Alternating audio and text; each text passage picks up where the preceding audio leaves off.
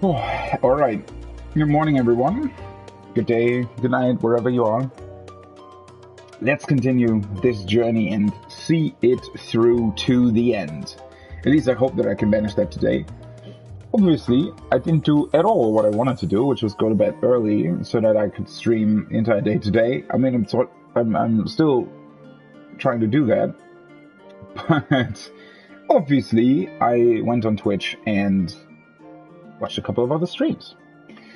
But yeah, it's just incredible seeing others react to the different decisive moments that Endwalker has to offer. Especially, the scenes in Garlemald, the horrifying scenes in Thavnir when the final days start, and then obviously the reaction to Elpis, to going back in time, and to the end, to all of that, where it's revealed that Meteon is the cause of all of this, and how Vinard as Hydaelyn summed up the star. I have to admit, it's really, really incredible watching those scenes back, right? After having played through it yourself, it's just incredible. And also the sheer amount, I did the same thing, obviously, for other expansions, especially for Shadowbringers, where I've watched specific scenes. And not to say that Shadowbringers didn't have good scenes, right? There are a lot of really good scenes in Shadowbringers as well, but watching these streams back, going back through them, the sheer amount, not only of voice acting, but the scenes themselves, right? I was going back through a couple of VODs of a streamer and, said to myself, all right, you want to go to bed not too late, so I would skip to specific points where I knew, really interesting, or to me, the most interesting scenes were, right, where I wanted to see their reaction. And, over the course of that, what I was realizing is that there are so many cutscenes in this expansion that literally last 10, 15 minutes or even longer, that are fully voiced and that just, last incredibly long.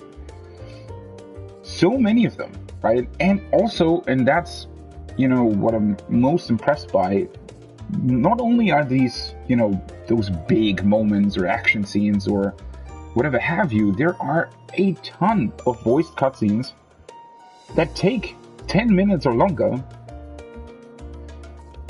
that are sort of, how do I put this? Just conversations in a way, right? Especially when you look at Elpis, right? And the really, really interesting conversations you have with Hermes, with Hythlodaeus, and with Selk. Just wow, right? The fact that they're willing to commit so many resources to these long scenes that are literally just, talking. I mean, they're not just talking, obviously, right? They're incredibly important for character development. They're incredibly important for all kinds of things, right? For establishing the world, for giving exposition, for other things as well. But first of all, they're still really, really good and interesting scenes. Like, they are never boring. And it's just so refreshing to see that, right? Because, well, there are two, usually, right? Outside of this game, you have these two things that are going on. Either you have sort of your typical RPG conversations, and, well, you can't really count Persona into that because Persona has this very unique style that also keeps it interesting. But what usually happens in RPGs is that you have these long,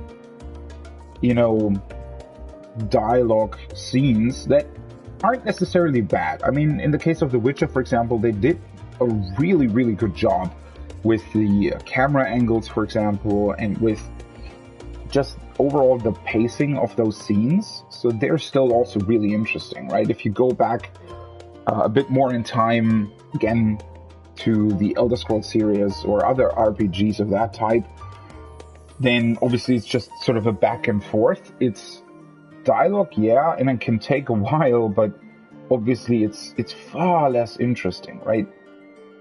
But there are, there are a lot of games who are willing to commit to very long dialogue scenes, essentially. But again, not in really the same way that Final Fantasy XIV does it. Usually when there's that many resources allotted to specific cutscenes, then they are different in a way, right? Even The Last of Us, I feel like, doesn't really commit to, well, you can't really say that. The Last of Us is different in its own kind in that they have a lot of, some people call them walkie-talkie bits, right? Where you walk alongside somebody and they talk. Which is also, I wouldn't say it's necessarily the absolutely best way to do that, especially if it happens way too often, right? And usually there's also not enough sort of distraction there, right? It's just literally you walk with another person and they talk. It's very rare to see that there is actual interaction going on with the game world at that point, which sort of makes you question, well, why isn't this a cutscene? Why do I have to walk while we're doing this, right? And again, sometimes, especially in the case of The Last of Us, there are definitely merits to it. Sometimes there aren't, though, right?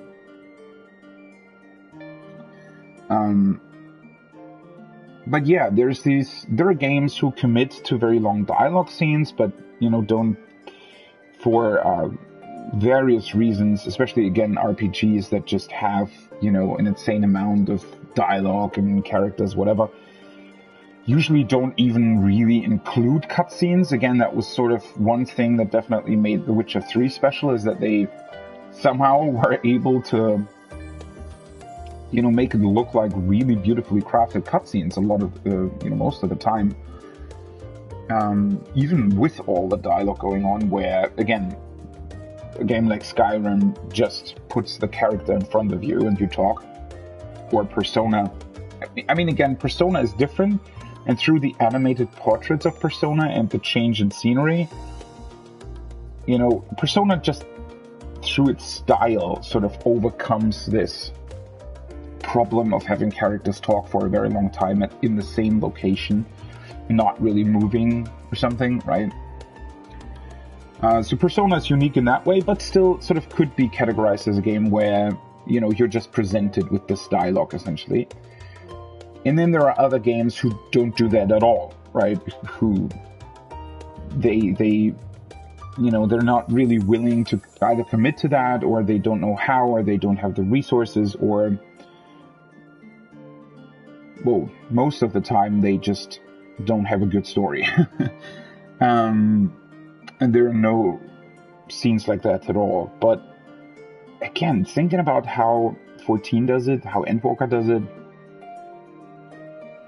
that is absolutely incredible to think about. And again, to watch it back as well, to have to, you scroll through and you want to get to a specific scene, and then you remember, oh, there's this other scene that happens before, right? A couple minutes before, and then you scroll 5 minutes further and you think, yeah, surely now the other scene happens, and you're still like in the middle of the other scene, the first one, right? And you kind of realize, oh, wait, that scene is 10 minutes long.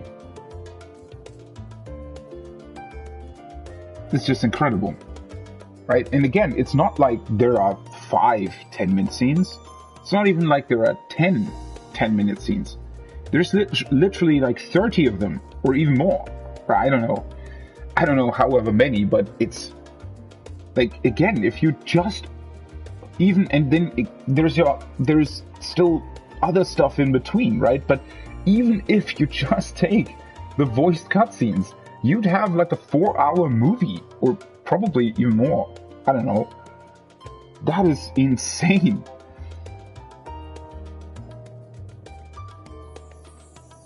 Yeah. But that's what I did, and that's why I only went to bed at about 2 a.m. or something, a bit later even. So I hope my coffee lasts for today. I mean, again, it's a little bit different, you know, sometimes nothing against the side quests, but if you're already a bit tired and then you're doing side quests for like 2-3 hours, obviously that sort of takes a toll. But yesterday, especially towards the end, I didn't notice anything that I haven't, you know, slept my usual hours. So I just hope with whatever happens today, with whatever we're doing now, which is flying to Ultima Thule, literally to the edge of the universe, which is something that I still can't really wrap my head around, that we're actually doing that. And that it's also gonna be a zone.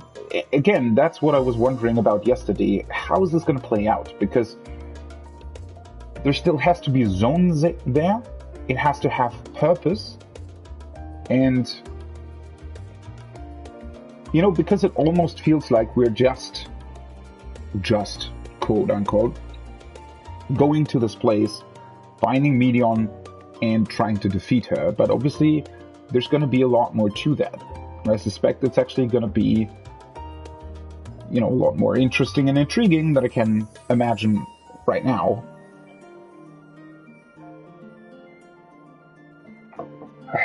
So, I am wondering about that. How they're going to do that, what they're going to do, and ultimately how this all plays out, right?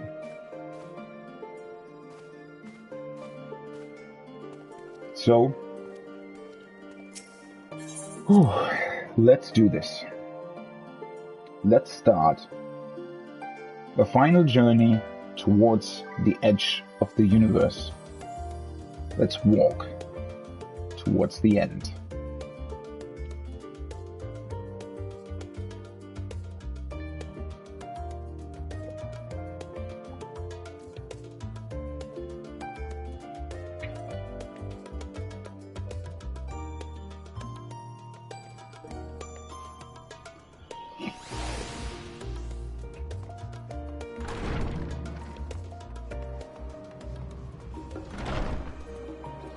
Right, we have to go to Labyrinthos, right? Oh, a beautiful planet Atheris.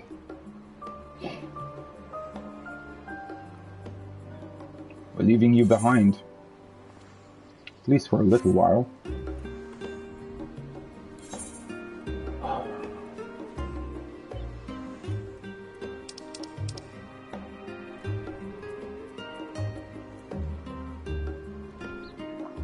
I think it's this etherite, right?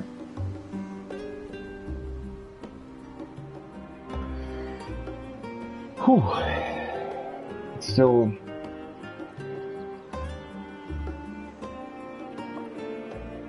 I'm waiting a couple more minutes, or not minutes, but coffee has to set in. Let's do this. I still...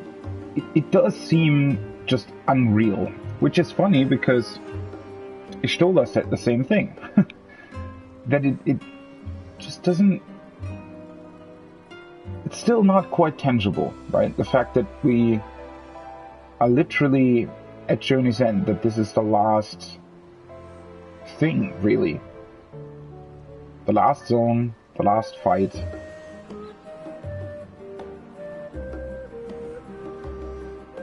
It's very, very hard to sort of really get that into your mind, right? Whew. But let's do this.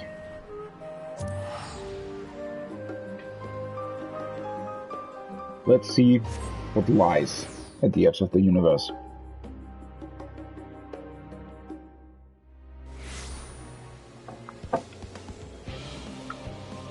There the music. Oh. Wait, what? There are seriously more side quests here? Whoopsie.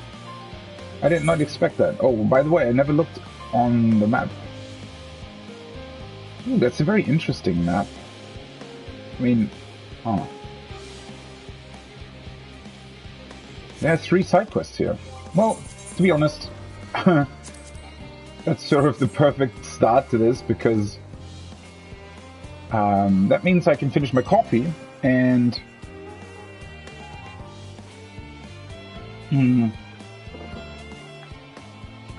sort of get into the flow of things, right?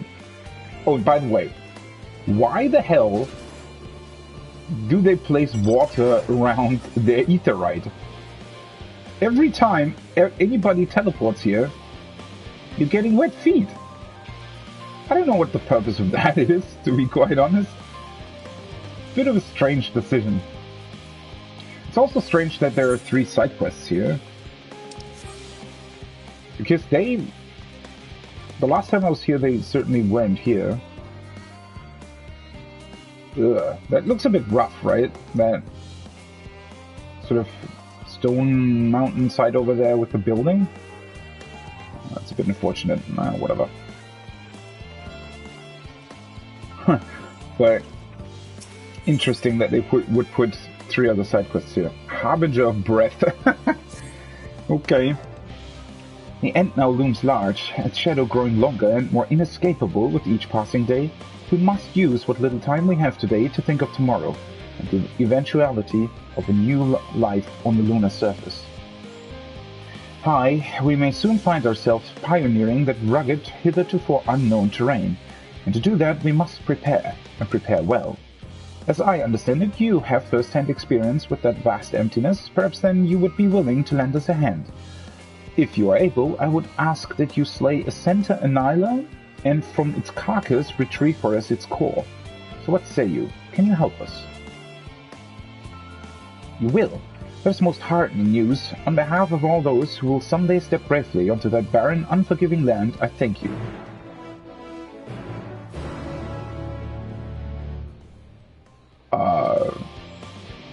For a second there, I thought we would have to go to the moon in order to slay a creature that he was talking about? That's a bit weird. If that creature is here, what does that help them? I mean, whatever. Guess he'll explain more, maybe, hopefully, when we bring that to him.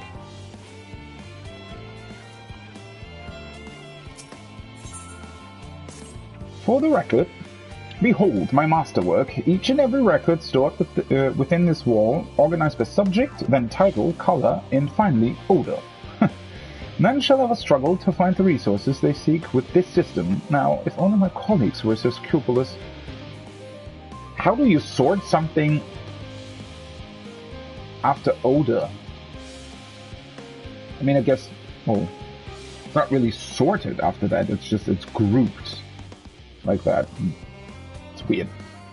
Alas, I find myself missing several items from the catalog that ought to be filed here with the rest of the documentation for the Itoscope and our moonbound vessel. Will you aid me in completing my magnum opus by locating them?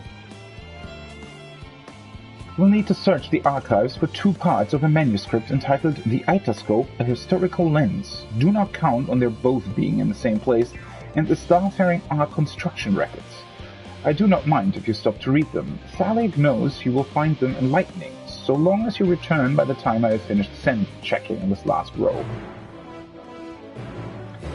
Yeah, I'm also questioning whether or not you'll actually be able to scent check something. I mean, in this quantity, right?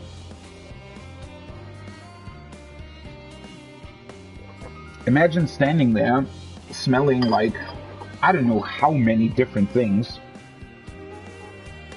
and trying to actually sort of distinguish them. Itoscope related stack.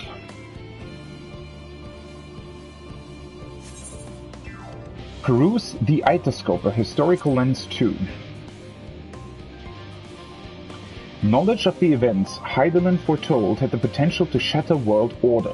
Thus did the Forum elect to construct a means more secure than the Anti-Tower for future exchange with her, beneath the nation's very foundations. Excavation of Labyrinthos began in secret. thence did we locate the veil between physical and ethereal and construct a finely attuned lens by which to penetrate it, the Eitoscope. That is also something that I'm still not entirely sure about, what they actually mean when they say sort of the border between the physical and the ethereal. Because clearly there were still physical forms in the ethereal sea.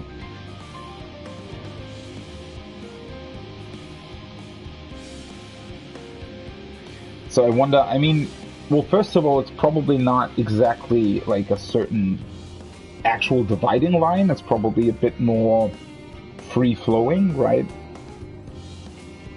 And then I guess, well, ether is just essentially pure energy, right? As far as we know, at least.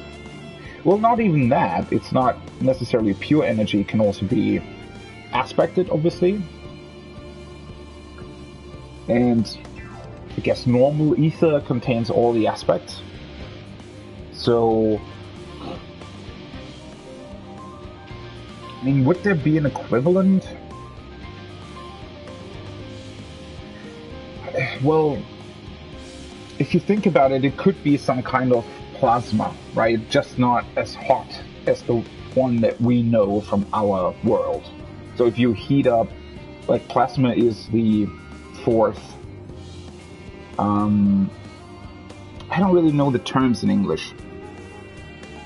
The fourth state of matter, right? So it can be solid, it can be a liquid, it can be gas, and then the fourth one is plasma, which means that the electrons physically disconnect from the atom core, right? And all the little particles that normally make up the atoms are free-flowing. And I guess you can think of ether sort of as the same thing. It's just that obviously in our world, in order to achieve the state of plasma, you have to heat matter to very high temperatures, right? Which obviously would mean that you would never be able to traverse it. You couldn't dive into plasma. You would just, die and turn to plasma yourself. But, in a way, I guess you could sort of say that this is the same thing. It's just, I don't know. I mean, well, they sort of said something similar, right? Again, the reason why it's so difficult to go into the ethereal sea and why it's also very dangerous is precisely because exactly that can happen. You can just turn into ether yourself.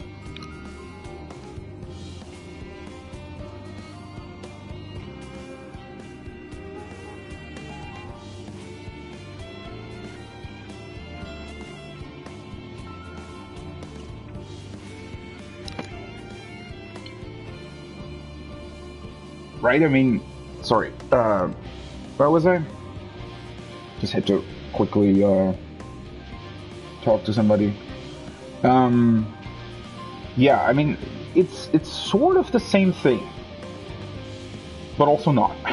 Obviously, it doesn't have anything to do with temperature being the defining factor here, but it is slightly similar in nature in that once you enter the ethereal sea, because of these probably also fairly violent ethereal currents that can happen down there, you can essentially dissolve yourself and just turn into this ether, right?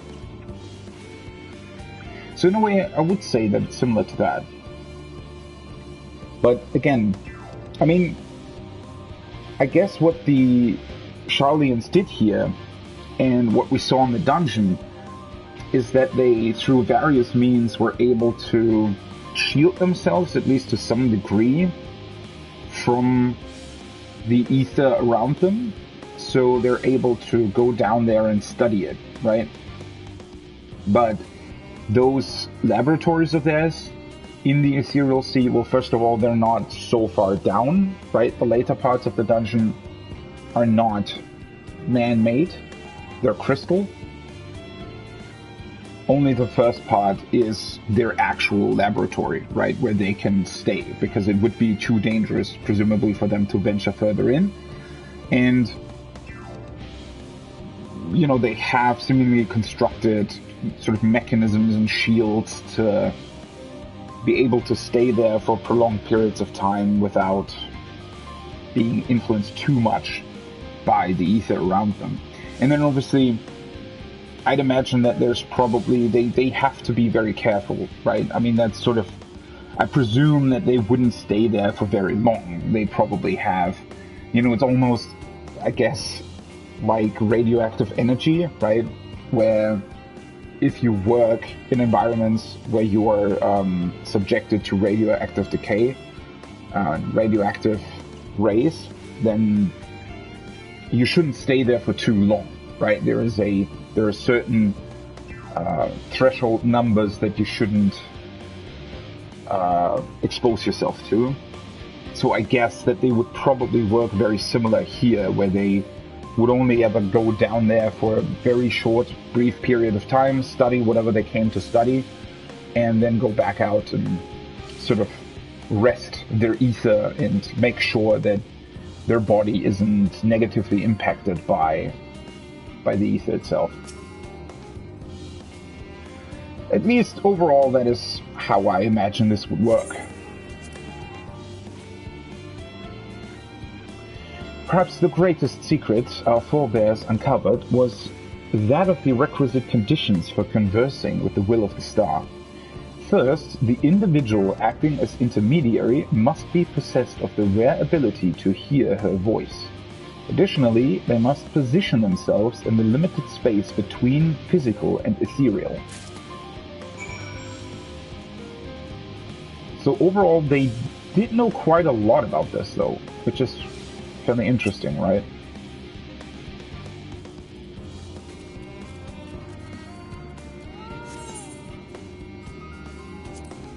Starfaring Ark construction records. Use of the facility known as the Itoscope has granted us both the wisdom and determination to solidify our plans and convert construction of the Ark that will transport us to the heavens has begun. Covered construction. What the hell am I... I think the coffee hasn't set in yet.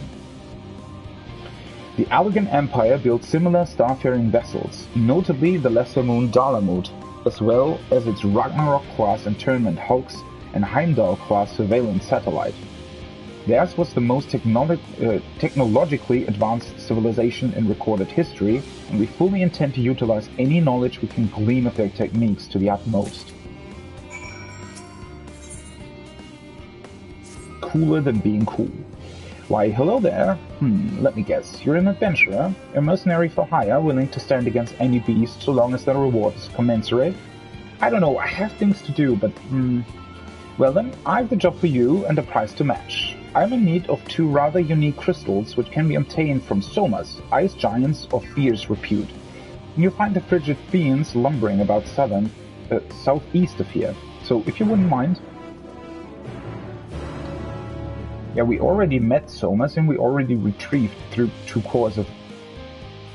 For what? Oh right, that was for the sun that they have down here, right? In order for it not to overheat. Ah, I do love the smell of aging parchment in the evening. Did you find the documents? It's not evening, though.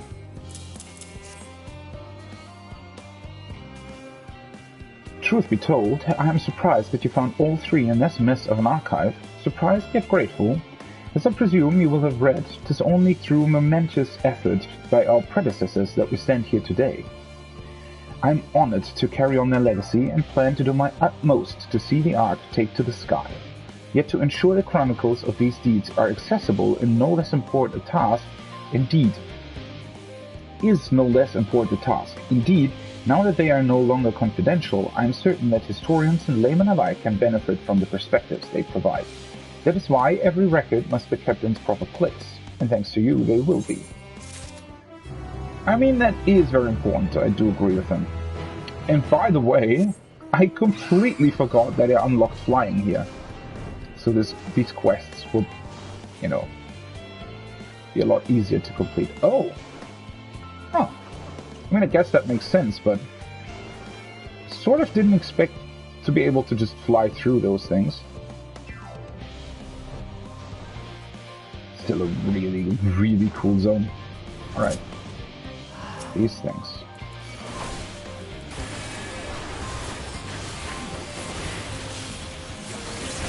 My friends are probably wondering where I am.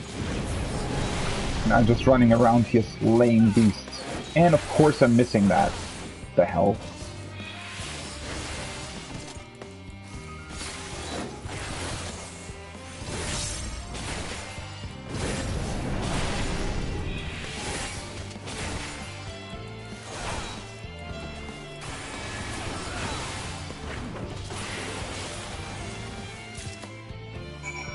Alright, that was quick. Let's do the other quest first.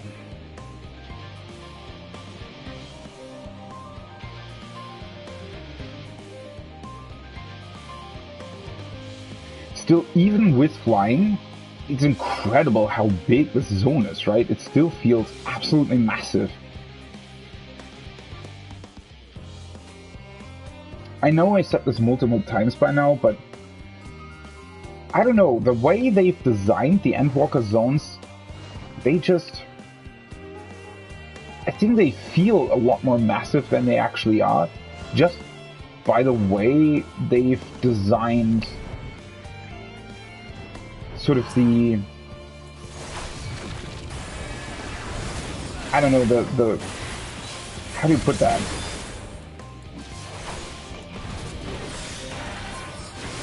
Because, well, the thing is that, for example, this zone, right, sort of approximates what this would actually be like. So you really only, you're able to traverse about, I would say, probably a third of what this zone would actually be like. Oh, wait. Right? So that's quite cool how they are able to make it feel like the zone's just a lot bigger than it actually is, right? It's very cool.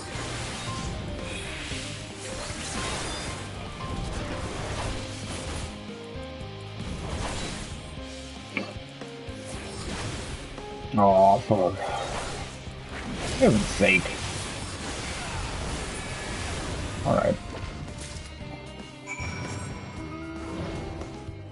Now that these things are done, it's just, it is a bit curious that they just put 3 other side quests here.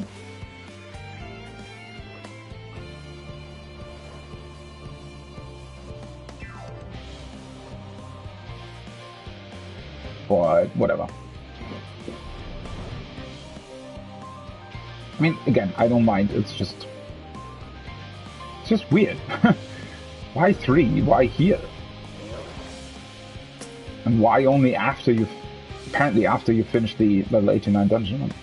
You've returned and far sooner than I had anticipated. So tell me, have you the core for which I asked? Indeed I have. Here. Well done. With this, we shall be one step closer to the fruition of our plan, thanks to you, of course. The Locrids claim that not all of the lunar surface can support life as we understand it. Rather, only certain pockets can be considered hospitable, such as Southern Mare Lamentorum. That is a rather interesting design, I guess. Why would you build a moon that large if... I mean, I guess for Zodiac's imprisonment, but... Or maybe it's so that you can slowly expand and live in other places as well, if there are enough people to actually build up other structures, right? If we are to explore beyond the reaches of said safe areas, we will need a method by which we can survive those inimical wastelands for more than a few paltry moments. Unfortunately, we are researching one such method. Fortunately, what the hell am I reading? Fortunately, we are researching one such method as we speak. It involves the storage of air, which is sadly absent up there, compressed into a wearable device which can purify the air expelled by its owner. The core you brought us will be a central component in its development. It will take some time before our research comes to anything, but rest assured we will see it done. And once we have, you will have the honor of knowing you've assisted us in making history, but since that's hardly helpful to you now, here, a reward for your efforts.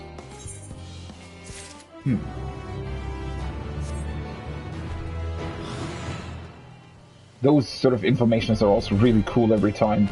The fact that you, like, air, aspected ether, is literally able to be used for, you know, being able to breathe in otherwise, in environments that would be otherwise devoid of air.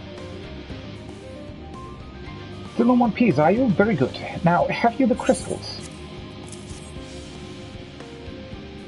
Yes, exactly what I was looking for. Excellent work.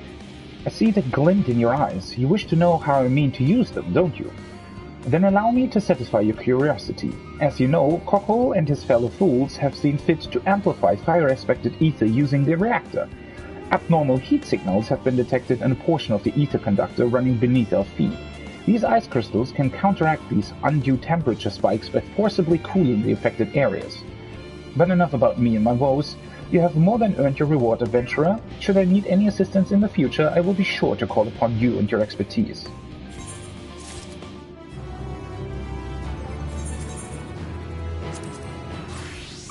Okay. Now, we can actually return to the main quest.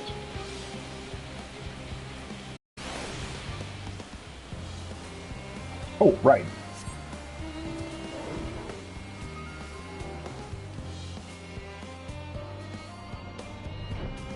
Completely forgot that. You still have to walk here. I still can't get over that ship's design, right? Ooh. Everybody's here! Nice! Even Alpha? Oh, literally everybody's here. Holy shit! It's quite the party to see us off. Yeah. This, I just can't get over how cool that ship is designed. And the fact that it doesn't, I mean, it's very Charlian in a way, but it doesn't resemble anything that the game has, you know, has otherwise. Like, it doesn't, it has certain sort of features that you would maybe attribute to being elegant. And maybe its color corresponds to Charlian, right? But other than that, it looks completely unique, which is really, really cool.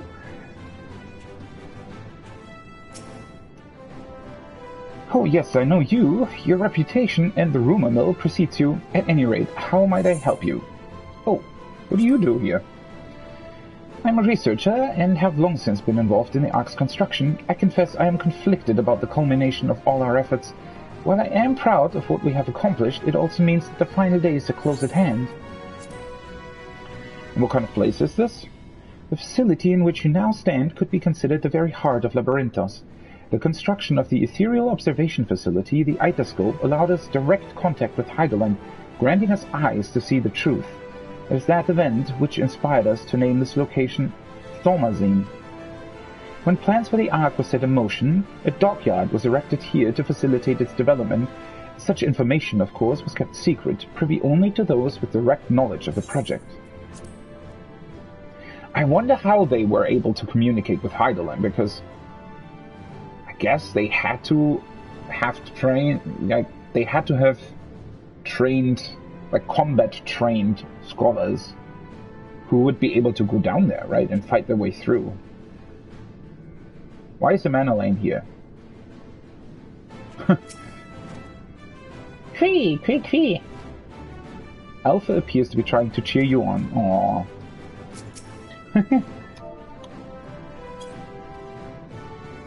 There you go. I love that they brought Alpha back for this. Bleep bloop. The miniature model of Omega appears to be staring intently at the Ark. Yeah, I'd imagine it would be, right? That must be sort of a dream come true for Omega. I mean, technically Omega should also be capable of more or less doing the same thing and sort of flying after us. Man is set to fear what he does not know, yet you would venture onto the greatest of unknowns. I say to you, son of men, that you need not fear. So long as man shares a bond with dragonkind, so too does he share our kinship with the heavens, and our ancient home amidst the stars infinite. I pray you go forth and prove this bond of ours, tempered and tested, shall endure unbroken for 1,000 years. We could literally visit Midgardsormr's homeworld with this, right? But I guess if Midgardsormr called our planet, called Atheris the last bastion of hope, then I don't know, we'll probably wouldn't be able to find any real sort of anything of value on his home planet. Although I'm still curious about that, and again, you know, I have a feeling that the dragon story is a story that we're still waiting for, right? That is definitely an avenue. I mean, obviously, in a way, even though Midgardsormr did make a pact with Hydaelyn, Midgardsormr's story, in and of itself, definitely isn't complete, or hasn't even really begun, as far as we're concerned, right? First the great exodus, and now this. It seems there is no end to our work. In truth, more than a few gleaners were distressed to learn that their earlier efforts were for nothing. It was no easy task convincing them that your new plan was for the best, I can tell you that. I can't tell you every man believes this is the wisest course, but I can't say that all will be forgiven if you deliver us from the coming doom. And if you don't, well, at least you won't get the earful, I certainly will. God. Great outlook, huh? Well, if you die, obviously nobody will be... You won't hear the people being mad at you.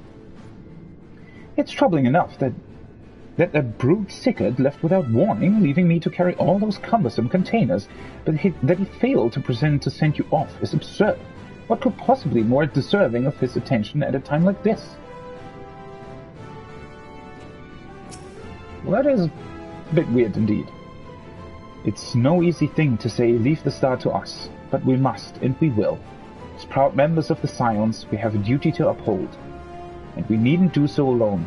Those dark days when we were driven from the rising stones and hunted as traitors are a thing of the past.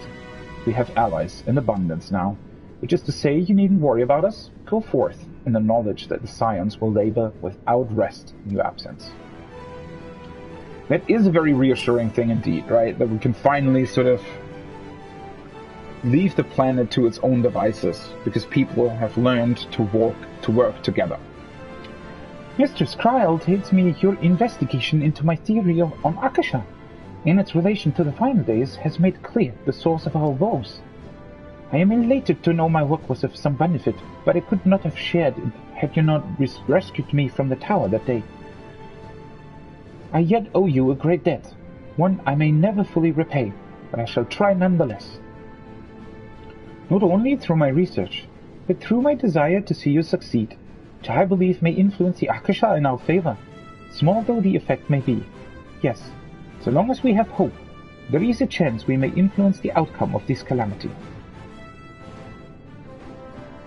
I mean, well, yeah, if you succumb to despair, there is no planet for us to return to, right? So...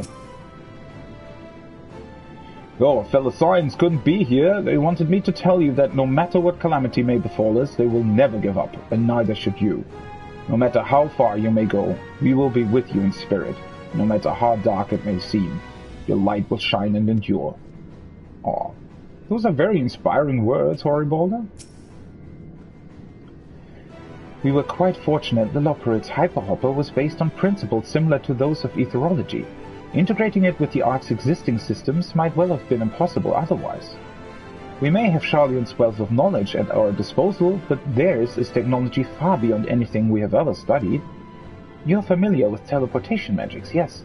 The momentary conversion of the body into ether that may travel via the life stream from one physical point to another. Their hyperhopper enables transport through a similar method, but not one involving the life stream. Rather, it utilizes highly condensed ether to create an ethereal current of its own. So in a way, exactly what sort of warp technology would be like if we were able to provide the needed energy for it. This current is exponentially faster and more powerful than the naturally occurring ones to which we are accustomed. So much so, in fact, that ethereal conversion of the physical form is not a prerequisite for traversal. If you're concerned about side effects, such as ethereal sickness, you needn't be. You should emerge at your destination hale and whole.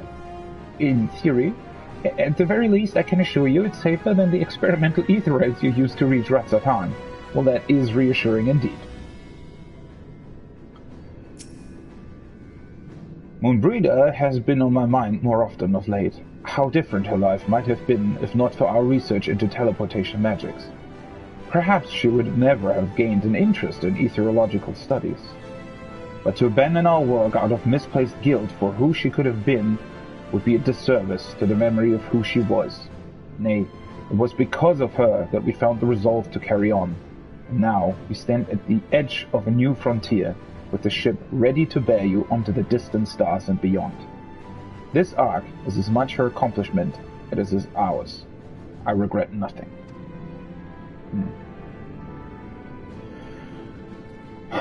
There's also, when you think about it, right, that we're sort of carrying forth Moonbreeder's legacy through the starship as well.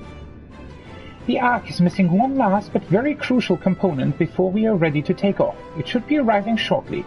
Oh, is it? Oh, by the way, did they... Is that sort of... Yeah, that jet engine thing is still there. I was wondering whether or not they would attach it to the Ark, but apparently that's a different thing entirely? Or maybe it's just an extra one? Let us hear what Father has to say. They said work on the Ark is finished, but you certainly wouldn't know by looking at it. Quite the turnout, wouldn't you say? Then again, who wouldn't want to be present for a once-in-a-lifetime event? That is true.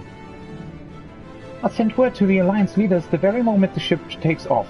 Obviously they couldn't be here, but I'm sure they'll be cheering for you every step of the way. I wasn't expecting quite so many people to be seeing us off. This is the pinnacle of etherochemistry, the synthesis of modern innovation and the ancient wisdom of Alec. The Ark's engine appears to be capable of processing condensed ether in quantities I never thought possible. I mean, we're literally converting the mother crystal into energy for our spaceship, right? For so many years to see us off like this seems wholly unnecessary. Still, I'll not begrudge them for wishing us well. How did I read years with so many of us, is what he said. So this is the ship that will bear us onto Ultima Thule. That even Wolfson and Blowweeder should be in attendance is most unexpected, but I am nonetheless heartened by their presence. Alright, everybody, Orshino, let's do this. Let's reach the edge of the universe.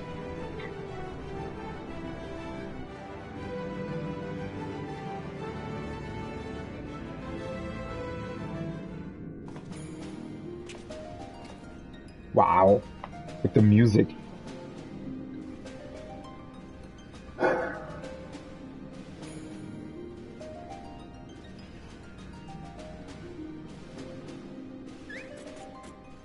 Alpha.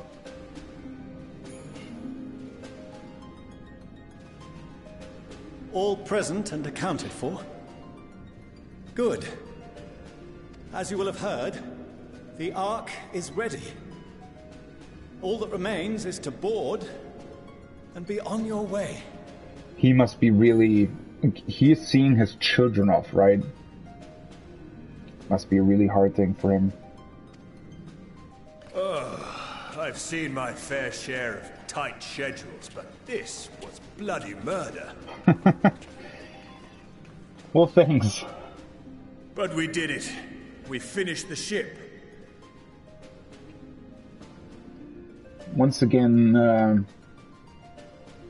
you know, it's incredible that Sid is the one literally making this possible once again, right? It's safe, fit for purpose, and looks good to boot. It does. It's a garland through and through. I really don't know what we'd do without you. Thank you for everything. Yeah, Sid Garland has really been vital throughout all of our journey, from the very beginning, nonetheless, right? Don't mention it. Ever since that episode with Omega, I've been toying with the idea of star-faring vessels. Can imagine. And as they say, necessity is the mother of invention. We've learned a lot, let me tell you. In case you're wondering about payment, the ongoing existence of the world ought to do. But feel free to throw in a colorful recounting of your journey on your return. I will. Definitely will. So, have you thought of a name? Oh. We always get to name things. A name? Wasn't everyone just calling it Father's teeny tiny toy boat? I don't know if he's too excited to hear that. Well, seeing as its purpose has changed, I thought a more eloquent name was in order. I suggested as much to Fortuno, who seemed quite amenable to the idea. Yeah, I'm sure he wants to get rid of the name Teeny Tiny Toy Boat. As long as we're not calling it Boaty McBoatface. As you know, this vessel is the culmination of heretofore unprecedented collaboration. And though said collaboration is owed to the Scions, there is another whose noble deeds made our work possible. Oh? From a fragment of Dalamud, we obtained not only advanced materials such as refined adamantite, but the knowledge to traverse the stars. And this fragment would not have found its way to us had the Archon Louisois not fought to protect this world. And in so doing, laid down his life. So we're literally going back sort of to the end of 1.0. And now that the vessel stands complete, I cannot help but wonder if it was more than mere happenstance. If it was my father's intention to guide us here.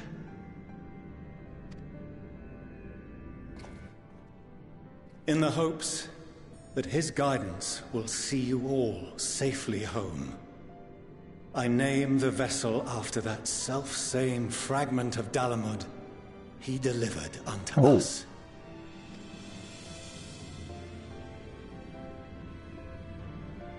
The Starship Ragnarok. Wow. That I didn't expect. I half expected him to call it Louisois. But calling it Ragnarok... It's just a... For some reason the word Ragnarok is just cool, right? Everything that's called Ragnarok just immediately... I don't know, it's a very fitting name.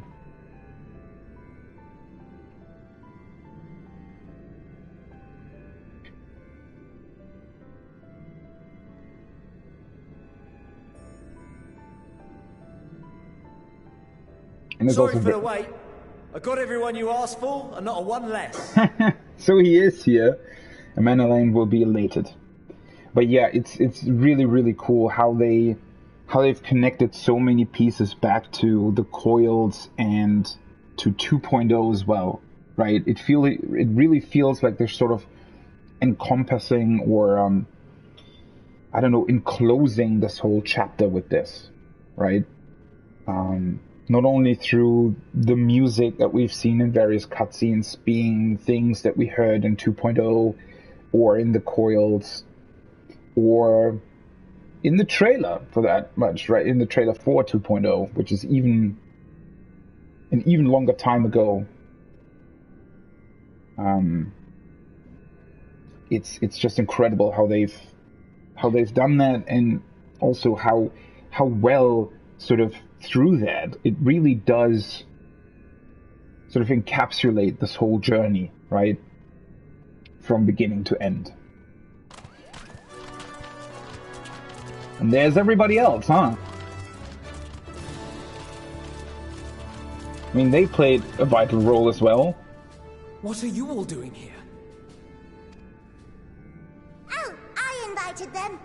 The representatives of those tribes with religious inclinations.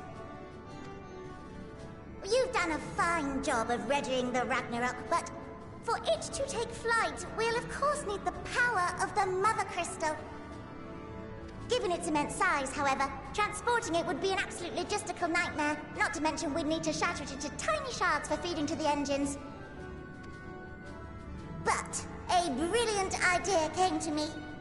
We convert the crystal's energy into forms that can transport themselves! What?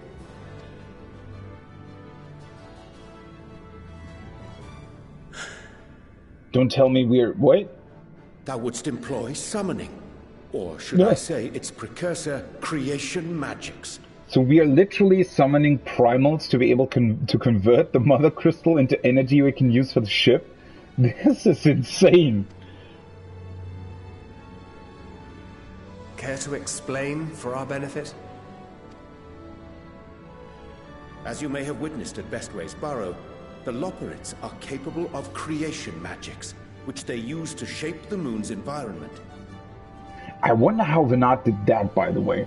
How the hell was she able to create a race that is not only sentient, but also able of creation magics as well? Yet simple though they make it seem, 'tis a highly advanced and exacting art. To perform it correctly requireth that the wielder holdeth the object in his mind's eye in clearest detail. Hence the ancients' meticulous management of concepts.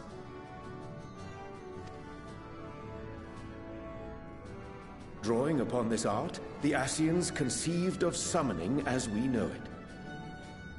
A derivative that replaceth the complexity of concepts with the simplicity of zealotry to make manifest a creation.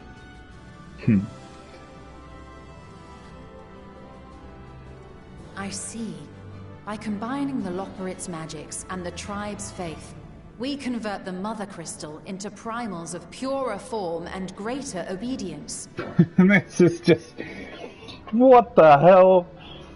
I mean, obviously, yeah, it does make sense, but... the very thing, again, the very thing we set out to do from the very beginning, when we stepped into this world, right, our sort of first real mission was to combat the primals and the problem that they presented to us and to the world. And now we're using that very same concept because now we finally understand it, we know what it is and how we can not only, get rid of its negative effects, but also control it, even use it for ourselves now. That is really, really incredible. Summoning as it was intended, one might say. Yeah. Indeed! Indeed! While Heidelin gave us the ability to use creation magics, she forbade us from using it to make anything possessed of a soul, or similar. Oh, right. That would work out, obviously, because... Well, not obviously, I guess, but... I mean, that does make a bit more sense, right? That she... Like, if they're only really... creating things, I guess that's a lot easier to do than actual living beings. So yeah, creating their race as the Loporrits probably was easier if they aren't really capable of creating living beings.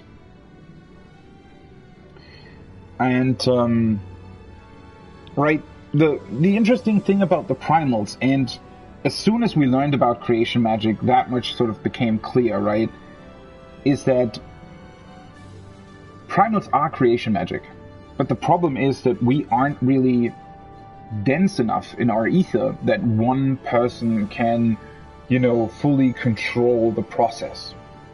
So what happens is, if a lot of people sort of combine the process, right, a lot of people at once are thinking about a certain concept, then they can actually materialize that concept in that case.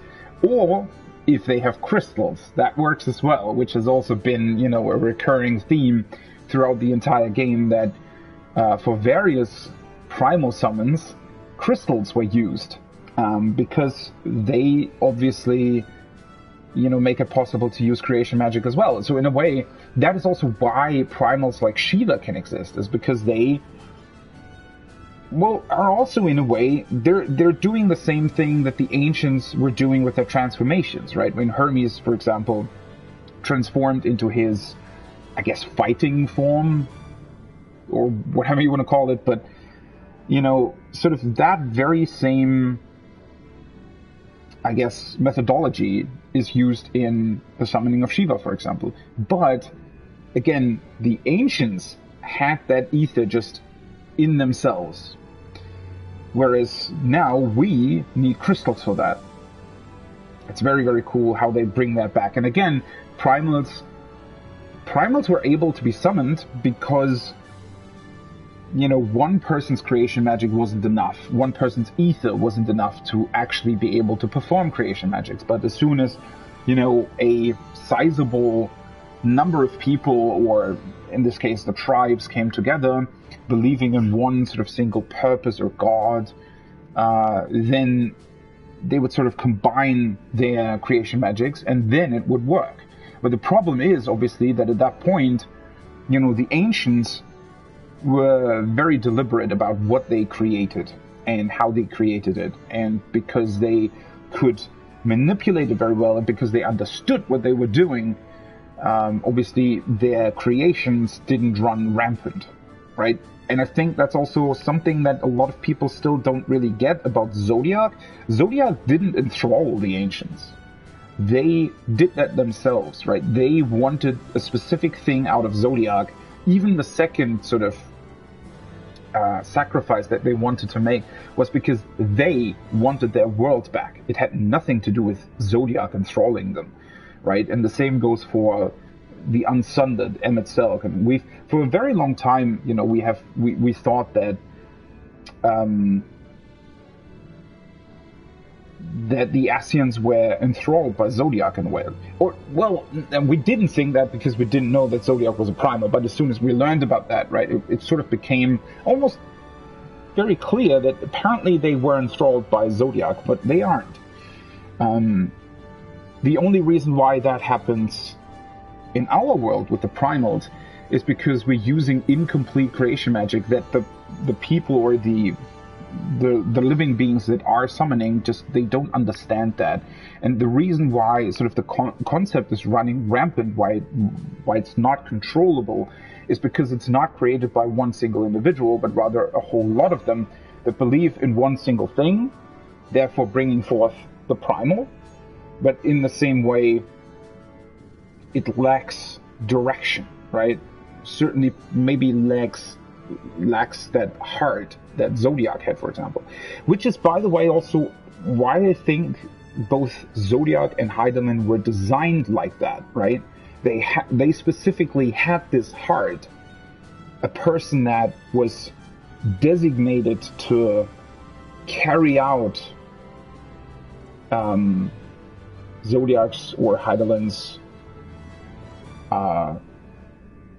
actions, right?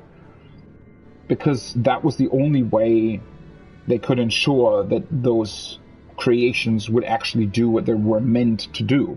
Whereas the primals, being sort of incomplete creations, don't have that, right? And so they just do whatever they want, right? Or rather, they sort of do or act upon sort of the instincts of the people that created the primal, right?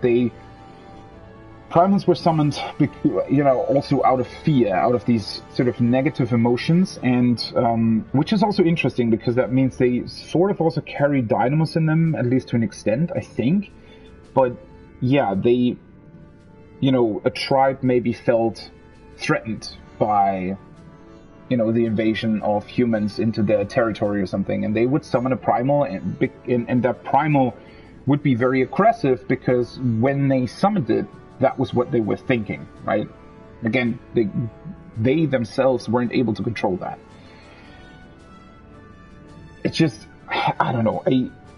I know that I said that a million times yesterday, I think, but it is absolutely incredible how they sort of brought all of that together and how it still makes so much sense looking back, right? Which is also, again, at some point, I really, really have to go through the whole story again, all of the cutscenes, and I really want to sort of look at everything and figure out what of these things now have a new context with everything that we now know about the world, about creation magic, and all of that, right? It's just incredible how they're able to bring all of this together in this way.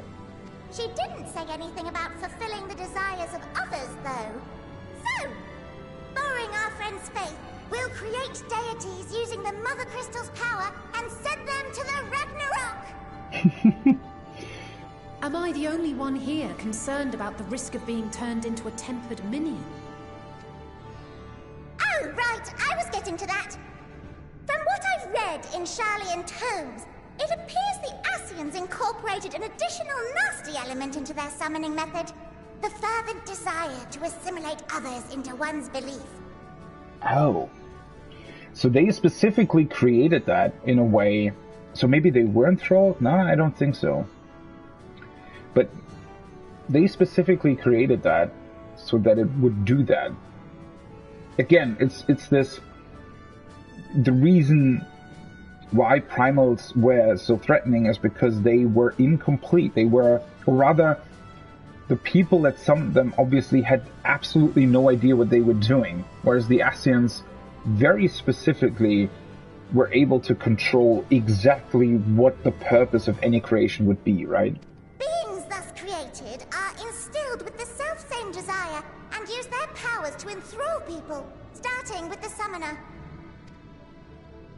In contrast, our creation magics, the original and the best, except no substitutes, don't incorporate any of that rubbish, so there's no risk of tempering. I mean, if the being was on the scale of Zodiac, you might feel a little tug, but I think we'll be safe enough. Okay. Sure. Truth be told, I do not understand the intricacies of this plan. But none of us would ever turn our backs on you. When the avatars of our faith ran amok, you intervened without decrying we who birthed them. Where others vilified and suppressed us, you offered understanding and friendship.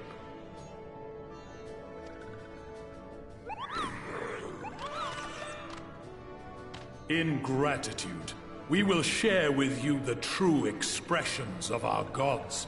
Not malevolent deities, but benevolent saviors. Wow. That's sort of, in a way, really sad to think about, right? Because, again, yeah, I sort of just said that, but the tribes never meant for these things to be these rampaging monsters, right? They just wanted their god to protect them. And I guess that also explains, for example, why Ramu is sort of the way he is, or was back then. Because you know, they were able to control their emotions much better, or they sort of didn't really summon him completely out of fear or something, right?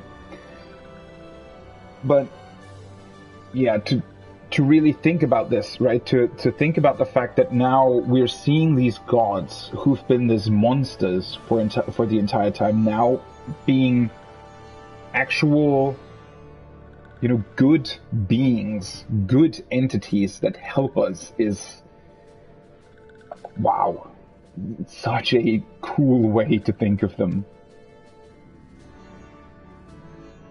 Alright, you lot, we're heading to the ethereal sea. Stay in sight, else you're liable to get lost. Watch out. It's kind of dangerous down there. There's an Asahi, you know, running around. He's probably very angry, so keep an eye out for that. Now I want to just meet, you know, Susano and just talk to him. Lead the way. There's so many primals who would be really, really cool if they would just be on our side, right? And I mean, now they are, but obviously now they have a very specific purpose, whereas think about it, how cool that would be if all of the primals that we've seen throughout our journey now would just be there, right, with the tribes and just help them in any capacity that they need, right? In anticipation of the day man might journey to the stars, we developed these.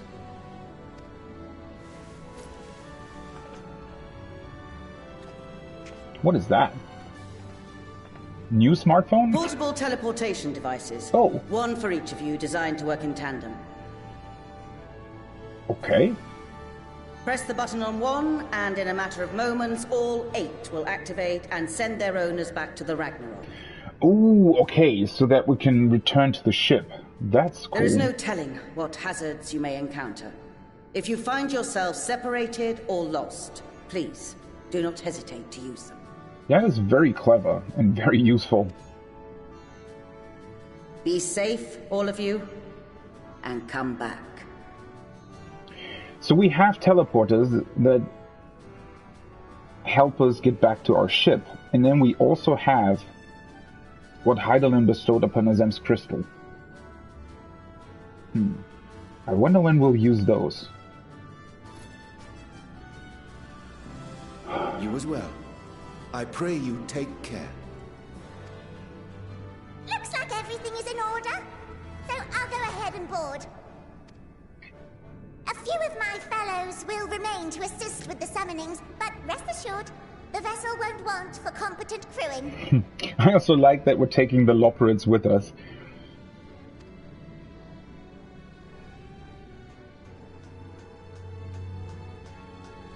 If you are ready, then you should board as well. Go, and Godspeed. Your children will return safe and sound. I think.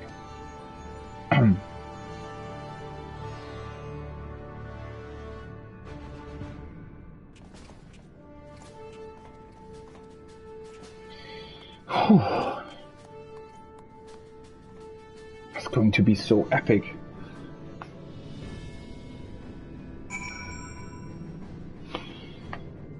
Whew.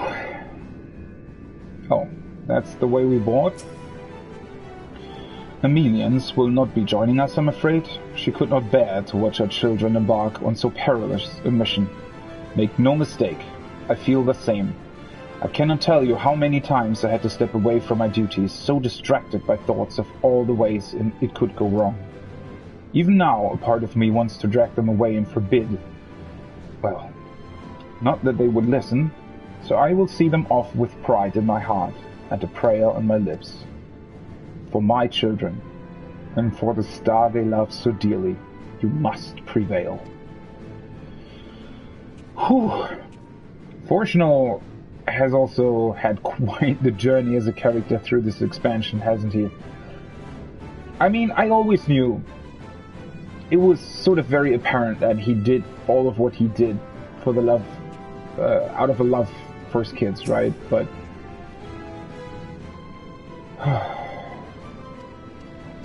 Alright, so they have the same text, apparently.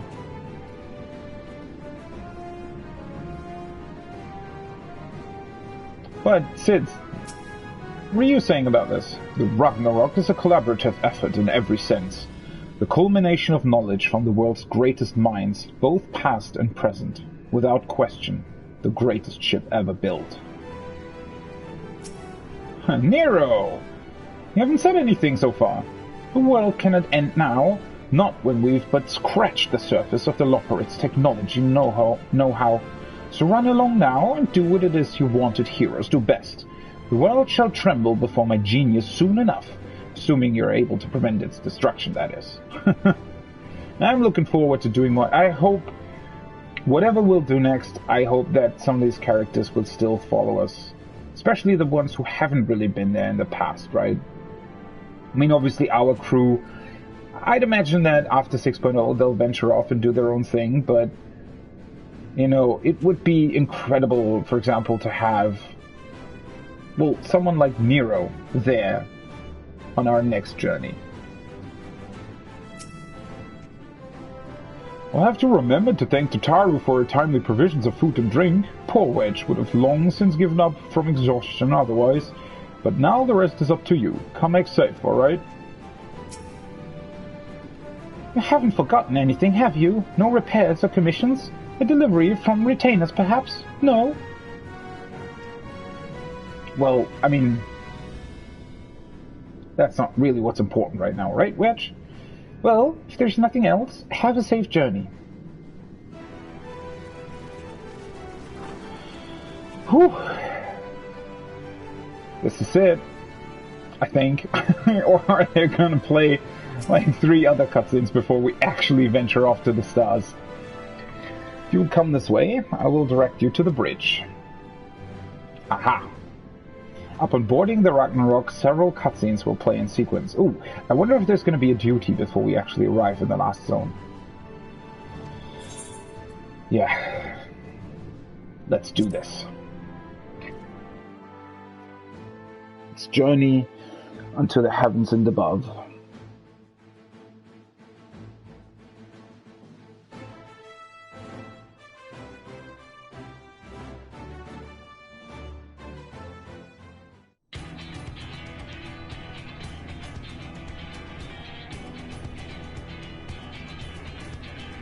Wait, is that the inside of the ship? That looks very elegant. Not at all what I expected from the outside, to be honest. I could have made it a bit brighter.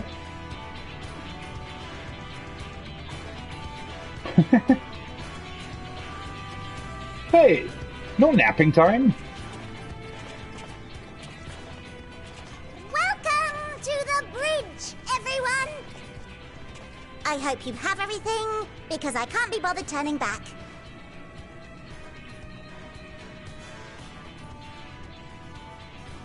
Right then, make yourselves comfortable. We're setting off in just a moment.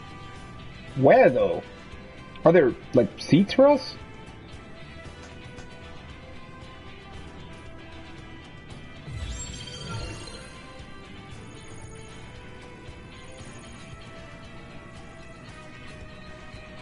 It's incredible. Yeah.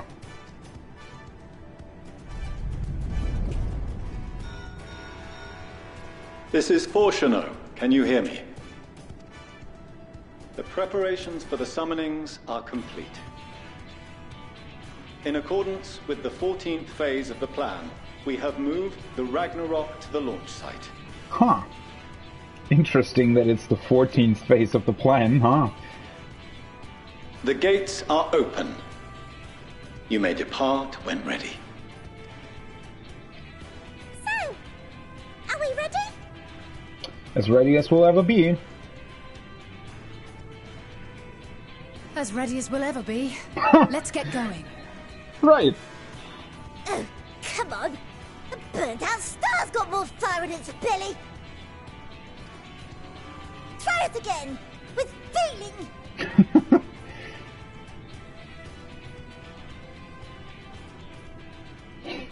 Oh, we get to do that.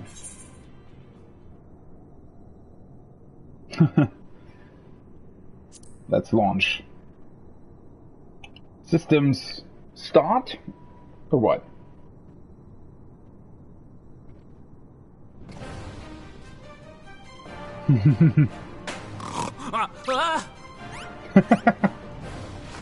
Engage! Engage! Wow.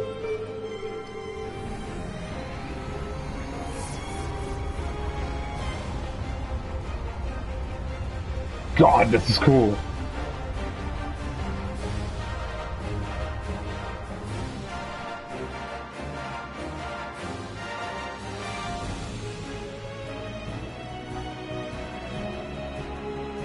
Had to be this music. Ooh, and we actually get to see it. What the fuck is that? Holy shit.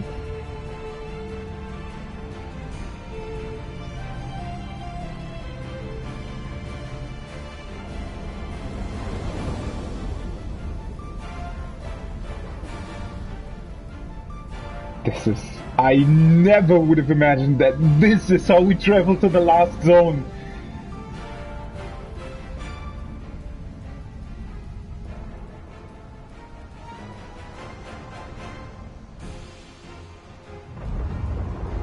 Whoa, that's the ether, right?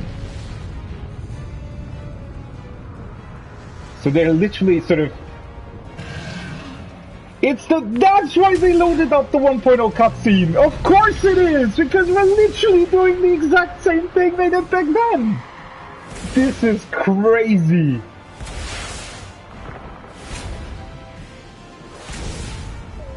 So they're essentially giving us a notch then. A notch, not a notch.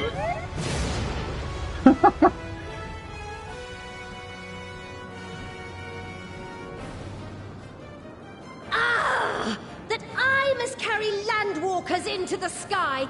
I cannot imagine a greater indignity! Oh, get over yourself. Do not sulk so. For thy mighty winds exist not only to buffet and batter. Nay, they may serve also to thrust forth with vigor. Such is thy glory, and thus it is an occasion to rejoice. So That's really cool. Let us revel! Revel! Let the revel begin!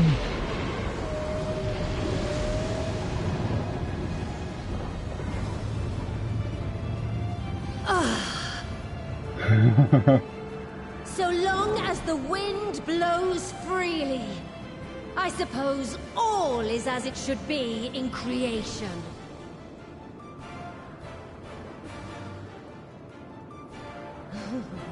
I will render unto them a storm, that they may pierce the firmament and fly free!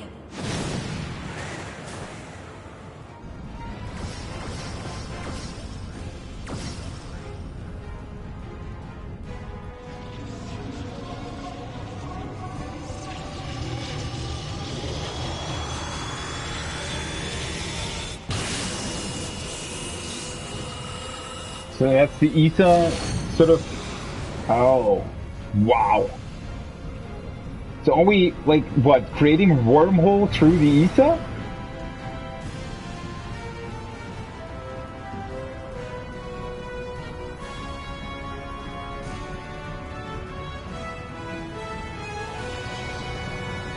This is... I can't even with this. What the fuck?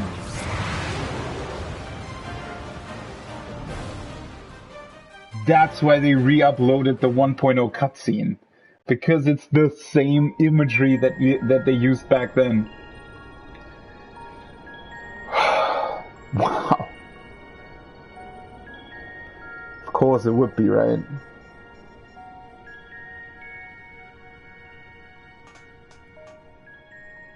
Still in one piece? Good. Sleeping way? Report? All's well. Fantastic, even.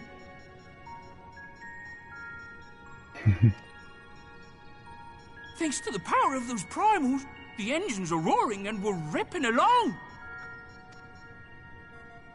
All values are also within projected ranges. Time to destination is 8 carats. Perhaps 7 at a pinch. Why are they measuring everything in carats? Alright,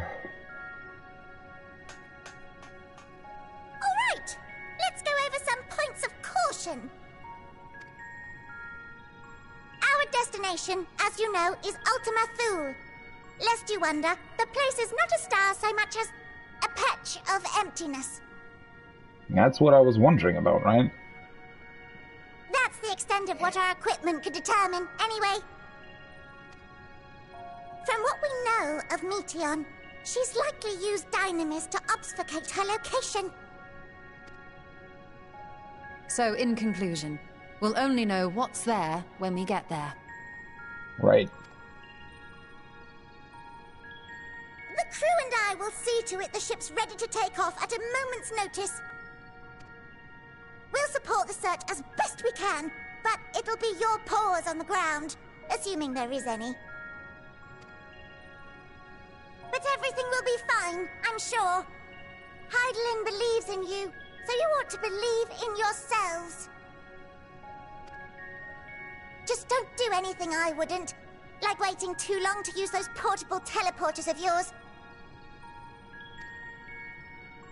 Personally, at the slightest sign of trouble, I'd mash the button to bits, and you should as well. Yeah, I don't know about that. You know, a couple of us, I guess all of us, are really more of a we'll manage kind of Understood. idealist. We promise to be careful. Can you even be careful in a place where you don't know what's you brace yourselves. stake? We're about to arrive, and the vessel will shake a good bit. Yeah, the only thing that I'm slightly concerned about here is why they didn't put in more seats. Maybe seat belts for us.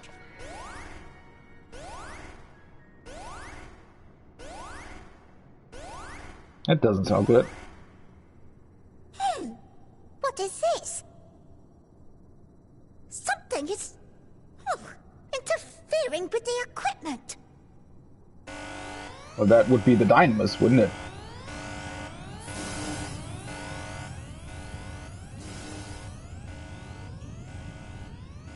Greetings. Oh. She can just warp onto our ship. Well then. Why do they have to make her so creepy?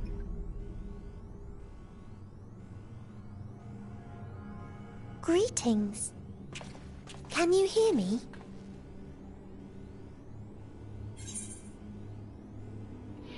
Meteion. I mean, she should recognize us, right? So this is Meteion. Oh.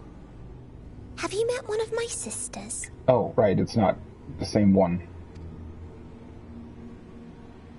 Shouldn't the shared conscience know I don't though? remember meeting you myself.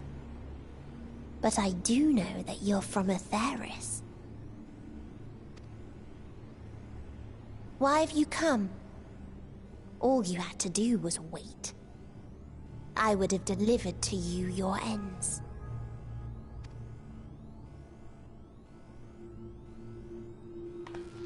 We didn't ask for that. I don't understand.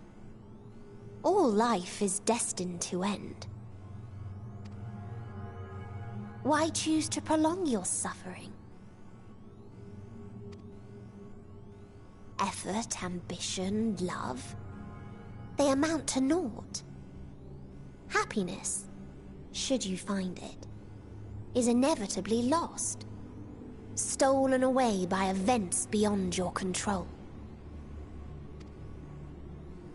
There is no logic nor meaning in it. You think there is. Convince yourselves. But it's all a cruel accident.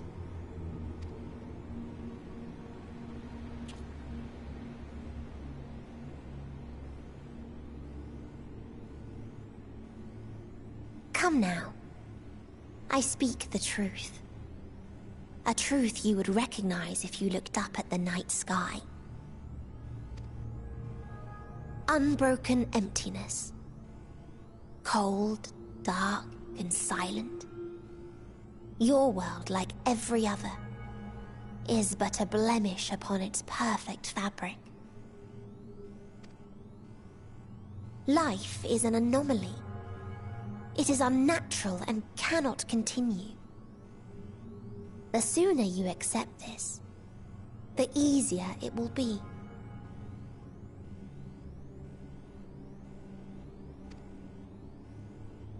Just to be clear, we're not here to argue with you. Her reasoning definitely isn't as logical as she thinks it is. We know that life is fleeting, and that in the short time we have it, we're not assured happiness.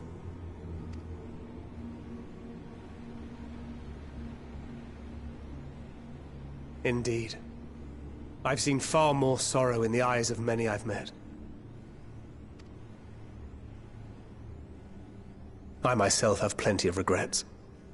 And one day they'll die with me. Gone to dust with my good deeds and unfulfilled dreams. But we accept this. That our existence may seem pointless. That sorrow, rage, and despair will always dog our heels. And we press on regardless. That is why Hydaelyn guided us here.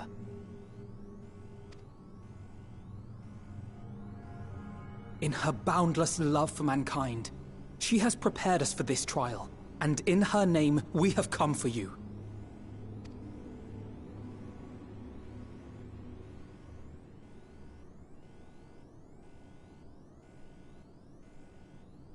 Yes, I sense it. A burning passion like unto fury. I know it well. For the same passion once burned in many a star before yours.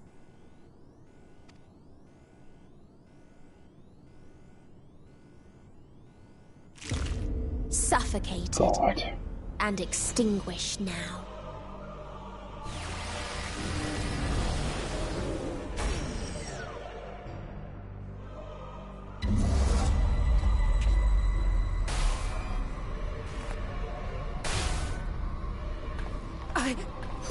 I can't breathe. You approach the bounds of my ultimatum, where emotions dictate reality, where resignation and acceptance unite to embrace the end, where those who yet valiantly cling to life can thrive. Ooh.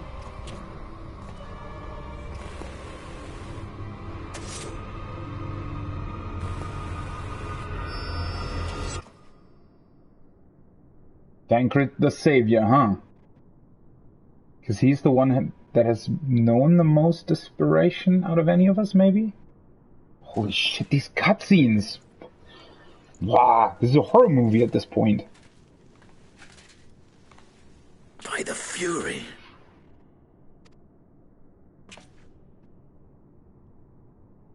Thancred? Oh. What? Meteion has gone as well. Mayhap he awakened first and gave chase. Everyone? It appears we are at our destination. Well... This is Ultima Thule. I have more of a feeling that Meteion actually took our destination to us. Well, in a way. Not that we knew what to expect, but I wasn't expecting this. From atmospheric composition to ambient temperatures, all reading to within permissible range. This place is capable of supporting life. Oh? Wait.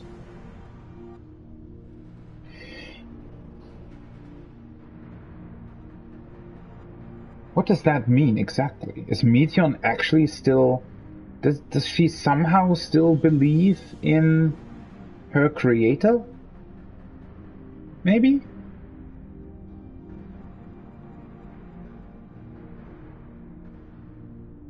That is... Or did she specifically build that for us?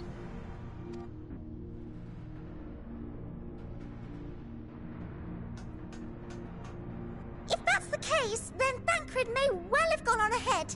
Let's go and have a look. I don't think that Thancred would willingly go on ahead.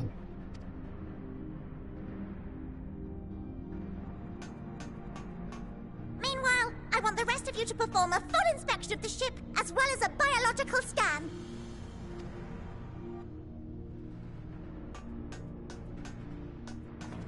What is Meteon's goal here? I mean, beyond what she just told us. There has to be a reason why she created a place like this. So it was that the brave wayfarers arrived at last at Dream's End.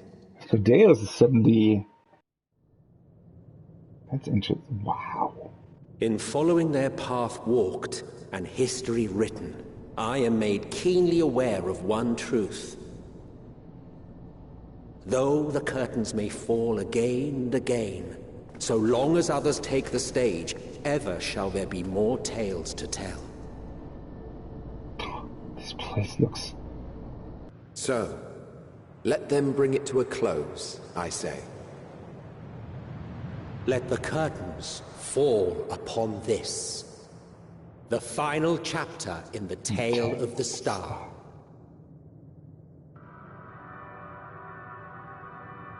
God, the music. Is this a dead star? Is that like a black hole, maybe? As I live and breathe, I live and breathe. Well, the environment itself shouldn't kill us. Well then, let us search for Thancred while exploring the area. The ship we leave in your care.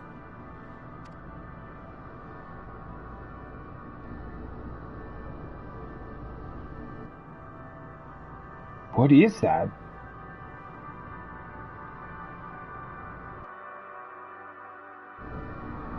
That's the trailer music, right? Or a version of it. You expect this whisper, but in silence, right? Oh my god. That itself is already... Get goosebumps because of that. Wow. Whatever that is. Now that does look like something exploded, right? Like a supernova?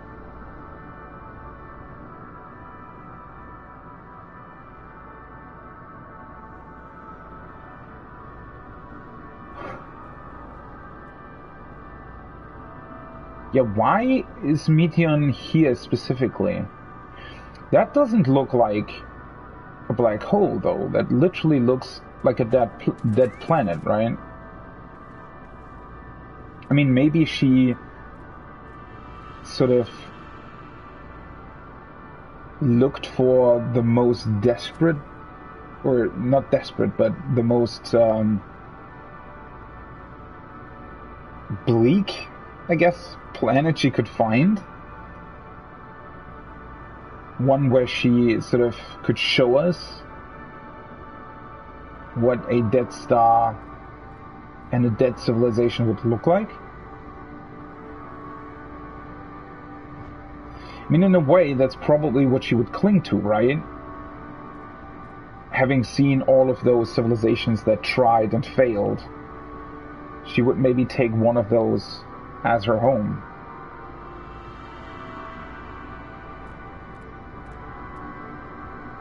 Although I do wonder what this is then. I mean, from the looks of it, we're not on the planet, right? We're sort of on a moon or on an asteroid. But then why is there atmosphere here?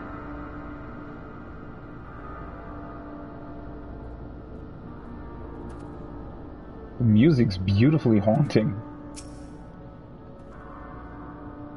If Meteion should strike again with such overwhelming force, I honestly don't know how we are to oppose her.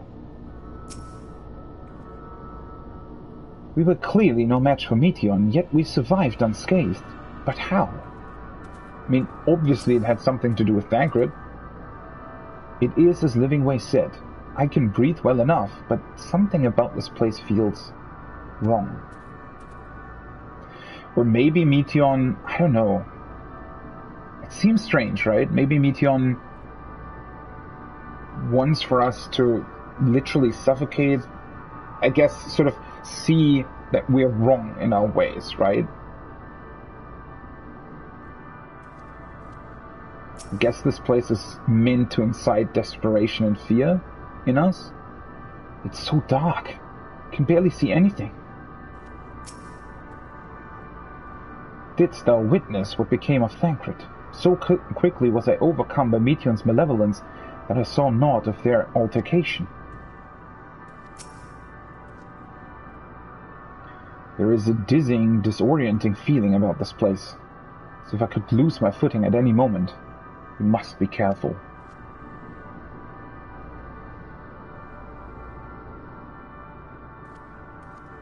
We actually took one of these elegant notes with us. This is...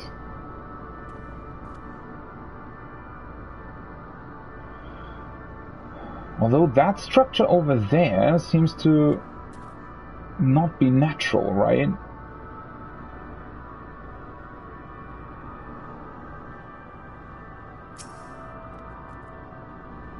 I can't guarantee it will be of help in these strange surrounds, but I've readied the provision note in case of emergency. Of course, if you encounter any real danger here, I expect you to return to the Ragnarok at once.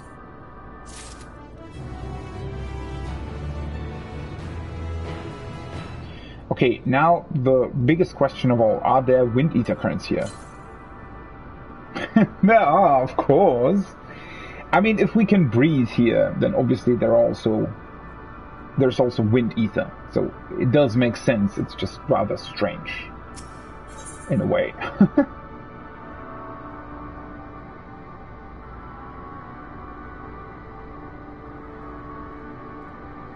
Alright, that is slightly... Wow. Things like that are, you know...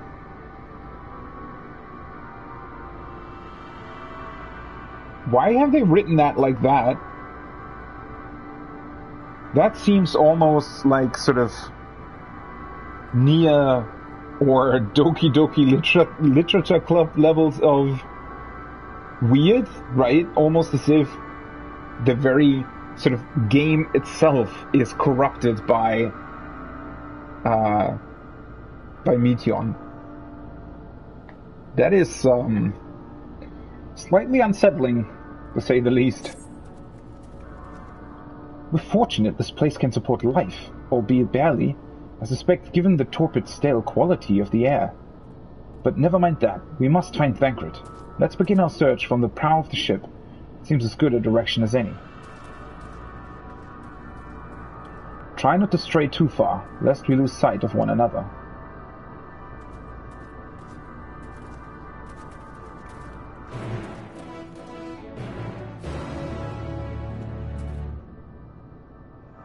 Yeah, this is...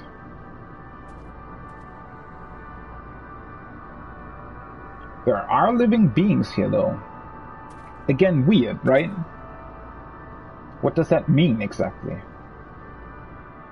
Because you would think that Meteion's idea is that obviously there's no... life isn't worth existing. Wouldn't that also account for, beasts and similar things?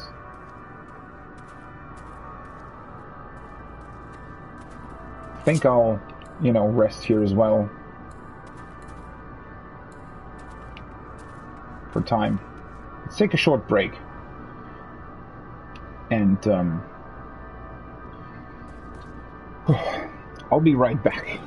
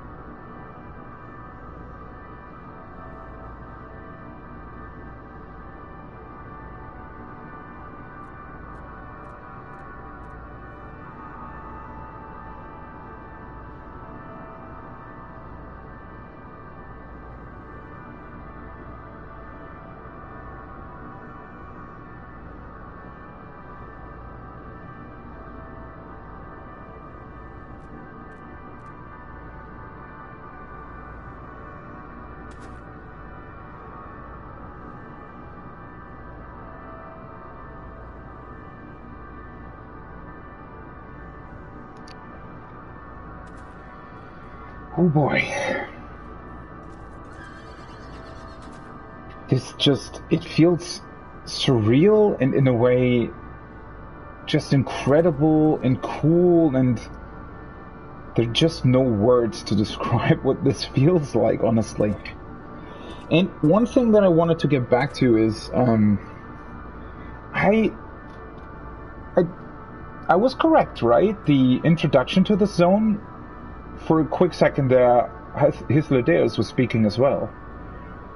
So I think all of those introductions, is that actually basically a conversation between Emmet and Hythlodaeus about our journey? I feel like it's sort of that, because it felt like, you know, in Shadowbringers, in Heavensward as well, you know, with all the narrators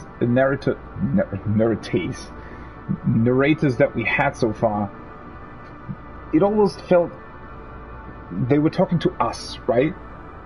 They were telling us about the things that we encountered and the zones that we visited.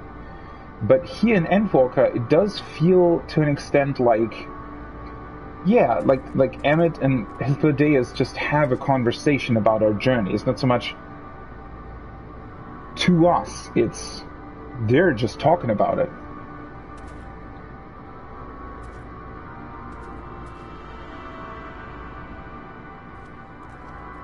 I almost don't want to, you know, get away from the ship. This feels like our small safe haven in this incredibly hostile looking environment.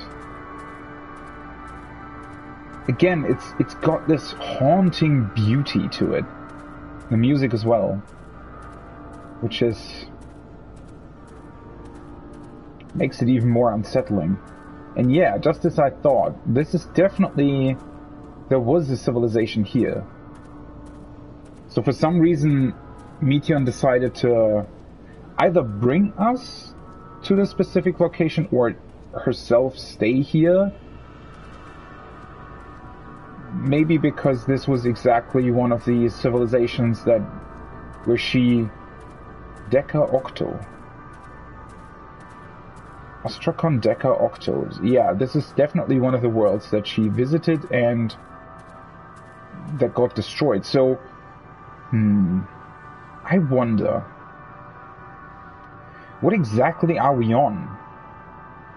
I mean, this is definitely destroyed by something, right? I mean, you can clearly see that there was a settlement over there that has apparently been completely annihilated by something. So I wonder what this is really, right? Is this sort of, because the planet's above us, right? So either they also had a moon that for some reason got destroyed, or maybe we are on a piece of the planet that got blown, you know, out of it into space because they did whatever the hell they did to the planet.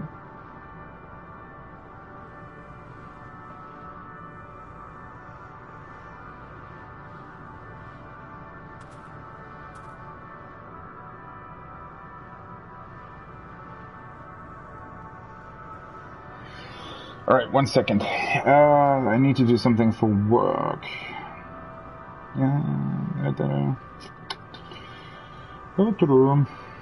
1 second.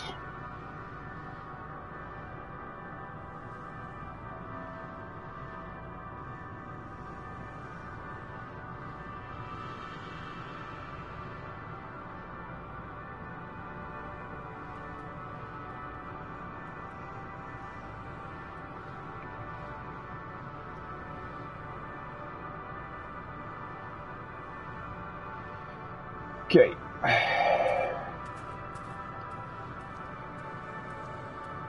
Oh, that's a player, I think, right? Mount flying. It's really cool for some reason. I don't know if it's because of the way they designed the environment. To the east, okay. but it has this dark look to it.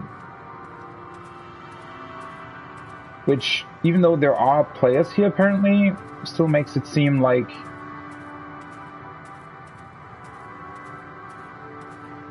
there isn't really that much here, maybe?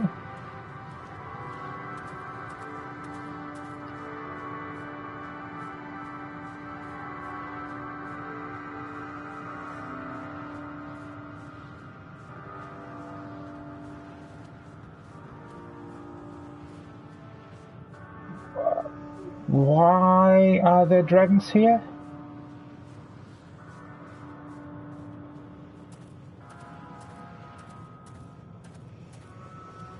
I suddenly get a feeling like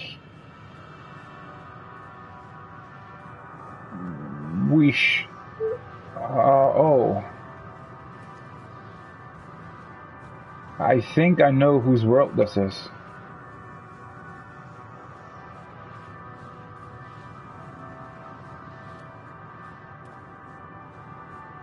You think this is actually Midgardsormr's homeworld? That I guess maybe was destroyed by Omega? But some of the dragons still seem to be here.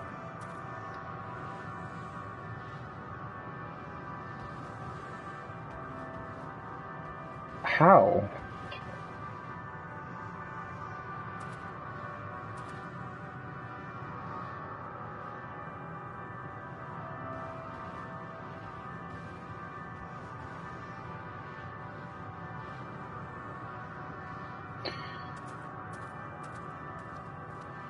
I mean, a lot of them are also dead, apparently.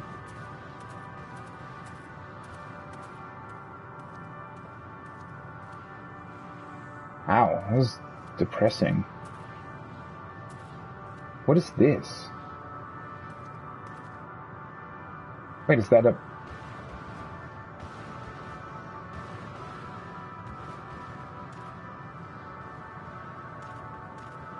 What is this?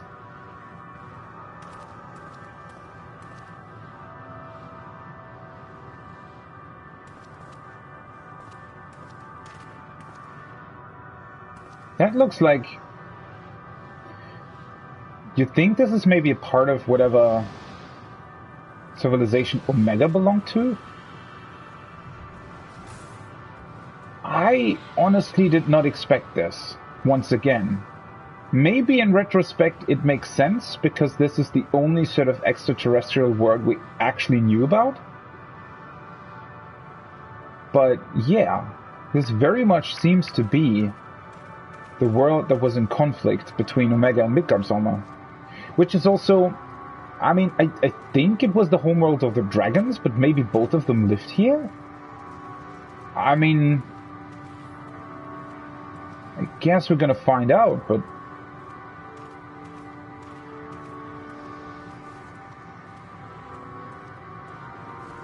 Yeah, it is. The vitrified... This is like the Omega arena that we fought in.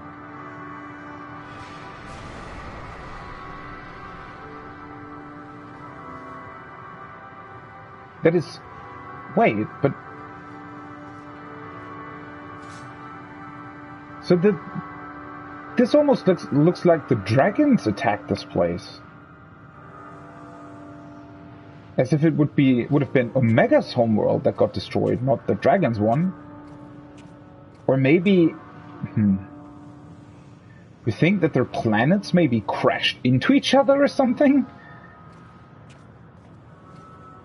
The only thing that I'm slightly confused about is why some of the dragons still live. What? This is literally... What the fuck?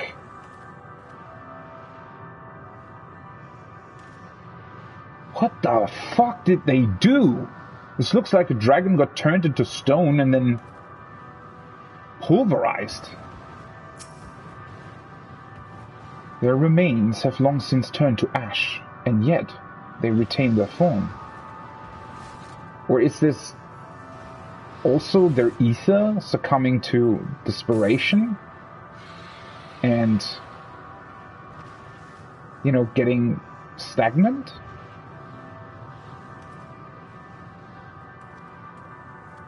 What the hell? I mean, once again, it's sort of... It's always this with Final Fantasy XIV, right? Where you... In retrospect... You know, guessing that this would be the destination we went to, in a way, certainly makes sense because it's the one planet, again, or the one, if it's even a planet or whatever it is, the one thing that we knew about existed outside of our world and our planet, right? But still, that it would actually be the destination that we visit, just... I don't know. I didn't think they would do that. I honestly, I mean, the whole time I was saying, you know, there's still a tale to tell with the dragons. We still haven't seen the last dragon as well from Midgardsormr's brood, which now you think they actually returned to their star. Maybe that's why there's dragons living here. And the others from Midgardsormr's brood just didn't know?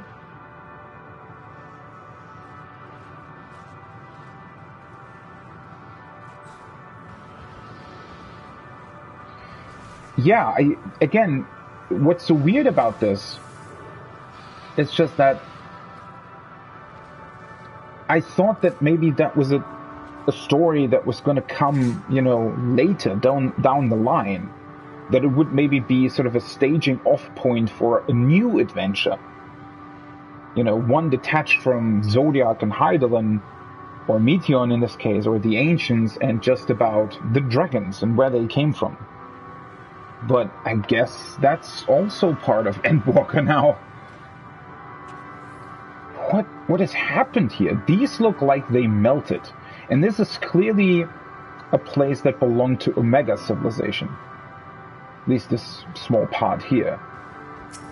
So I guess the dragons melted it, and then in retaliation, Omega turned them to ash or something? There is a structure here in front of me, yes. A tower of some sort, partially melted? A strange twist of fate. It seems our perception of this place is not so different as it would be elsewhere. The world, as I used to see it, it feels as though I am dreaming while awake. This is more than the faded memory Meteion led us to believe. Yeah, this place also is very much built out of ether, isn't it?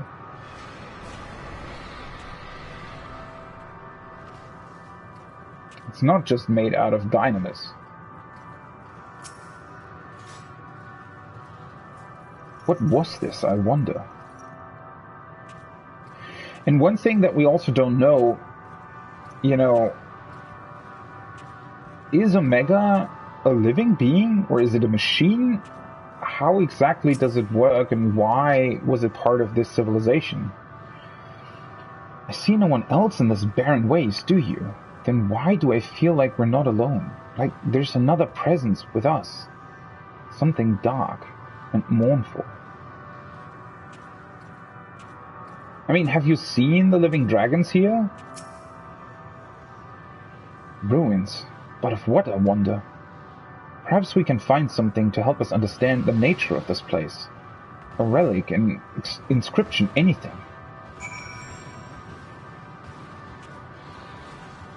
Molten structure.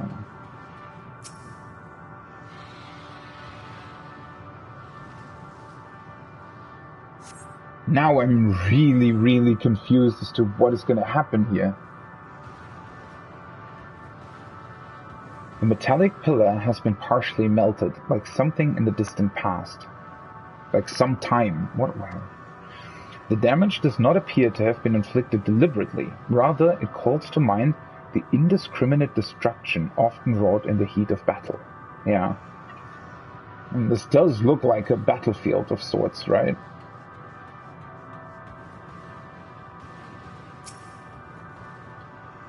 Look here, this part is relatively intact. The intricate design of the top suggests it is man-made, though its builders were surely not men as we conceive of them. Having said that, I swear I have seen this pattern before. Indeed you have. But, yeah, I mean... as far as we thought, Omega was a machine built by another star civilization, right? So I guess we'll find the remnants of that particular civilization. Oh, Estinian.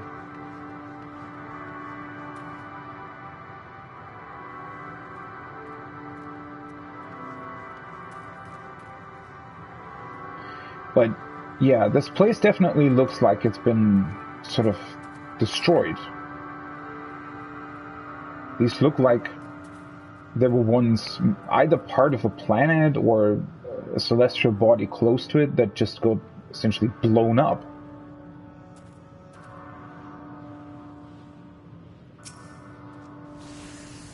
I thought this hill might afford a better view of our surroundings, a poor decision in hindsight. Besides the light from the ship, all is shrouded in darkness. If Thancred is here, I'd never know it. From what I can tell, we are near the edge of an island, if you can call it that, surrounded by floating debris. Pretty much, yeah.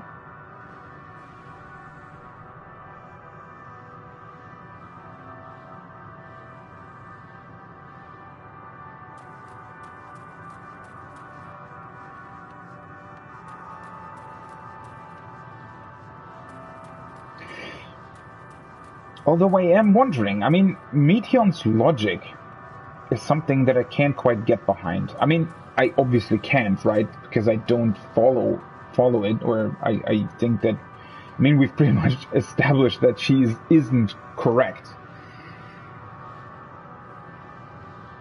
But I still wonder why there's still life here. Because, I mean, that means that they endured whatever happened here, right? I mean, well, I guess to an extent, I think she never specifically said that there was absolutely no life to be found. It's just that the life that she found was practically over, right? And just drowning in sorrow.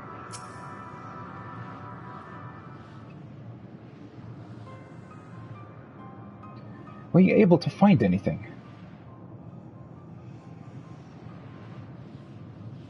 As I feared, and still no trace of Thancred.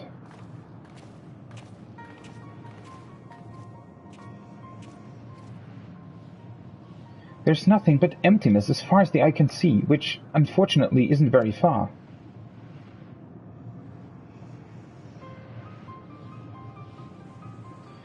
Though I can't help but suspect that someone or something is here. There are times when I sense it drawing close, and then a chill washes over me, leaving me exhausted. I wonder if what they're telling us here as well is that maybe we can actually see further than them, because maybe we're more attuned to Dynamis at this point? Leaving me with feelings of death and anguish.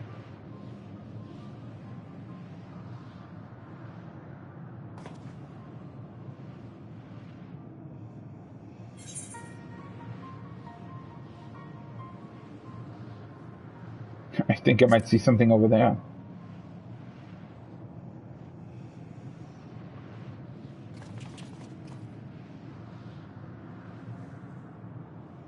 Or can't they see the dragons? Oh. What are you talking about? There's nothing there. Oh. So these are beings made out of Dynamis, maybe? Sort of remnants? Feelings that the dragons had when they perished? Not actual dragons, but they're, well, the Dynamis that they left behind. But then, why wouldn't they be able to see them? They saw the blasphemies in our world, right?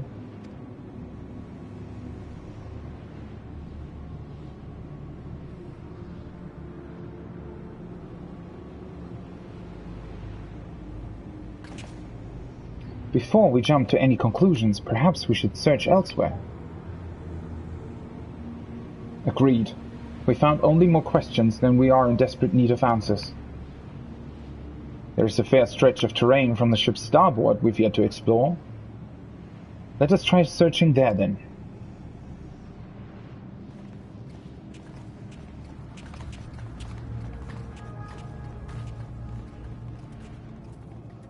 A word before we join the others.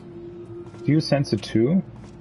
I mean, maybe Estinian is attuned to them because they're so like the dragons that we... Or maybe he just suspects that this is the dragon's homeworld.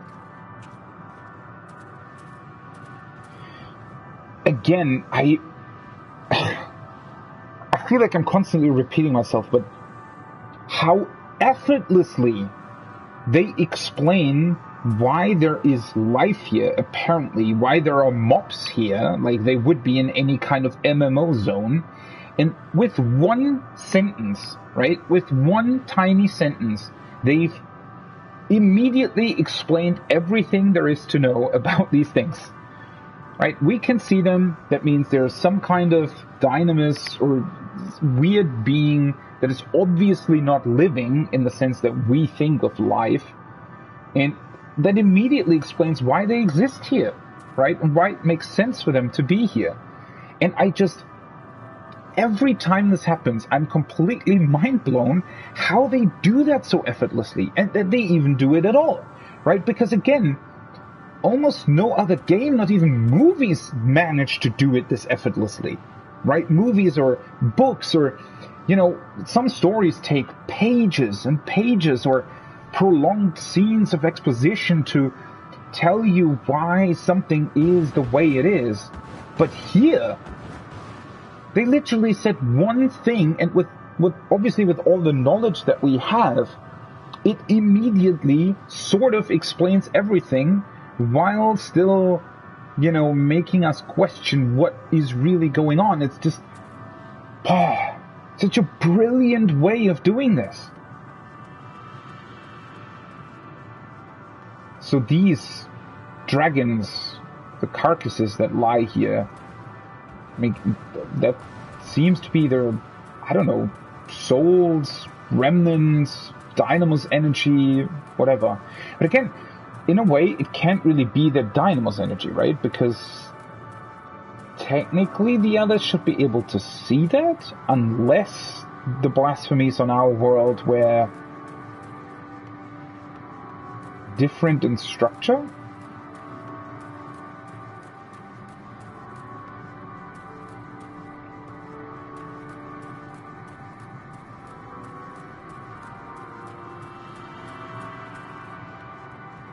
I mean, this very much looks like ether, though. Sort of these fields or gas clouds that we're moving through.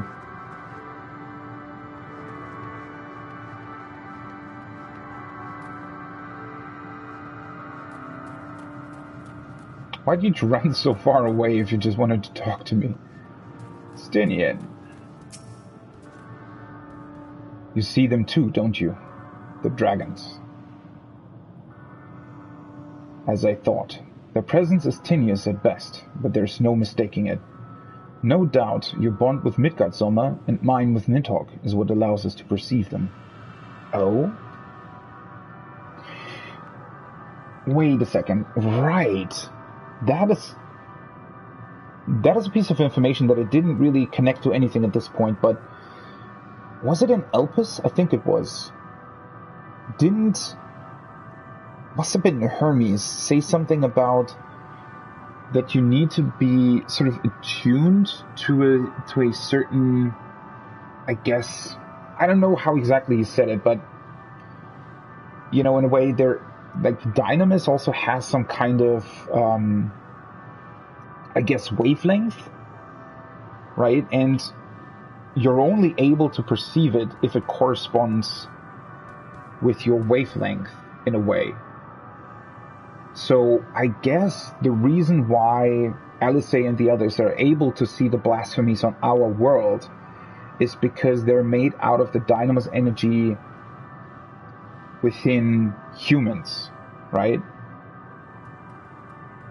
But dragons are so different from us, and their, I guess, being is so different that the others just aren't attuned to their specific dynamo's energy, whereas we are, because we not only had so much to do with Midgard's armor, but he actively sort of... No, wait. Doesn't have anything to do with Midgard's armor at all. It's the Eye of Felsvelge, right, that we have. That must be it, right? We're imbued with the ether or whatever energy there is in those eyes. And that's why we're able to see them. And why Estinian is able to see them, because he has Nidhogg's eyes. Right. But yeah, that must be it, right? It's literally that you have to be attuned to sort of a certain wavelength of dynamos, I guess, in order to perceive it. Could these apparitions be related to the dragons that now live on affairs? Bah, better to leave such conjecture to the others. And in any case, we must be careful. We may soon find dragons they can see as well. Death and anguish. What happened to them, I wonder? I don't think we ever talked with Estinian about what we uncovered with... well, who said that to us anyway?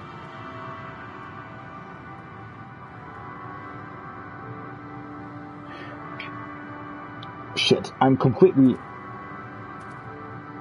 I need to think back on that. Who made us aware that Omega chased Midgard's armor? That was Omega, right? That was during the Omega questline. And... well, Midgard's armor helped us there, but I think it was more or less Omega who told us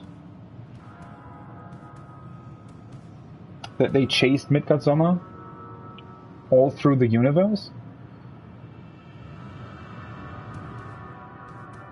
Huh.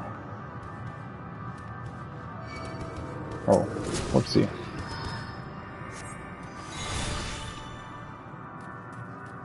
Wait. Why can't I summon... oh, I'm an idiot. Whoopsie. I need to summon Bahamut first. Sorry, Bahamut. Dynamis crystal. Okay. Golden crystal rich in dynamis. Yeah, so they're made out of dynamis. The reason the others can't see them is because it has to be some sort of special dynamis. What the hell? Is that an actual aetherite?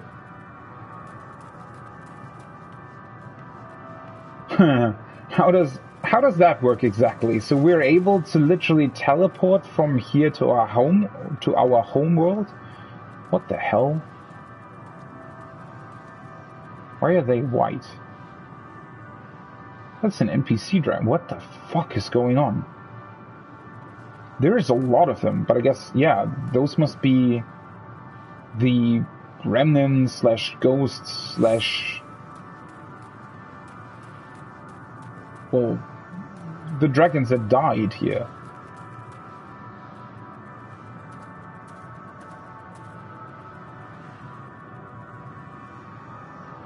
How is it possible for an aetherite to exist here? How does that make sense? Were the dragons using the self-same teleportation technology that we are? I mean, in a way, as far as we know, the dragons are still beings made out of ether, correct? Like their, I guess, form of existence is fairly close to ours, even though it's also very different.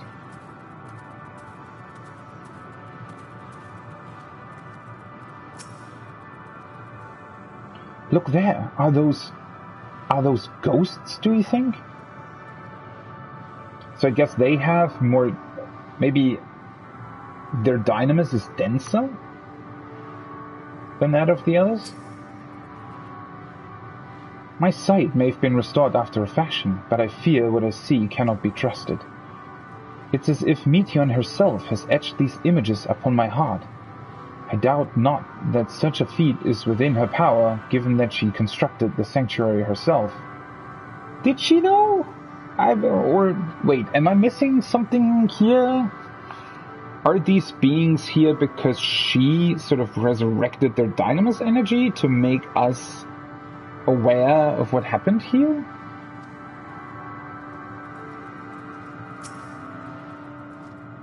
Surely mine eyes deceive me. This cannot be possible.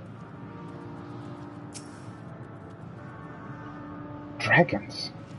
'Tis true they are not of our world, but to find them in a prison of despair.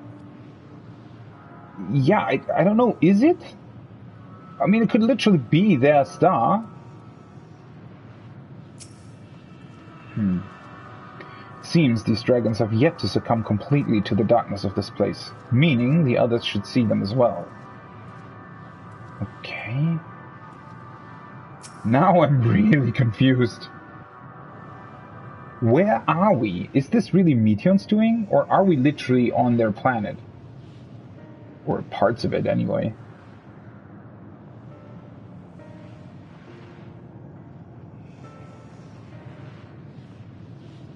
Dragons? Here?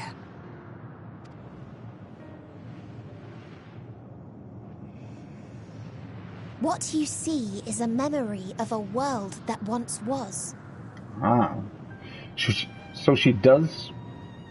I guess she wants to show us what happened to this world, right? But I still think we're actually on it in a way?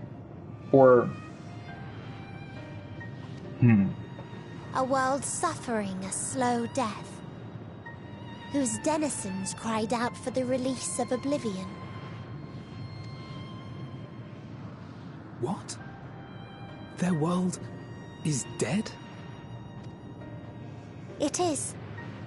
Not a single life remains upon that husk floating in the vast emptiness. These creatures are shadow and shade, perpetuated only to suffuse dynamis with their unending lamentations.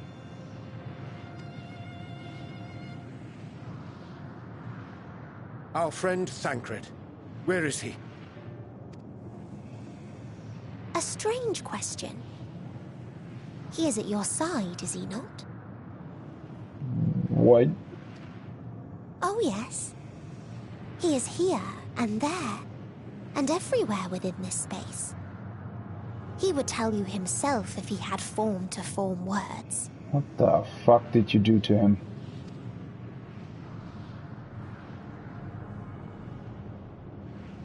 Huh. Such loathing and uncertainty. You don't know why you still exist. In like manner to the oblivion I send, I tried to drown out your ether with dynamis.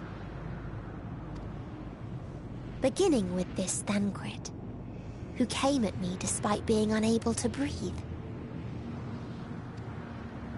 Such a simple thing, unmaking men. In the blinking of an eye, he was gone. Didn't even have the chance to be transformed.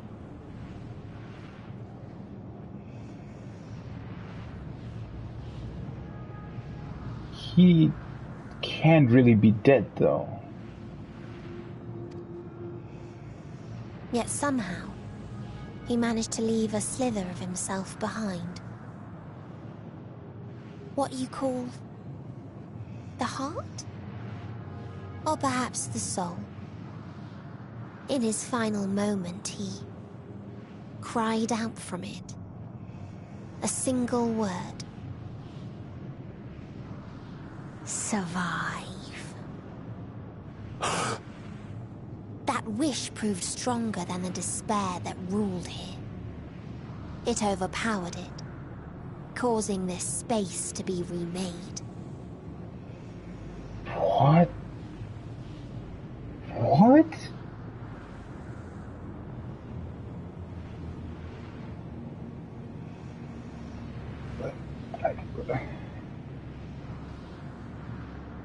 Hold on. So Thancred... She tried to kill Thancred. I mean, she, I guess, tried to kill all of us, but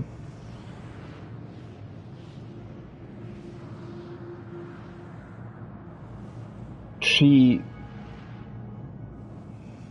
So, what?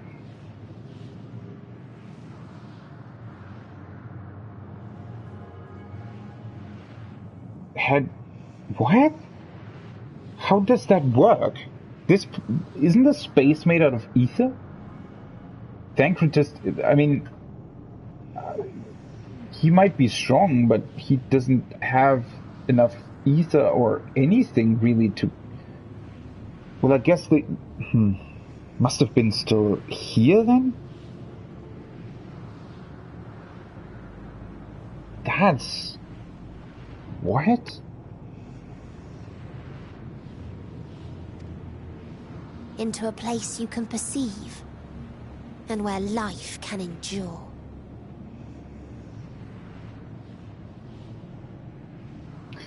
So because I guess his wish was so strong, he maybe sort of blew away the Axis dynamis, and therefore this world could exist again?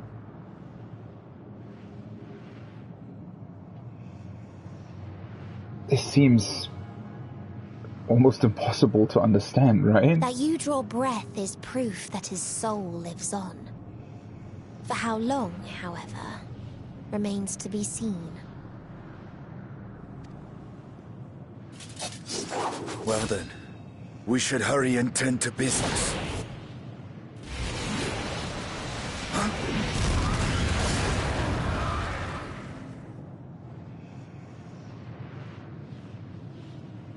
It's futile.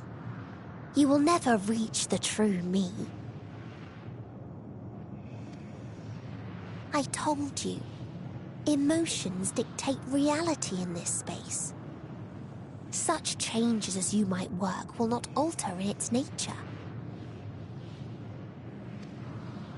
You may see, but you cannot touch. Walk, but not advance.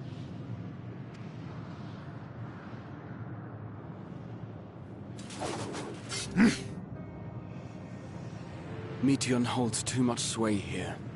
How do we contend with a foe who can unmake us on a whim? I mean, Thancred was able to withstand her somehow, so... Isn't that... Couldn't we sort of... We have Heidelin's energy, right? I just remembered. In that crystal, she said we were able to wield her power of making ether stagnant. Right?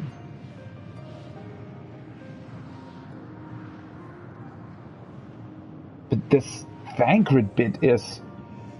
What exactly happened to him?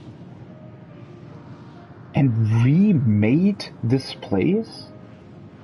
Seems a bit too much, to be honest. But maybe, again, yeah, maybe somehow, because his will was so strong, he influenced the dynamis energy here, and I guess sort of moved it away, pushed it away a little bit, and through that maybe the residual ether reformed into what once was.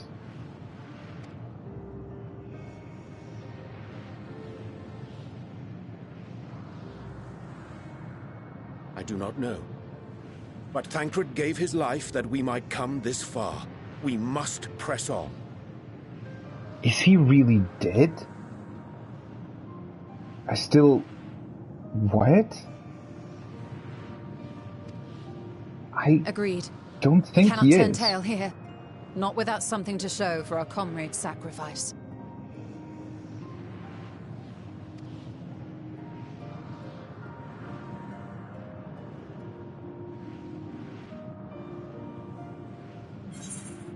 It's getting stranger by the minute.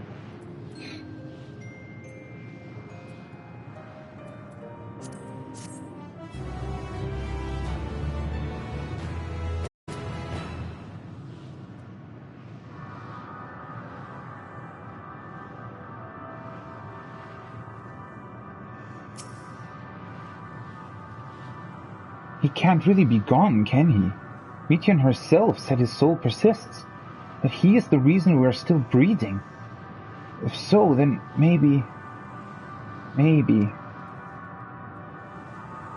Yeah, I don't think that he's dead. I mean, that doesn't mean that he's going to be alive ever again, but...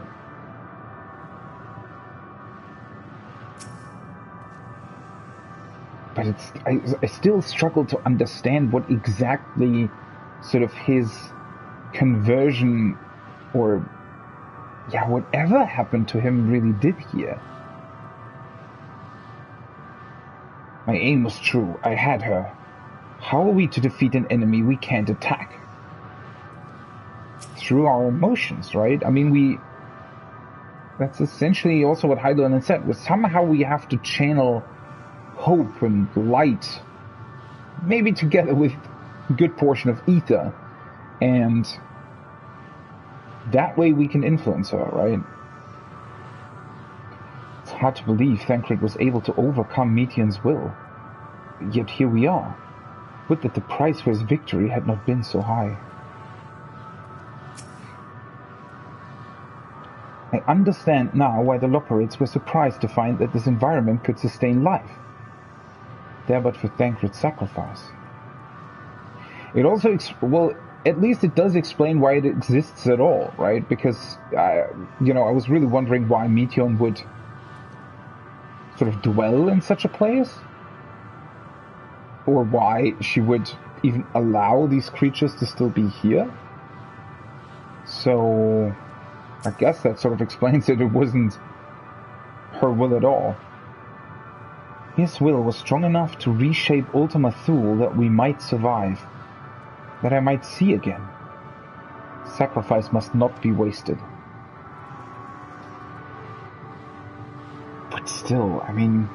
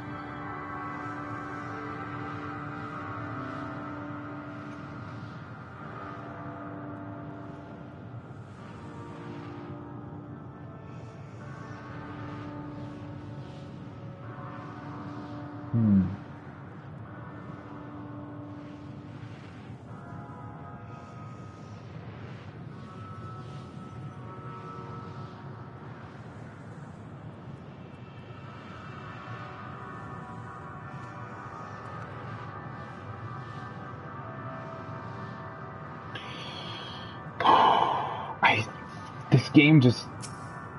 I don't know, it always feels like you're sort of close to the answer, but you just can't grab it, as if it's also being obscured by some, I don't know, intangible force, right?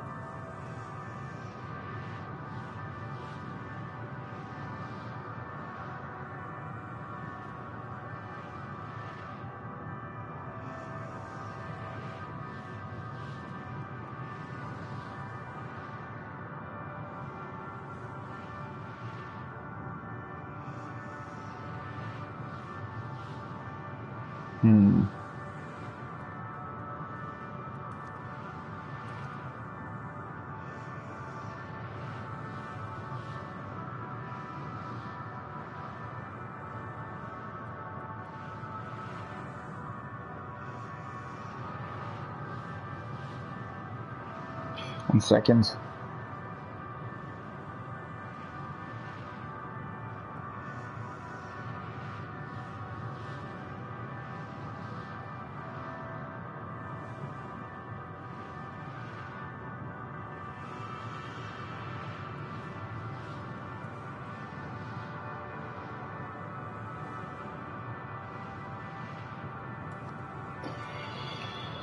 Okay.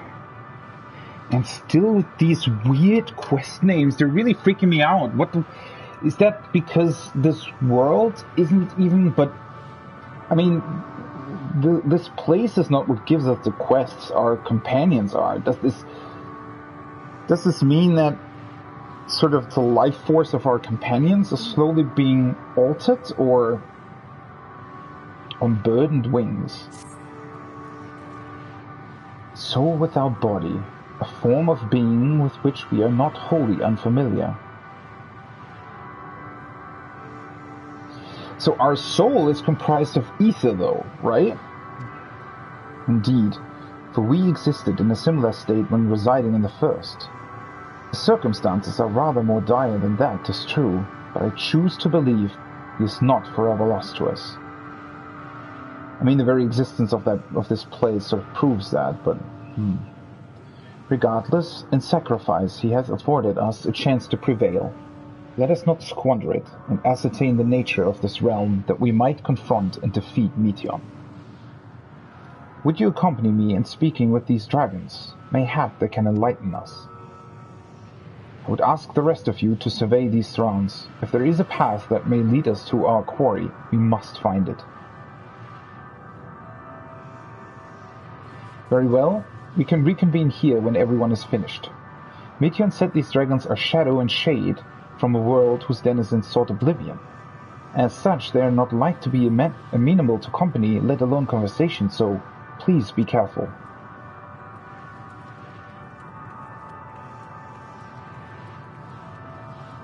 Let us split up and gather what knowledge we may. I wonder what the Aetheryte is. I still... How can an Aetheryte exist? And how does it work? But then again, if we can travel through the rift to other shards and back in time, I guess it's not too much of a stretch that we'll be able to use the ether to travel back. I mean, technically, I guess our spaceship, because of all the primals and the Mother Crystal's energy, probably left behind some sort of ether trail, right?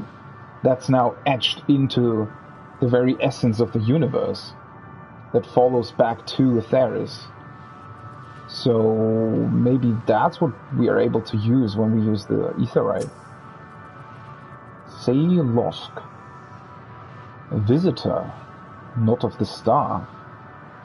Could thy slender hands bring plague to our world, thy breath extinguish life's feeble flame, oh, how we would adore thee, alas.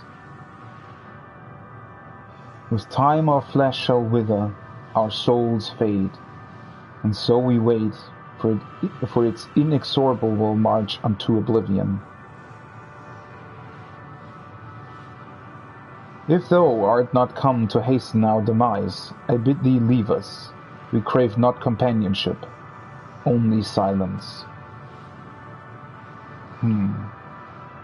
So yeah, whatever happened to their world made them wish for oblivion.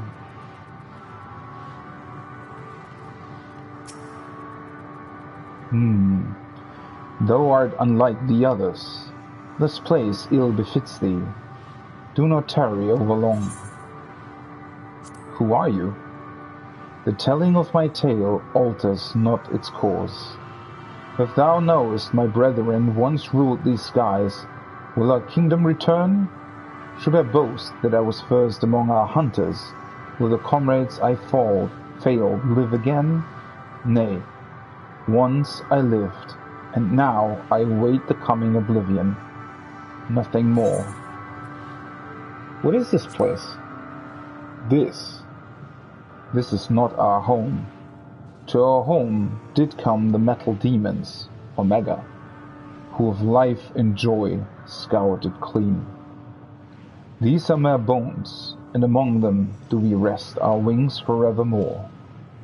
Leave us now to our mourning, traveler. Thou wilt find no solace here. So this somehow was the dragon's homeworld. Why did the metal demons come? What was Omega's mission?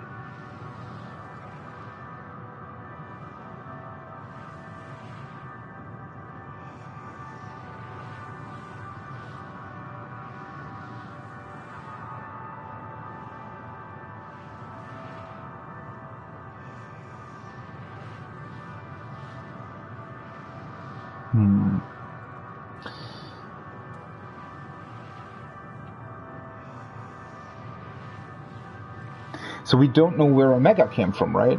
I mean, I guess we'll find out. I don't think, you know, seeing this and seeing what this is and what it is meant to be, I don't think that Omega's tale will actually continue beyond this expansion.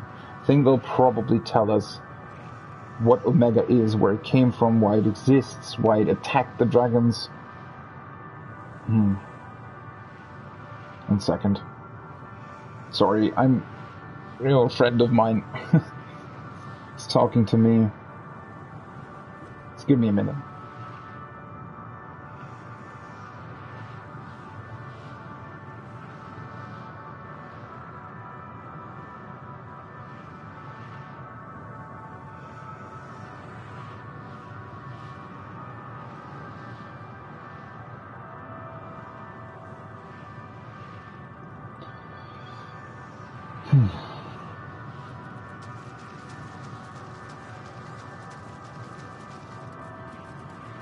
See if we can actually tune. We can? What? Seriously, we can just like that attune to this etherite?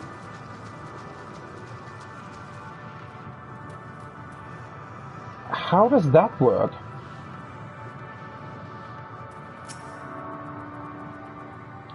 To dwell on the past yieldeth naught.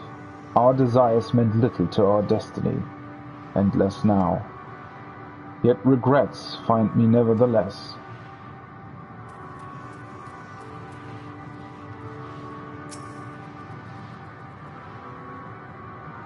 Beyond that distant veil, paradise lost, so glorious, so beautiful.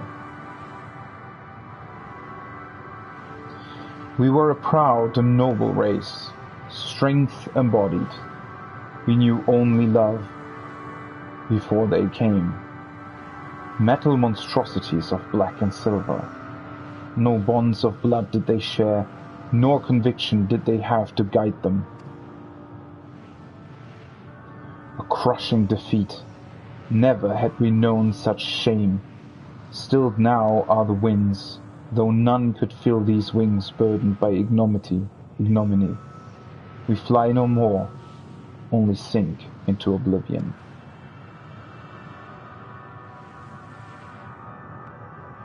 Huh. What is that over there as well? I'm a little bit confused by the layout, because so there is, that looks like a big planet, right? Or is it a blown out sun? No, that doesn't really make any sense. It has to be a planet. And then there is something over there where I don't know if that's, what is that? And then this back there that's blue, that seems to be the place where these pieces came from, right? Almost as if something shot right through the entire planet and then these pieces sort of broke away, and now somehow through Thancred's sacrifice we're able to see the broken pieces of the planet? I wonder if that blue is supposed to mean that that planet as well had some sort of etheric core, much like Atheris.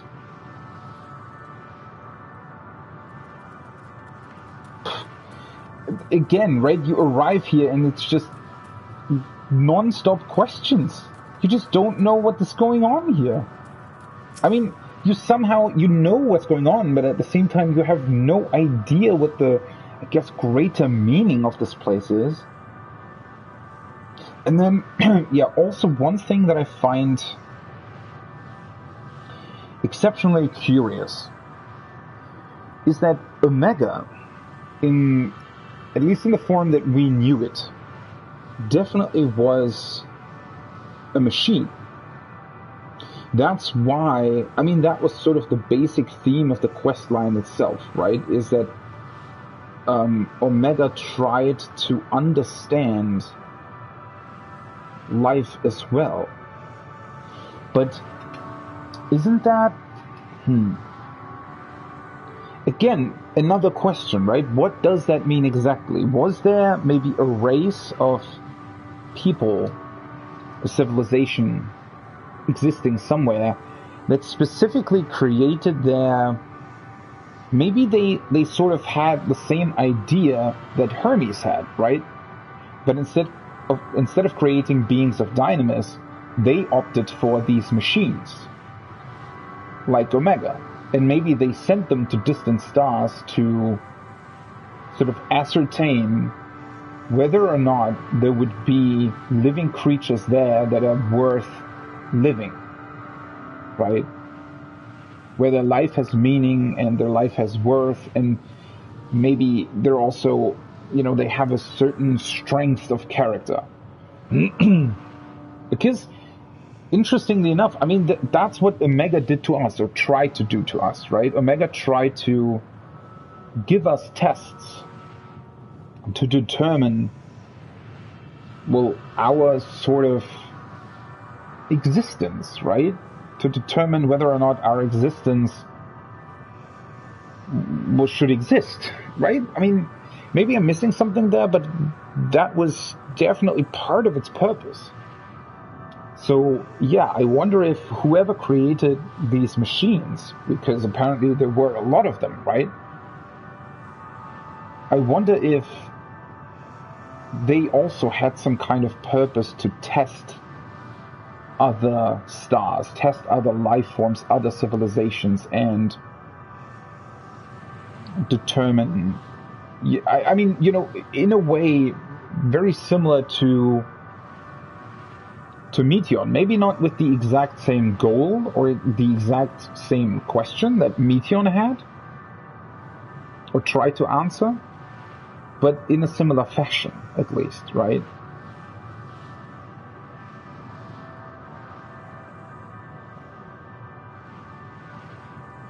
But doesn't that mean... I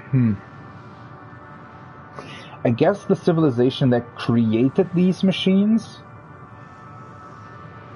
might have also perished.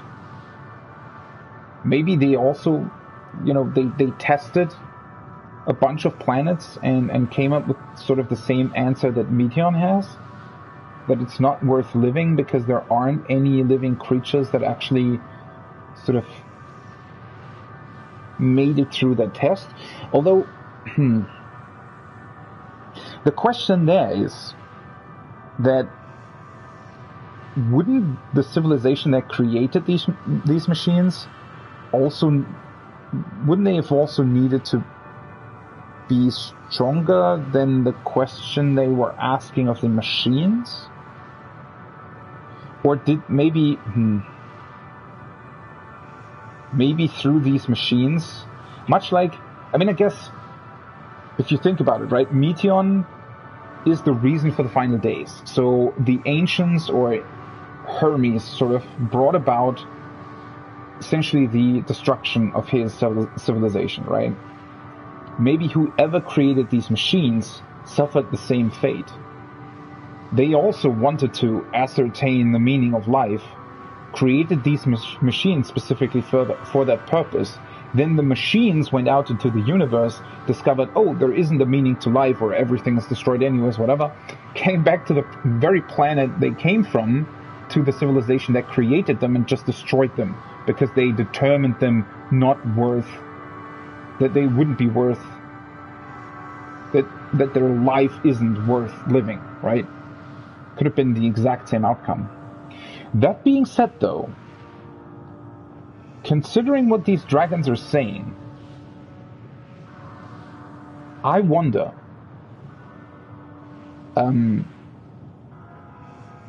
wouldn't that mean that these machines still exist somewhere? I mean, Omega obviously still, well, it doesn't exist anymore. We destroyed it, right? But, or was it only Omega? But Omega doesn't really seem like one being against an entire planet. This just seems, I mean, they're also talking in, plural, right? They're talking about multiple machines. So obviously we don't know, could be 10, could be 1,000, 100,000, I don't know, but wouldn't it logically follow if the machines completely annihilated this place and Midgardsormr had to flee, wouldn't it logically follow that these machines still existed somewhere? Even if they annihilated their own civilization. Or maybe they shut themselves off. Although Omega didn't do that either, right? Omega continued testing. But then Omega is capable of accessing the rift as well, which is also a force that we still not entirely understand.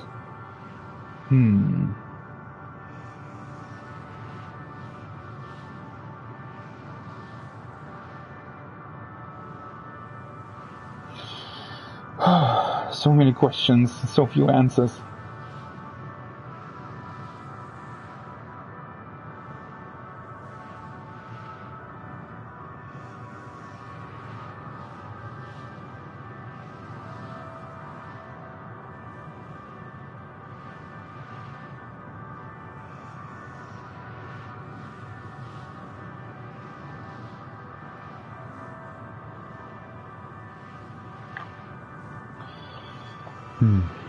Ere the metal came, my kin were many and splendid, elegant worms like unto ripples on the water, worms possessed of limbs so powerful as to rend the land in twain. Worms I have long since forgotten, faces lost to the tides of time. I mean, they're in the background, right? Is that the sun of the system?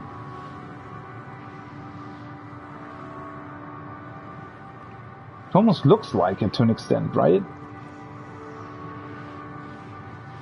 Which would mean that this is a star, or a planet rather. It's always a bit confusing because we call suns stars, but yeah. Drink not of the spring, tainted are its waters, and the dainty form hath not the capacity to withstand it.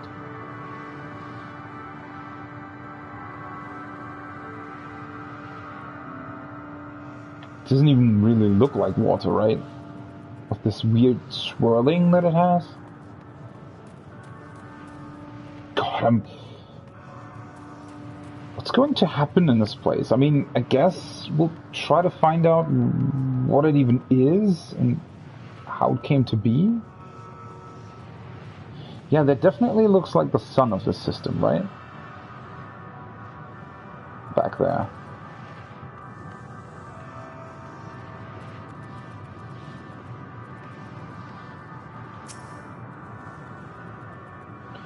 Thou wouldst bid me speak. Folly. I observe the lesson of stone. I shall not fly, nor speak, nor roar, only watch, and wait, and end. But one sight yet stirreth my blood, tempteth me to raise my voice in lamentation.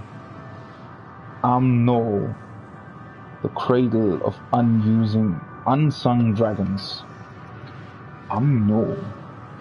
No words, no songs are possessed of the way to describe such tragedy. Go, if that be thy will, I shall remain.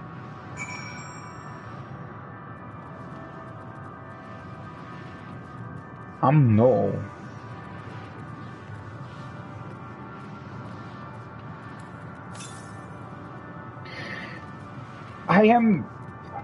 I'm still really confused. I mean, I guess the explanation... Wow, that also looks really cool. I guess the explanation that I tried to give for why we can use the aetherite sort of makes sense, right? I mean, in a way, we literally sort of used a giant trail or flow of ether to get here, so, you know, we might be able to use that to teleport back, but it's, I don't know, it's just a bit strange to me that they wouldn't really mention sort of anything in terms of teleportation.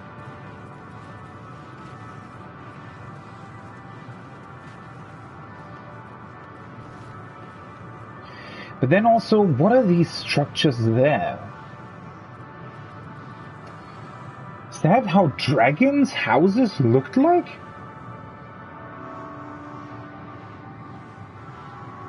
It almost seems like an entirely other civilization, right?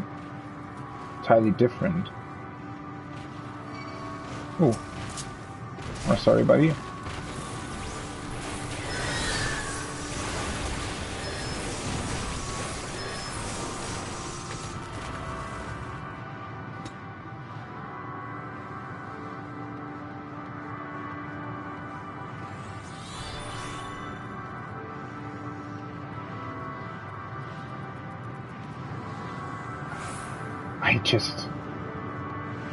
What's going on? Whoa.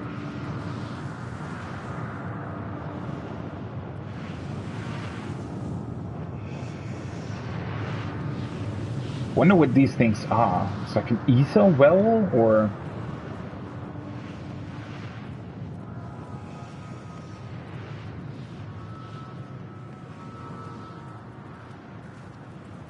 no. So these are their eggs. Ugh. It's a weird liquid sound. They let you hear as well, did they? It was described to me as the source of their woes and proof of their end. I think I'm beginning to see why. It's a hatching ground. Or was. I've seen similar on affairs. Oh. That small dragon died over there. Midgardsormr's kind must once have lived and thrived in a place such as this. Vitra said his father was driven from their ancestral home by war and strife. This, then, is the fate of those who remained. Let's have a look around. Maybe these eggs have more to tell of what happened here.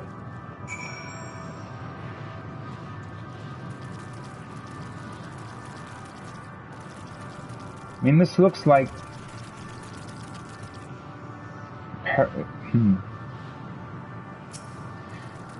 So something killed their babies as well? Inside the shattered egg, you find the remains of an unborn dragon. The body has already begun to decompose. The gelatinous, half-dried membrane covering the corpse suggests it failed to emerge. I mean, that can happen in real life as well, right? That's why usually most reptiles lay a lot of eggs, right? Because only a fraction of them ever survives. And I think, isn't that also the case in our world, that some creatures who lay eggs, they're babies, some of them? I don't know if it's a rare occurrence or a regular occurrence. I guess it depends on the species and how many eggs they lay, but I do think that some of the eggs, they're just too weak to hatch, right? They're too weak to destroy the egg's shell, and so they just die. They're essentially, well, they suffocate inside their own egg, I think, in a way. A murky liquid has pooled inside this eggshell. The noxious fetal is indicative of contamination.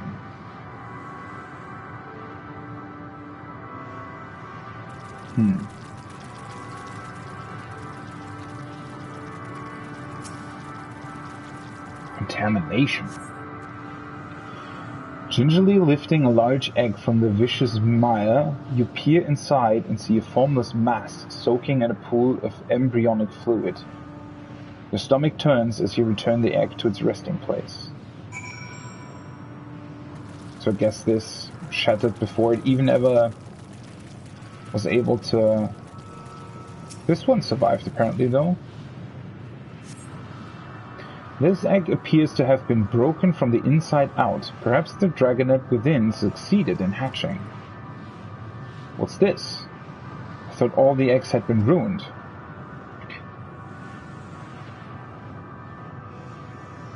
Huh. You think it was Midgardsummer? But Midgardsummer couldn't have been a small dragon, right? I mean... Midgardsummer, as far as... No, wait. Midgardsummer laid eggs himself. So we... as far as we've heard, the eggs that Midgardsummer hatched, or the eggs he took the eggs with him, right? So the first brood didn't hatch until he reached Atheris, but the eggs already existed while he was fleeing this planet, right? If the dragonet was indeed hatched, there is no sign of it here, or its sire for that matter. We should look for them.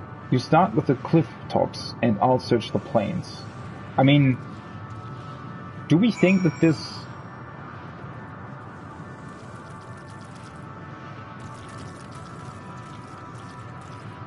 I would have for sure thought that this, is old and not exactly something that just hatched. But maybe it did. I mean, whatever state this place was in before Thancred inadvertently changed its structure or ethereal density or whatever happened, maybe this place was in a kind of sort of stasis, and now that we reactivated it, the egg actually hatched, or...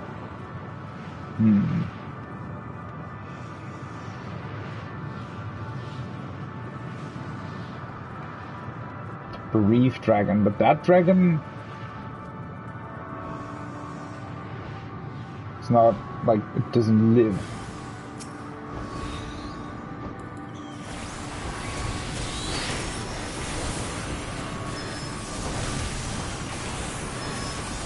Malformed dragonet.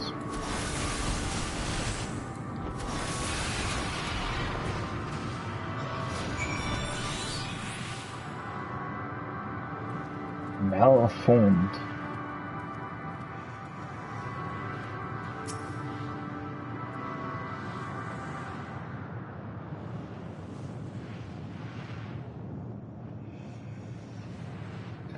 The boisterous howling hath been quieted.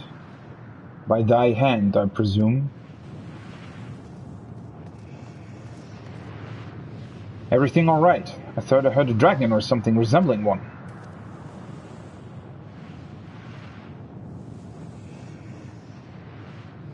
Ah, I see what's happened here. Was that your child? Perhaps. Some eggs within Amnol are indeed mine. If life within one did quicken, the beast thou hast slain may be of my blood. Yet I do not recognize it, twisted and malformed as it is. Not a dragon in truth, but a reminder of our failure, a testament to our shame. Explain.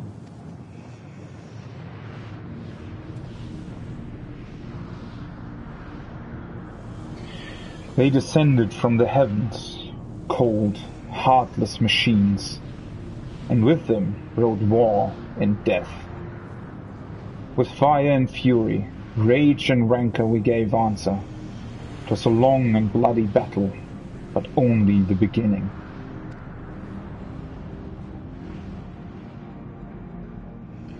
Untold chaos and destruction swept over the star. In the end, the invaders were victorious.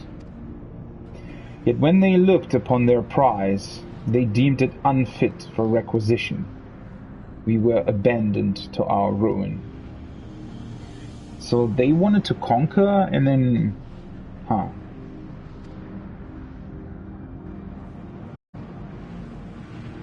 The survivors sought to put away their shame, to rebuild, a futile effort.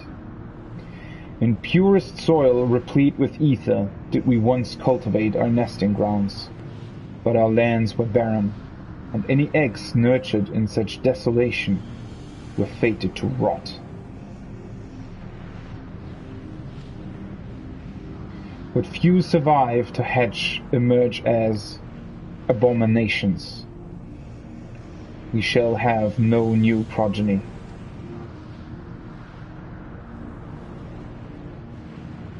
But there are dragons among you capable of journeying to other stars. That there are. Many would make the attempt, each bearing a clutch of eggs. Oh.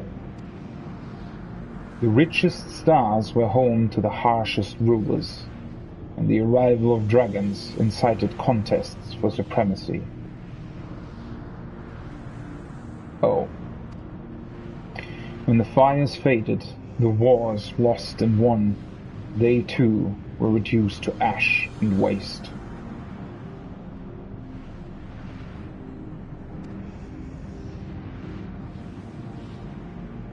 "'Tis the curse of those who seek life, to be drawn into conflict, to conquer, or be conquered.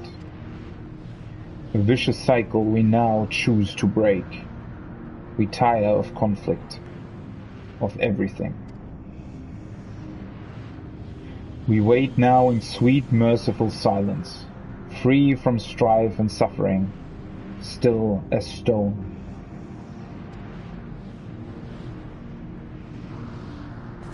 So, Mikatsoma was but one of a multitude of dragons who carried with them eggs to other planets in search of a new beginning. But every other planet that they found erupted in conflict because of that and perished as well. It still doesn't explain where the machines came from, why they were here, and what their purpose is in all of this. Wait, you claim your kind is doomed, but there is another star. They probably think that it's only a matter of time before our star succumbs to the same fate, right? That's sort of the same thing that Medion said, right? Why we can't really convince Medion to change her ways is that she thinks that we just don't understand yet, right? We're still living in ignorance of the fate that we would eventually accept. The test of will. They want only to brood in silence, to be left alone with their grief until time itself comes to an end. The sole reward for senseless bloodshed, a pain I understand, and wish that I did not. What fools we were. But now isn't the time for such thoughts. The others will want to hear what we've learned. Come.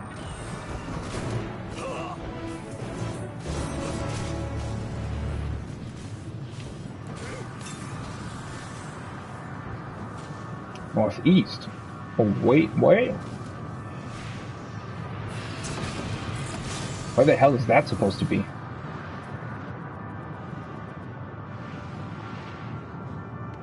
Okay.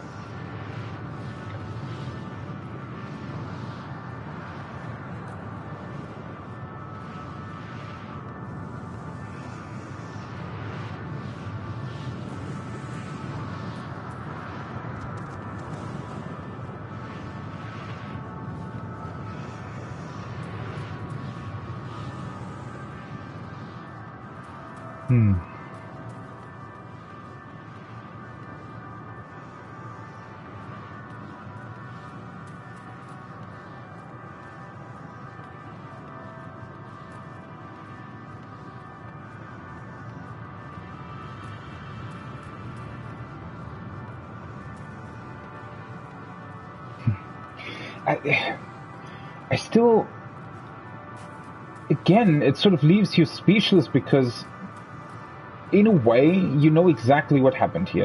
You know exactly, what this place is, why the dragons are the way they are, all of it, right? But at the same time, it's also so, I don't know, it's so different, and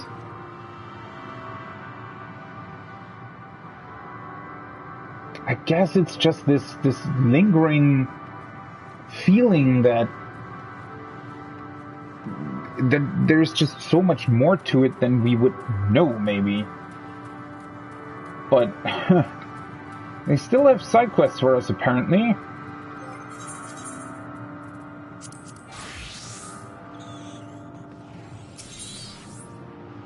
Aimless Protector.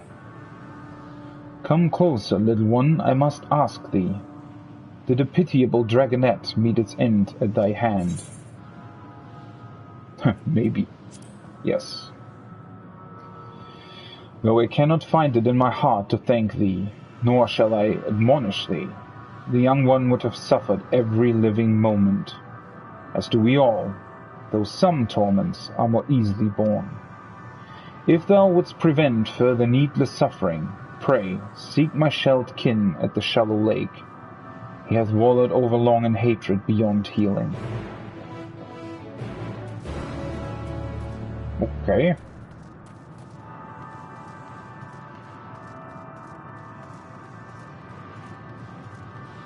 A shallow lake?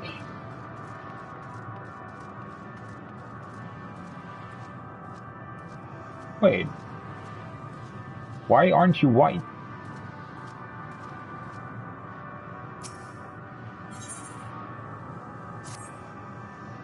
Ha! The grinding and shuddering of steel bodies.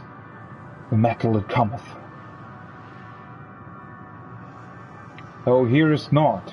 Mayhaps thy species hath not the sensitivity, yet the machines come nevertheless. Seek a vantage from which even thou mayst witness their dread approach, then hearken unto my words, and flee.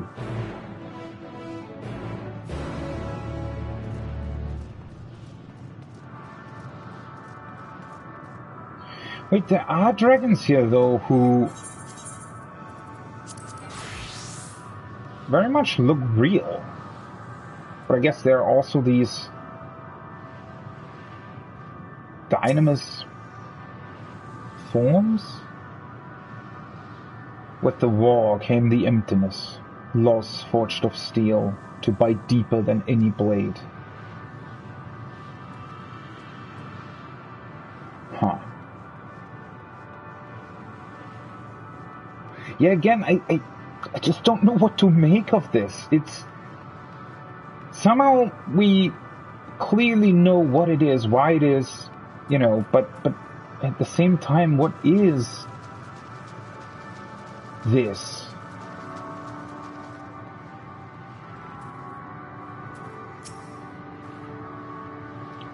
Good to see you made it back in one piece. The more I see of this place, the more bewildering it becomes. Did your exploration prove eventful? Converse with any dragons? We would hear what the dragons had to share with you. Even if it's no different from what they told Orionge, it would have value. With luck, they'll have learned something to help us devise a plan of action. A chance to gain audience with several dragons ere we returned, though I expect their tales are much the same as those you heard. Were you able to establish any meaningful contact with the dragons?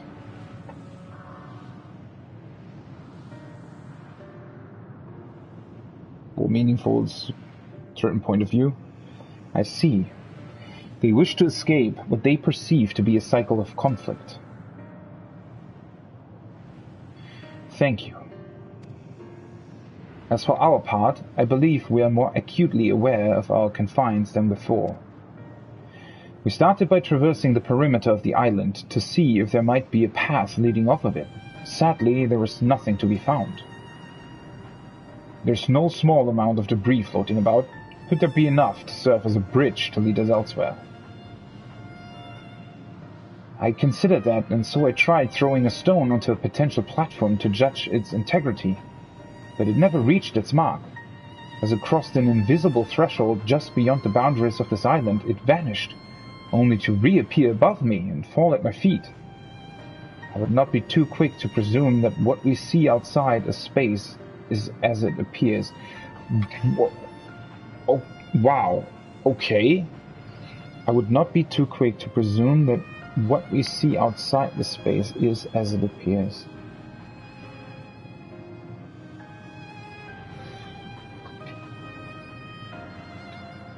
Yeah, so this is...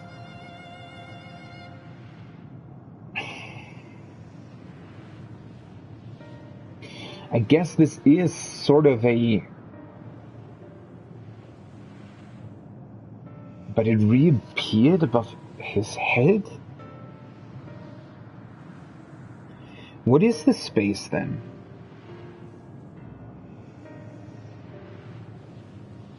So everything we see is sort of a projection of what the dragon's memory tells us?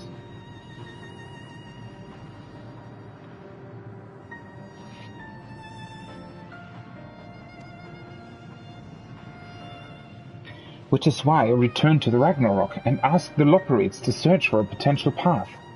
However, the ship's instruments failed to provide conclusive data on the surrounding area. Until we know more, I think it too risky to attempt flying to another island. What Meteon told us before, that emotions dictate reality here, might be the key, but I'm not entirely sure what emotion might manifest a bridge to lead us to safety. So what you're saying is, we've no way forward.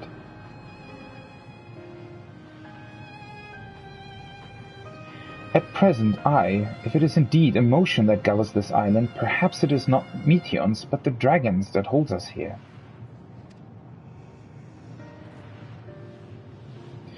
They tire of conflict and have chosen a path of oblivion to escape it.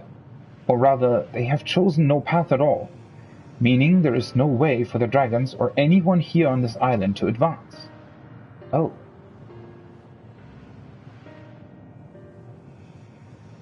So... But again, how... Or maybe I'm misinterpreting it. Maybe this isn't some kind of special place and we see the emotions of the dragons. Maybe we actually do see space. It's just blocked off by a layer of dynamis, maybe.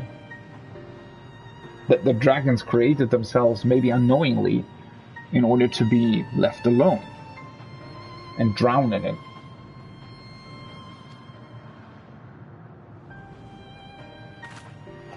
A sound theory, disheartening though it may be. If that is the case, what recourse do we have? They are not like to be persuaded to help us. Their reasoning is built on a history of turmoil and strife. Without irrefutable proof, the future is not as bleak as they believe it to be. Mayhap persuasion. God, it's not the answer. Sometimes, right? With words. Meteor meant to unmake us then and there on the Ragnarok, and she would have succeeded if not for Thancred's determination. She conceded it was strong enough to overpower the despair that otherwise rules Ultima Thule and reshape it to a degree.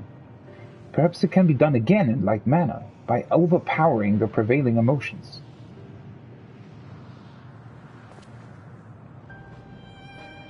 'Twas Ultima Thule's architect, Meteon herself, against whom Thancred did pit himself in a clash of wills. Though I marked no leader among them, as such, I did chance to encounter a dragon possessed of despair far more potent than most. Potent enough, mayhap, to dictate the course for others, and thus their domain to follow. He spoke but few words, carefully chosen, their tone and timbre alone threatening to rend my heart in twain. Challenging his desire to remain may allow us to alter the island upon which we stand. Alas, I fear the vaunted rhetoric availed me naught against his calcifying heart, but may have one if you will fare better.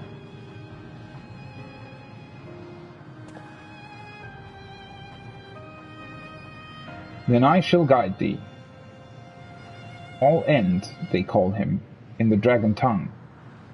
Thou wilt find him nearby, eyes fixed upon the water. Was that the one that drinks from the water? No. It can't be. Well, what have we to lose? Let's get going. Again, I'm left more confused and with more questions than answers as before.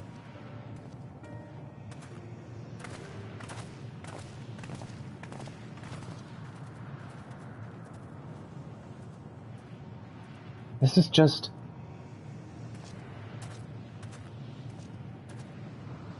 I guess that is why you feel so confused, right? Because that you get that self-same feeling of not really knowing what this even is. Is this a true place?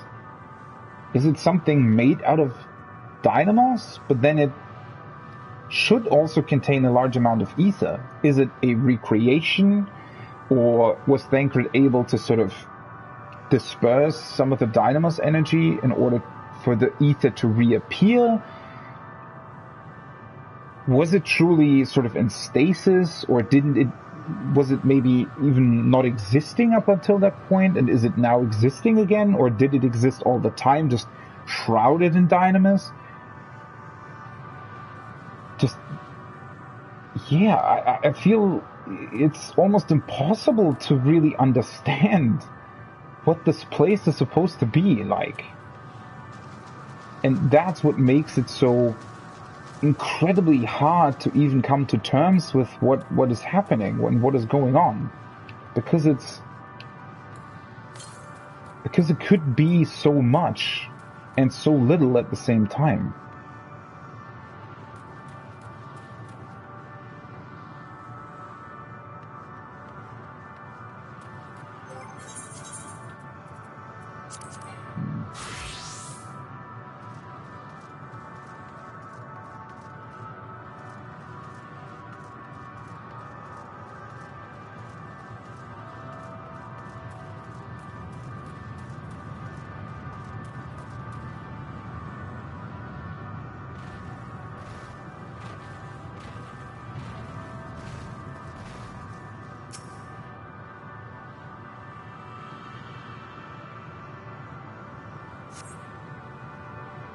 No one but dragons here. Forsooth?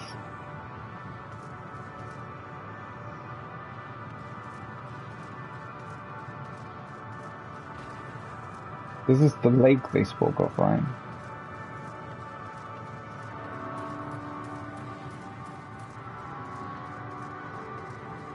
And then these things in the distance, right? I mean, what is that? That might very well be a dragon building of some sort, right? With the circles in the background there.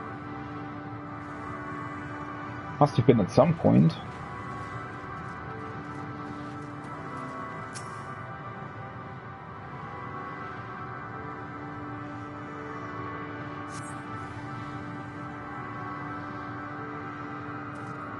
What?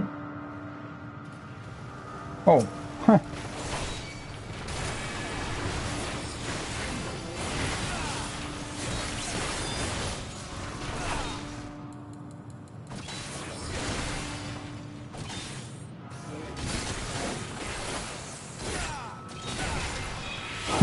One thing that really makes this place also feel a lot more eerie in a way is that there only seems to be a few players around. Feels like it's much less crowded than than most other areas.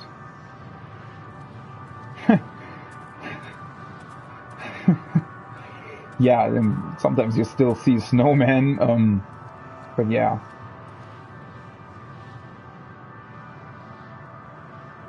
Maybe it's just the atmosphere, right? Because it's actually dark. I mean, it's not really dark. You can still see, but it does have a fairly sort of, I wouldn't call it oppressive atmosphere, but certainly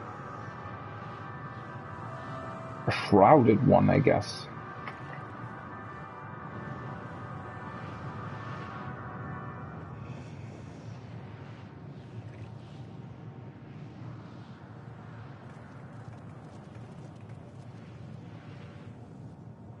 He remaineth as he was when I first approached, entombed in melancholy.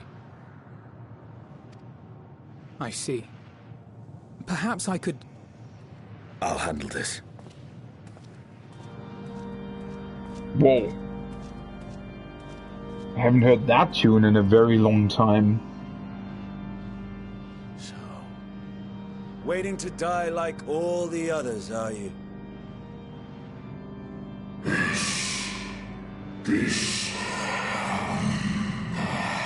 Oh, he's speaking in the dragon tongue.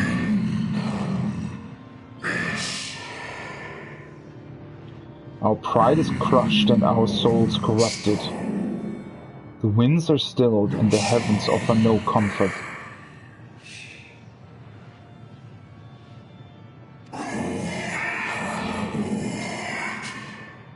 There's nothing left for our kind. Our long life a curse, as we await the end. Still as stone we shall become. So you say. Yet your kind has found a new beginning on our star. One of you braved the Expanse, bearing with him a clutch of eggs. They and their children now rule our skies, their song heard by all.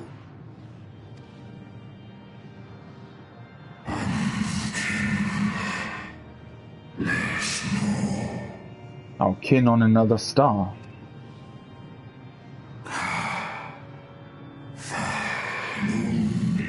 Oh. And yet upon thee do I smell the blood of my brethren.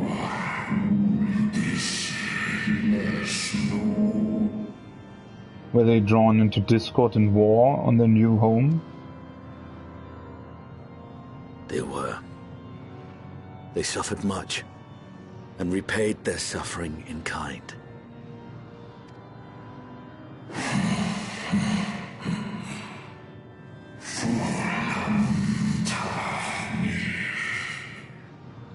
It mattereth not whither we fly. Ever will a sanguine ocean await us. Ever will retribution's wheel turn.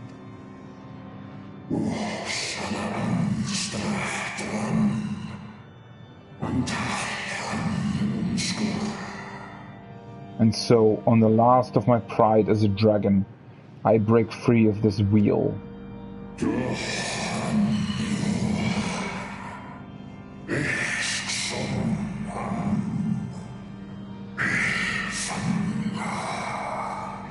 I renounce conflict, exile myself from the other, never again to be touched by the flames of hatred. Had your brethren made the selfsame choice, my family might still be alive. Yet lasting peace does not come to those who simply retreat from conflict. No, you must be willing to confront it, to stare into the face of your foe, and see yourself in him. Music. Only then can you break the cycle of torment and tragedy. This lesson, a dear friend taught me at the risk of his life. There is no nobility in your penance. You wallow in self-pity. After everything we've endured, we will not let you stop us.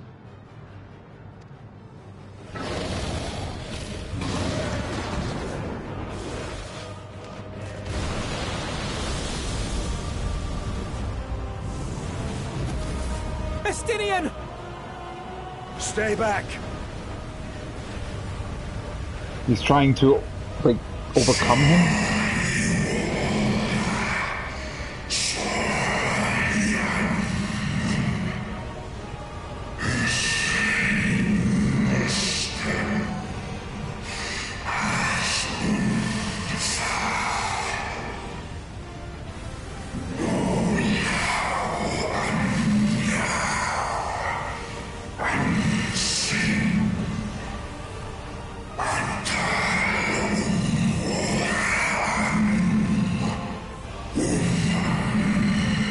Yeah, I don't think he's gonna do that.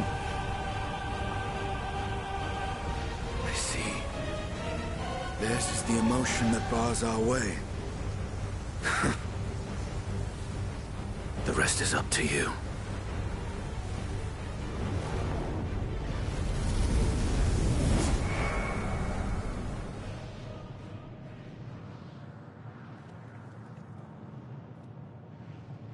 No! Not Estinian too!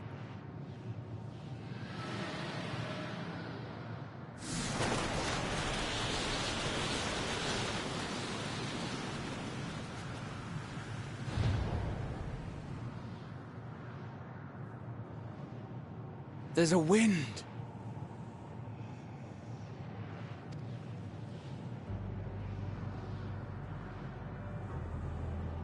He's opened the way for us. Sacrificed himself to remake this place, like Thancred did. See now where this is going. Oh, Alphino.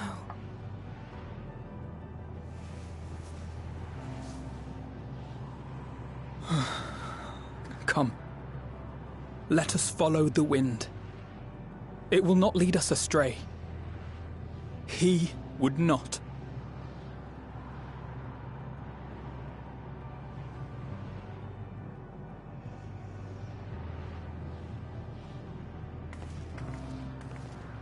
Oh my god. What have they done with this? So everybody's gonna sacrifice themselves one after the other to make a path for us to reach Meteion. Is that what's happening here?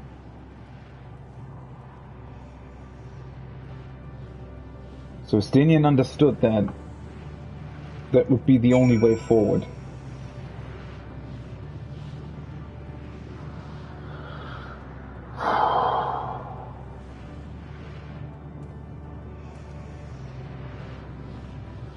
The music changed though.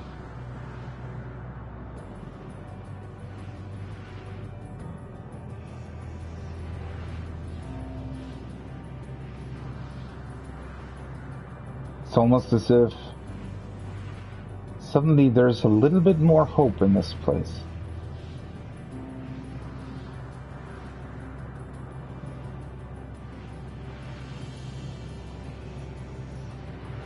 Wow. Yeah. As bad as it might be, as many sacrifices as there might be,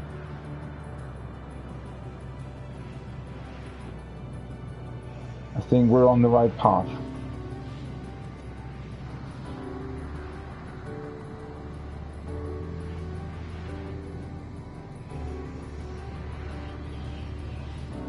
Fucking hell, this music's gonna make me cry. It already does, and it's not even... I don't know, it feels like it's only... maybe a sixth of the song that is meant to be.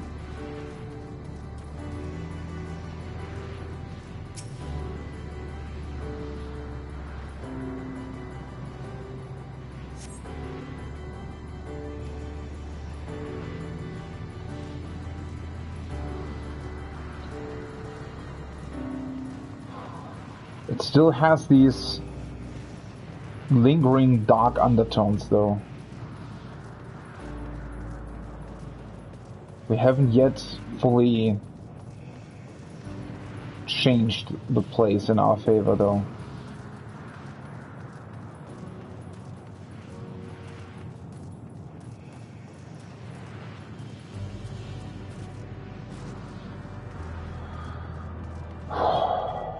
This is... wow. This truly is gonna be one hell of a journey, isn't it?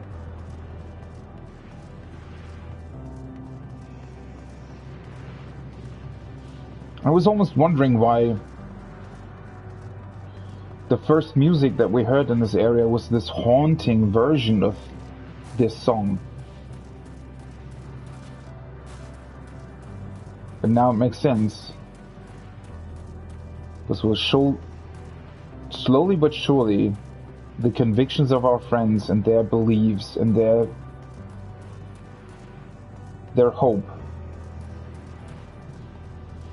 will mean that we'll be able to conquer the darkness.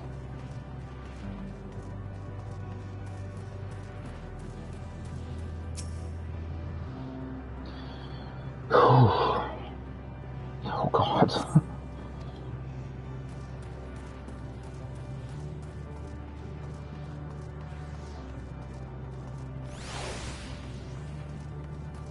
I wonder what else changed.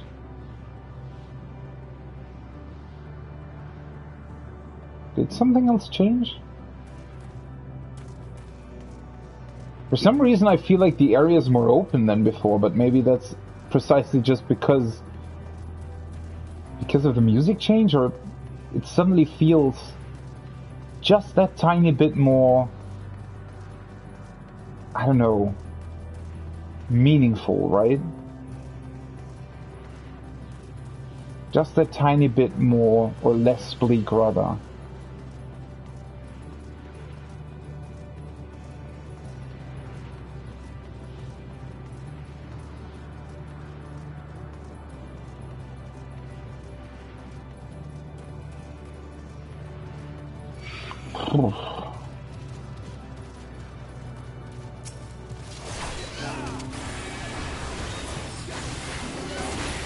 It's also just so beautiful, the music.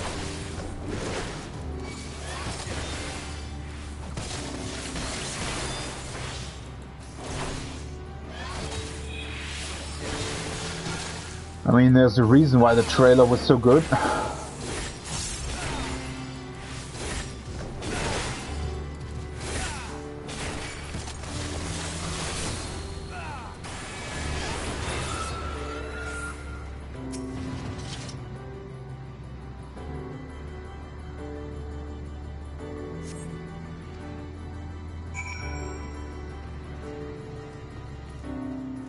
It still has this, at this one moment in the song, it has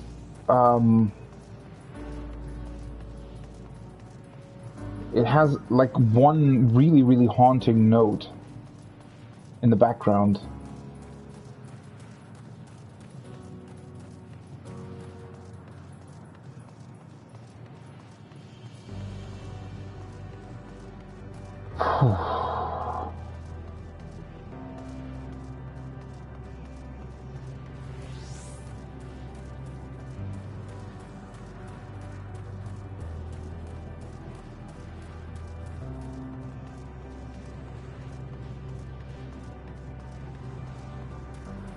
It's almost weird that there were two side quests here, right? In this fashion.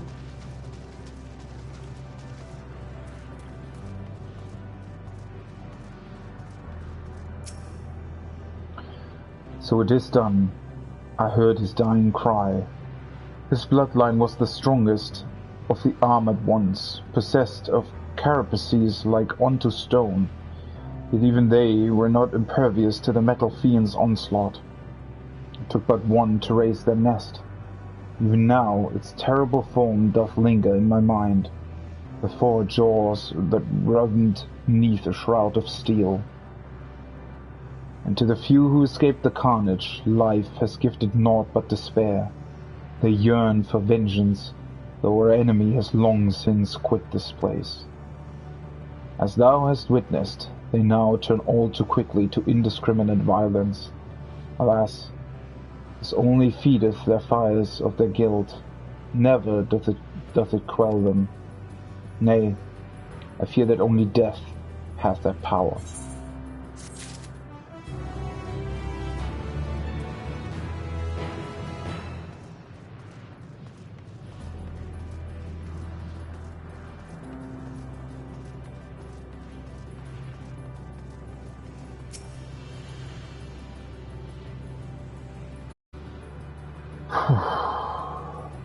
Thou art returned. What didst thou ken?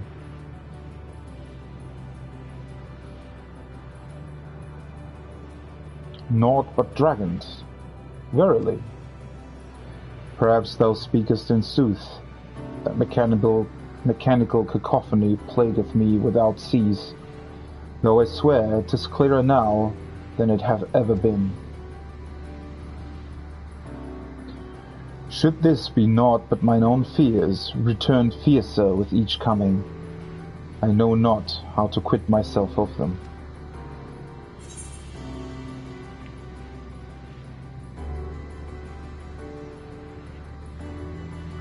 You must embrace your fear to truly understand it.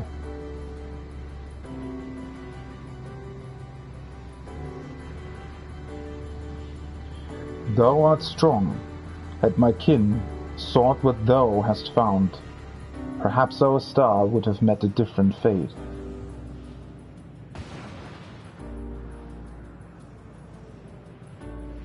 Oh?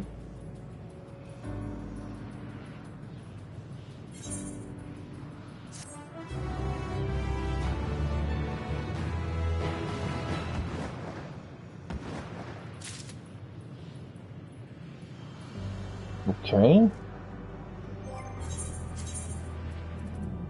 Maybe those words brought him either peace of mind or some form of, I don't know.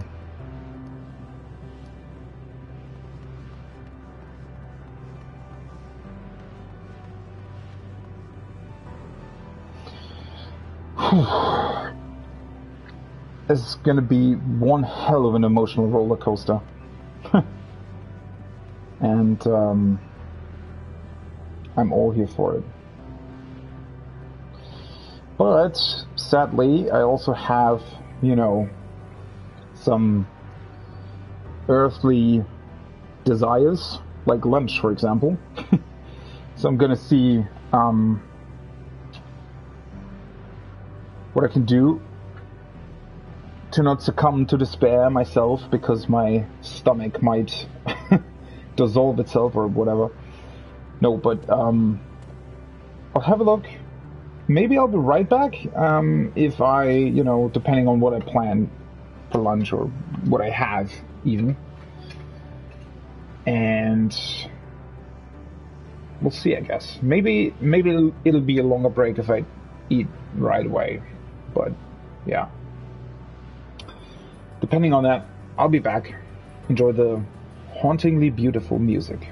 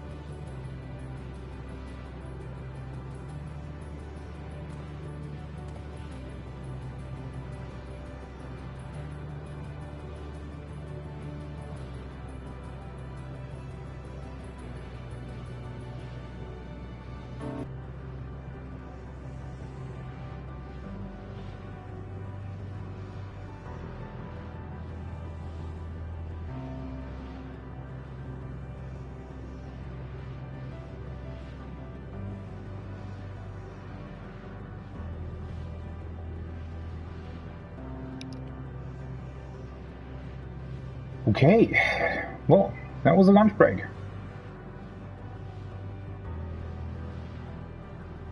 And, you know, just returning to this music already is just... wow. Let's do this.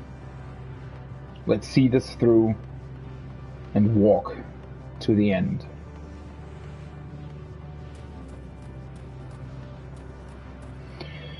Whew.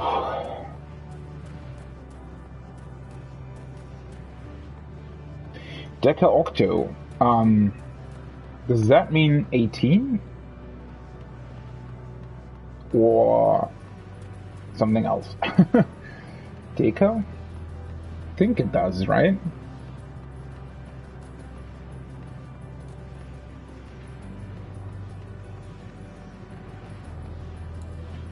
We should be able to reach the wind ether current now, the first one.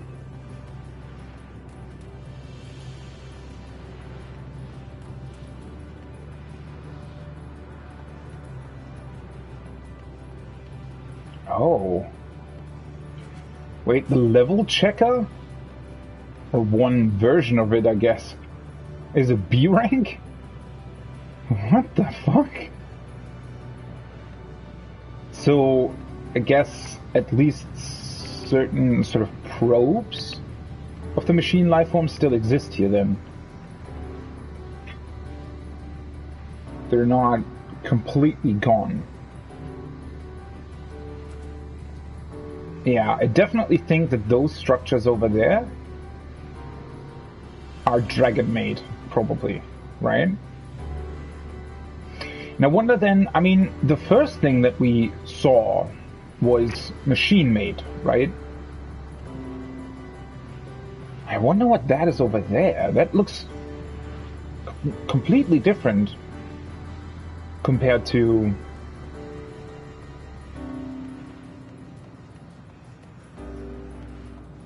everything else, really. What? It's still not here? How far away are these wind ether currents? Yeah, that back there, right? That looks like the dragon's planet. Maybe this is some weird sort of conjunction of multiple erased species? Right. I mean, that's what this could be, right? Sort of a place where either through the dynamis energy harnessed by Meteion or through some other means, somehow sort of multiple, it seems like multiple perished civilizations might have, well, not existed here, but through some means of whatever Meteion might have done, maybe, these specific planets or locations are now sort of brought together in this place, right? And this almost seems like an amalgamation of different things. Maybe those structures over there are not dragon-made? Maybe there's something else entirely as well, and this is just the dragon planet where we're standing right now, or I guess, you know, a piece of that blue planet over there.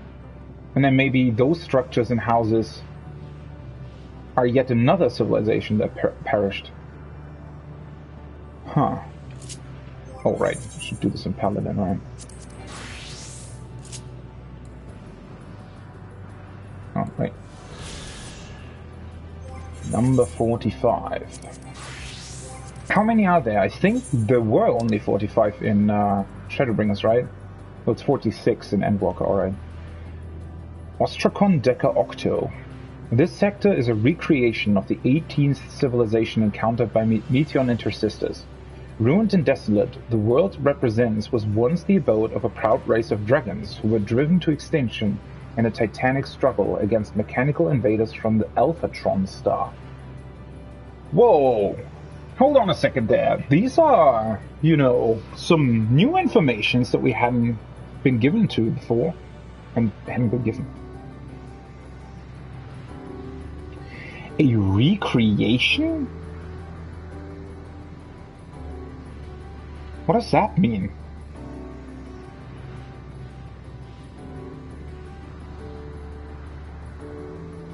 So either Meteion sort of recreated these places to study them further, or she somehow took their Dynamo's energy, or all of their energy, or something, and now they just reappeared because we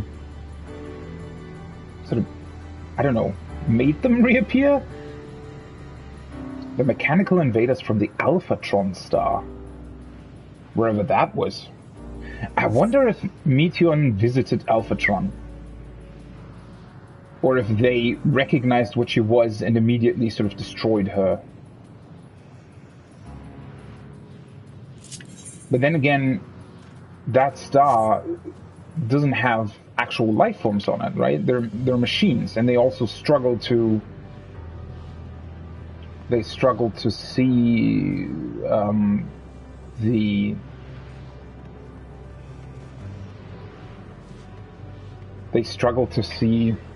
how do I put this? I mean, Omega couldn't understand what was driving us, right? Omega couldn't understand why we were so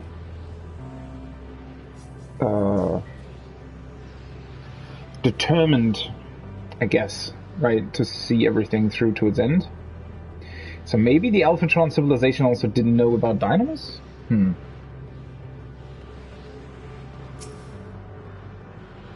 Must this always be the price paid for safe passage? If I had known this place would claim Estinian too, No, it's what had to be done. As by beating of mighty wings doth wind blow, where dragons may ne'er again touch the sky, he and the shade he bore shall soar free. The wind has stayed the fog that covered this island, and the air, it no longer feels quite so stifling. So now we visit another one of these planet pieces? So maybe we truly do visit multiple civilizations. Look there, the wind. This is Estinian's doing, I'm sure of it. We should ride its flow and see where it leads. Indeed we shall.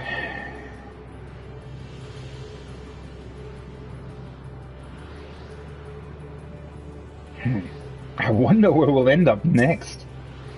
I mean, the Dragon Star we knew about, right? The other ones? Not so much. Whoa. Ostracontria.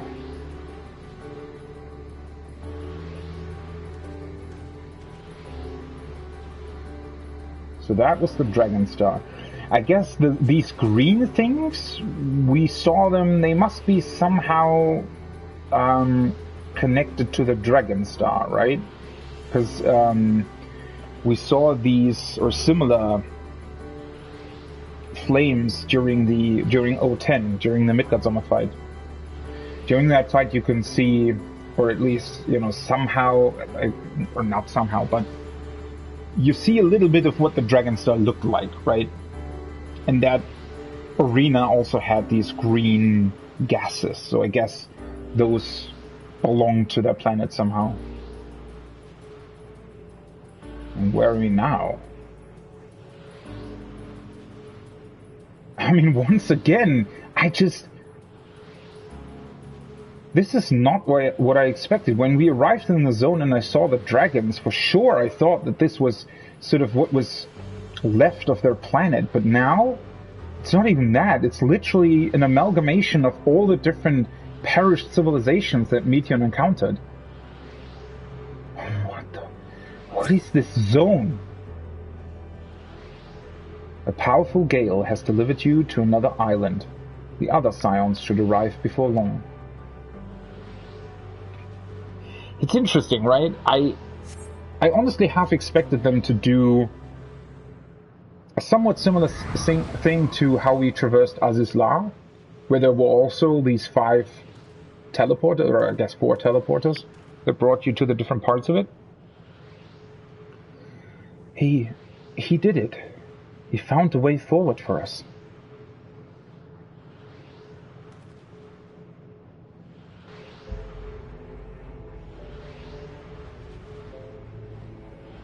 The dragons remain trapped within a prison of their own making, lamenting the horrors of war.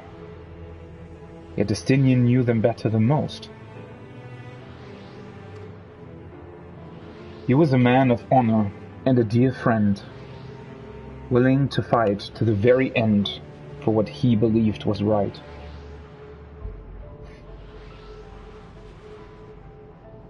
And he's still fighting Alphinaud, just like Thancred. Their sacrifices are why we can survive here, why we still have a chance to stop her. Even in spirit, they're unwilling to give in to despair, and we mustn't either. Alice is right. We must press on, for their sake.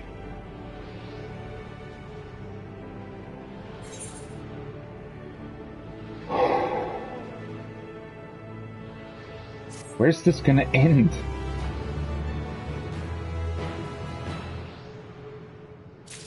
I still... I can't quite believe that they would... I mean, we know that they're not dead, but... what's gonna happen to them? Maybe... I mean... thinking about how we discovered a way to cure tempering... you know, after we saw these blasphemies appear on our world, and you know how often they mentioned that their souls wouldn't find rest, that they couldn't return to the ethereal sea because they were literally dissolved into nothingness. I wonder, right? I sort of wondered whether or not we would be able to bring them back through the Dynamis Force, if we could understand that better, if we could revert that somehow and bring those people back. If that is indeed true and we find a way to do that, then maybe this is how we do. Maybe because we are somehow able to bring our friends back at some point, we would then also be able to bring other people back.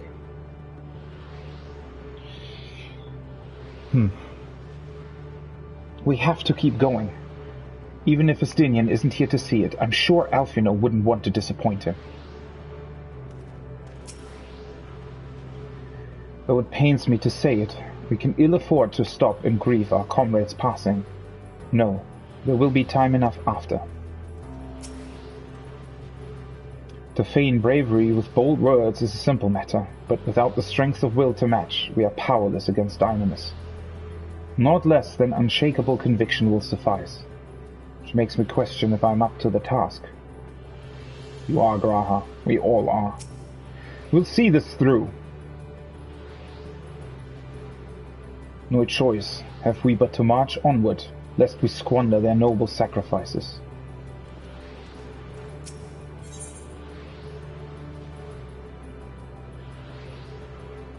Whoa, it gets weirder. Roads paved. And then there's something missing? Sacri ice? Oh, that's supposed to be an F, right? Roads paved in sacrifice, I guess?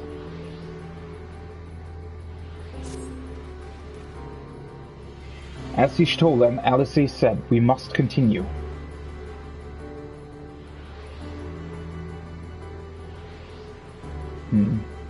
Notice the change in our surroundings. Perhaps this is the memory of an altogether different world. It would be prudent to learn more of it then. Tread carefully, lest we lose our footing in the sand.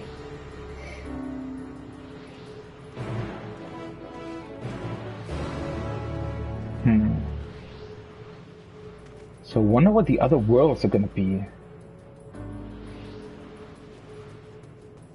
Since the Dragonstar, I mean, really was the only thing that we knew of, right? Ooh, this looks cool! The sand is sort of flowing off into the universe, right?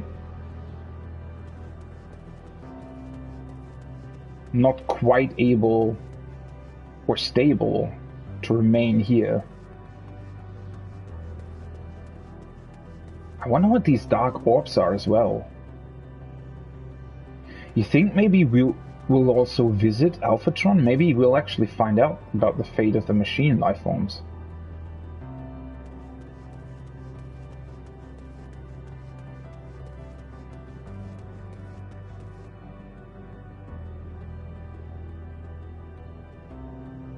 It's such a... Oh! Eh? What are you doing here?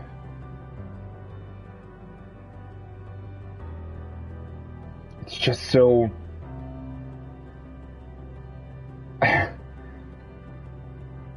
Whatever I expected from this zone, it wasn't this. That they would literally give us the opportunity to visit the worlds that Meteor was talking about. And not one, but multiple in this zone. Okay. The ether current is close. Let's get that first. I want to know how many ether currents there are here. Whoa. Drifting Aya. What are they?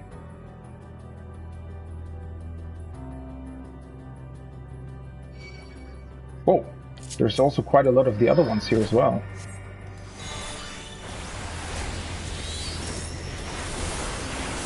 Empty promise.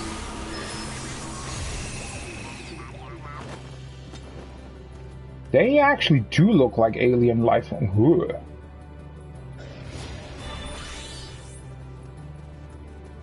They look very, very different from anything that we've encountered so far.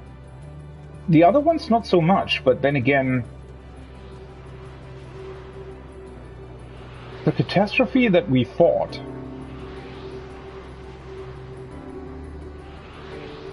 was created by Omega.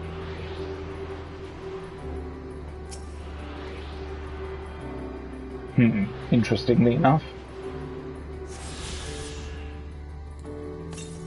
Next one's probably... No, it's not. Oh, it's actually fairly close. Oh, Ultima Thule. So it actually does have the same amount of ether currents as any other zone. Interesting. I half expected them to only do like 5 or something. But then again, maybe the zone is quite a bit larger and more expansive in terms of what places we'll traverse and visit than I thought. You know what? In a way, this does remind me just a tiny bit of this quest in The Witcher 3, which also blew my mind when I was doing it.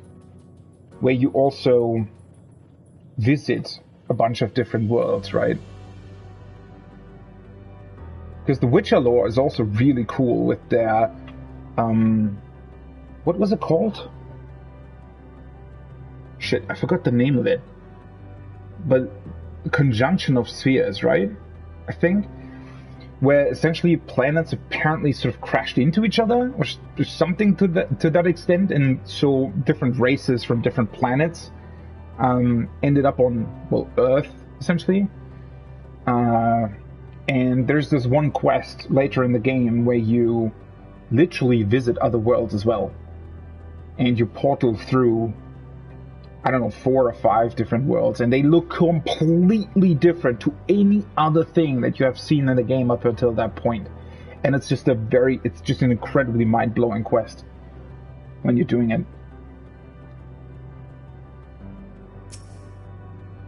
Sand everywhere.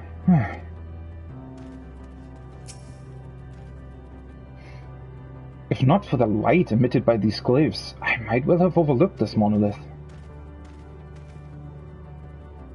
I mean, there seems to be some kind of writing on it, right? Another seemingly barren world. For a mercy, the air is nowhere near stale, but still quite dry. The sand will now no doubt prove bothersome in due time. If you were worried about my vision, you needn't be. I can still see quite well. But, I mean, what Ishtola says here, doesn't this mean that this somehow is also ether? I mean, well, yeah. I guess I sort of answered that question a couple of times already, right? It's... Meteon's dynamis force is incredibly strong here, but that doesn't mean that ether doesn't exist, right? Although I still wonder how exactly this place works, right?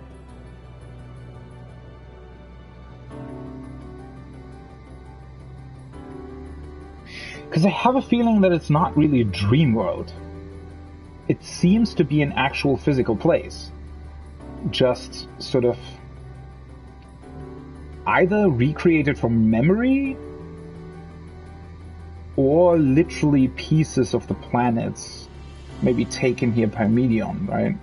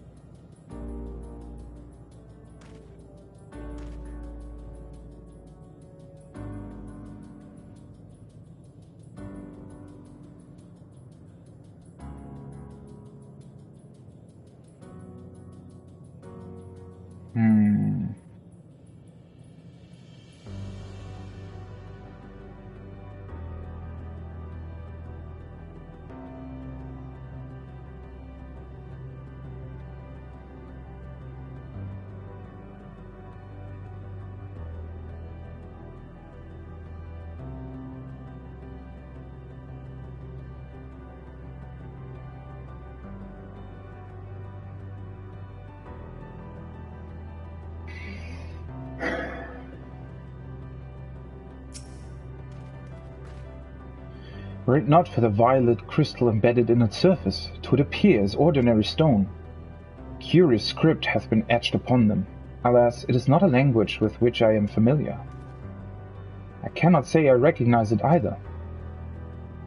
Nor I. The dragons, from what I recall, preserve their knowledge in song and eschew the written word entirely, so we may assume this is the work of another race, one we have yet to encounter. Meteon claimed the dragon's world suffered a slow death, seeking the release of oblivion. What life we find here, like as not, doth wend its way towards a similar end.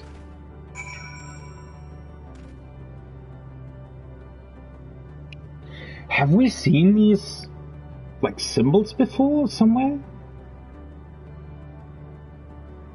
I don't really think so. I wonder how they're gonna, like, are these really gonna be completely alien civilizations to us? Or maybe they interacted with us at some point in the past as well? What do you suppose that is over there? I'm not sure. It's hard to make out at this distance, but its surface seems to bear the same crystals as this monument. Meaning there's a chance we may find whoever built them both. We should go and have a look. Come on. Guess that giant structure over there, then.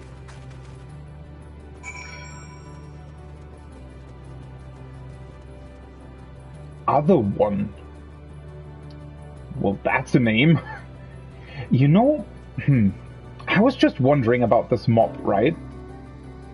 So, the fact that Omega created this thing for us to fight, I guess proves that Omega, or other machines for that matter, encountered this planet as well in their races, right?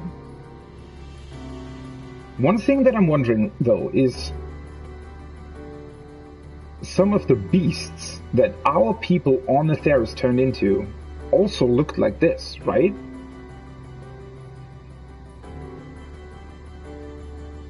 So, I mean, I guess this planet was also maybe I mean, what Meteion does is essentially bringing the final days to races that want oblivion, right? That want to be obliterated entirely. So either the inhabitants of this planet also turn into this thing, or Meteion harnessed the energy, or the negative Dynamos energy from this planet and blasted it at Aetheris, therefore sort of taking this form with her to Aetheris, and that's why the people transformed into a similar being. It has to be one of those two, right? Either Dynamis itself created these because the desperation was very similar, both on Aetheris and here, or these things existed here and Meteion took the fact that they did and blasted, their sort of negativity at Aetheris.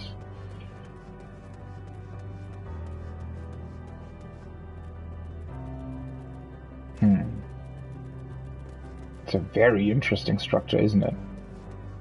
I'm also like, it's definitely hollow of the flesh.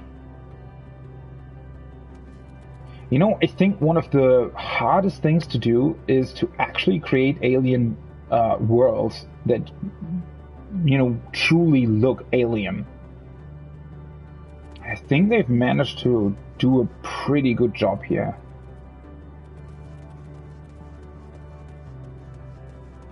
Oh. So these ghost things were the original inhabitants then, maybe?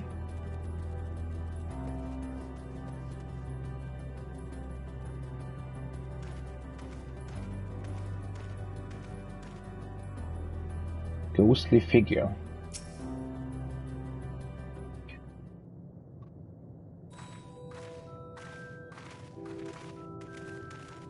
And they have an entirely different music. Or have we heard this music before somewhere?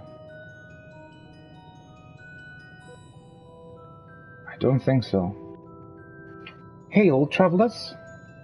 This is a most unexpected occurrence. How are we able to understand it, though? Maybe through Dynamis as well? Oh, hello there. Is this your home? Indeed it is. Forgive me, I had forgotten. An exchange of introductions is expected when first meeting those with whom one is unacquainted. What? What?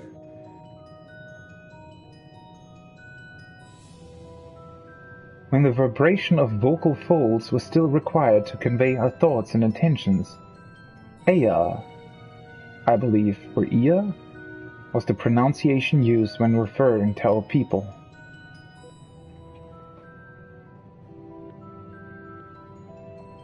What exactly is going on here? Though it is not entirely applicable given our present state, you are welcome to use this appellation. As for nomenclature to address my individual person, I believe it would be pronounced Kofkudge. Oh, that doesn't really help with pronunciation, but alright. Yes, Kofkudge of the Ia. Why can you understand us? What? We have encountered beings that communicate intermittently through thought, but never one that is wholly without voice. I presume we are having this conversation via the medium of ether, or dynamis, as the space is suffused with vast quantities of it. Fascinating in either case. I gather your response to my presence is positive, then. That is well, for there is something I wish to ask of you. Like yourselves, we Ia are ether-based lifeforms. Therefore, it may be surmised that your bodies are of comparable biological composition to those we once possessed.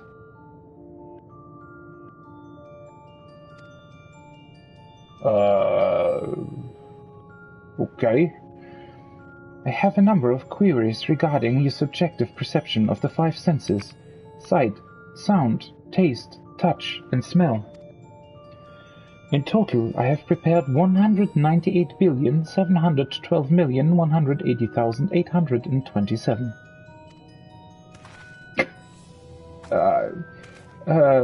That's rather a lot, isn't it? Ah, my apologies. I've omitted a great many details necessary to understand the nature of my request. Though we dispensed with our corporeal vessels long ago, we have rediscovered a need for the flesh, and have endeavored to recreate our erstwhile forms. However, all pertinent records have been lost due to the passage of time. Take, for example, the nervous system. It is well within our power to recreate, but we have no frame of reference for sensations once experienced by our people, which may compromise our ability to interact with our physical environment.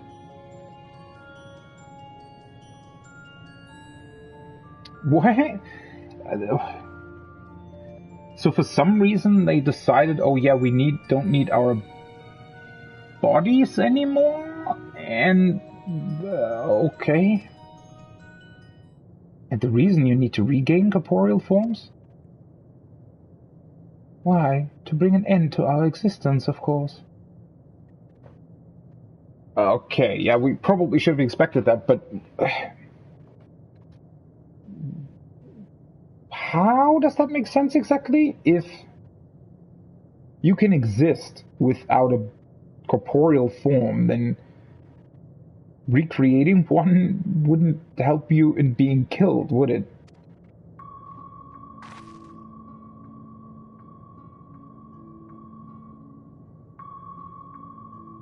Though need is perhaps too strong a word, it would be a simple matter to unmake ourselves through use of etheric exsanguinators? But such death seems inadequate.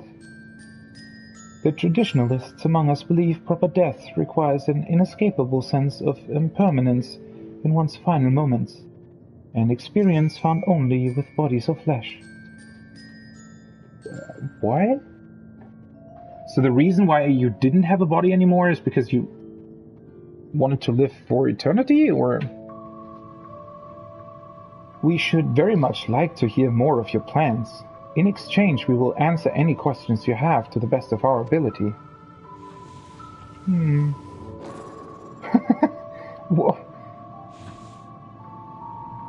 Such an exchange of information would indeed prove useful.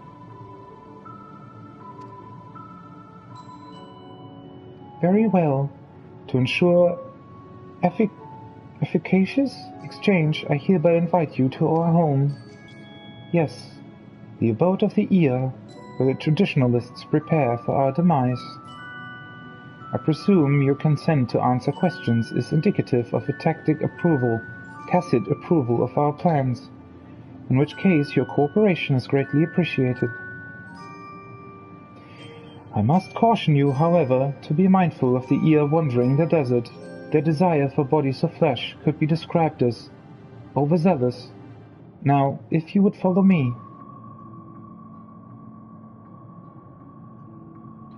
This is going rather smoothly. Not that I'm complaining, mind. Smoothly. I mean, in a way, yes, but also, aren't you, like... What? Even so, you mustn't forget their aim is oblivion, much like the dragons. Though I fail to see why a civilization so seemingly advanced would choose to unmake all they have created. At any rate, we'll find no answers dallying here. Let us be on our way.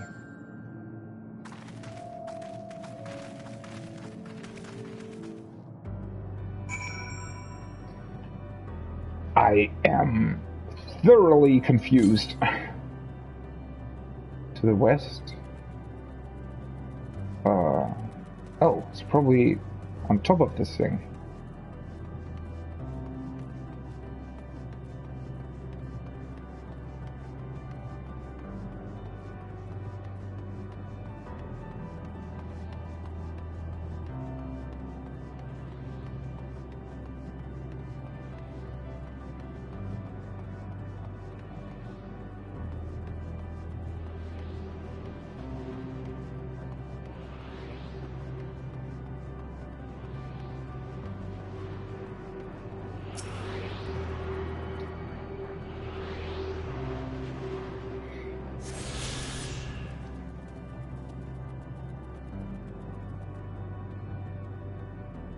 Huh.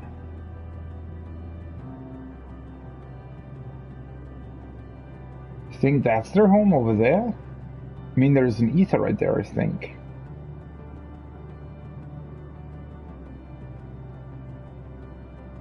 This is just strange at this point, right? I mean...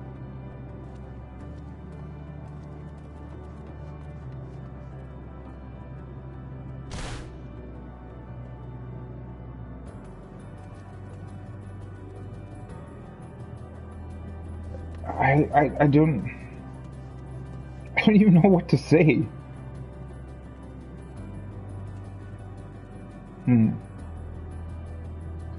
But I don't even understand their civilization or whatever else they're meant to be. Like, given up on their corporeal forms? I mean, I guess if you had the ability to, and it wouldn't really affect anything all too negatively, then I guess I can see that being, you know, logical that you would want to achieve that, or rather want to do that. Ostrakon Tria. Ostrakon. Is that 83 or...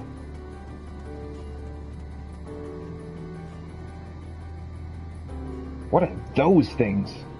Oh, they look like the, They look like the weird beings that you see in the twinning. Shortly before you enter the, like, main reactor thing.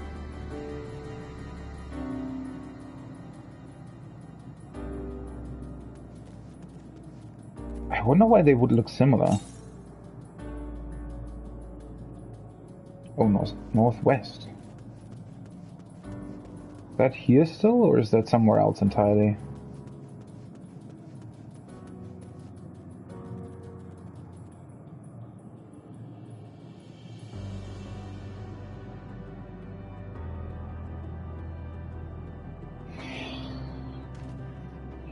Why would these beings be here?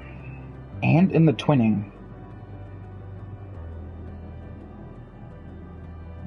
You think there's some kind of meaning to that? I mean, they do look rather alien, but I wonder what their purpose or reason was to be in the twinning. I mean, that was always a bit strange, I guess.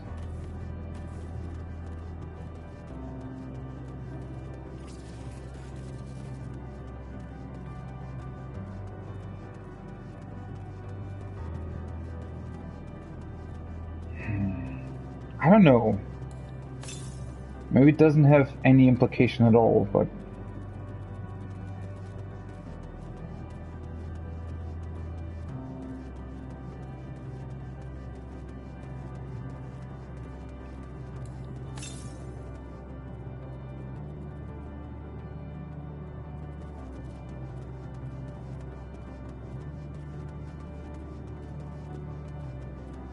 I mean, at this point, this is so, like, truly alien and strange that trying to make connections like these, or trying to figure out why something might have been the case or not, I don't know. Well, it's not like it's entirely, you know...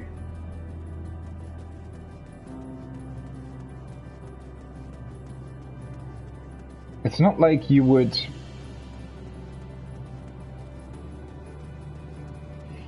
What am I trying to say? It's not like it's not really a fruitless endeavor, right? It's still something you can try to figure out, and I suspect that there might be some kind of meaning behind it, but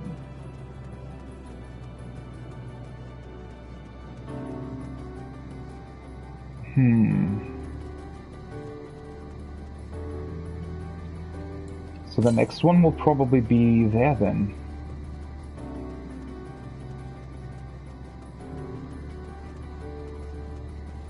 Although, isn't that where I was looking at the beginning? I thought it was a sun or something, but maybe it's not. Maybe it's also another planet that was destroyed. Like the, you know, the glowing orb in the background. Wait a second. Whoa! What is that?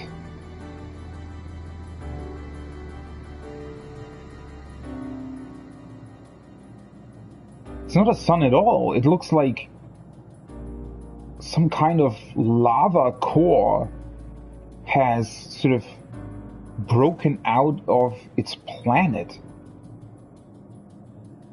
Whoa. That's a really, really weird design, to be honest. That looks so... I've never seen anything like that. Like a planet that has been sort of ripped open, but at the same time not seemingly not really destroyed, but rather almost as if the planet itself was some kind of liquid. And seemingly its core is sort of leaving it.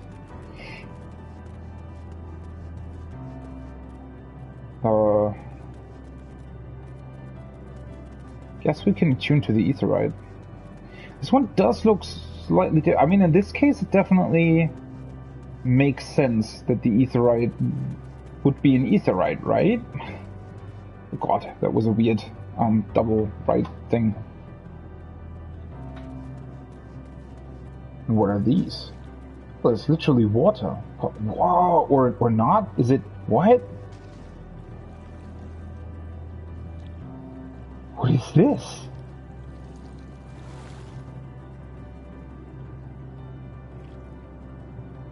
Looks like some kind... It looks like it's gel or something.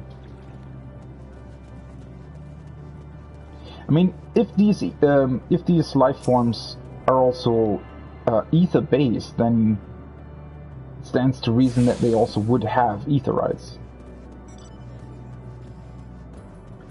Though it still doesn't fully explain why there might be aetherites here. Or rather, why we're able to just use them.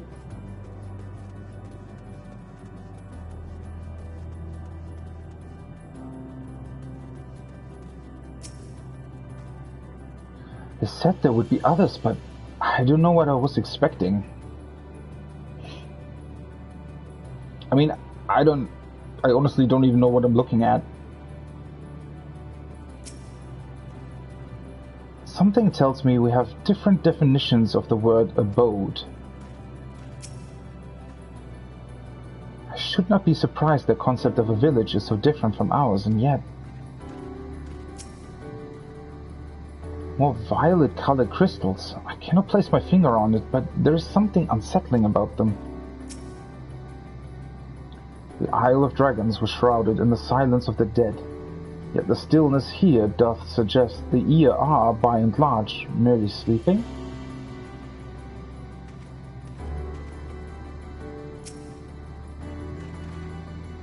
Welcome to our abode. Most of our compeers, you will find, remain idle in their domiciles, though your quizzical expression indicate my phrasing is unclear. I speak, of course, of the violet crystalline constructs hanging from the stone structures there. You say they remain idle, but what if you work to regain corporeal bodies? An astute question, and understandable given your finite nature. We have no desire to pursue our research, for it is no longer necessary. If, in our idleness, we are struck by sudden inspiration, we rise to pursue said inspiration to its conclusion. That is why I was present for your arrival, and why I continue to engage with you still. But while the others are not currently in a motard state, rest assured they would not object were you to disturb their respite. You need only cast your thoughts towards one of the crystalline domiciles to communicate.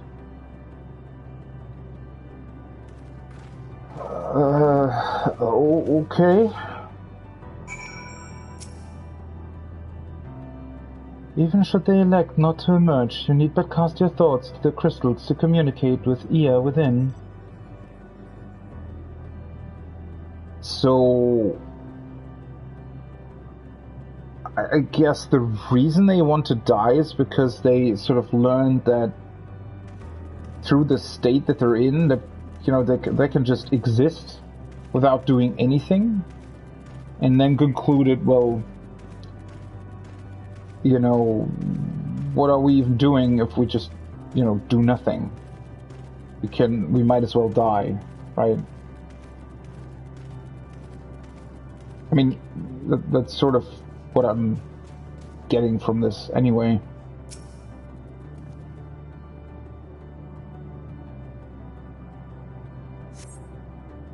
You cast your thoughts towards the crystalline domicile, but there is no response. Okay.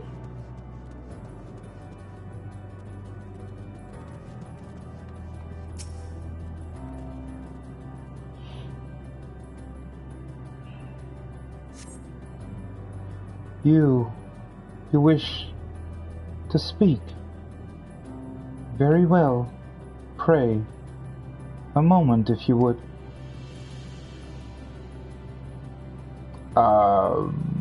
Moments, probably a couple of thousand years in their lifetime. I wonder what these lines are supposed to represent then. Maybe these are sort of their way to communicate with each other?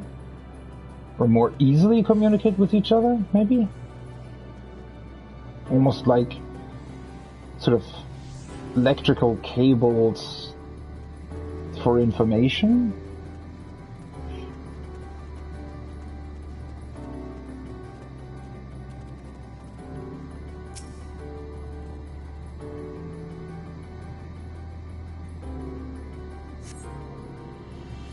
Why we seek our end, you ask?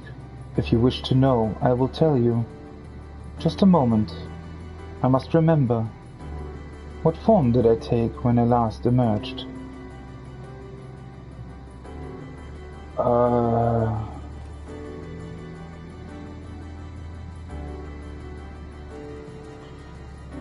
Have they maybe also forgotten everything because they've been idle for so long? Despite my best efforts, mine overtures have elicited no response from this crystal. I can but assume its resident sleepeth most soundly, or so I hope. Yeah, it sort of seems like they maybe, I don't know, they've been just idle for who knows how long, and now they've either forgotten everything or just don't care anymore. But then why die? Why not just stay in the state? I mean, does it really matter in the end? If I heard correctly, the ear within this crystal says it will emerge from within shortly. Do you suppose they all appear as Kovkuduk does? How the hell are you supposed to pronounce, like, really?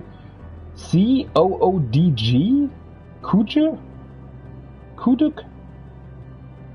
Kuja? Kovkuduk? I have absolutely no idea. Oh, there's also, like, spider forms of these weird creatures.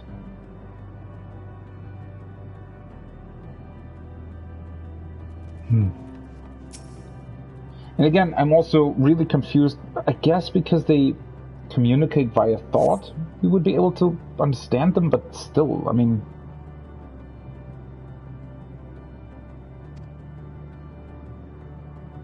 The strange moaning comes and goes, but soon fades into silence. Oh, I didn't even read... okay.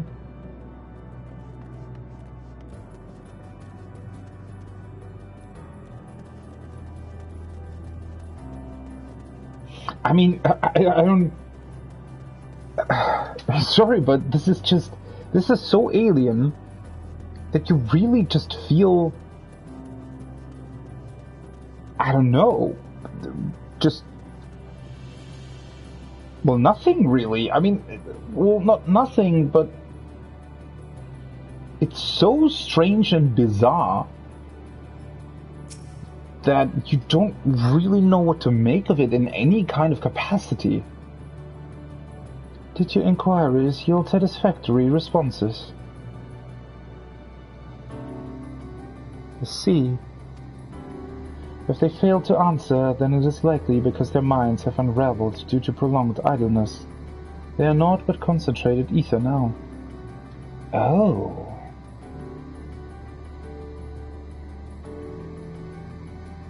Interesting. It's the most interesting part about this is how closely they actually will not resemble us, but how closely they're linked to sort of our understanding of ether. I mean, I guess ether as matter or a force in the universe would be, equal everywhere. I mean, that's, again, the same thing, like most stars that we know of in the universe, I'm talking about the actual stars, the suns, right, work fairly similarly to our sun, right? Obviously, there's also, neutron stars and stuff like that, but overall, their sort of general function is the same across the universe. So that ether would have the same function here as well makes sense, obviously, right? And what they've done is essentially they've turned themselves into purely ethereal beings, shed their corporeal forms, but then because of that, because they didn't really have anything to do anymore, I guess, they just remained in this form and slowly sort of, I guess, combined with the ether of the environment, and now they're just literally crystals. What a weird thing, right? Worry not, there are no others who have need of those lodgings, and they will not prove a hindrance to remain as they are. But more importantly, you said some few did answer your request for an audience, yes? I imagine they will be with us ere long. Will they? Sort of sounded like that could take a couple 100 years. God, the quest names really get weirder and weirder by the minute. Flash Abandoned, I guess.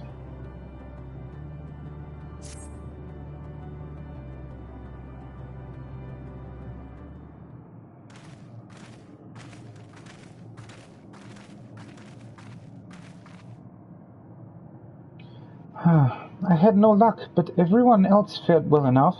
Quite a few Ea have awakened. Ah, there they are. Oh, they actually did awaken. Huh. May I introduce to you La Iark, Du Dig, and Ne Netge.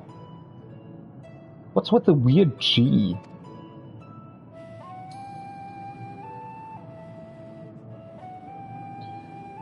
It has been too long, Kovkud. I dare say Sadra 4 has since completed an orbit. Sadra 4? Indeed. Until the travelers brought it to my attention, I hadn't noticed how unraveled some had become. Travelers are of course, the ones who wish to know why we seek to regain corporeal forms.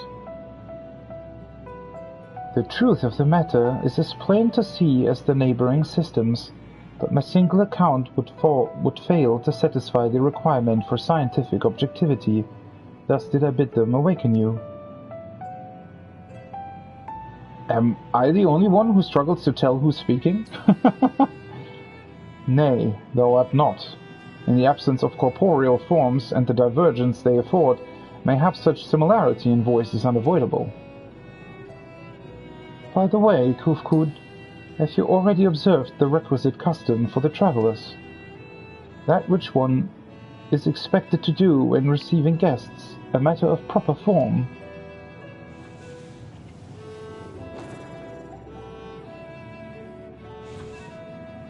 Ah yes, so long has it been, I had completely escaped my mind. It still does. What was it again? I can't seem to remember. What's with this weird head thing that they are doing? What's that supposed to mean? Neither do I. Pity, I was hoping you would. Perhaps we can search the archives for the answer. You have archives? Come now, Ninny. The archives have long been frozen, lest we subject ourselves to further dollar. Surely you recall that much. What? Ah, of course. Food. The custom is to serve food. Beings of flesh, such as they, must regularly replenish their ether. By contributing to their replenishment, we communicate our friendly intention. That's right, that's right. I don't expect them to have food that we would like. We duly invite you to join us in communal repast, after which we may engage in leisurely conversation. If we leave a chance to learn something, then I see no reason to decline. We have. What? Excellent. If you wish care to follow. What the hell am I reading? If you would care to follow, we shall feast you on the purest ether. That sounds like we're supposed to be eating crystals or something. What the hell?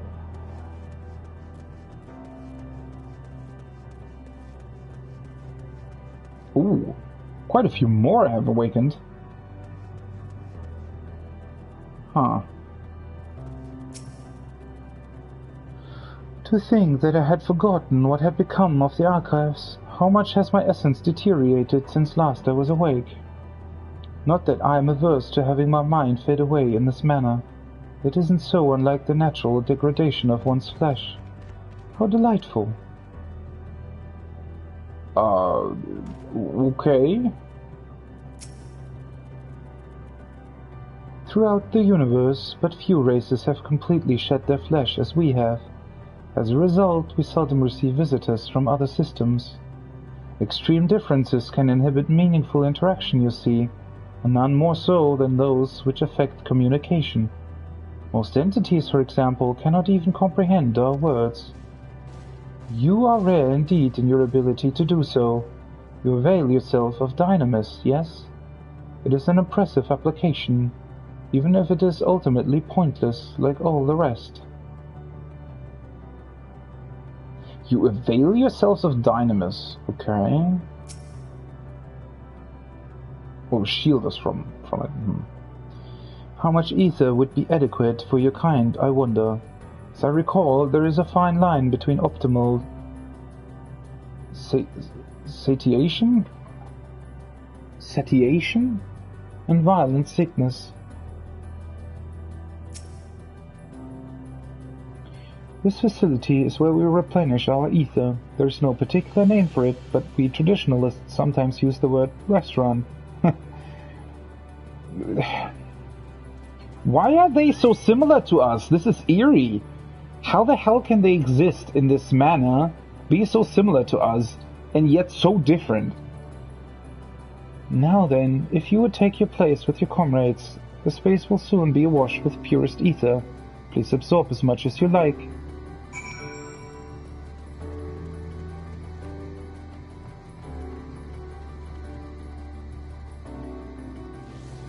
Ooh, the ground is different here.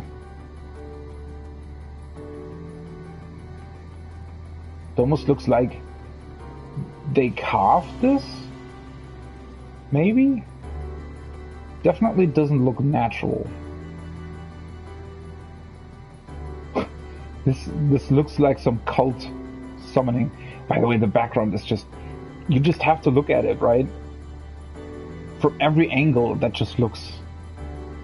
incredible. We were told to stand wherever we like. This strikes me as less of a meal and more a ritual. Yeah, it really does. I don't know how smart it is to just be, I don't know, blasted with pure ether from them. Judging by the construction of this facility, it would seem the ear directly draw upon the ether. It does seem like that. Ether, they said, but I can't help but feel a bit nervous. Yeah, I don't know if this is... if we should just willy-nilly go through with it. If they are thus able to replenish their ether, the loss of vital sustenance isn't like to be the cause of their demise. Yeah, it's their idleness, I guess.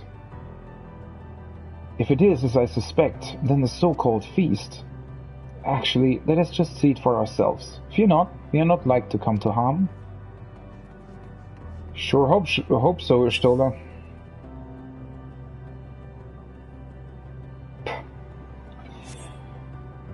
You brace yourself for a rush of sweet, sweet ether, but nothing seems to happen. Perhaps you need to wait a little longer.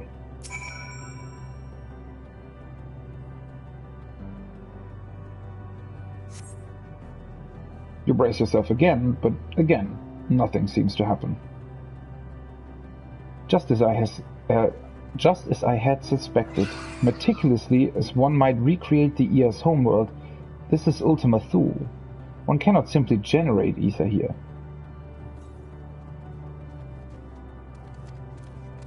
As recreations, our friends are oblivious to this fact, to the very truth of their existence, much like the phantoms of the recreated Amarot. So, Wyatt? I really still struggle to understand this place. So this is truly a recreation, but what is it made of? I mean, the recreated Amarot, while being, well, recreated, is still something that was physically made by Emmett Selk. Something that existed, you know, as ether, obviously, but in that way was very, very close to, well, everything else on the planet, really. Just that it was, I guess, pure ether.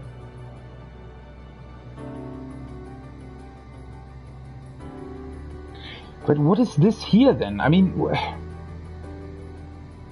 what is this world made out of? Because if it would be made out of dynamis purely, then how are we here? However appearances may seem, we must ever be mindful that it is the memories of the dead with whom we deal. Is it?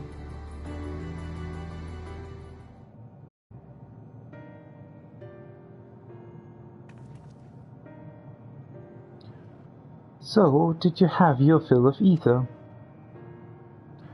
Alas, we couldn't absorb it. A deficiency in our forms, it would seem. Oh, how very unfortunate. May I ask how you normally replenish your ether?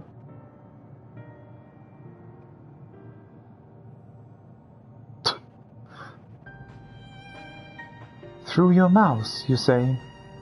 How very primitive and quaint. To think that their mouths serve not only to expel sound, but to draw in sustenance besides. Such life forms have long since vanished from our systems.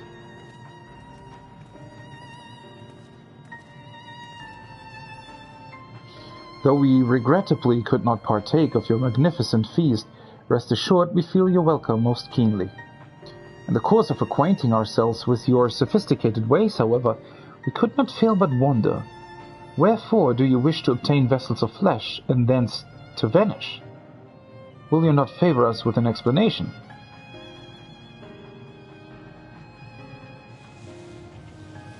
Your flesh and blood beings are always so hasty. It does have its charm, however. Very well, we shall indulge you. In the beginning, the Ea yet possessed corporeal bodies. Our ancestors dedicated themselves to the pursuit of knowledge and technological advancement. By transcending all limitations, we believed we would eliminate sorrow and abide in true happiness. Oh, yeah, these are definitely the planets that Meteor was talking about.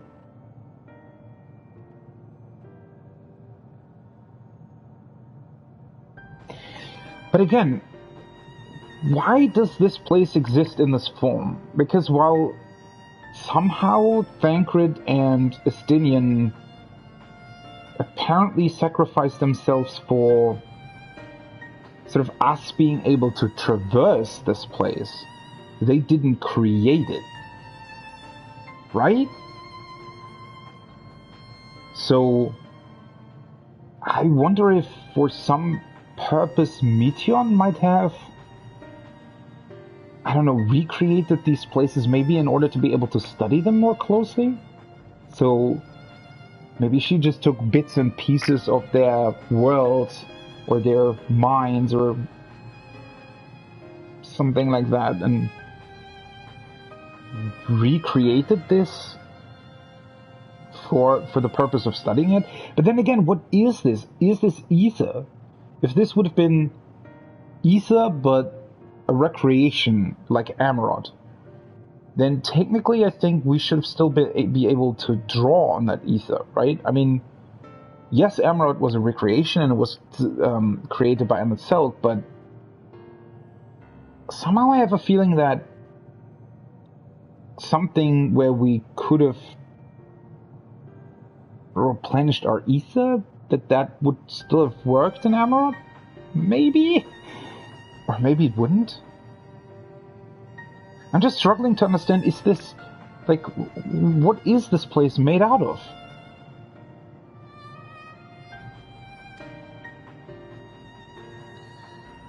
From the tangible, such as land, to the intangible, such as labor, there exist myriad hindrances to progress, but the most confining of all was the flesh itself. Our natural lifespan was distressingly middling, you see, too short to enjoy unhurried lives, yet too long to be considered disposable. Furthermore, to simply maintain the integrity of our bodies demanded considerable resources.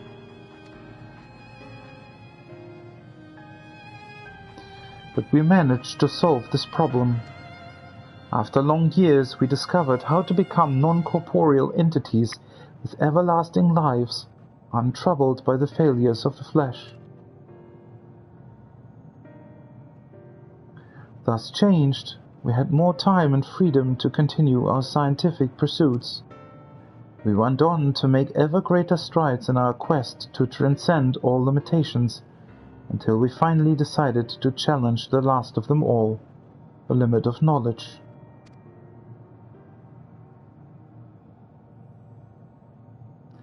That is to say, deciphering the laws of creation.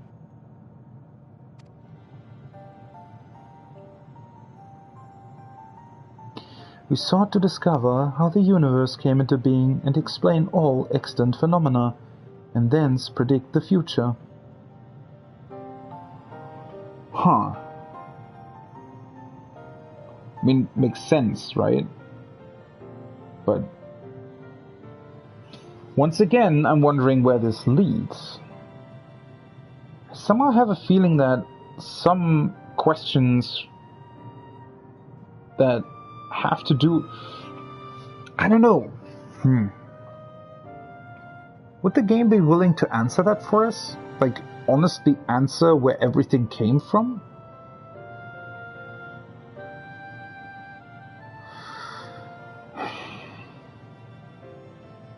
Because considering... But then again, compared to these life forms, even the Ancients and Amarot didn't seem all too advanced, right? I mean, they certainly didn't think of shedding the flesh, I guess. If we could but achieve this, we believed that we would be free from uncertainty and anxiety.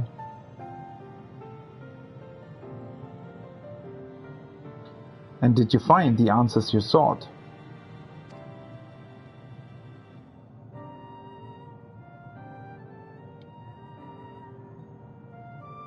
Yes, we did. Our efforts revealed to us a fundamental truth. Knowledge of said truth is essential for the continuation of our conversation. If you would learn more, we will share it with you. No, we mustn't. Primitive as they are, it would be unspeakably cruel to deprive them of their ignorance. They are possessed of corporeal forms, their lives readily ended. As those who have gone before, it is not our duty Is it not our duty to warn them? What thinkest thou?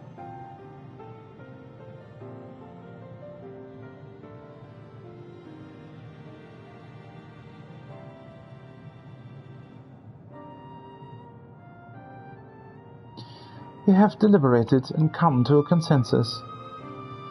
If you are resolved to know it, we will disclose to you the truth we discovered, the truth of the universe. I have a bad feeling about this. Seek us at the stone pillars just outside the bounds of the abode, a place called Eligea. Okay.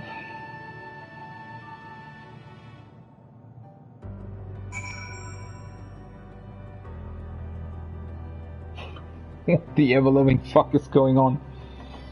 The truth of the universe?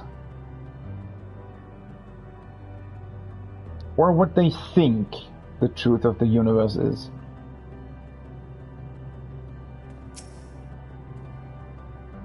Like her master, Ishtola seeketh the truth of creation. How will the truth of the ear, who uncovered all only to desire the end, fall upon her ears?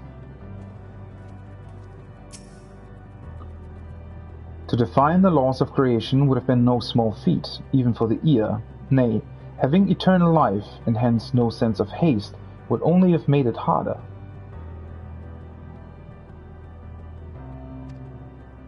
Such tremendous drive for knowledge they once must have had, and I struggled to reconcile it with the listless beings before us. Whatever answers they found, it did not bring them happiness. Well, I mean... if they truly found sort of... I wonder, right? I mean, a lot of what we do as humans, we also have this drive for knowledge. Obviously not everybody, but we as a race have that drive for knowledge. Otherwise, we wouldn't continually be, you know, inventing new things. But I do wonder if at some point we were able to truly understand how everything works, like literally everything.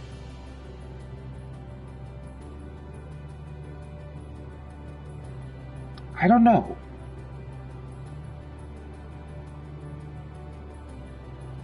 Wouldn't that sort of mean that you don't really... I mean, you... at that point you really have no reason to live anymore, right? In a way.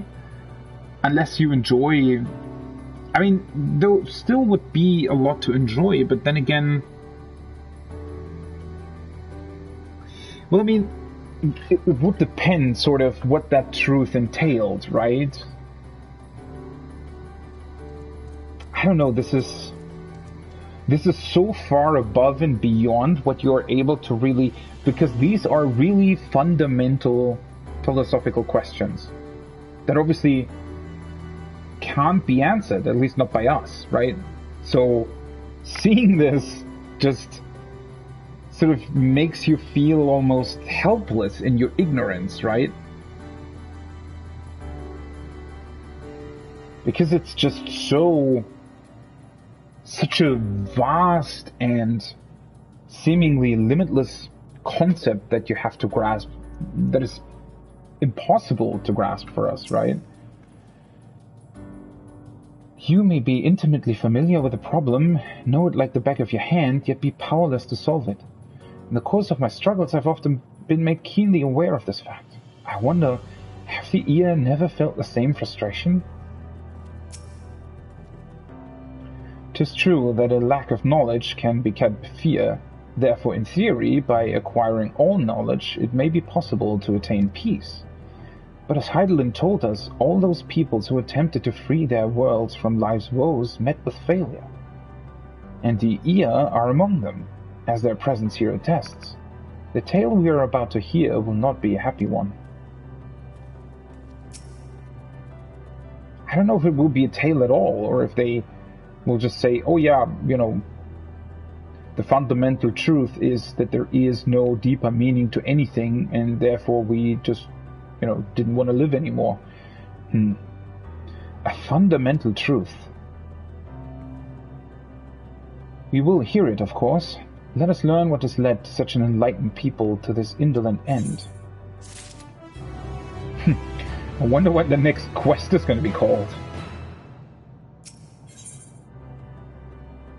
Where knowledge leads.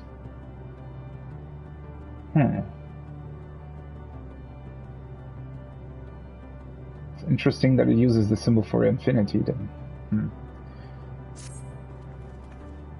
Ere we join the ear, there is one trifling matter I would fain investigate. Might I trouble you for your assistance? But of course. My thanks. We shall head outside the abode, if you would kindly follow me. I know not what mischief you are plotting, Oriange, but I trust you have our best interests at heart. The rest of us shall go on ahead to Elegea. Lest you worry, we won't start without you.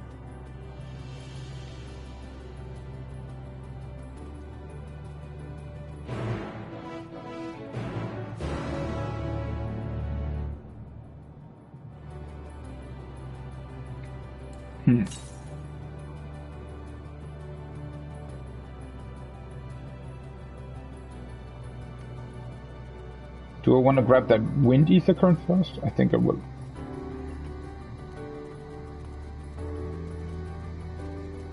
This is...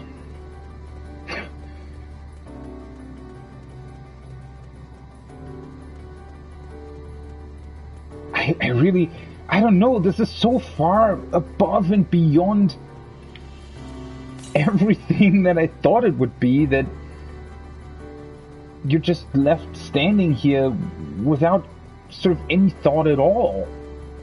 It's almost like it's sucking your thoughts out of you, because every time you try to think of something that this might mean, it's immediately sort of,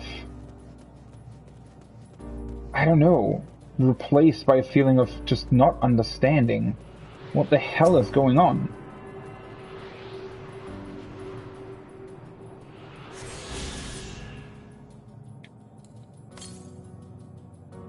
The east.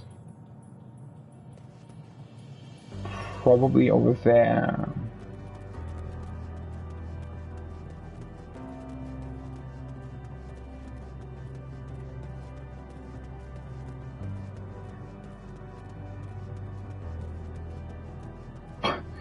This is such a wild area. I didn't really expect anything of this, because I just wasn't able to think what this might be, but this still is so different to what I don't know, thought this game would do in general. I mean,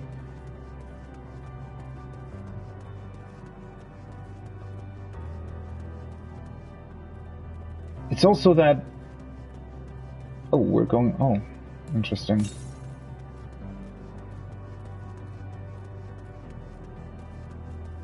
I guess this whole thing, right? This whole area, just the way in general that it...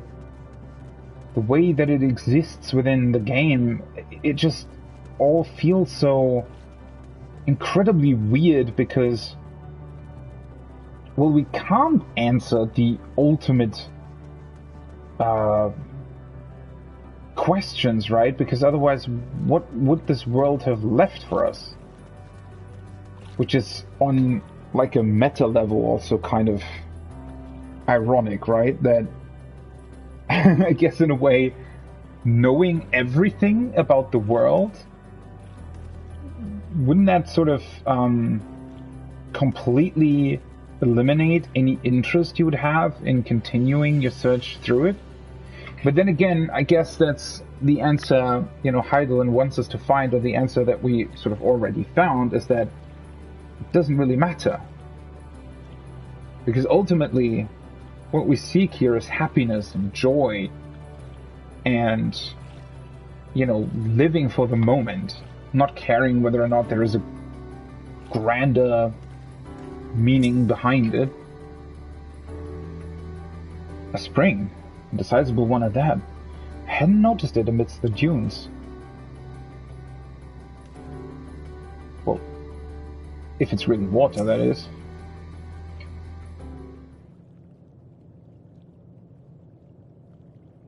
Aye, this place shall serve. This spring, is it a spring that you wish to investigate?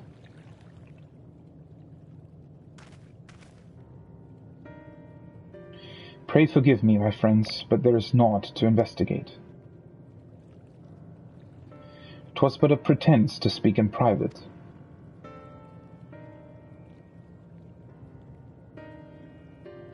You have our undivided attention.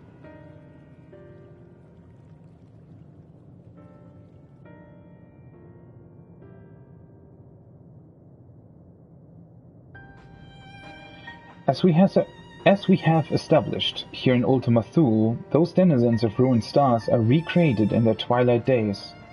Yet one question does arise in my mind. So faithfully formed are the simulacra, they believe themselves yet amongst the living. How dost thou suppose this is possible?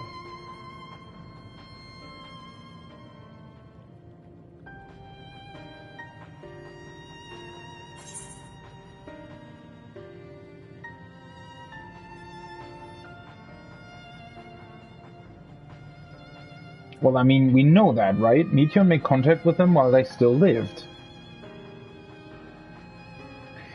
I mean, she said as much. In the beginning, she said she found all kinds of planets that, had no life left on them, but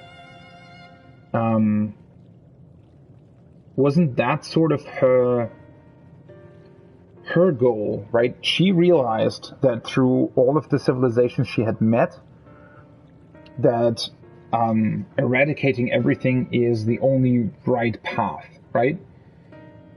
So all the civilizations that she met that didn't perish before, she sort of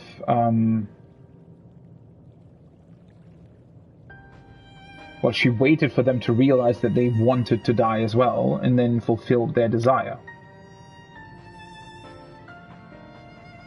Although I wonder whether or not she might have made a mistake, or rather might have sort of prematurely assumed that and destroyed all these worlds even though they didn't actually want to die?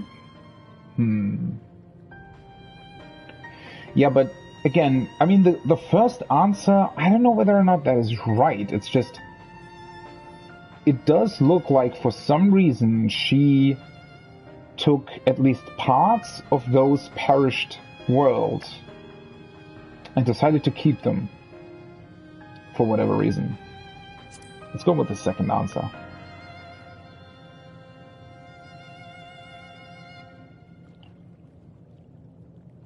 Of course, she must have visited the stars of the dragons and the ear before either race perished in their entirety.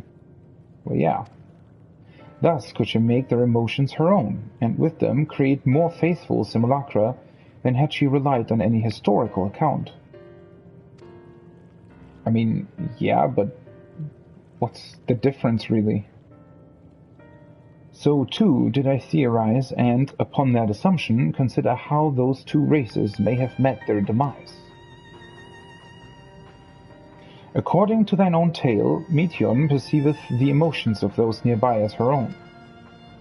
A heightened sense of empathy intrinsic to her nature as an entelake. In the course of her starfaring journey, if she encountered beings who strongly desired a cessation of their existence, she would be powerless before that desire. Which is also, didn't she say as much? When she talked about, I think it was the last planet that she mentioned in the first cutscene where she made connection to, or where she told us that the report was finished. She said that one of her entities self-terminated. Because I think they wanted to know why the others wanted to die as well. Even as she possesseth the power to grant it, the power of Dynamis. 'Tis my supposition that, overwhelmed by their longing for death, Meteion did unleash Dynamis and ushered the dragons and the ear unto their doom. I mean, yeah, she said that, right? Didn't she literally say that she wanted to bring oblivion? I mean, that's why she turned into this black and white version of herself. But that doesn't change the fact that these races wanted to perish before, does it? Just she wanted to help them along as much as she wanted to do that with our race, right? Of course, such was not always the outcome. Full many stars did she find already lost to ruin. In order to create a terminus, however, fervent desire for the end is essential. Therefore, should you struggle to find the way forward, pray ask yourselves this: in the place where you stand, whose is the soul that yearneth most desperately for oblivion?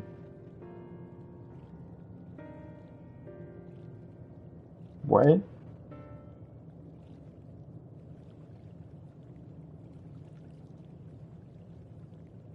Why do you tell us this now? Did I miss something?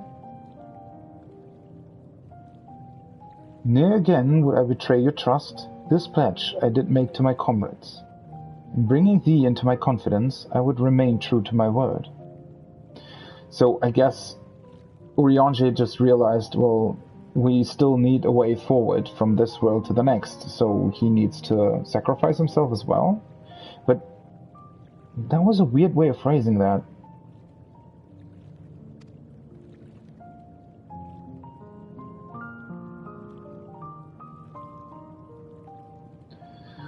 As for thee, let us consider it my fitting reward for the secrets I harbored for the Crystal Exarch.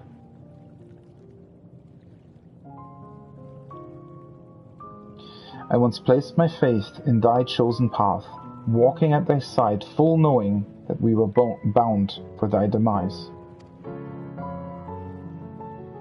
I ask now that thou returnest the favor and abide in faith, as I fulfill mine own destiny. If you say my debt has come due, how am I to refuse?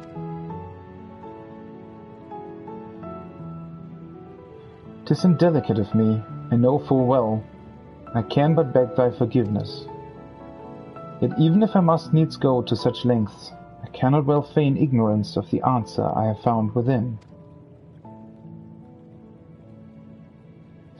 The answer to the question, in what moment might I stand strongest?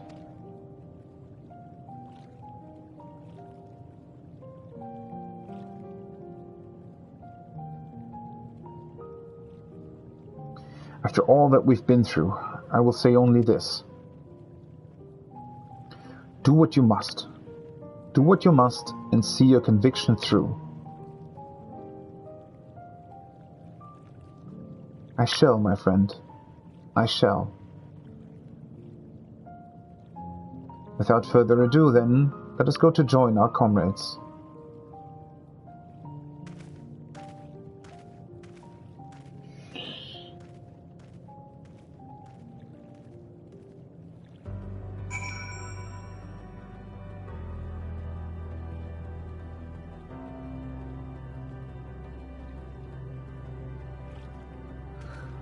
So now we're losing the next of our comrades, huh?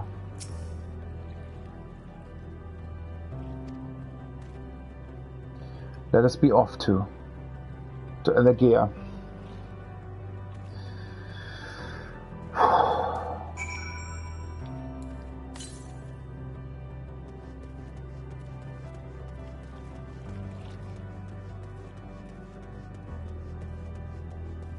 I'm still struggling to sort of understand what he mentioned before, but I think he was trying to say that, well, you know, we need to find a way forward. And that this, whatever this revelation might potentially be, that would be the point where we have to sort of interject and think about where we go next. I could just look at it again, but what did he say? So faithfully formed are the simulacra, they believe themselves yet amongst the living. How does those suppose this is possible? You must have visited the stars, you could make their emotions your own. So too did I theorize, and upon that, consider how those two races may have met their demise. According to their own, Meteor perceiveth the emotion in the course of a star. She encountered beings who strongly desired, even as she possesses the power to grant it the power of dynamis. 'Tis my supposition that, overwhelmed by their longing for death, Meteor did unleash dynamis and ushered Such was not always the outcome. For many stars did she find all reside. In order to create the terminus, however, a fervent desire for the end is essential. Therefore, should you struggle to find the way forward, pray ask yourselves this. In the place where you stand, whose is the soul that yearneth most desperately for oblivion?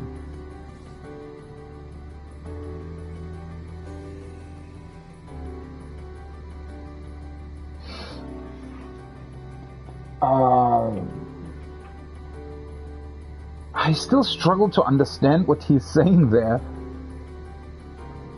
Should you struggle to find your way forward, pray ask yourselves this. In the place where you stand, whose is the soul that yearneth most desperately for oblivion? But why? Is he saying that he also wants oblivion for himself?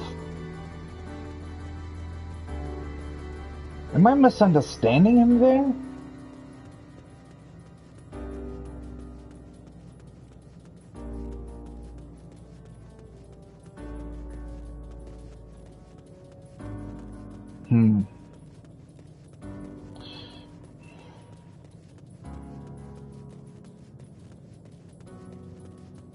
I have a feeling we'll lose Ishtola too, right? And then Graha, Alice, and Alphino will be the ones left.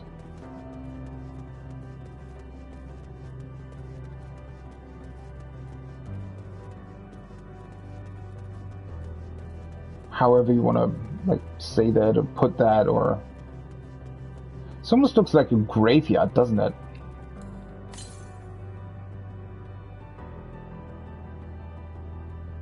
Still a bit off. I understand you've taken care of business. If you are ready to begin, then so are we. While we waited, we mentioned our star situation to the ear. They nodded sagely, or something to that effect. Come, let us hear the ear's tale and learn what caused such enlightened beings to crave nihility. Don't mind me. Oh, you are here already? Your comrade said you would be late. Would seem your star too has been plunged into a panic-induced cataclysm. We hope that our tale will not serve to exacerbate it. Your companion in front, the one called Ishtola, she seems the keenest to learn the truth. I pity her. We have prepared for our recounting to facilitate comprehension. The information will be simplified to match your primitive minds. Thank you, I guess? Seems everyone is accounted for. Shall we then? Oh boy. Please continue. Tell us about this truth you discovered. Very well. Ooh. Bear in mind, however, that the purpose of this conversation is not to impart scholarly knowledge, for such requires that you comprehend the subject matter, which you will not. We will forego the intricacies of our scientific methodology and deal only with the conclusion, the end of our society and our world. We acknowledge, with regret, that your star is in the midst of the same panic-induced cataclysm that befell Deneb 3. As such, in order to avoid causing undue distress, we will refrain from explicitly stating how much time you have remaining.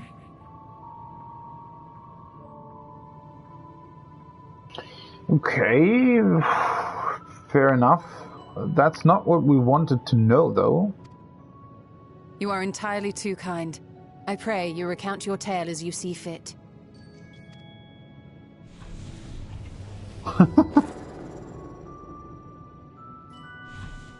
In the beginning, the universe was but a tiny particle. Then suddenly, this particle began to expand. So... well, yeah, I mean, it is our universe, right? Having remained entirely in the bounds of your star, the phenomenon may be difficult for your kind to grasp. But this expansion has since continued unabated. Yeah, that's the Big Bang, but they also don't seem to know why it happened. Speculating that the universe could not grow indefinitely, we sought to learn what might occur, and made a worrying discovery. The stars will continue to spread apart, as will their finite thermal energies. And at some point the universe will just go dark, yeah. We actually know that. At some point the universe will just be dark. Either because all suns have burned out, or because the expansion of space will be so fast and you know, push everything so far apart that you wouldn't see anything. Because the light, the information literally would take longer to reach you than the space in between is expanding. Eventually, all heavenly bodies will grow cold and freeze. No new stars will be born, and the universe will enter into an eternal ice age.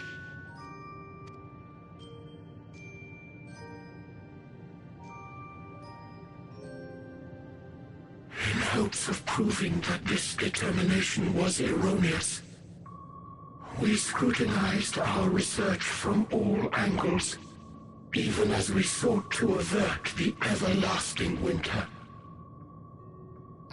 You know what? I don't really want to say funny about this, but these beings could literally be humans. Just, I don't know, 50,000 years in the future or something.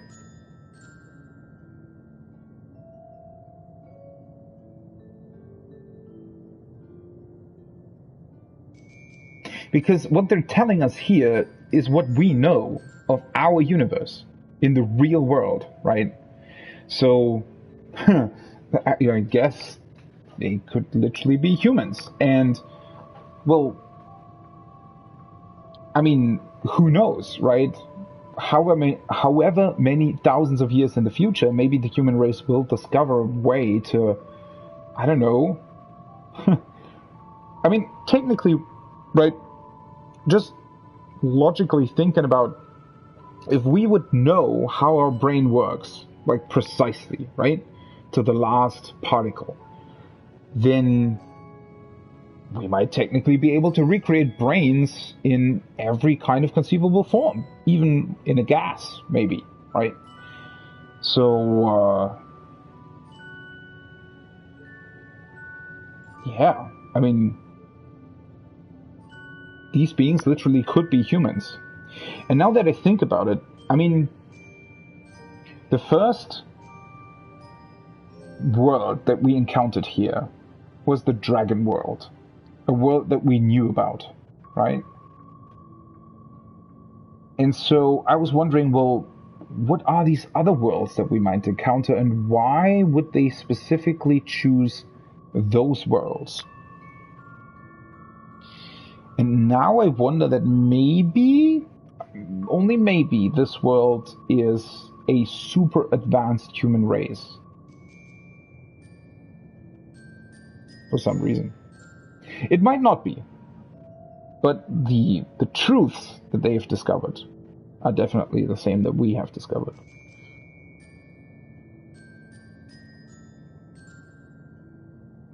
The endeavor proved fruitless.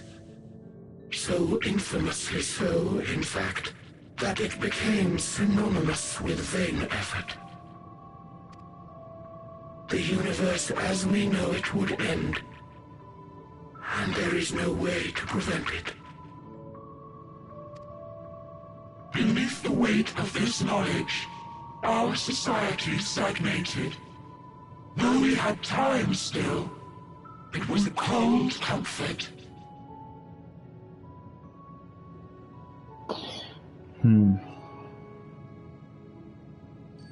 I mean, I guess the one thing that we can't quite grasp is, you know,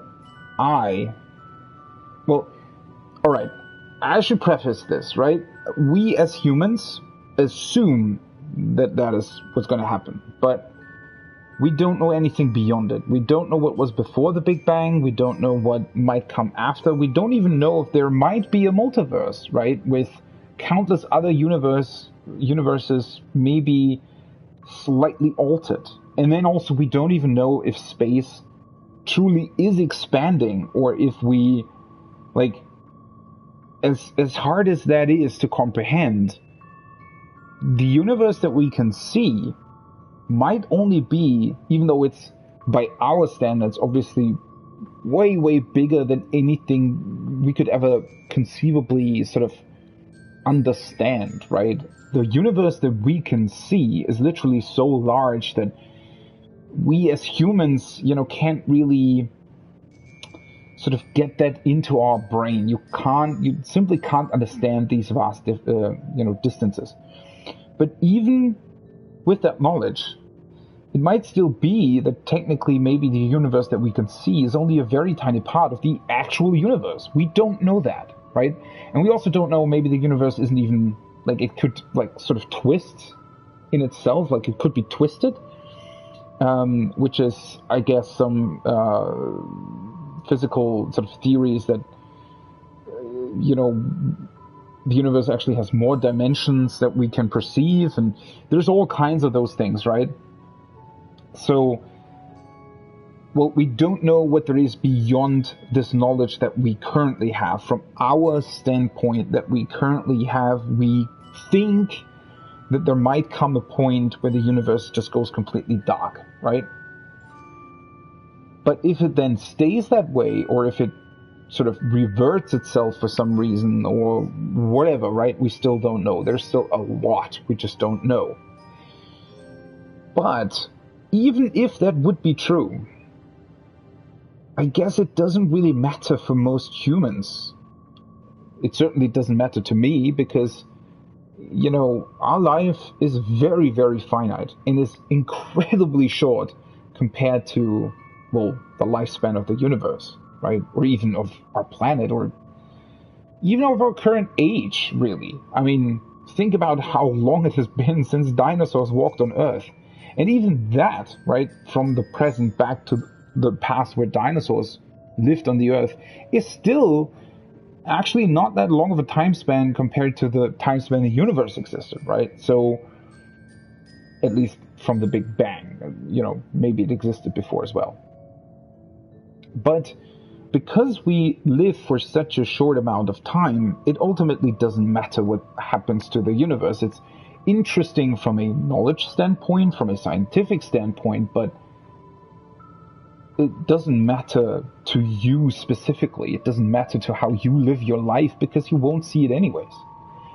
But, right, would we discover a means to truly make us immortal with the absolutely secure knowledge that we could survive? What would that mean, right? What would it mean to both know that there will come an inevitable end, and at the same time being immortal? Up until that end, of course. Would you literally wait for that? And live for that? Or until that point, rather? Or would you say, well, you know what, if we'll die anyway, then... But that's what's so hard to grasp, right? I mean, with that knowledge, it's an entirely different situation, but at the same time, we as humans also know that we die, right? I mean, I guess that's the theme of the expansion, right? We know that we die, but we still live. We still strive to do things, right? Because, well, I mean, it's just part of life. That's what makes life worth living. The knowledge that we have this limited time here. But as I said, these are really, really deep philosophical topics that just don't have an answer, right? Obviously. Why strive for anything when desolation is assured? When our wealth of wisdom, accumulated since the dawning of our kind, would be forever lost? No civilization would rise from our ashes. No scholar recover our knowledge. In silence unbroken, naught would stir. Intellect was once our pride. Overnight, it became our shame. Our works, monuments to futility. Immortality, our greatest invention, became a source of suffering. Rather than suffer on, many chose to unmake themselves by means of etheric exsanguinators. Exsanguinators is how they pronounce that. Okay. Is it even a word? An exsanguinator?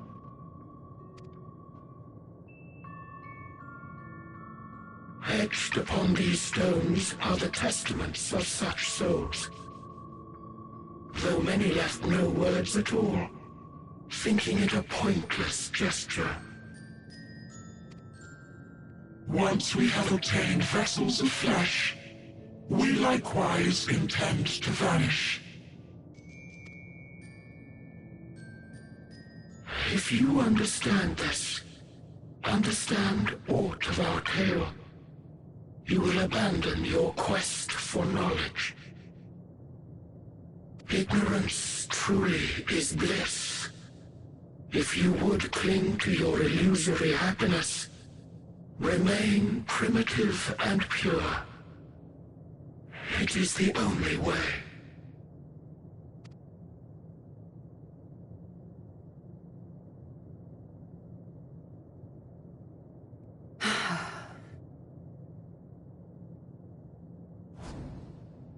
So that's your story.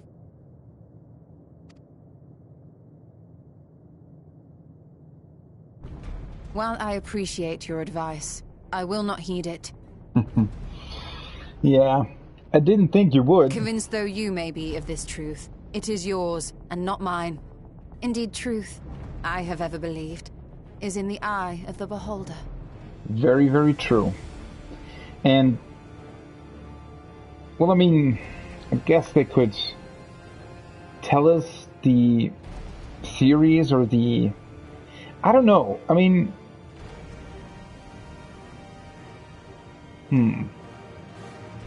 Are you suggesting that we have reached a faulty conclusion? That our science failed us?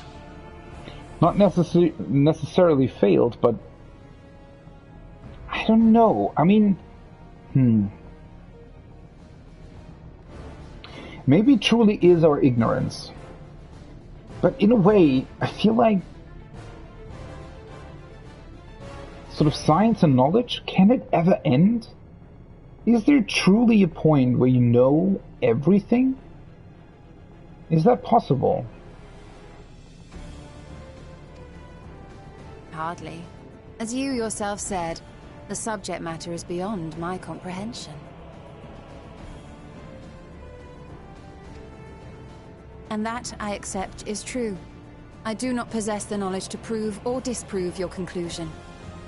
In my mortal years, I doubt I could even approach the wisdom of the air. But of one thing am I absolutely certain. I would not be happier in ignorance. Y'shtola, no! You mustn't!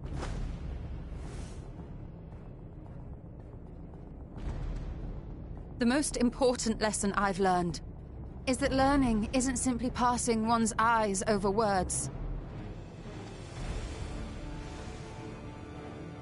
Nay, 'tis when understood for oneself that knowledge attains its true value.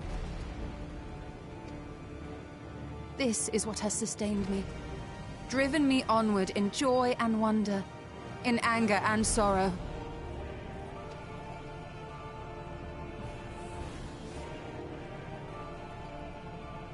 The universe may end, and all may be for naught.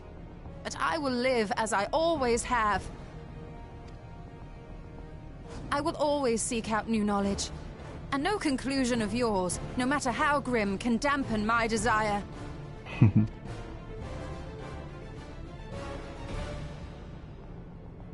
I suppose it is only to be expected. Their feeble minds cannot fathom the terrifying gravity of it all. But worry not. We consider it our duty to enlighten you, and we will not stop until you grasp the full extent of our despair.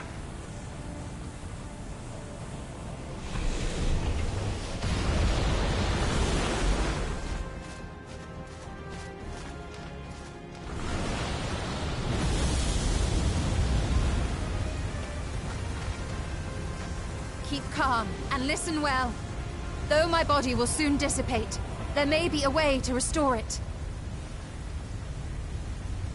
Azim's magic. So long as our souls remain, you can use it to summon us back. Of course, that's what Hydaelyn wanted us to do. But you mustn't, for it would mean losing our way forward. This I only reveal so that you can promise not to invoke the magic. Wait, what?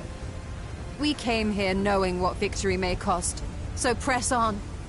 Press on, and do not look back.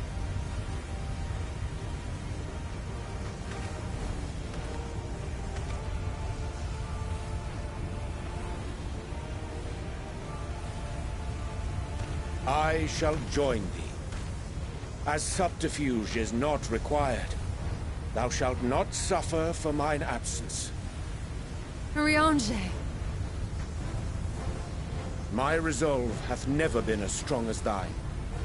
Full oft have I wavered in my decisions, and afterwards been stricken with regret. In spite of this, I may still stand with my comrades, supporting them as they attempt the greatest of feats. This truth I have learned in the course of our journey. And many though my shortcomings may be, I may also claim to excel in prophecies. My studies, into which have granted me the flexibility of mind needed to bend this malleable reality.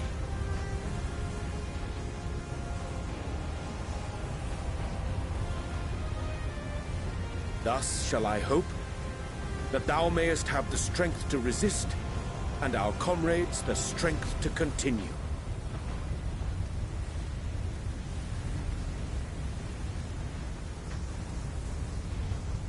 With you to urge us on, how could we possibly fail?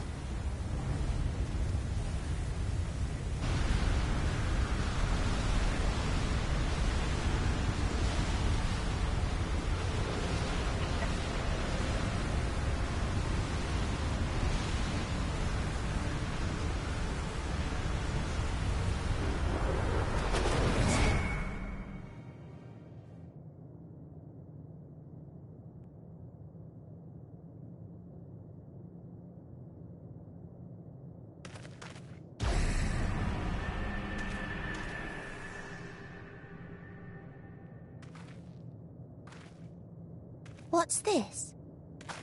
An extinguished civilization. Rekindled.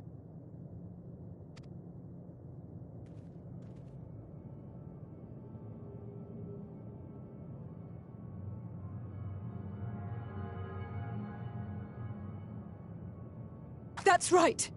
Our quest doesn't end here. We'll press on, and we will find you.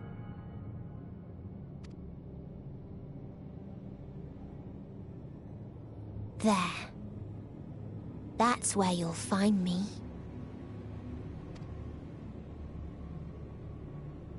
Is that another star? Of the stars we visited, most were already devoid of life. And where there was life still, the inhabitants wished for death. But even death, we learned, isn't truly the end. It is but a part of the cycle of rebirth. Through the ether, right? Because the souls always remain. Souls return to the star, or in its absence, a larger flow. And eventually they are reborn. Huh. So I guess it works like gravity then, right? Or, well, not exactly like gravity, but, you know, the souls or the people that die on Aetheris return to the ethereal sea within the planet because that's, I guess, closest. And that ethereal sea sort of, you know, as a ball of gravity holds together.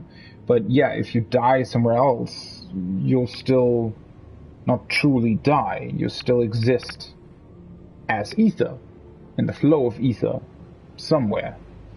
So I guess her quest has then been to, I don't know, come up with a place where all ether dissipates, or...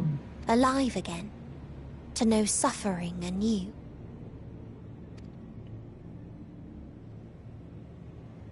True salvation lies not in dying. It lies in not being born. This is the gift I would give to you. To all life on beautiful Aetheris.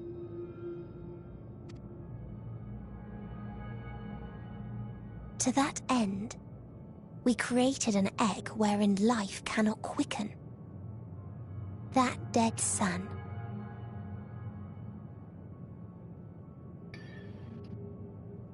Okay. Attain it if you can, before your friends' emotions fade away, along with their protection.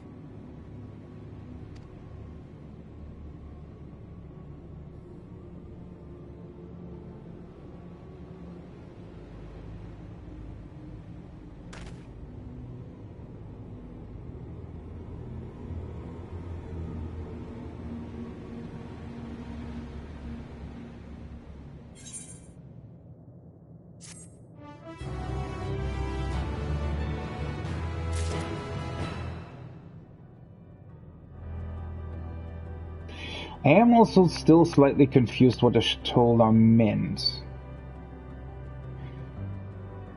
If not to bring back them, then what are we supposed to use Hydaelyn's power for? To vanquish Meteion? Yes, but isn't that sort of the same thing if we would bring them back and then vanquish her together? Or can we? What?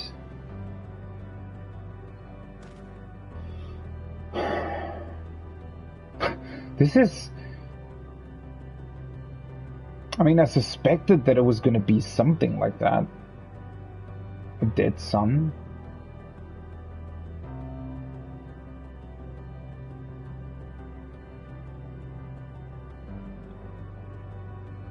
So with an abundance of dynamis, I guess, you can not, like, have stagnant ether, like we knew from the first, but literally extinguish ether? Wouldn't the dynamis force still survive, though?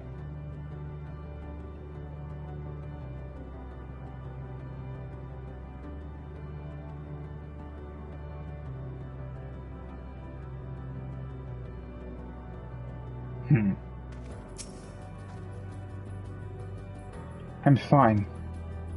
Like I said, our quest doesn't end here. Never have I felt such emptiness. It's as if a part of me is gone. I mean, yeah. Somehow it really feels like that a little bit, right?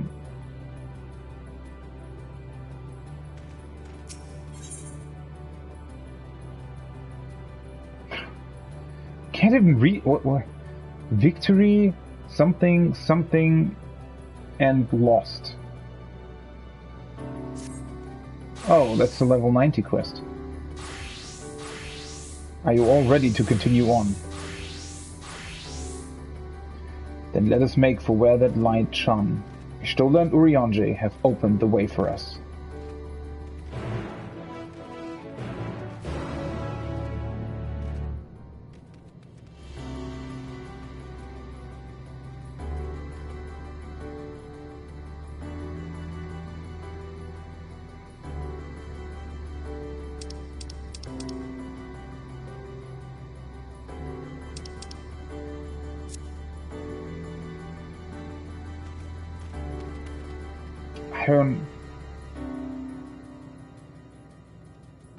Is that the only side quest, or are there a couple more? I still don't really know what to make of this.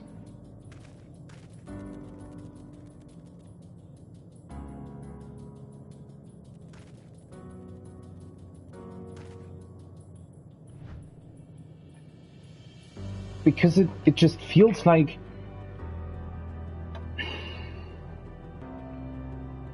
maybe that's it, right? What Alphino just described, this feeling of emptiness? I feel like I can't even really feel sad that our friends sort of sacrifice themselves, because this truly does feel like it's trying to instill this fundamental emptiness into you,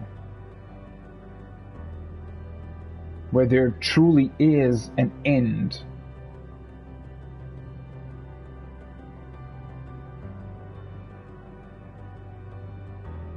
I don't know how else to put it, really. But it is... well, it's not unnerving. That's the weird part about it, right? It feels so...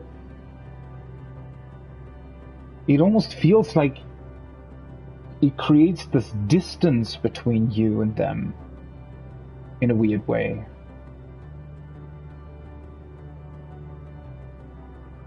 Not like they died, but as if literally the space in between you and them is expanding at a rapid pace.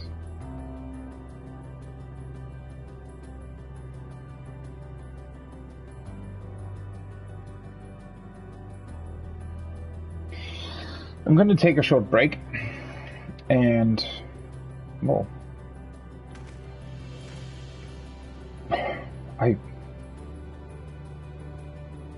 I'm still just too taken aback by all of this.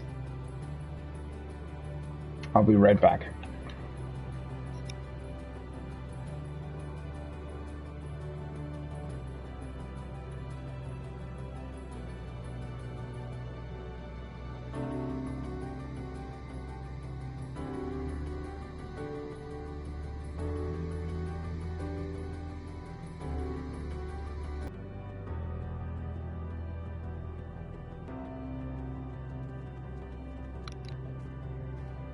Okay. Whew.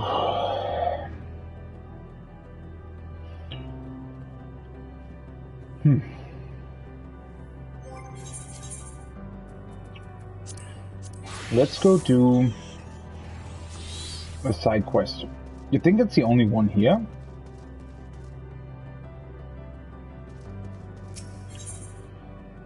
Final words, final thoughts. I have a question. one that can only be answered by a being of flesh and bone. Will you hear it? Thank you. Before I ask, however, I require that you learn more of my kind, lest your answer be senseless and vapid. You can come to know us through our final words, though, alas, you cannot comprehend them in your corporeal form. Thus, I shall temporarily free you from your body, allowing you to perceive as we here do. Please indicate when you are ready to shuffle off your mortal coil. Okay. You have prepared, yes. Very well.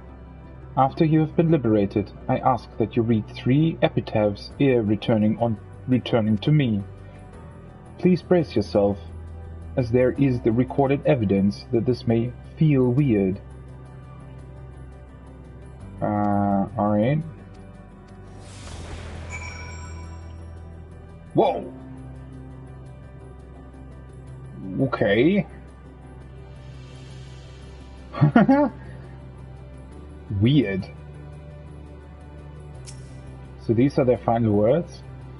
I grasp eternity, yet I hold only loss. If forever has an end, why has it not come? Well, because there's still sort of time in between always, right? Oh, wait, you're...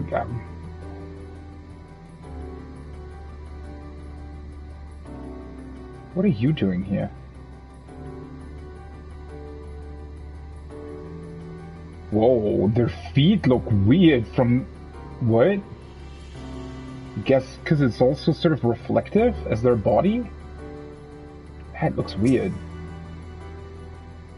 With no future, we turn to the past, knowing none have turned to our present. We are the dead end.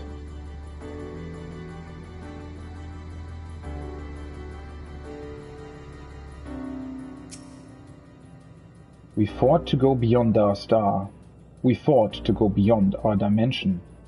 We fought for nothing.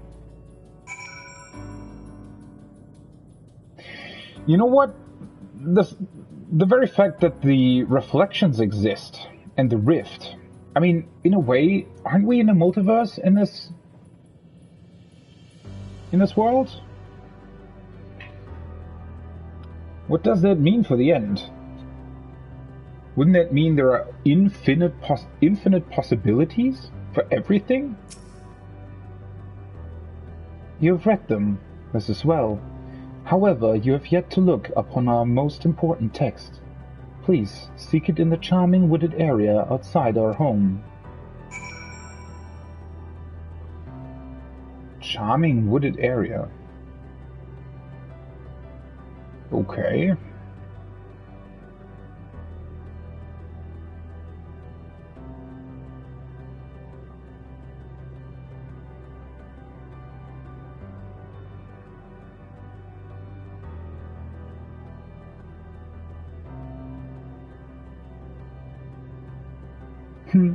You can still jump though. The wind ether current has to be here somewhere, right? You can't use it? It's weird, it doesn't even give you any kind of text, you just can't use it. Interesting.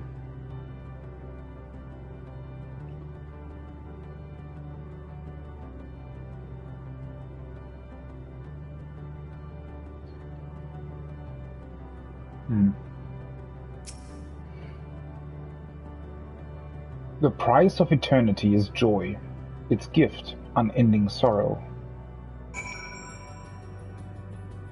Huh.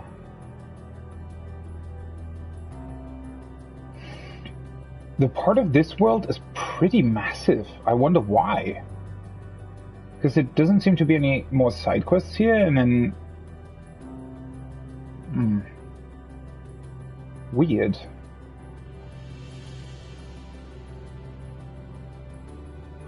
That is yet another thing that makes this whole, I don't know, journey rather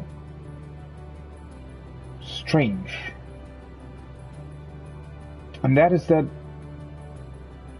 it sort of feels like it's really going towards the end, I mean, we've literally lost half of our party, right? We're only 4 out of 8 now.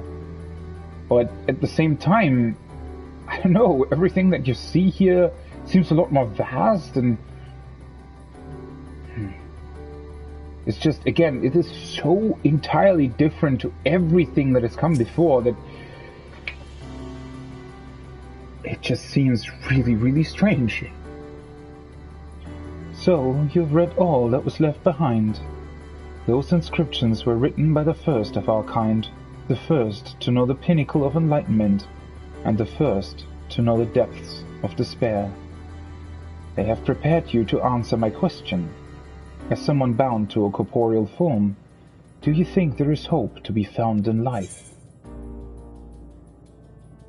The only way to know is to keep living. I want to do that too. Fascinating. It appears that embarking on that quest for hope and seeing it to its ultimate conclusion is a sort of corporeal privilege. I don't think that it is. I think anyone can do that. That was most edifying. Creatures of flesh enjoy shiny tokens, do they not? Please, have some as thanks. Right. We're literally at the edge of the universe, talking to ancient civilizations, but we'll still receive gil as compensation. Alright, sure. Ah yes, I shall return you to your body, as it seems you are fond of it.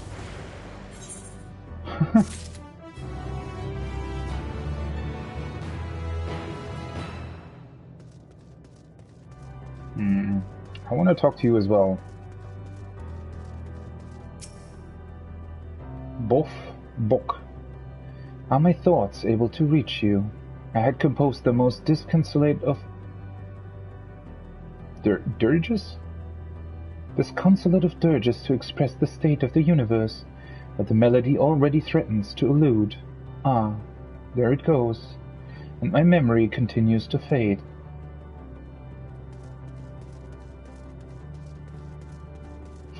Interestingly enough, if their memory truly does fade at some point, wouldn't that mean that they then sort of return to their quest for knowledge?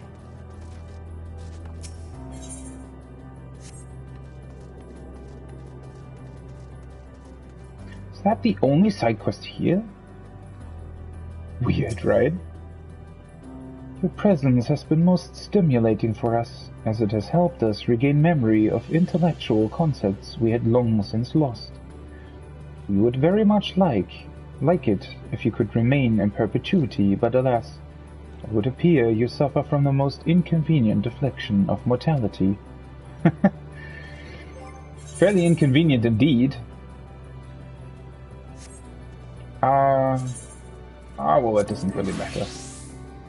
Yeah, I don't think there are actually any more side quests here. But let's grab the Wind Ether current then. That makes this whole thing even weirder, right? I mean, I don't know. Well, there's one. Wait a second. There are more side quests. There are 2. Oh. 2 Wind Ether currents. Huh. You think I missed the Wind Ether current when, with the dragons? I don't think I did, so maybe there's gonna be a third sort of final area? Where the other ones are? Ending as one. How fortunate that you are here, corporeal being, for we are in need of your assistance. I am sure you saw some of my kind drifting about the untamed wilds just over there. As I understand, they are binding their spirits together as one, in hopes of diluting their consciousnesses and thereby raising their sorrows. Unfortunately, the resulting amalgam doubtless longs for more minds to incorporate, and if other ear approach it, we may be drawn into the growing mass against our will. Your corporeal form seems to outweigh your mental capacity. Thank you very much. So you should be safe, however. Please destroy the collective consciousness before it kills us all. I shall just do that. Your ready acceptance gladdens me. I believe that if you lay waste to 2 wandering souls, the amalgam will appear. Do be aware that while your mind is safe, it may present other dangers should it realize what you are attempting.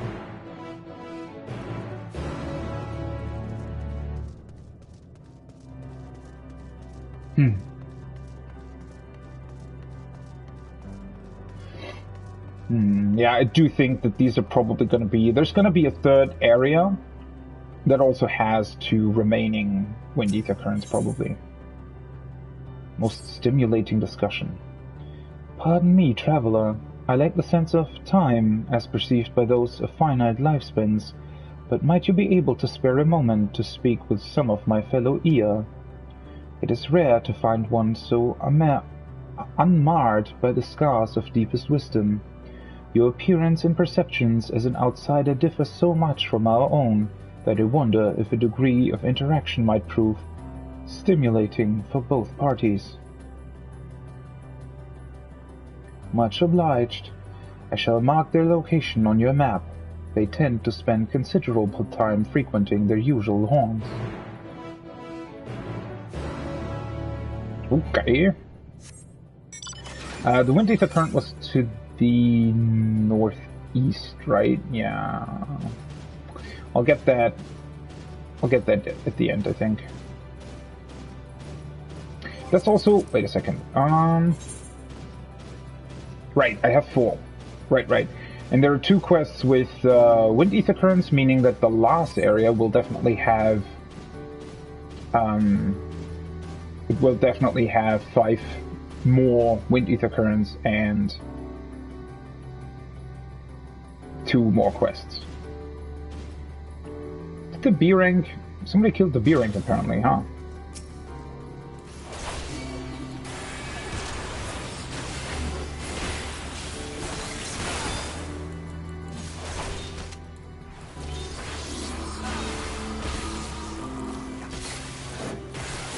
I half thought you wouldn't be able to stun that.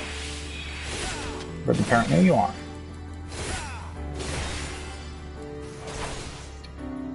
I never know whether or not I should switch to my magic phase or not.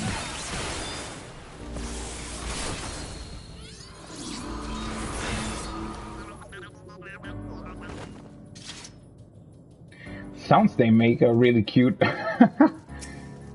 Definitely reminds me of Star Wars.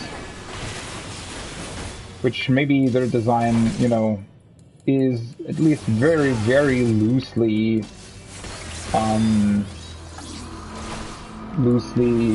tied to whatever their name was. Like the creatures in episode 4 that sold Luke and his father the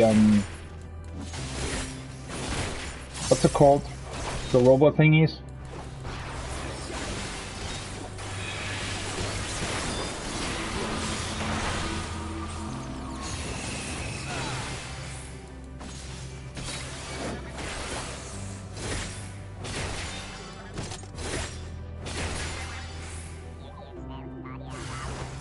Ooh, you're a big one.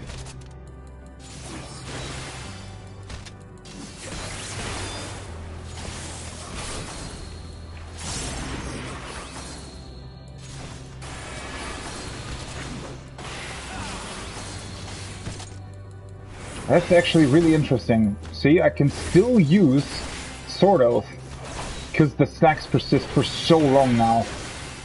That is actually pretty interesting. I wonder if that has some consequences for their rotation.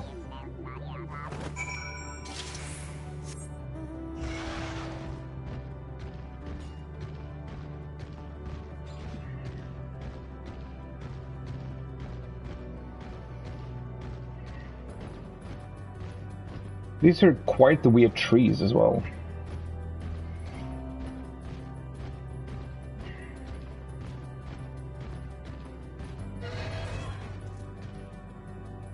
I don't know why they do that. There has to be a reason why they remove the heads, right? Now it's back. Oh. You must be that traverser from beyond who has been causing quite the stir around our abode. What a stroke of luck. In fact, I had been hoping I might have the opportunity to exchange thoughts with you and your companions. For you see, I have for too long whirled away my days in listless banality, drifting waywardly as my mental faculties dulled and slowed. I so longed to strike up a stimulating conversation with a traveler, yet for so long none would pay me visit. That said, I never imagined you would have such a strange physical form. Pray tell, how do you keep your balance? What keeps your innards from spilling out through one of the multiple orifices in your body? Oh, but pardon me, truly I meant no offense. Clearly, life in your world found this shape to be suitable, perhaps even necessary for your survival. Perhaps our own original form was equally horrifying. I love how they just constantly insult you without even knowing.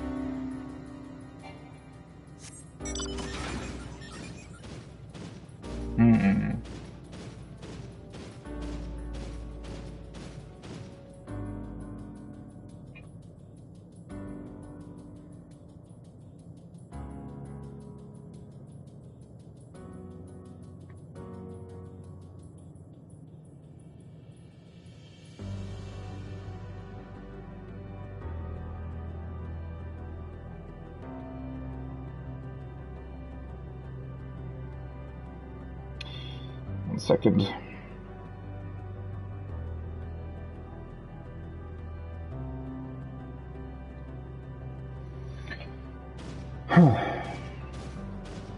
That's a level check I am. Just so weird. That's a mount now as well, right? There has to be... I guess it would probably be here, right? A fate of sorts that gives you something so that you can buy the level check amount. How curious, an unfamiliar corporeal life form calls out to me as I wait in vain for the inevitable coming of the end. This is indeed the chance of a lifetime, mayhap of many lifetimes. And so I pose to you this question. Tell me, traveler, what is the true nature of life and the universe? 42. An eternal adventure. I wonder what he says if you answer 42. Shit, maybe I should have done that. Would seem you still have much to learn, and yet I almost envy your blissful ignorance. It reminds me of feelings that I and my kind have long since forgotten.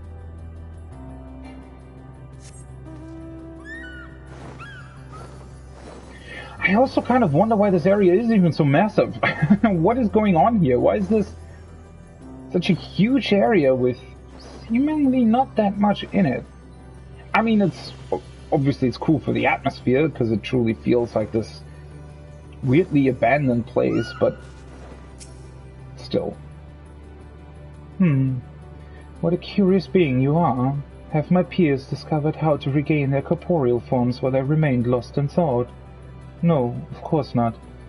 Come to think of it, I wonder if we ever possessed the peculiar form that you now do. Oh dear, I fear this always happens when I delve too deep into such ruminations. The very moment I attempt to regain clarity, it triggers this most unpleasant reaction. My fellow ear have not found a way for us to reacquire our corporeality. Perhaps it falls to me to mediate further. Why the... I hate it when quest objectives are too close to mobs. It's always really annoying. Seriously? I've missed my dot twice?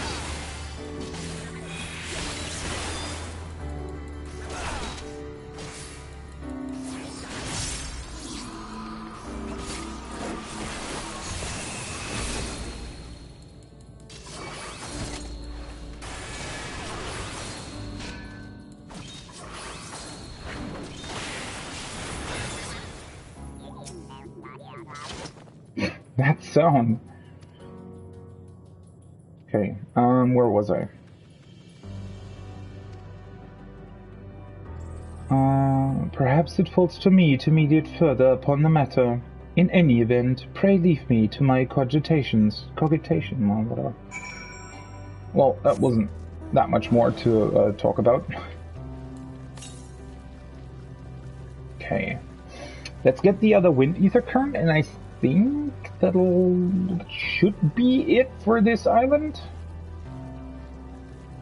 Or planet, space, pod thing.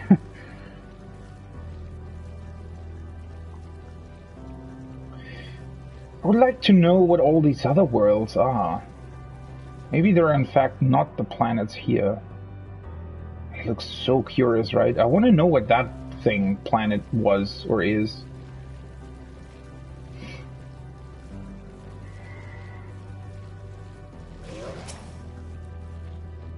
Did you encounter my acquaintances? I can only hope that they derived the same sense of stimulation from conversing with you as I myself did. For if so, we may yet discover a means to attain the moratorium known as death. Until that time, should you ever be in the mood for a discussion on the profound and inevitable meaninglessness of the universe, we will be here waiting. Yes, always waiting. Yay! 84. Oh, right. New traits. I think these only enhance your potencies, yeah. Adds a healing effect to Holy Spirit and Holy Circle. Right. Now I have even more healing, which is kind of nuts, right? And melee mastery.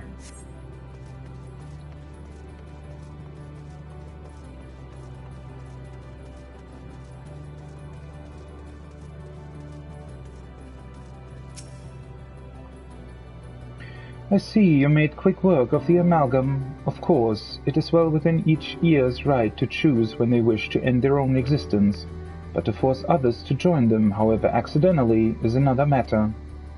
This whole ordeal has led me to contemplate how I should meet my own demise.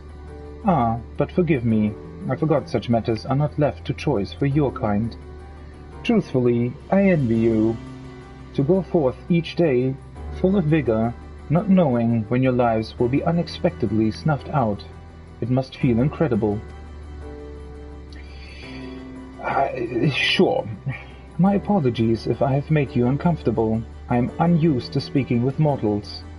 Be assured that I appreciate your help, and you have given me much to think about regarding death, or perhaps life. Deepwood / Lime. Got this one.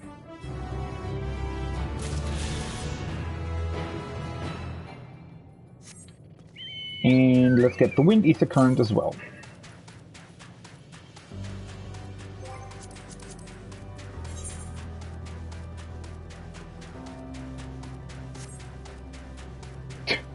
I don't know.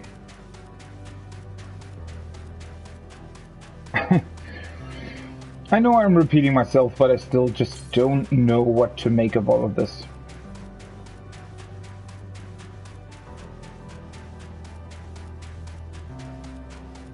Such a strange world.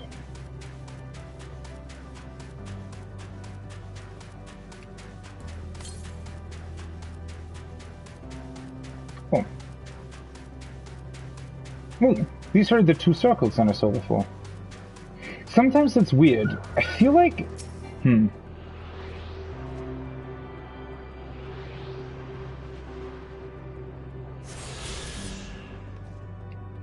It's weird that the wind ether currents to the south. Oh, yeah, that's definitely in the next area. I feel like the wind ether currents at some point were able to be seen from further away, but I'm probably misremembering that. It's just a bit weird because it does feel like somehow they sometimes come into view very, very late.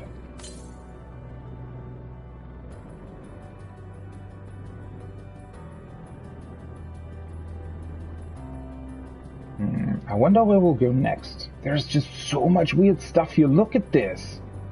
So there's like some sort of mechanical world over there.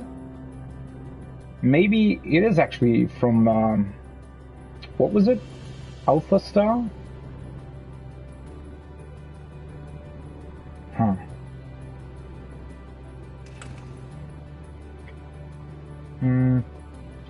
One second, just be a minute.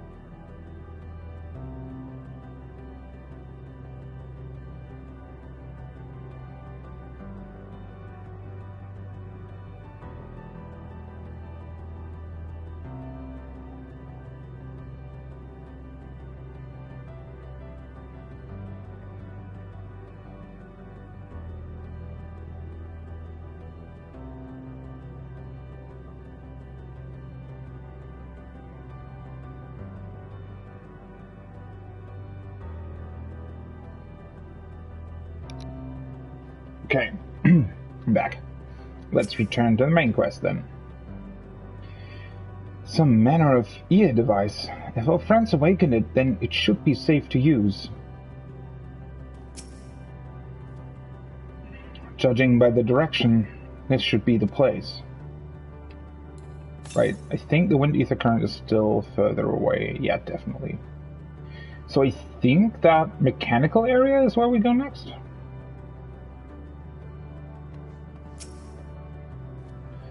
Yes, I can feel it. The ether emanating from the arcane pattern. This is a portal, and no mistake. Let us see where it leads. Portal of Wisdom. Yes.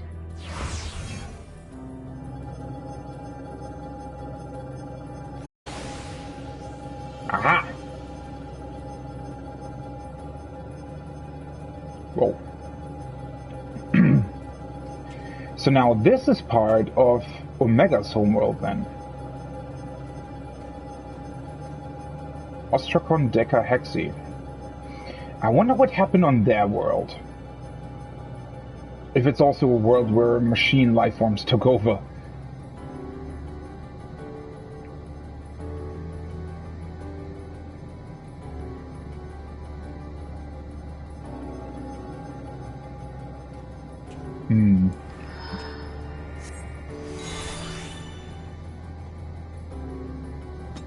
What is this thing?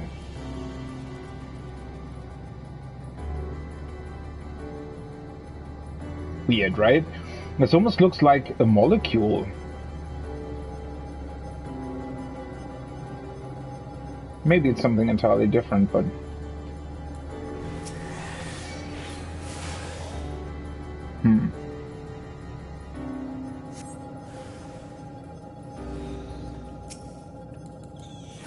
Overflow level checker.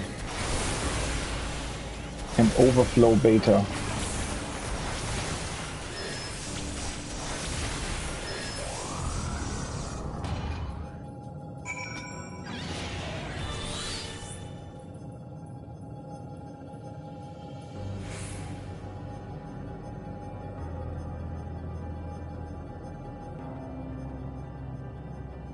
There is so much to look at, but at the same time, you can't really make sense of it. I mean, what is that? Was this part of their, like, spaceship at some point, or what the hell?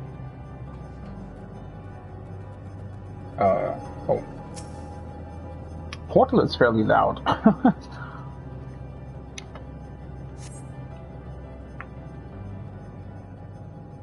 Sorry, I'm just eating a snack.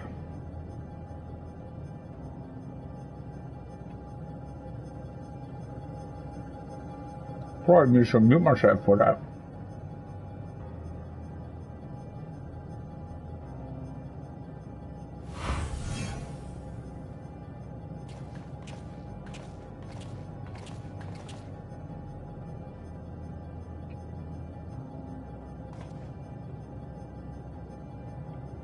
Try it. Amazing. Yet another civilization. Attacked as soon as you arrived. Not the most welcoming of places, is it? We must try to find denizens who are amenable to conversation. We should also get the lay of the land, see how far we can go. I'll help Elfino with that. In the meantime, you and Graha can search for friendlier folk. I mean, we have to recognize that this is Omega's world, right? Apart from hostile beings, take care with your footing. I mislike the look of this terrain. Not knowing what the locals are like, you best take care of yourselves. We'll find you once we've finished exploring.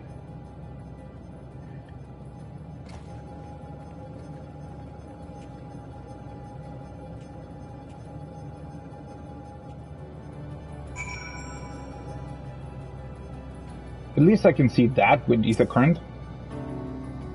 I expect the twins will seek the outermost bounds of the Isle, so I propose we search the central area. There are machines patrolling here and there, sentinels in all likelihood. Like those you encountered, they will most certainly attack any who venture too close.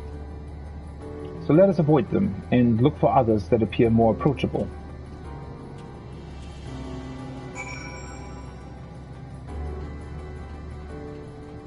I'm literally just supposed to wait here and in the hope that somebody else might come. You see naught but patrolling machines in the area. They do not seem inclined to non-violent intercourse. I love that they float, right? They literally look like monitors that are like firmly attached to the ground, and then they just float away. Very weird.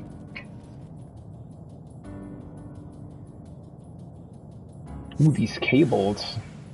Whoa! What are you?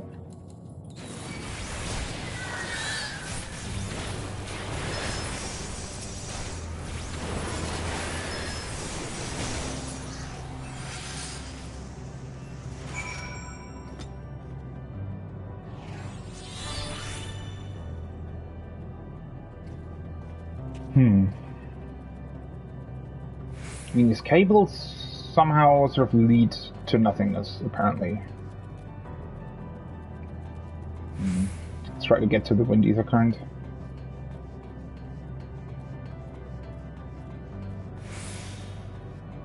But this does seem to be metal, right? Or at least some alloy.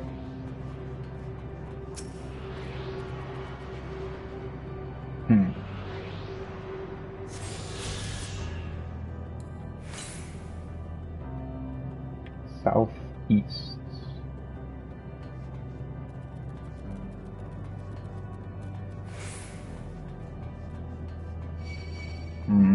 Seriously?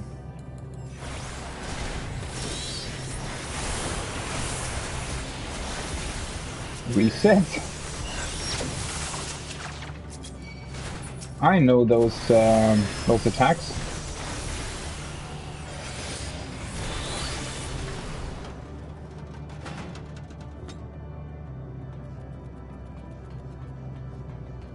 There's... Seriously? What? There are striking dummies that look like level checkers here? That is weird. Okay. Broken Omicron.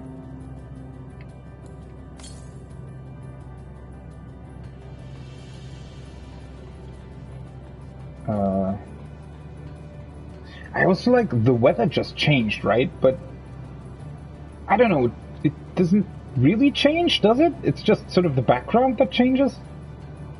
What is that? Weird things here. Oh, there's another teleporter. So we're probably able to go up there at some point. This is just weird. I just...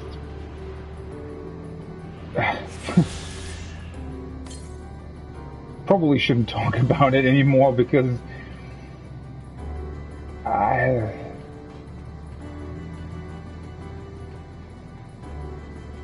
It's just, I don't know what to talk about with this area.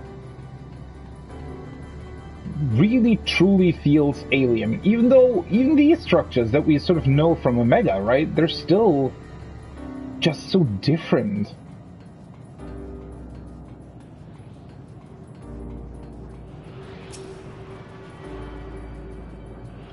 It's also really interesting that they've put the ether currents so close to each other. The west. Yeah, that's over there. They're really, really close to each other.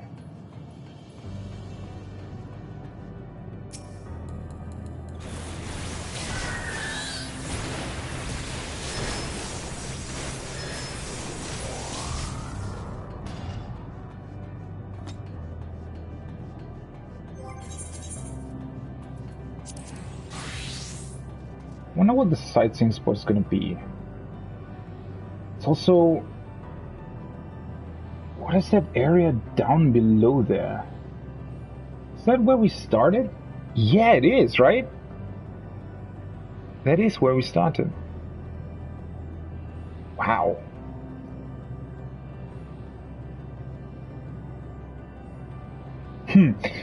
This is an area where flying doesn't even help all that much, right? In a weird way? I mean, obviously it does, but...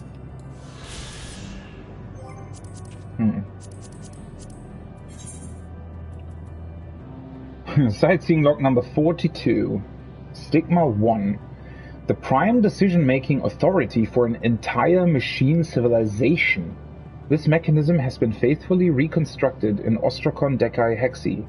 Originally hailed as Strategic Matrix Alpha 1, catastrophic damage inflicted upon its systems resulted in its currently assigned designation. Why? So... something... destroyed it as well? So even the machines that were able to conquer the planet of the dragons eventually perished somehow?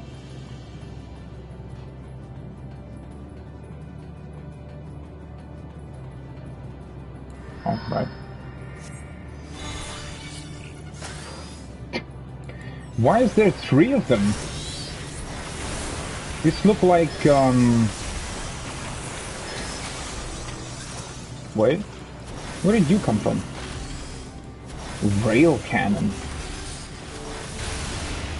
They look like, mines, right?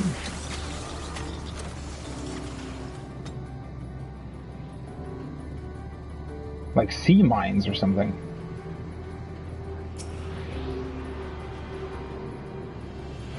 So this should be the second to last. I wonder what the last one is then.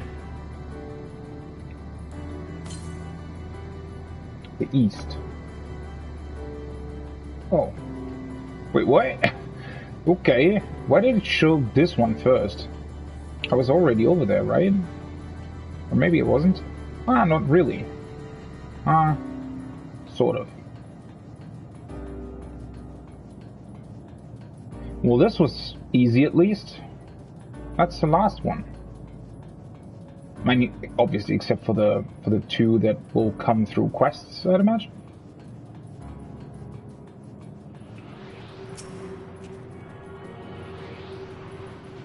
I want to know what these other worlds are too.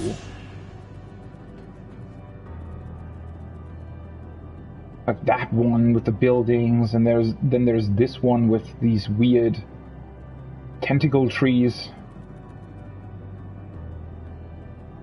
Huh.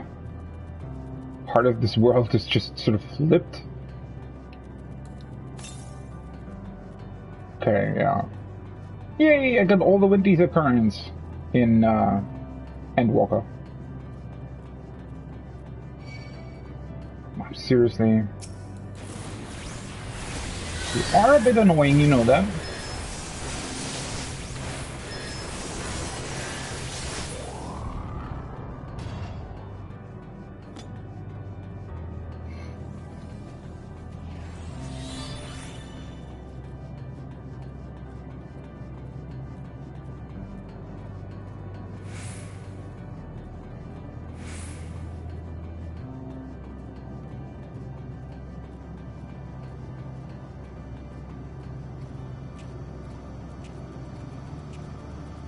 So there are literally robots we can talk to?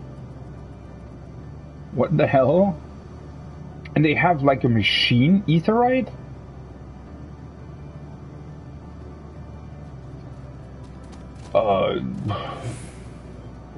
Of course they do, huh? Whoa! I want to have that. I want to have that.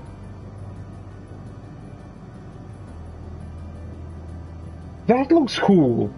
I want my menus to look like that, not that weird retro blue design. This looks cool. Rest assured that engaging with units outside the base will not register as hostile activity. Will welcome additional combat data.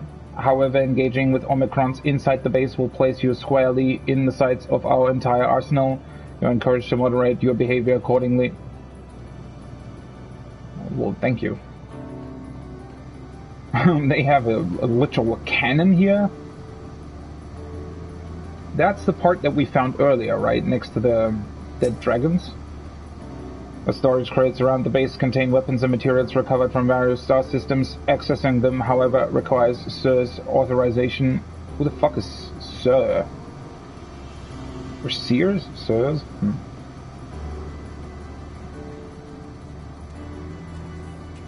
I wonder how they perished.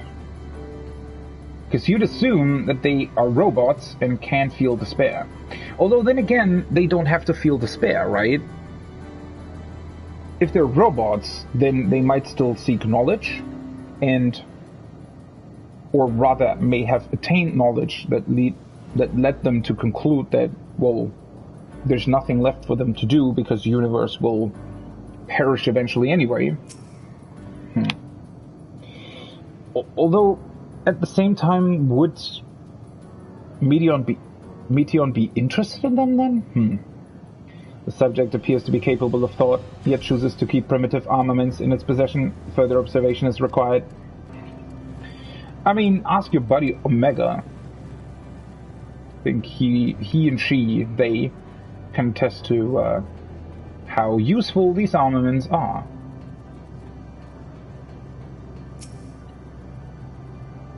Additional entity detected. Look, the machines here do not appear hostile. Let's see if we can communicate with them. Some of them are dead, though, or rather, I don't know, deactivated? Begging your pardon, but we are searching for the denizens of the star. Unknown life forms detected, assigning generic label, interplanetary travelers.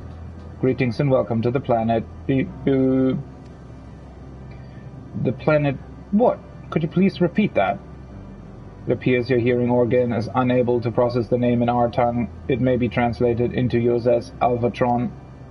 Our people, meanwhile, are called the Omicrons, and you stand within one of our outposts. The Omicrons, you say? And what is it that you do here? We are preparing for war. Naturally. As we presently do not have a designated target, you have nothing to fear. Should your star become designated, however, you will be taken into custody and/or terminated. Of course. Not a little frightening, these Omicrons, but at least they seem to be forthright. I will see what else I can learn from this fellow. If you could try speaking with the others.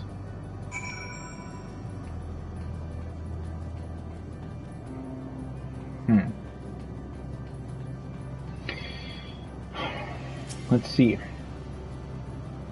Greetings, traveler. When venturing outside the outpost, beware malfunctioning units. They do not heed Cir's commands and indiscriminately attack all non-Omicrons. For the avoidance of confusion, be advised that Cir is the alias of Stigma 1. Cir issues instructions to our forces as the foremost of the 6 strategic matrices that bear the designated stigma. Okay, so they have 6 of these stigmas, and they make up their, I guess, central computer thing?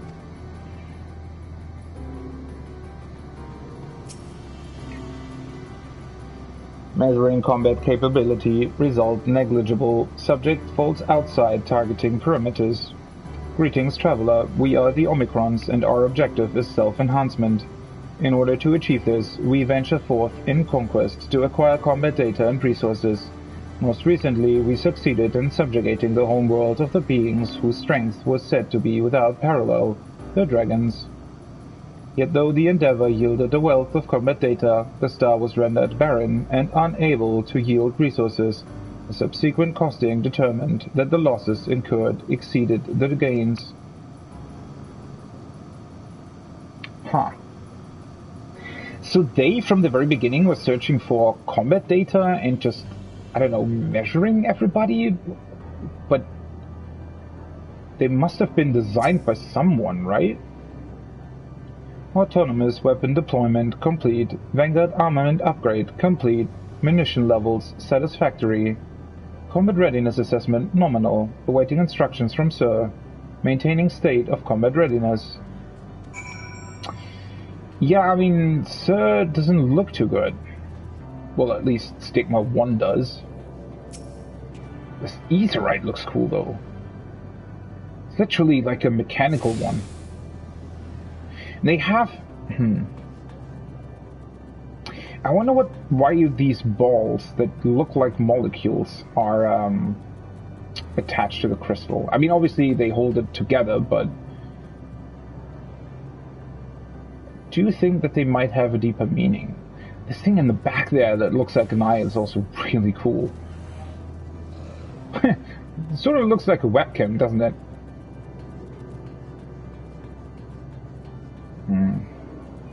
Gemstone trader? An error has occurred in the trading protocol. Debugging in progress. Please stand by. Probably after the quest. What kind of gear do they have? AR, seen velvet cap of what?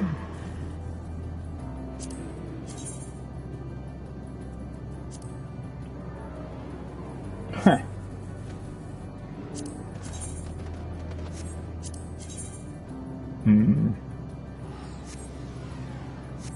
I have a feeling I've seen those somewhere before. These are probably reskins, right?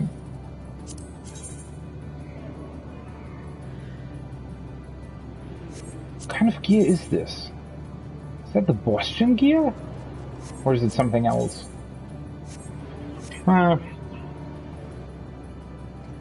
Sometimes I wish... I mean, obviously this gear exists in all of the places in this level range, right? But it would be incredible if they had, like, specific gear for this area. It is a shame that this unit currently detects no hostility from you. Combat with a flesh-based life form such as yourself would prove useful to many here. While we do have data, many units lack adequate experience. It would be of great help if you decided to engage your combat loop. This thing also looks really cool. Huh.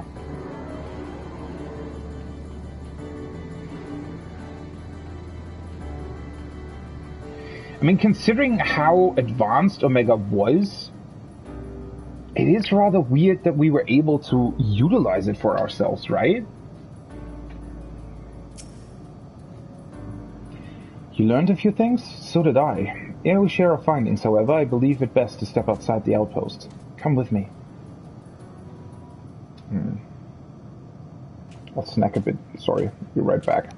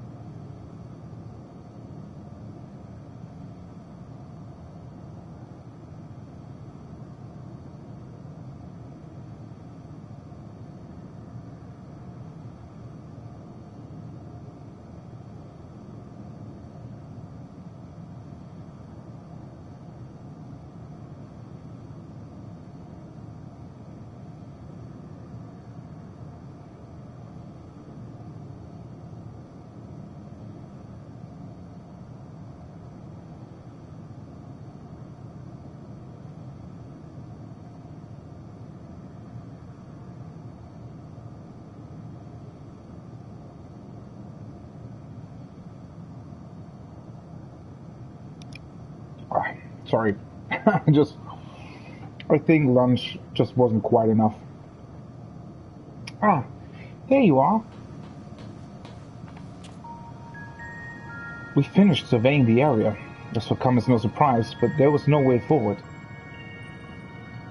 There were portals like the one we used to get here, but those that worked only sent us to isolated isles.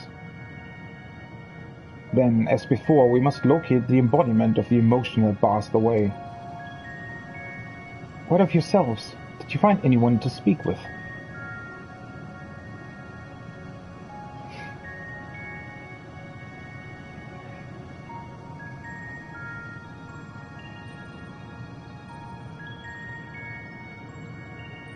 So these robots can feel emotion then?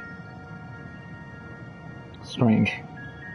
So the Omicrons seek to advance themselves through conquest. Following their victory over the dragons, they stand ready for the next campaign, but their leader has yet to issue new commands, and so they wait. In such a place, who could it be that fits Urianger's description? A soul whose yearning for oblivion surpasses all others. Urianger said this? During our investigation, before we joined you in Elegeia, Wait, didn't I pronounce that differently before? Elegeia? So that's the way of it. Why couldn't he just say it to all of us?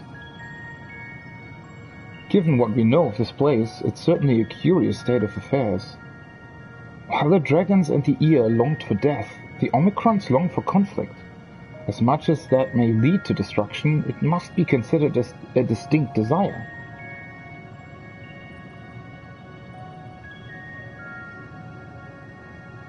In order to find the source of the dominant emotion, I believe we should seek out their leader, this Sir. According to M32, the first Omicron with whom we spoke, there is a console by which we might communicate with it. M32 also added that it would be a pointless exercise, but that in and itself I believe is worth investigating. What say you? Well, at least according to the sightseeing spot, this Sir is literally dead.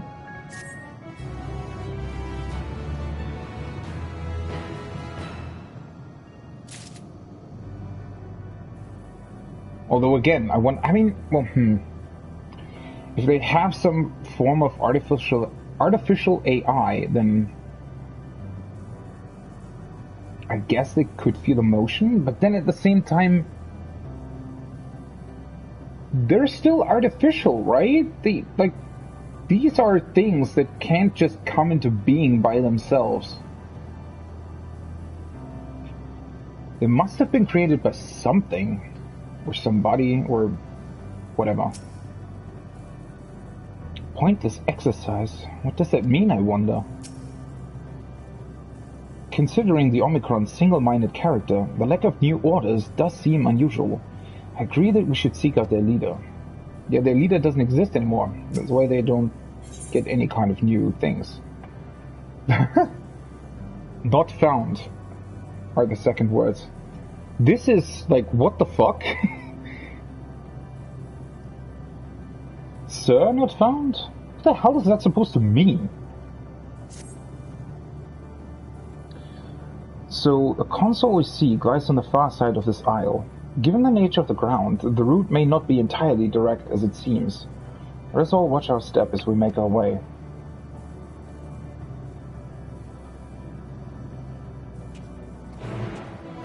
It's definitely interesting how much smaller this area is compared to the previous one. But in a way, it makes sense as well.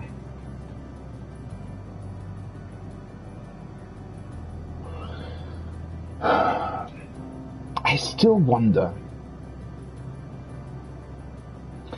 why was Omega capable of accessing the rift?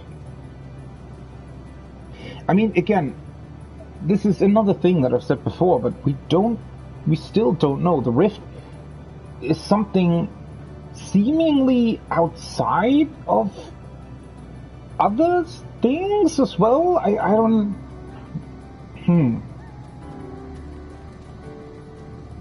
I mean, obviously Omega belonged to this species, whatever it is, but at the same time, Omega does feel slightly different. Learn to love.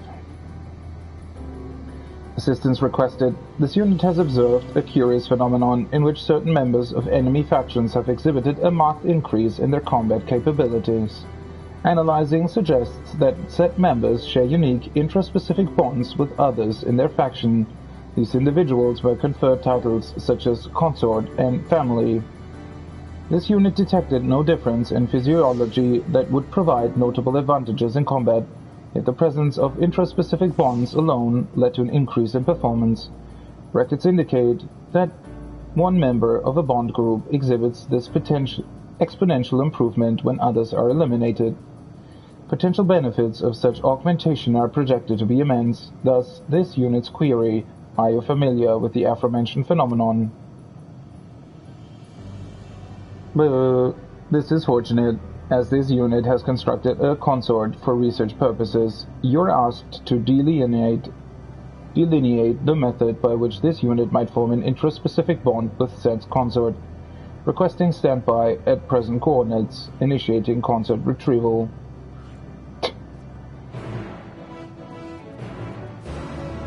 Okay. Wait, where the hell did he go? Oh, he's getting the other one.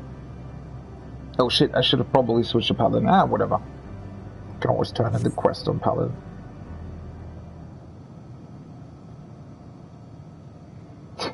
Alright, what is this gonna be? Activating introduction. This unit presents the aforementioned consort. At present, its capabilities are comparable to subordinate patrol units. How should we proceed?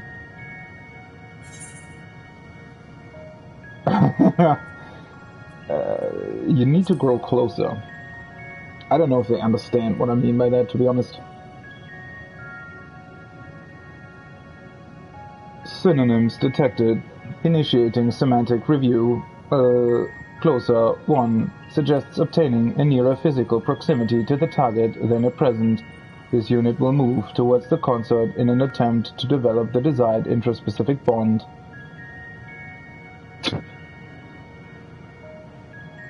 What was that look? Visual analysis at this range reveals a dent in the target's frame. Estimated impact on functionality inconsequential. This unit requests confirmation that such discoveries will result in improved performance.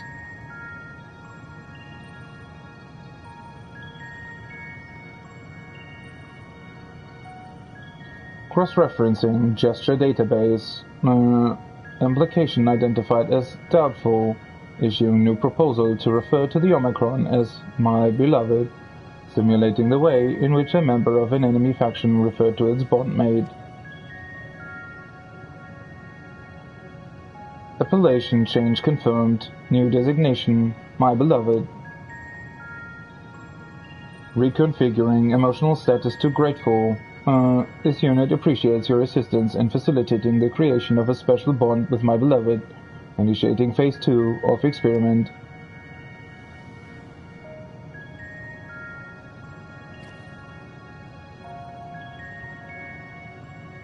And now? What's it doing?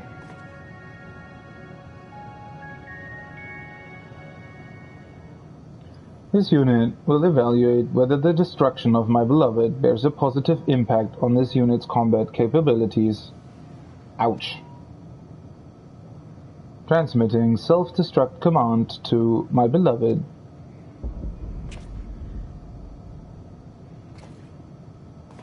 Well, that was a short life.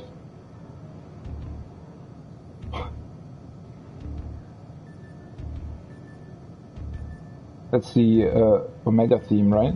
I think. Yeah. Analyzing unit status. No changes in functionality detected. Possibility of transmission failure estimated at 78%. This unit asks that you confirm that my beloved has successfully executed the self-destruct command. Retrieval of remains also requested.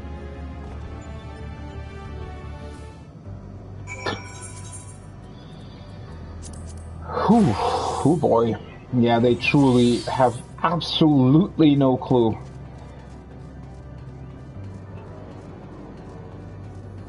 What's so interesting about this is that we practically went through the exact same thing with Omega, right? Oh, Dino's Crystal. Only one thing. Interesting. Combat evolved. Initiating communication. This unit requests your participation in an Omicron combat simulation. Why is it called N4486, by the way? How are they named? I guess M and N mean different things? 98.8% of the past 12,359 sessions have produced the exact same result, thus an unknown quantity such as yourself is required. An Omicron aggressor is positioned outside the base. This unit has instructed said opponent to record all combat session data. You may initiate your assault when your preparations are complete. Won't its records be destroyed if I smash it? Are you looking for more of a pummeling or a pulverizing? Won't its records be destroyed? Uncertainty detected. Reviewing previous transmission. Verbal analysis suggests this unit has omitted crucial information regarding the current mission. This unit begs your pardon. Once you have nearly destroyed the aggressor, you are requested to activate this device, which will automatically transfer combat data to a convenient portable format. Initiating handover protocol.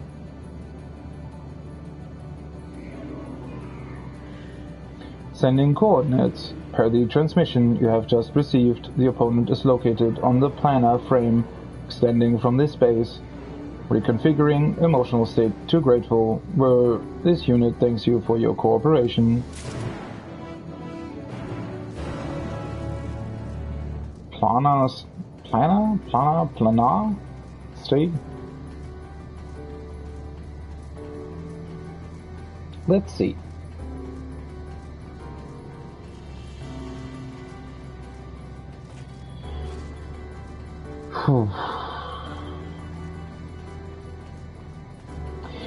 You know what?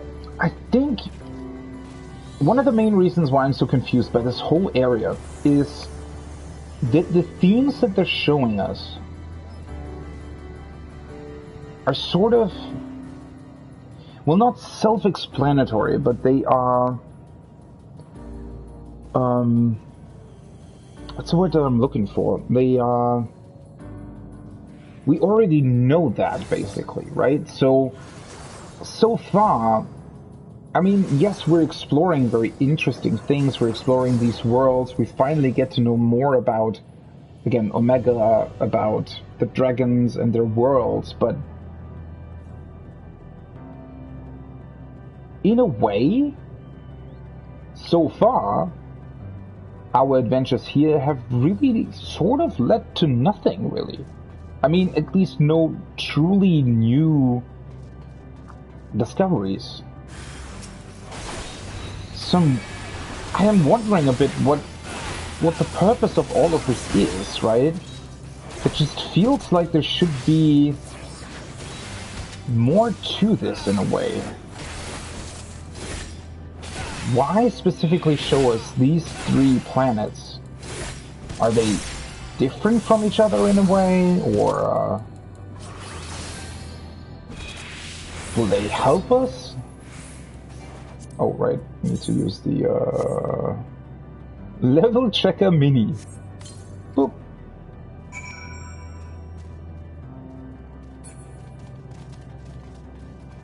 I didn't even realize that, but yeah, of course. They're using the level checkers constantly to ascertain their combat data. Obviously, you would be using the same thing then. Oh. Yeah, these certainly are parts of my beloved.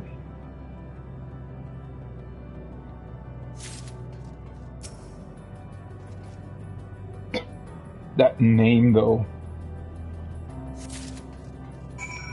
Search for my beloved remains.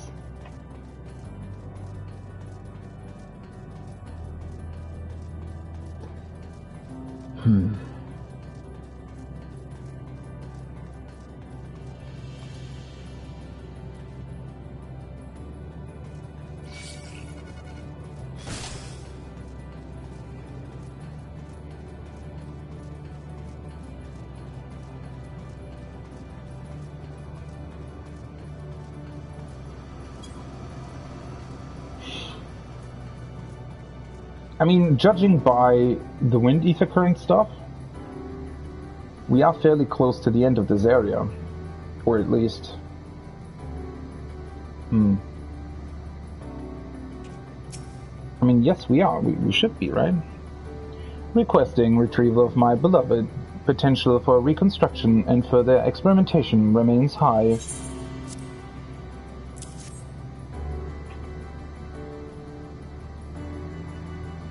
Self-destruct confirmed successful. Sadly, experiment confirmed unsuccessful. Analysis of this unit's parameters shows no change in functionality. This unit will consider executing a family simulation after reconsulting enemy faction data, but based on the results of the consort simulation, termination of research may be advisable. Reconfiguring emotional state from disappointed to grateful. This unit thanks you once more for your cooperation. Your proposed methodology may be implemented in future experiments.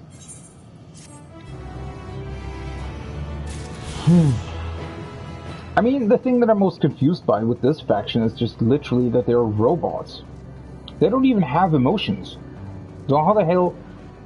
Or I guess the whole point of this is that they don't interact with Dynamis at all? Or maybe they found emotions through some weird glitch in their matrix, right? Reviewing received transmission. Analysis suggests the aggressor is no longer operational. Requesting return of previously provided recording device. Use your mini level checker.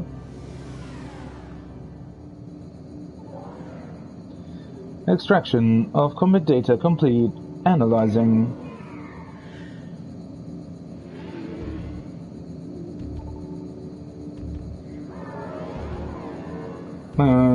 Quality of data greatly exceeds expected values and all previous records. Reconfiguring emotional state to impressed. The data suggests you engaged the aggressor at close quarters and gave it little time to respond. This unit will submit a request for the logistics matrix for the augmentation of emergency escape apparatus. Searching database for situationally appropriate axiom. Only through combat can we improve ourselves. The absence of new challenge results in stagnation. There it is. Records indicate this base has not encountered new threats in a considerable amount of time. This unit sees potential value in enduring attacks more frequently, though its Discord prevention module is buzzing in a most irritating fashion.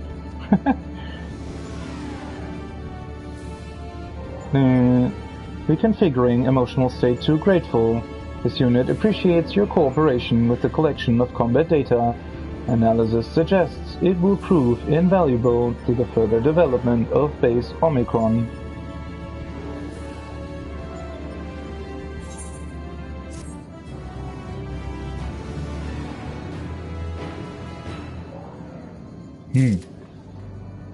Weird, right?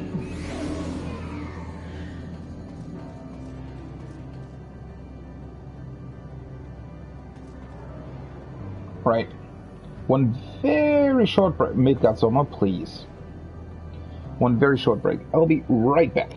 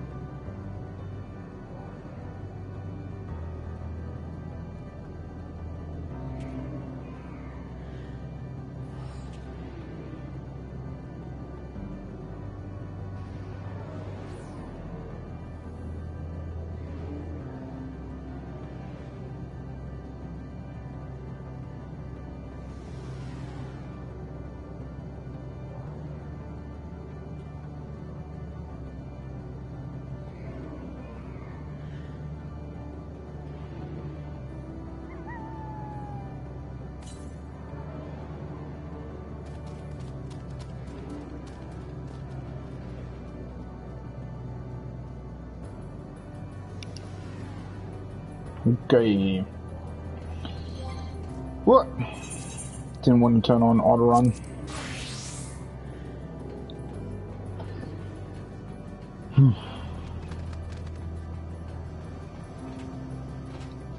Also, because this is also strange, right? I don't know, it somehow doesn't really feel like we're truly moving towards the end.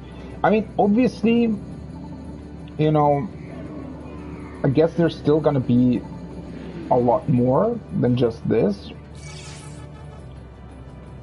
But, still, it just...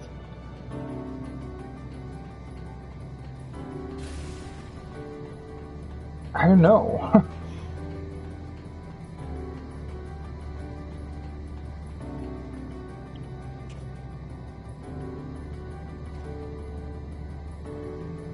So this would have been their way of communicating. I do think, though, one thing that they've done incredibly well with this, and again, seemingly fairly effortlessly, is to incorporate Midgardsormr's and Omega's story into this. Because before Endwalker, right, we already knew about this whole story, about Midgardsormr, about his planet, and that he had to flee from Omega. But that whole tale always seemed so disconnected from anything concerning Hydaelyn and Zodiac, right? And, you know, it's always been this idea that the whole story with the Ascians and Hydaelyn and Zodiac would be finished with Endwalker, right? And yes, it is, but you know, this has been so much more than just that. Like, this literally is the discovery of our entire universe. It's so much more than, you know, when the level 83 trial happened with Zodiac, and Zodiac was released and all that stuff on the moon, that already was that was so early in the expansion, right? And now that feels so distant. And once again, it's sort of the same with Amarod, right? When we set foot into Amarod, at first it was just the story about, you know, the Ascian Emet-Selch and our struggle against the light in the First.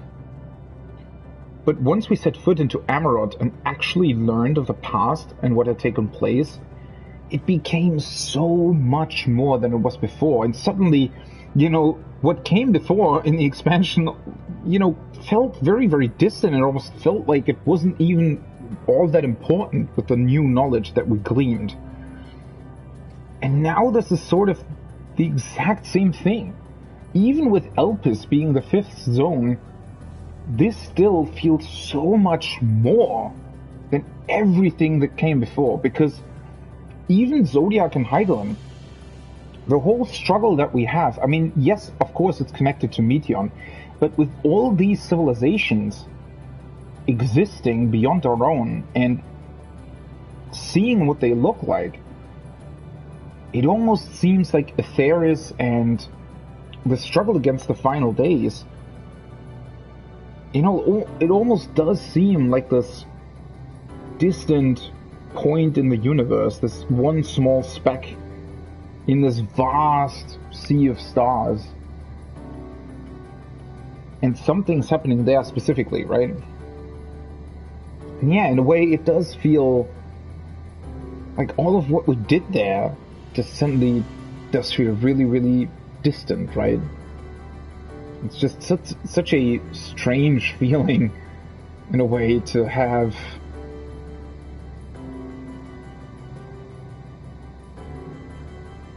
you know, to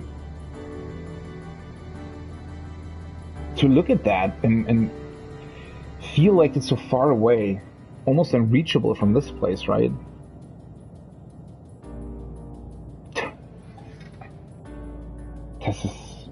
It's just truly special. Greetings, sir. Can you hear me? Say something if you can. Awaken. Activate. Password. Well, I tried.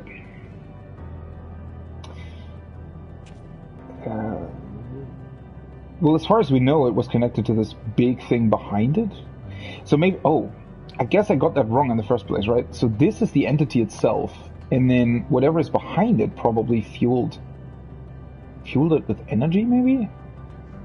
Like a big solar collection thing? The glow would suggest it is still operational, but how are we to interact with it? It's probably shut down, right?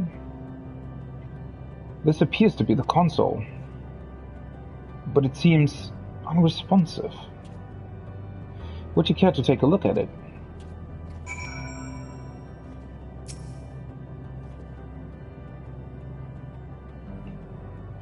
This all must seem so strange to the people who have done the Omega questline, right?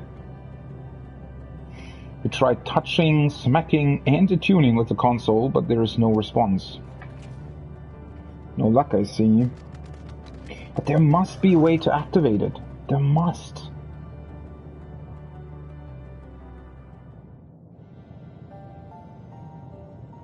If only Nero was here.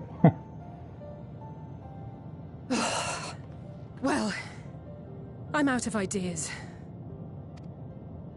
As am I. Operating such consoles is trying enough, but if we can't even activate it... Perhaps there is a way. First, consider the world that has been recreated here. Its inhabitants were machines who gathered combat data to enhance themselves. And among the many wars they waged, the most notable was that against the dragons. As you've doubtless surmised, I believe this was the homeworld of Omega. Yeah. Sid built a jamming device to defeat it, a device which generated massive bursts of lightning, its sole weakness.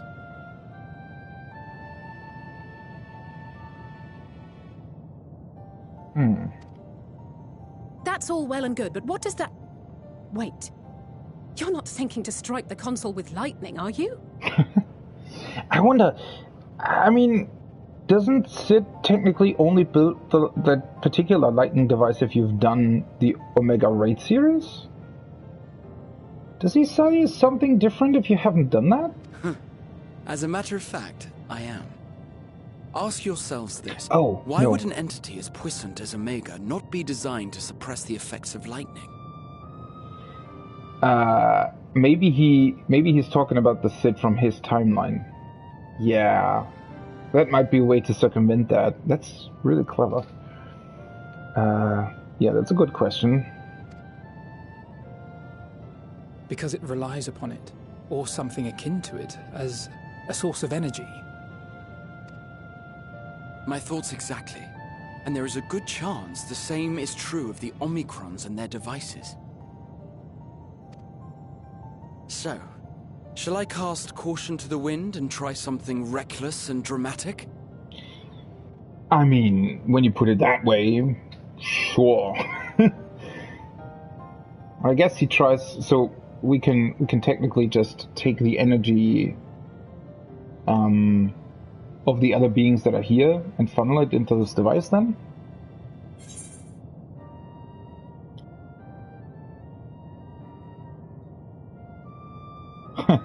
Or I could use my custom-made Omega Jammer.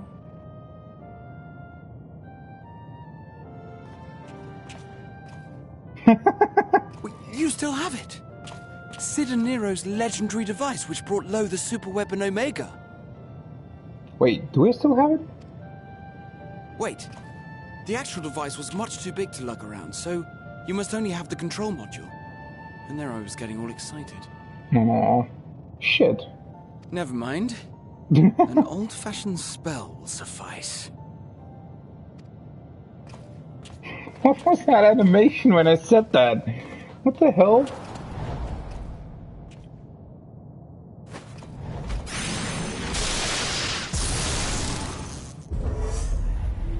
Well, that was easy. It worked! Couldn't we have just done that against Omega?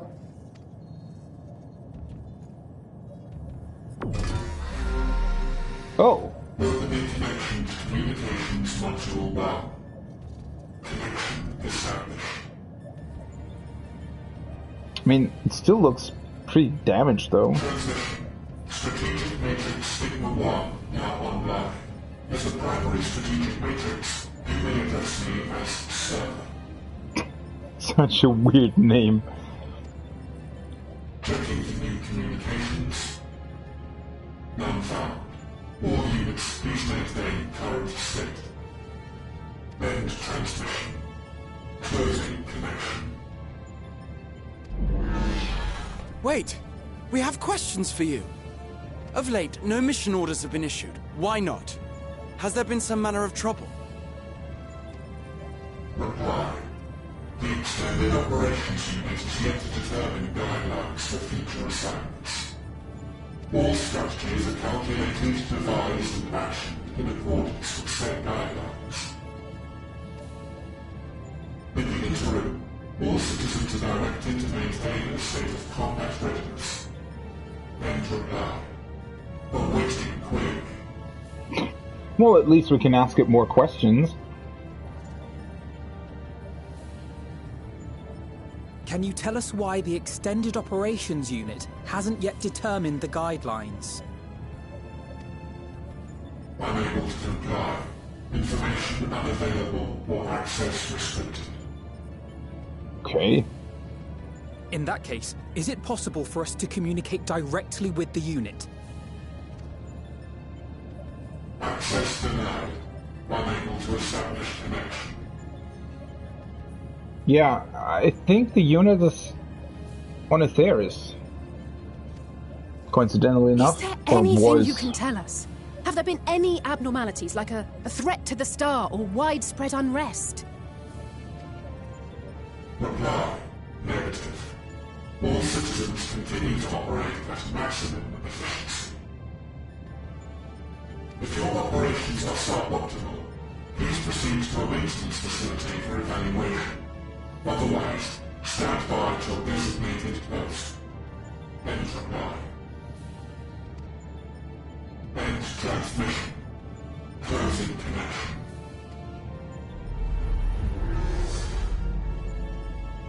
Well, that wasn't very helpful. I could activate it again, but I doubt it would be productive. What do you think? If all the Omicrons really were running as efficiently as it claimed, then I doubt they were hoping for life here to end. Well, I mean, they're robots. How the hell can they hope for life to end? As this Sir told us, there just haven't been any new instructions, and everyone is standing by.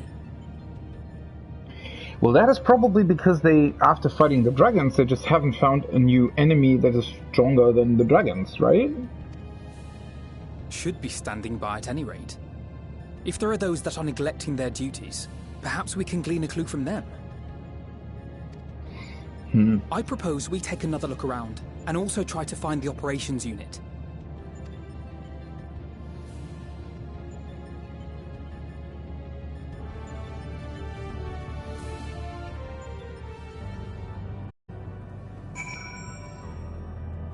Huh.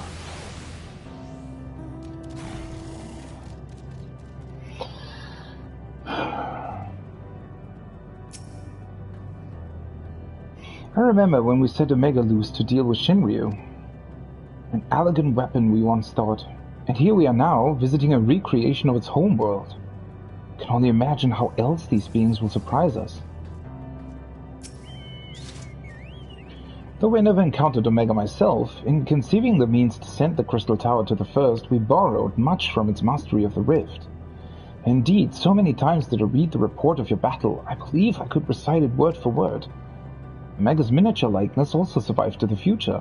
For little worse for wear, I must confess I was delighted to see it again in the present. Aww. OMG.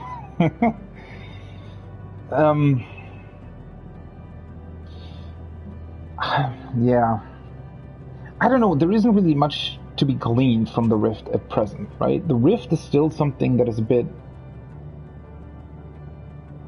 weird to me as a concept. Because it seems like it's almost more than creation. Right? It seems to be so much more than, but then how would Venat even access it? And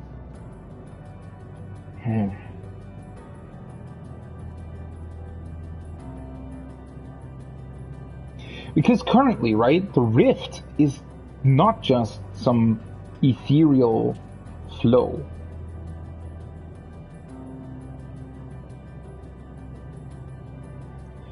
It seems much more to be some kind of manipulation of space-time, but then at the same time it's also definitely something different than the technology we used for the spaceship to get here, right? I don't know, it's... I wonder if sort of the nature of the Rift comes up at some point. Not now, obviously, but maybe at the end of time. I don't know. This is so... That's also so mind-blowing to me. This is literally universe encompassing what we're just doing, right? So how could anything that follows it ever be sort of really exciting? If we've essentially already looked at the most fundamental questions you can ask. I mean, they can still be incredible adventures with incredibly cool characters, but I'm still really wondering where they're taking this game. And also, the interesting part about it, right, is that obviously the story wasn't written from the very beginning exactly like this, right? There were a lot of things, they're just incredibly good in utilizing what they've done before and actually packaging that into a story that feels like it's always meant to be this way. But then they probably have some sort of cliff notes where they know they want to go in this direction, right? So I guess what I'm constantly wondering about is they must have already, I mean, obviously, right? The first patch is already in production and has probably been for a fair amount of time. And, you know, they probably have cliff notes for things that they want to do, I don't know, 6 years in the future. Maybe not much, right? Maybe just some sort of general concepts or ideas, but those must already exist. So, I don't know. I guess I'm just wondering whether or not something that currently is part of the story is sort of a jumping off point for something new, or if it truly will be an entirely new story that has absolutely nothing to do with what came before, right? But then again, is that really possible? That's what I'm so, well, not really confused by, but what I'm truly looking forward to is we've answered so many fundamental questions in terms of ether, creation magic in general, even this Dynamos force now, right? Even learned of distant stars and their civilizations. So what will those new questions be, right? What will those new stories entail, and how will they manage to make them as interesting as this? If we've already been to the edge of the universe, right? I'm really looking forward to that. But obviously I'm also really looking forward to seeing the conclusion of this story. Let us focus our search on the outpost. Alice and I will try speaking with the Omicrons this time, in the hopes we might learn something new. Meanwhile, perhaps you and Graha could observe them from a distance. These beings are systematic and routine by nature. If there are any that aren't, it shouldn't be too difficult to spot them. If there are no questions, then let us begin at once.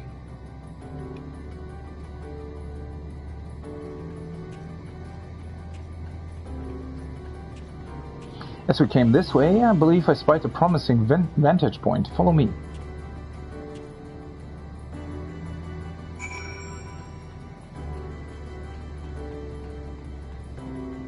A vantage point?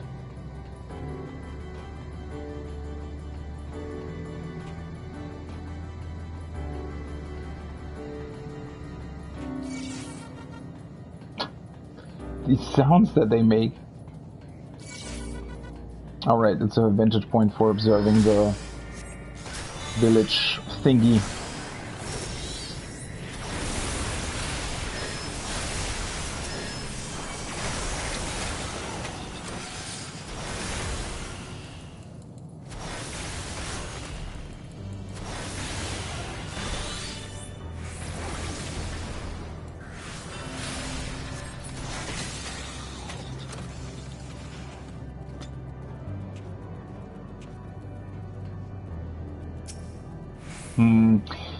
From this point, I would say that the huge cactuar-looking thing is probably a bit out of place here. We should talk to it. And here we are. I see the twins are wasting no time with their inquiries. Let us begin observing the Omicrons. They are supposed to be standing by, so we should look for any that aren't.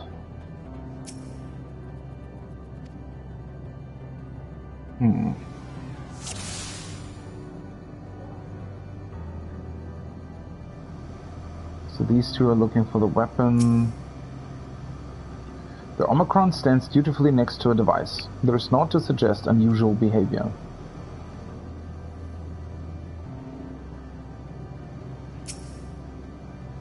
Oh, there it is. Omicron is speaking with Alphino. Though you can't hear the conversation, all appears otherwise normal. What's with the one skirting around the place? Wait, where did you go? There you are.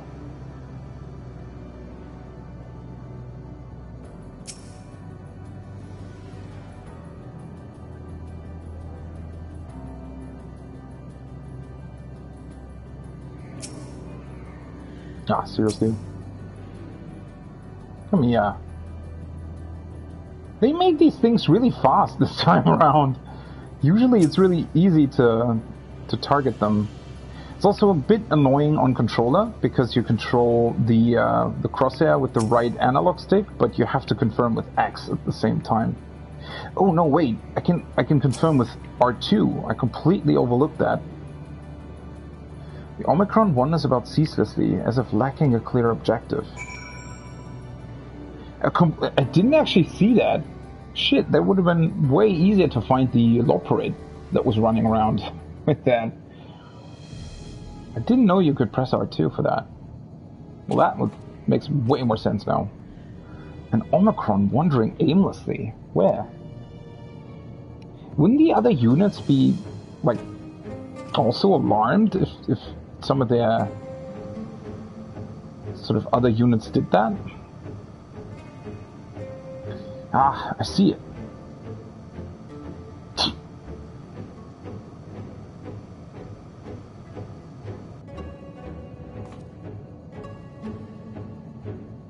It's left the base. Let's follow it.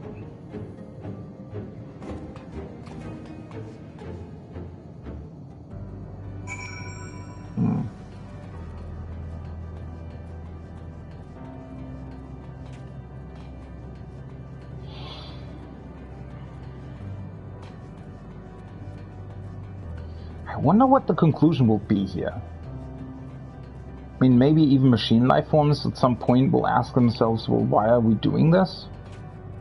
I mean, well, Omega literally was that way, right? Omega at some point concluded that we were, like, we sort of far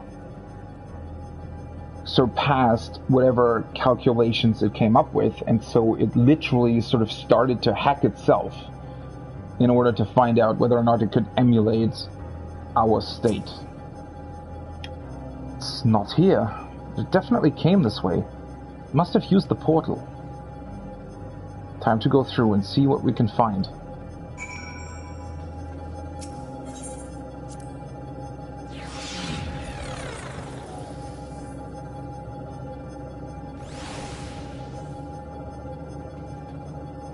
Whoa.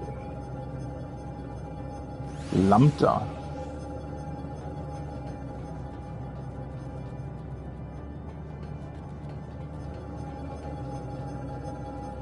Huh. These things look really close to what the Garleans built, right?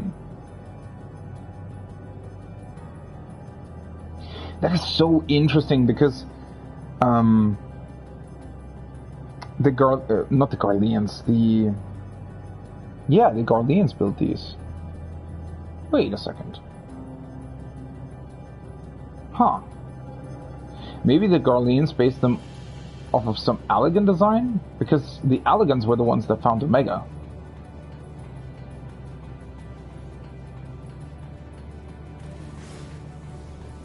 What is this?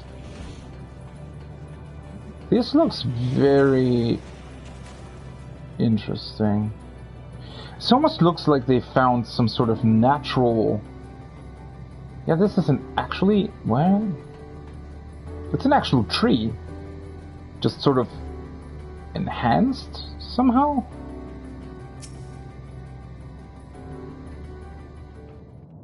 Oh.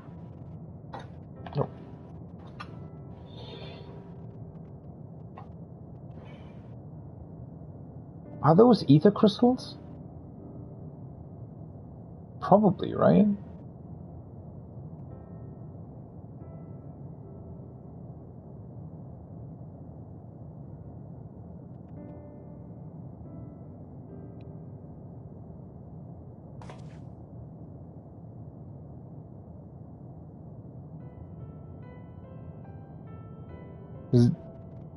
What is your query?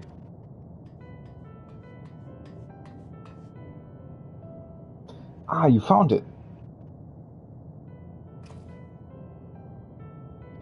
What are you doing here?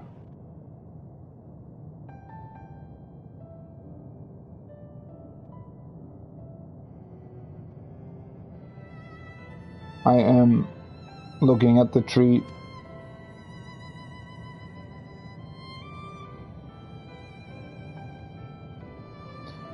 quite an unusual specimen. What is the device attached to it? The tree is a sample collected from another star. As it cannot survive in our environment, however, it requires life support. That is the function of the device.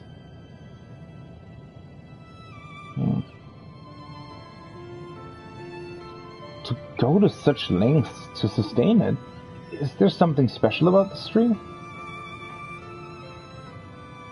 Being foreign matter, protocol requires that we study it.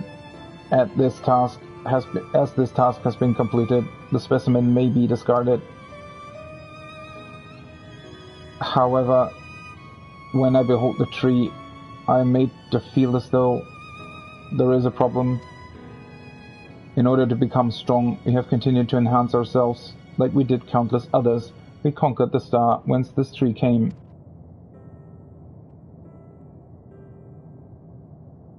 It is the last remnant of a dead world, and there is nothing towards which it may aspire, yet it grows, extends its branches, sprouts leaves, produces seeds. Yeah. Nature and life always finds a way, huh? And trees and nature in general doesn't really care what happens. It just continues living. Why does it seek to continue? Why was it made to behave in such a way, and to what end? I do not understand.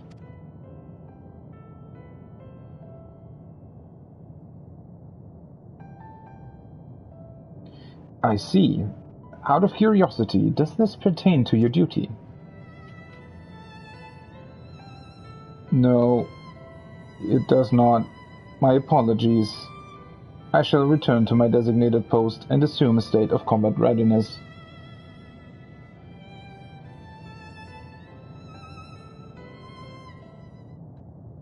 So it was acting outside of orders. Perhaps it is simply a malfunctioning Omicron. These are by no means uncommon. But it may also be a unit possessed of the ability to make decisions. One not unlike Sir. I believe this bears further investigation.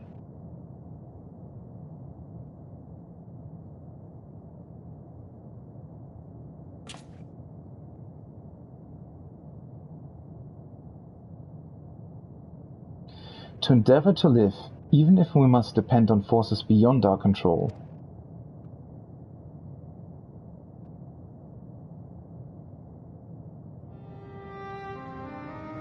Tell me, one day when this adventure becomes a part of your epic, do you think I will be mentioned in it? Maybe in a footnote. You're not here so you can be in a story. Of course, why wouldn't you be?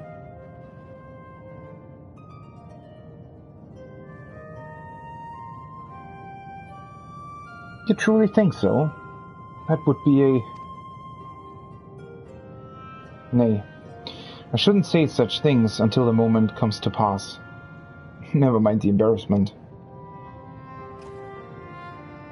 Well, we had best get on with our task. Tracking down Sir and understanding the nature of the emotion which bars our way.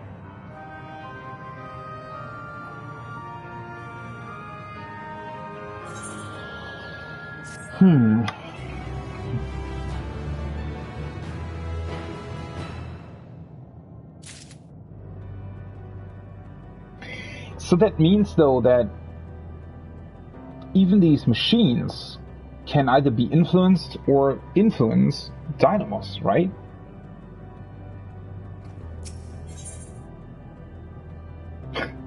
Hello world. Well,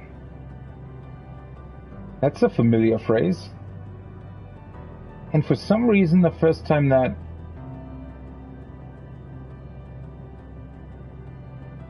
the quest name doesn't have weird symbols.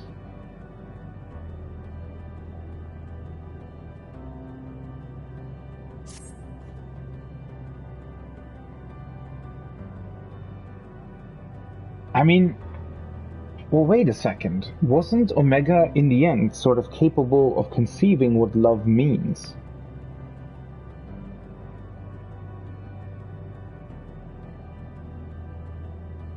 So, maybe these machine forms are the answer? Maybe they are actually capable of sort of feeling what we feel? We should return to the outpost for now. The others will wish to hear about the errant Omicron.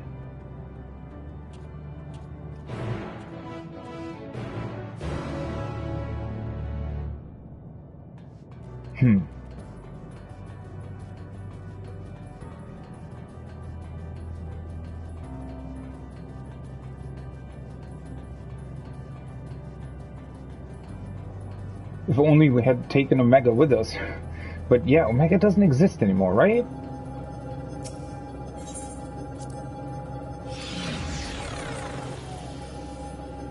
Did it... I cannot remember that. Did it destroy itself, or what happened to it?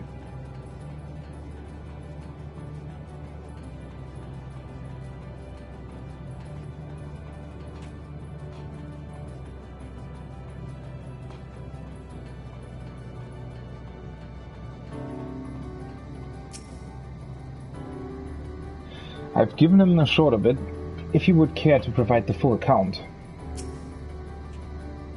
It appears the two of you made a promising discovery. Graha says you found a suspicious Omicron. That's good, because the units here were of no help. They all had the same thing to say about the extended operations unit, that there's no way to arrange a direct meeting. Still, that served to prove that it's business as usual at the outpost. But enough about us. Tell me you learned something more useful.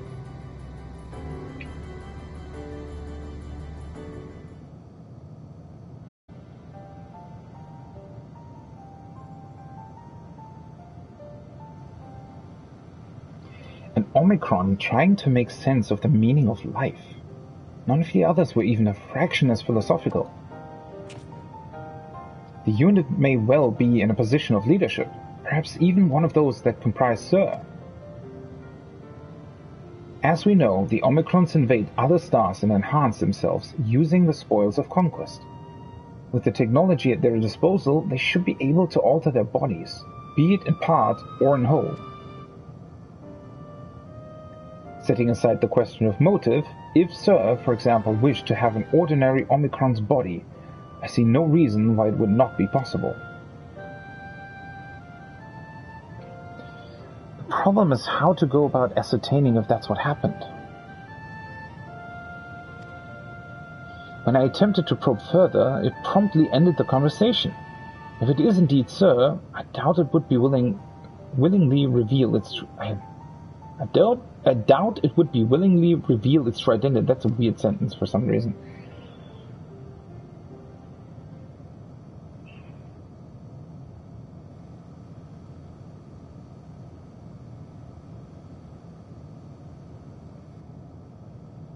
I have an idea.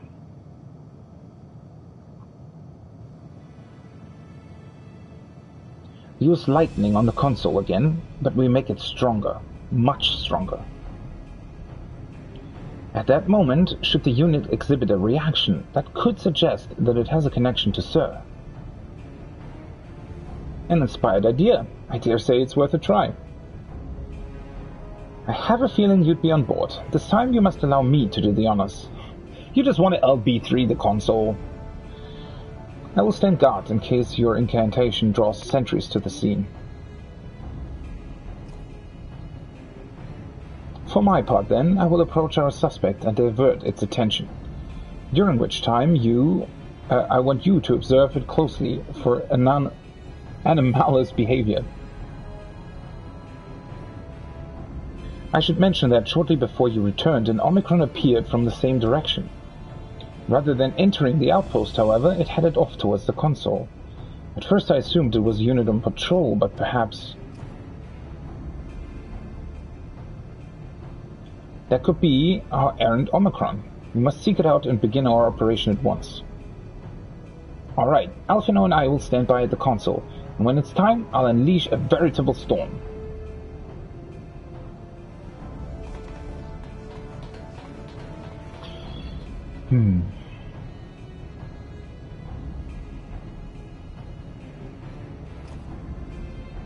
This will work, I'm sure of it.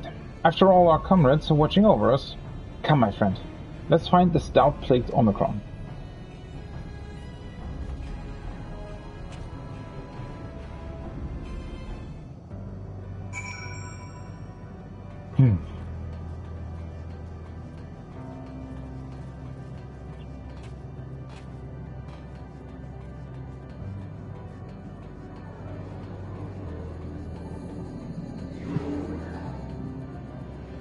It is a bit annoying that this space is so broken up and you can't jump over the cracks.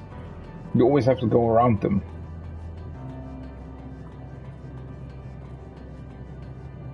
Seriously? Are you not disengaging?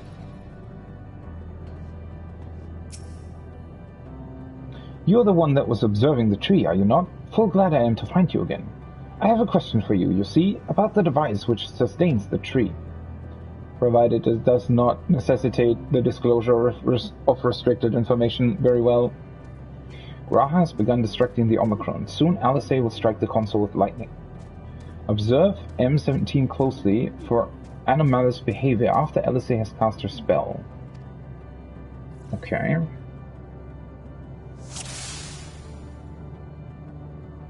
Looks like they're ready. Alright, let's go.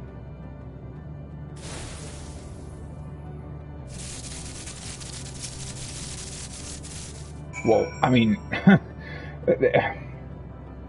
you don't really have to look at it closely to see that it's literally, you know, having a violent reaction to some lightning. And anomaly, you say, performing diagnostic, error confirmed. My connection to Central Command is suffering from intermittent failures. I must leave at once and present myself for maintenance at the nearest facility. You will excuse me. What you need, my friend, isn't maintenance, it is to confront the truth. While we spoke, our comrade struck the console used to communicate with Sir. That is the cause of your anomaly. You are connected to Sir, aren't you?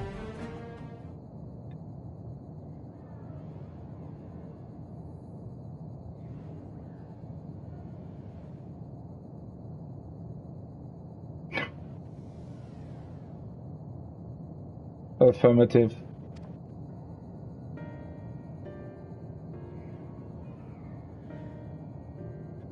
To what end you sought to assert this fact, I do not know.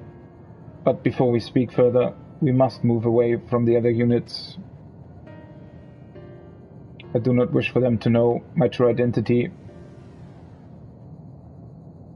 Very well.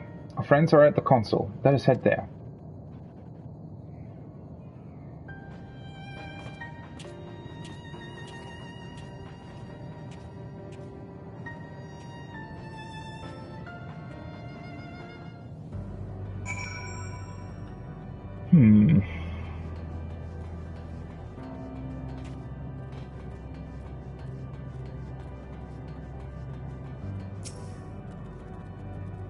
This unit struggles to understand why the tree continues to grow despite being designed to die, or destined to die. Let us shed light on its doubts, that we may shine the way forward. A little jolt works wonders, doesn't it? All that's left is to have the Omicron divulge the truth to us. If naught is amiss with the other Omicrons, I dare to hope we have found that which prevents our advance. Whatever that means. Are they all going to sacrifice themselves as well? How's this going to continue? As you have surmised, I am part of the shared intelligence of Stigma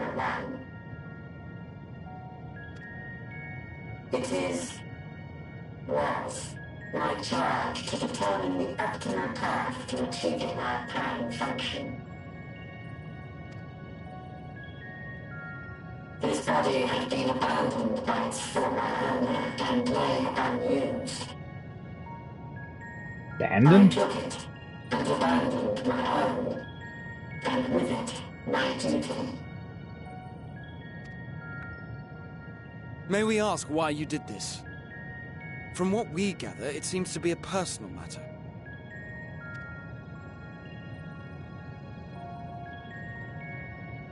Our kind did not always look as we do now. Long ago, we possessed frail and feeble bodies. Aha! So they weren't always machines. They just constructed... Oh, so just like the other life forms as well. They left their, corporeal ether forms. And these ones put their mind into machines, essentially. Beleaguered by stronger races, our ancestors took to augmenting their flesh in order to defend themselves. What began with limited parts eventually spread to the whole body, and at last, a means was discovered to convert the mind into data, rendering even the brain obsolete. Such complete mechanical beings were called the Omicrons, and by their might, we came to reign supreme over the star.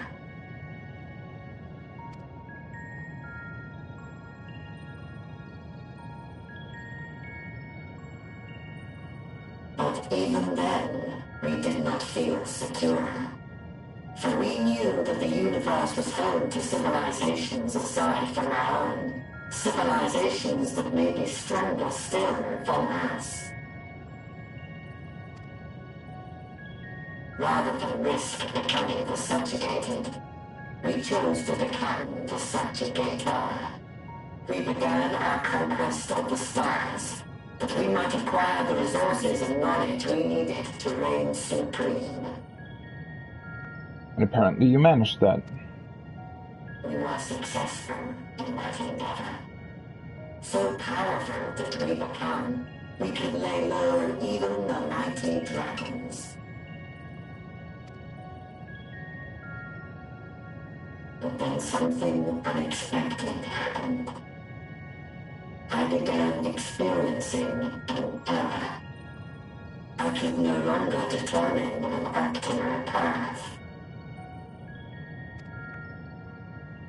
You were malfunctioning. I performed numerous full system scans, each time finding no issues. Yet the error persisted. It was then that I speculated. What could happen if we grew so powerful as to have no equal?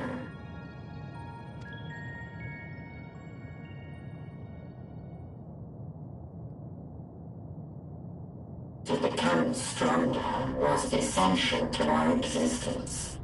Our every action has been in service to this objective. But if nothing lies beyond this, can it be truly said that it was essential? Well, that's a matter of perspective, isn't it? I mean, why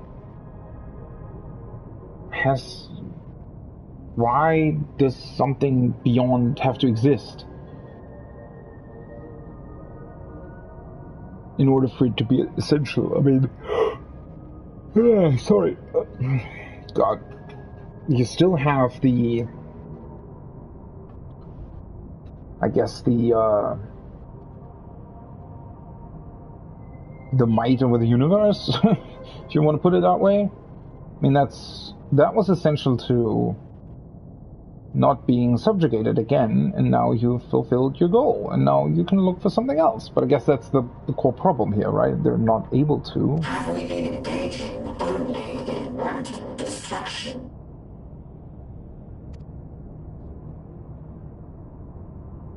You could find no threat to justify your purpose. The Omicrons will never leave this star. They will stand by until their reserves of energy is spent. For I have no path to offer them. None. It is not our place to pass judgment on the deeds of the Omicrons. But surely, this does not have to spell the end of your people. With your power and knowledge, the possibilities are endless. Why not seek out a new purpose?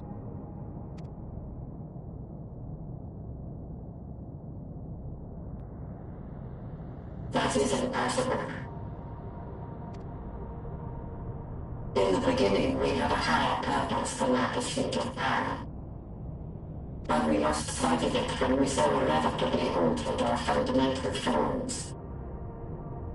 And you can't revert to it? I mean, why shouldn't that be possible?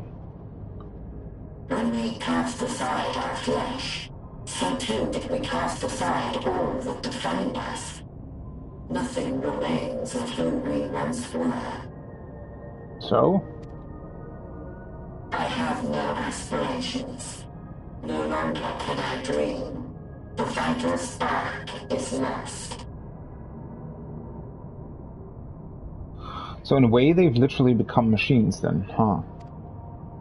Lost amidst circuitry and code and commands.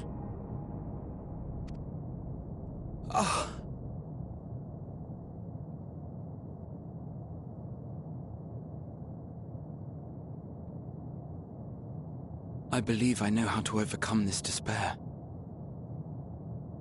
The words are ready in my mind, but ere I speak them,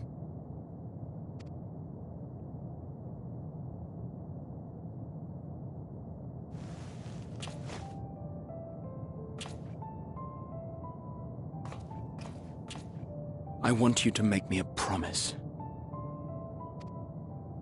Be it across time or space, our promises have always connected us. And so I ask that you indulge me once more, that this won't be the end.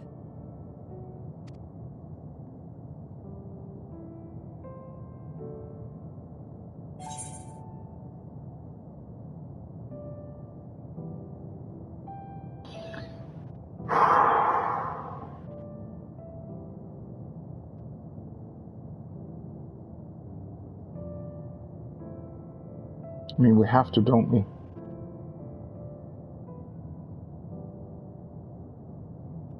You say it, and I'll do it.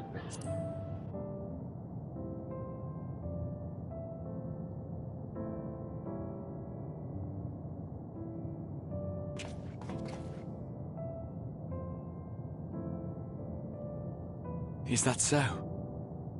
In that case, I won't hold back.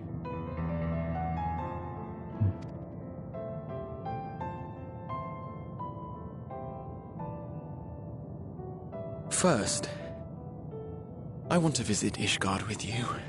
Properly. We scarcely had time to look around last time. I should like it very much if you could show me the sights. Next, you must regale me with your greatest adventures, in the places where you lived them, if possible. I may have read about all your deeds, but there is no substitute for a first-hand account. And last but not least, a new adventure together, unlike any we've experienced before.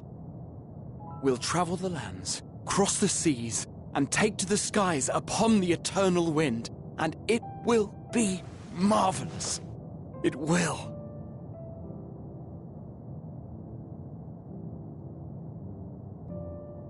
Of course it will.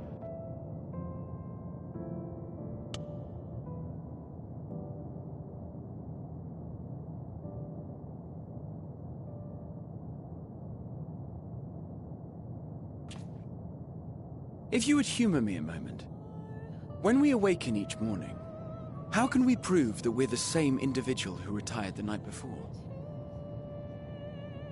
Through the remembrance of past events, we might say.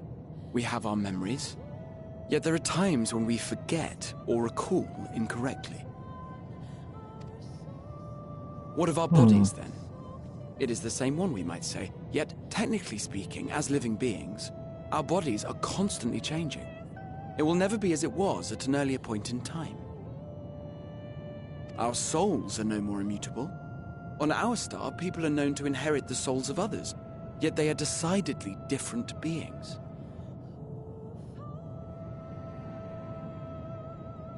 The Shadowbringers theme. For my part, I've subjected my totality to much and more. I've made my body into an extension of a tower, blended my soul and memories with those of another self.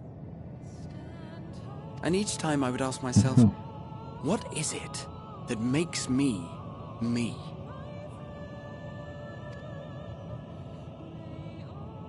Were you able to determine an answer?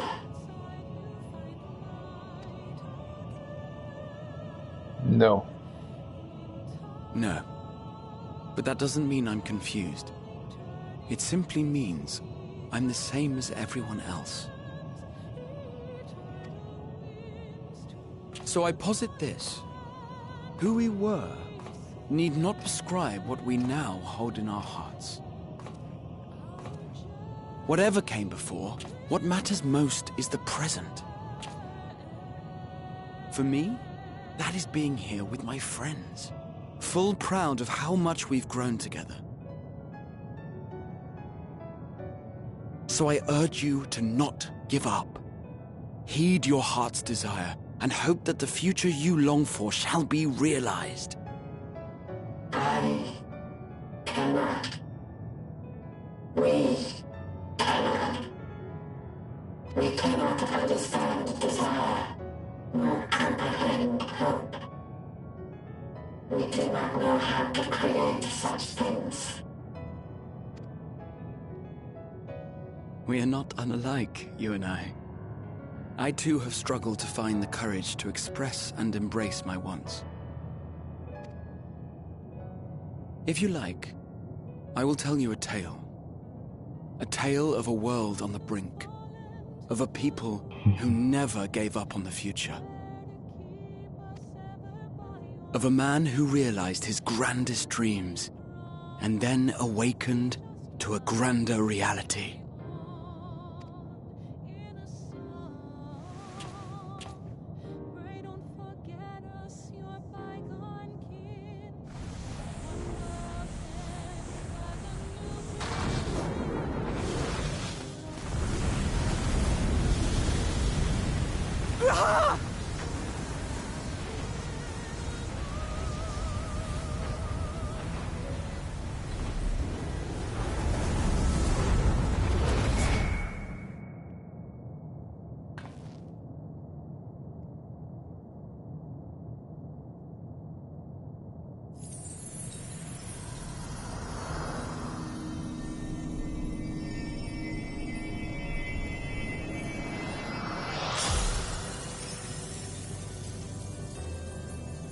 Oh.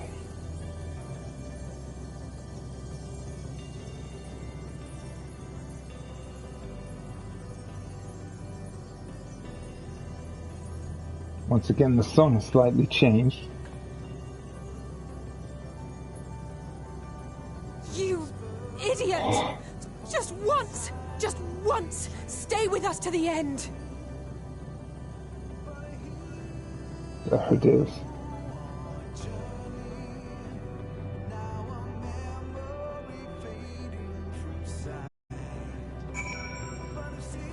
There it is. A full song. God.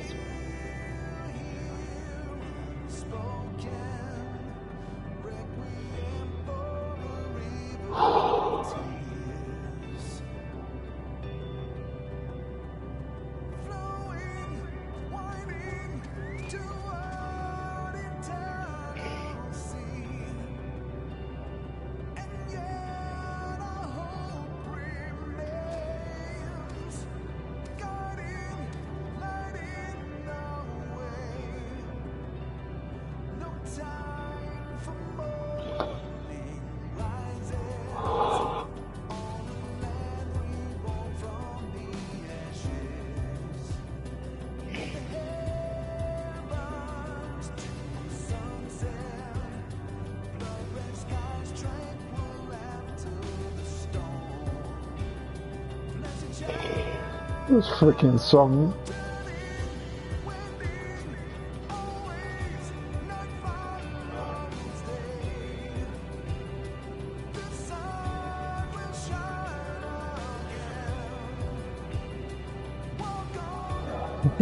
Quest name checks out, I guess. Hello world. Here we are.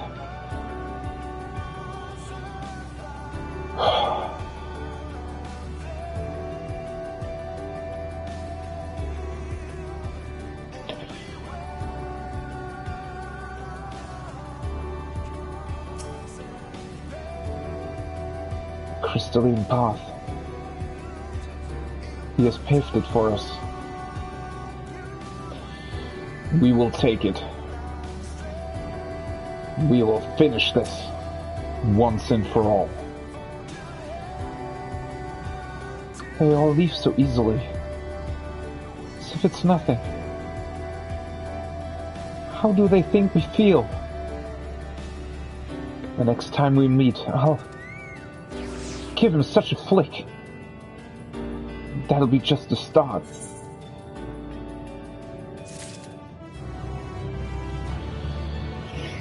God, this freaking song. It is so incredible how they, like, how it is built up through the zone, right? Fools. All of them. Fools. Forge ahead. A crystalline path. Graha paved it for us. Difficult as it is, we must carry on. For our friends. And all who wait us in faith. So come. Let us seek the path's beginning. It appears to be near the outpost.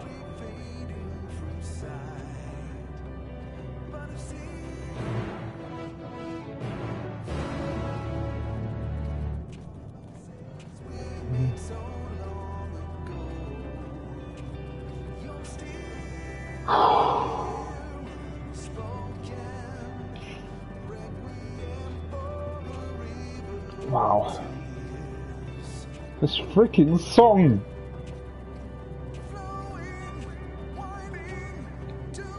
Wait, that's this way.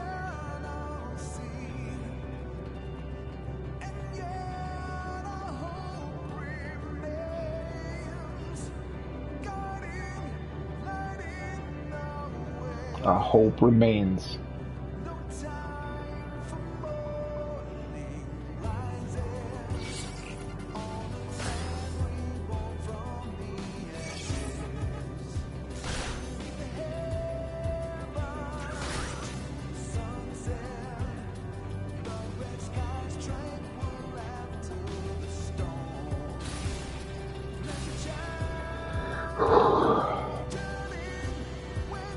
This is so fucking good.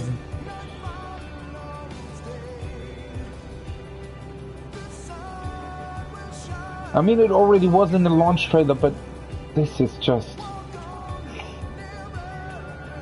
so much more. I won't let it break me.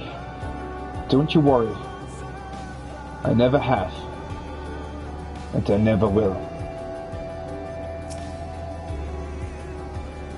Look, the portal has opened. Will surely deliver us. True. It must.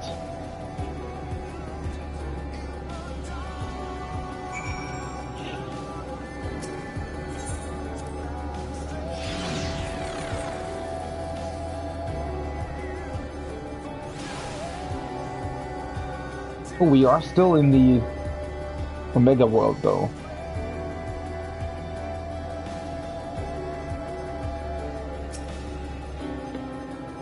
Well, here is where the path begins, and descends to dizzying heights. Let us make our way, one sure step at a time. Oh, such a cool way to do this. Our friends got us this far, their courage. their strength, their wisdom, their love. We owe it to them to continue, no matter how long it takes.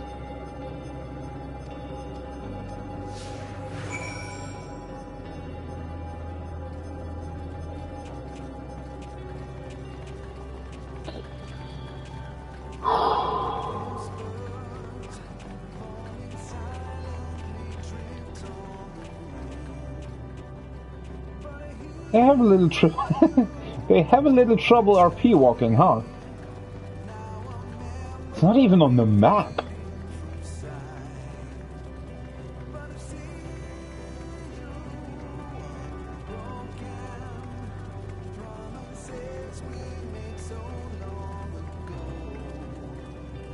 These islands are, though. Ostrakon Hina.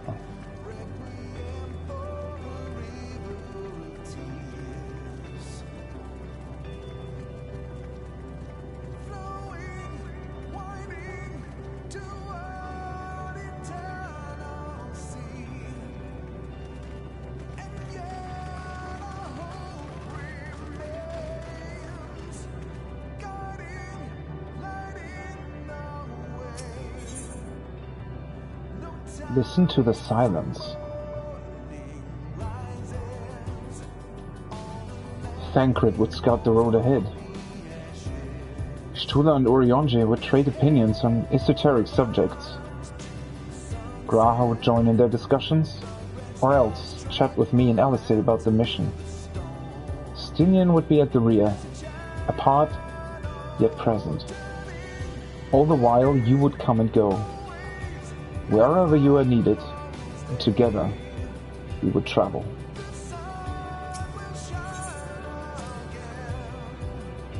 All I can hear are my footfalls, my heartbeat.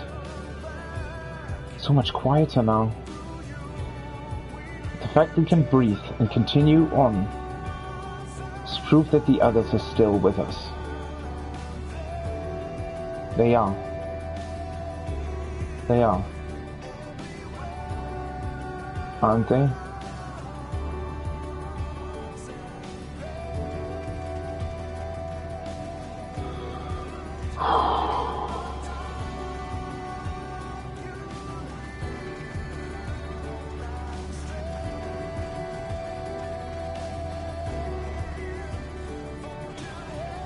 Now we're truly walking towards the end.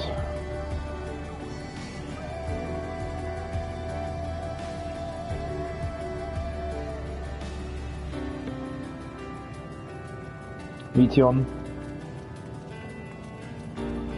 we're coming for you.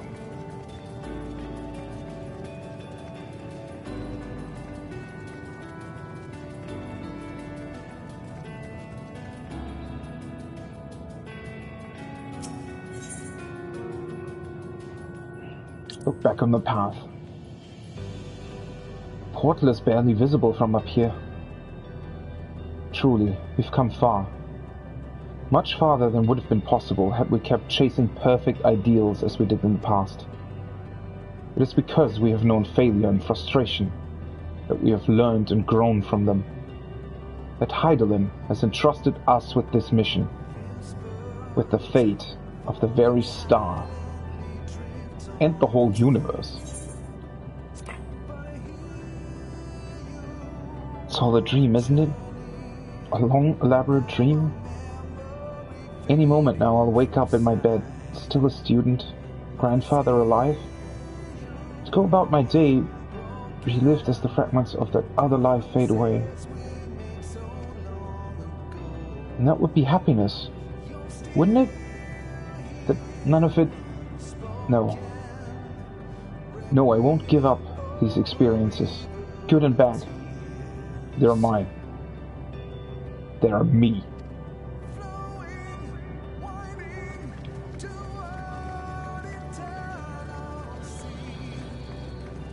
That's what makes us who we are. And nothing will ever take that away from us.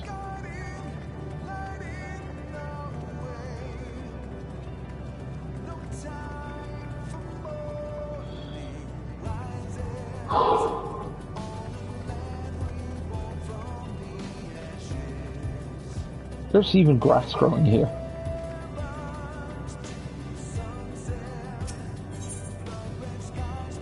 Offer a word of comfort. Rest assured I am fine. But thank you for your concern. What of yourself?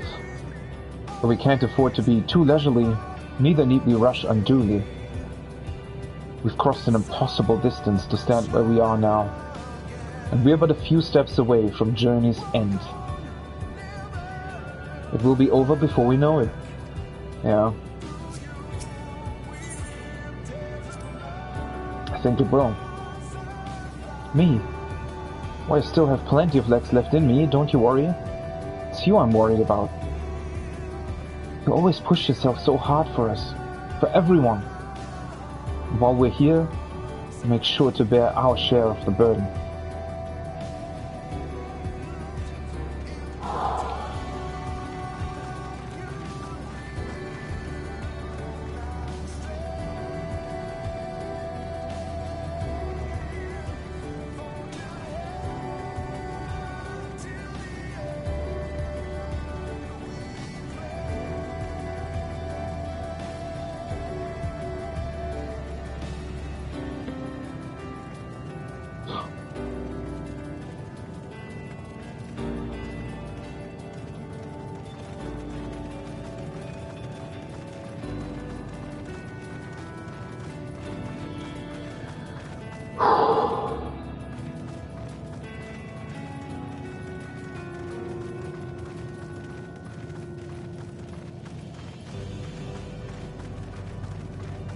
This truly is quite the long path.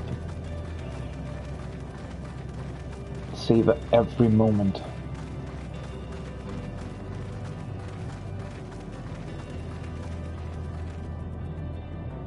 And there, the sea where stars and souls rest. Find your worth. Look at the path ahead. Well, this is it. The end of the path.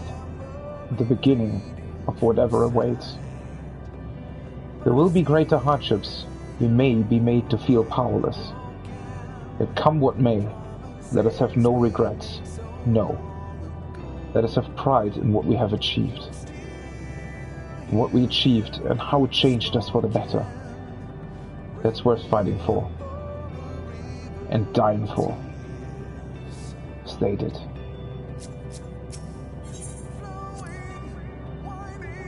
There are some structures up ahead. Still a ways to go before we reach the dead sun.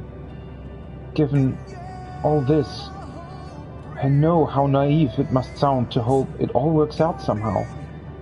Still, you'll forgive me if I wish for it all the same. And for you most of all. Don't worry, Alice. I wish for the exact same thing. Not that you, of all people, need it, it's just... After all the help you've given me, for once, I want to be the one to help you.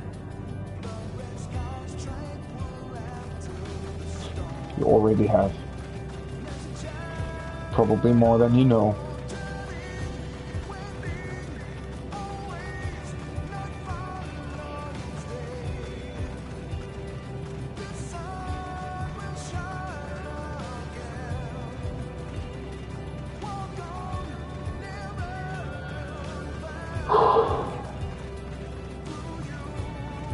I honestly have no idea what will await us here. There are actual structures here, interestingly enough. Wow.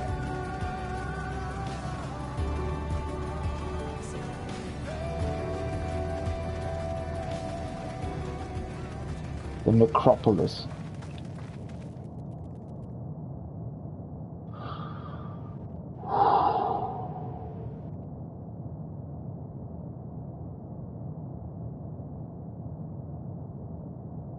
Oh.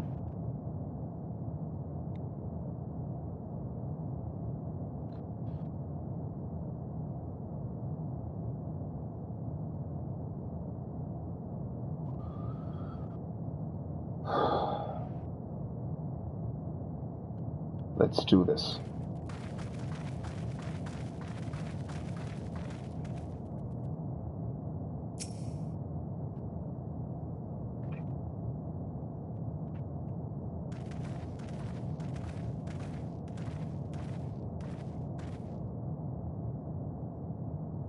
This is almost...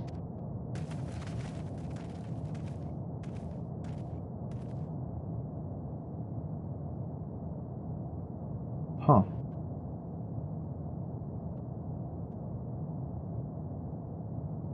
Normal. It's not unlike many cities we know. But it's definitely quiet.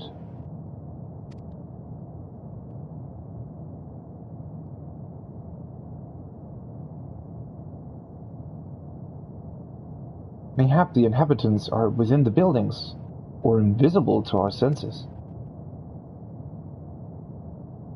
Wrong on both counts. There's simply no one here.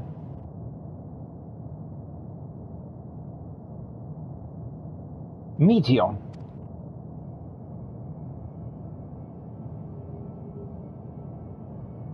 It's almost weird that this isn't voiced, right? But I guess there's still a lot more to come.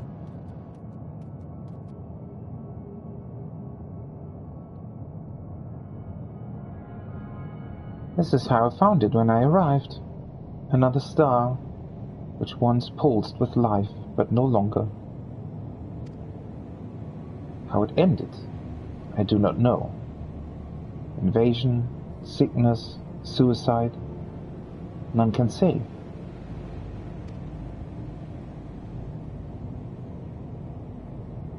None live to speak for the dead. They are gone. Gone. Search all you like, but you'll only end up turning back.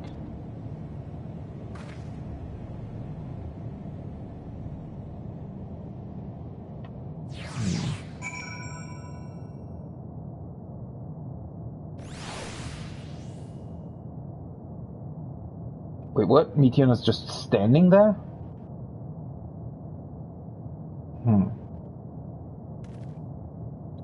Doesn't look too bad, the structure in and of itself, right? Doesn't look destroyed or damaged in any way. Just abandoned. If what Meteor says is true, what are we supposed to do?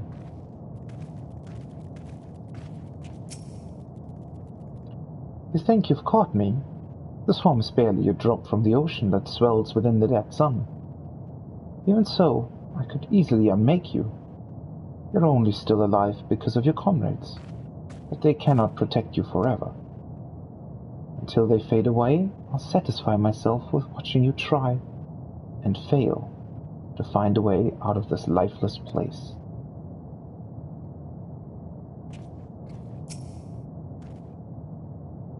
If there is no one here, then neither should there be emotion to bar our way. Yet Meteor seems convinced we'll turn back. What riddle is this?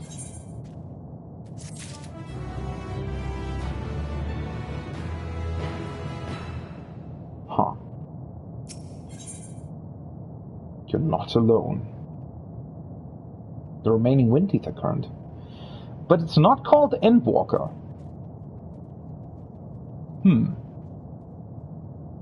So, I mean, I would have thought that it wouldn't be the last quest, but whatever Meteor may have said, we should confirm it with our own eyes. We need to have a look around. Indeed, at the very least, it doesn't appear to be a sprawling place like those before. If we split up, it shouldn't take too long to cover the area.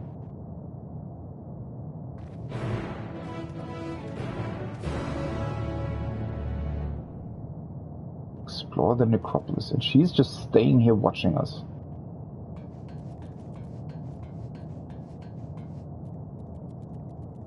Huh. The architecture is quite interesting, isn't it? Almost looks like something out of Star Wars, to be honest. I mean, it doesn't look like these boxes look weird. Like they're sort of stacked into each other. Huh.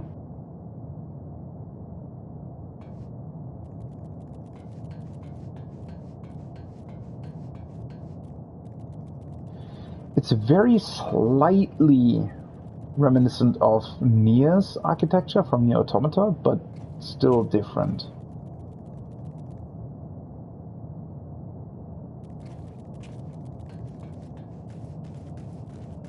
vantage point.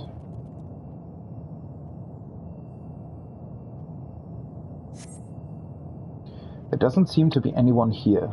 Perhaps you could try calling out. Is anyone here?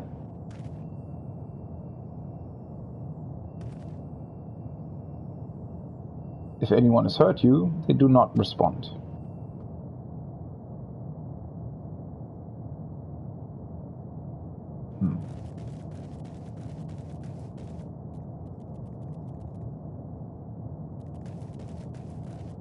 Bar counter.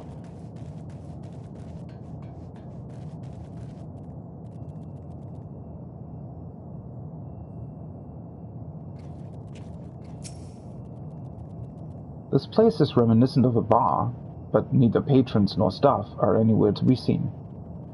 Egg-shaped containers line the shelves, with a loose fuse sitting on the counter.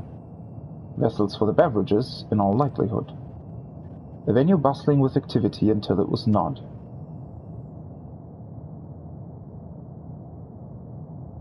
Huh.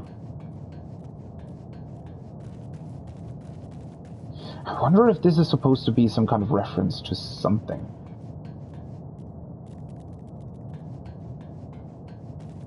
But it does look very sort of distinctively different.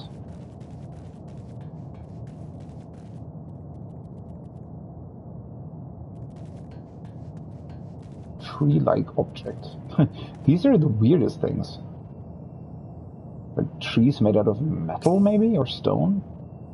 The object resembles a tree and appears to have been fashioned from a stone-like material. Yeah, stone. Erected in place of an actual tree, or to serve some other purpose, perhaps. Regardless, there is no one left to explain, to tell the story. Huh. Dusty table. Were it not for the thick layer of dust, one could imagine someone drinking from these cups but moments ago. Is that supposed to be a hint towards what happened? Did they all just vanish instantly?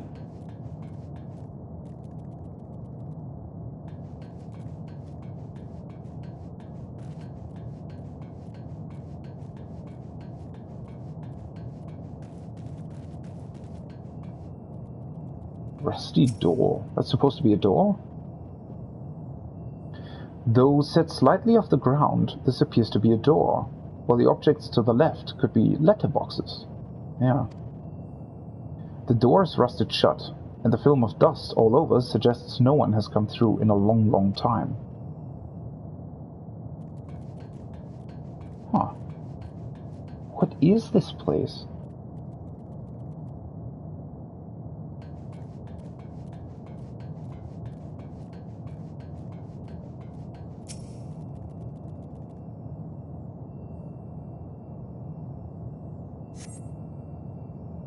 In the distance, you glimpse Alice picking her way through the ruins, but otherwise spy no signs of life.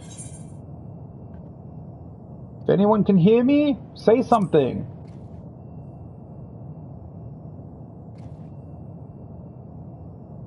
Your call echoes faintly before being swallowed by the silence.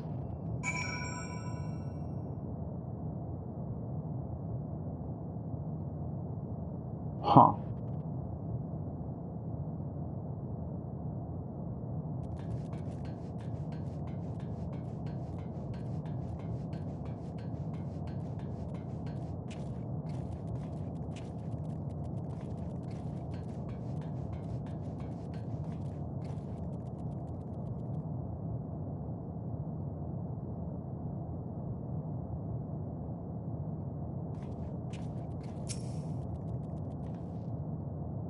Take a look at this. If the road was a little longer, we could take it to just beneath the dead sun. Yeah, and I feel like I know what your sacrifice will summon. But I suppose this is where the reconstruction ends. How about you? Did you find anything of interest?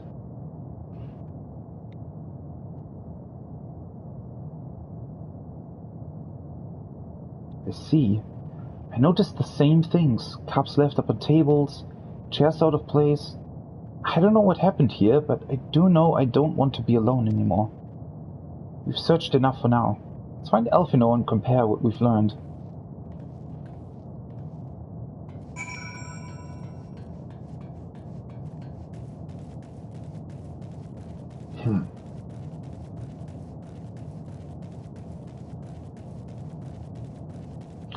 Maybe it's the planet with the deadly plague that she was talking about?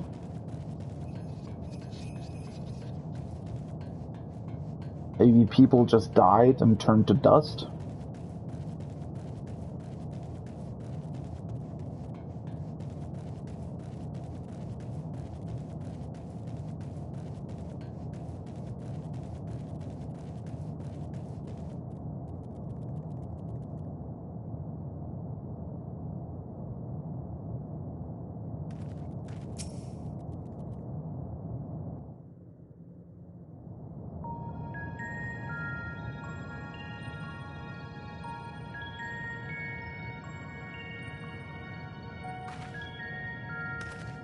Did you find anything?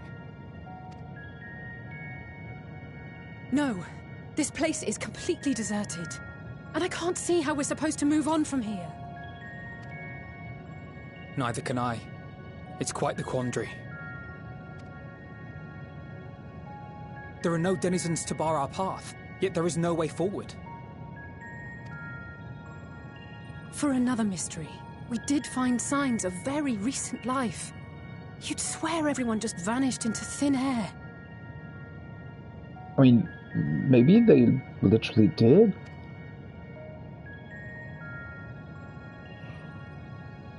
I wonder how many ruined worlds like this has Meteion seen. I wouldn't even necessarily call it ruined. I mean, yeah, civilization might have been wiped out, but there's still beauty in it. You can still see what their aspirations were, what they built, what they achieved. It's still there, right? It's not gone. Their legacy persists.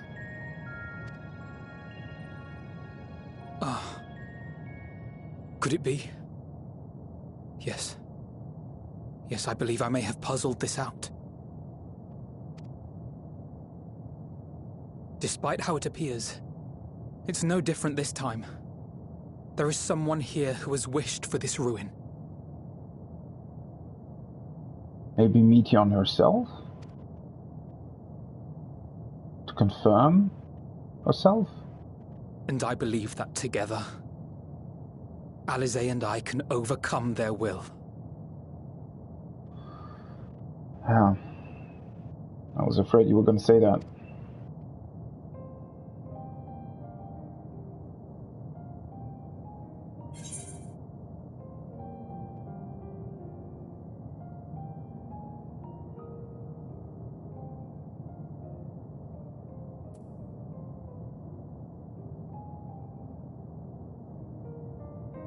Promised your parents I'd keep you safe.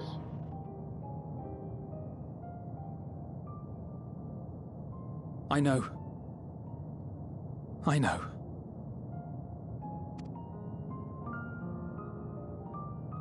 But if there is a chance this will work, then I would take it. For everyone, and for myself.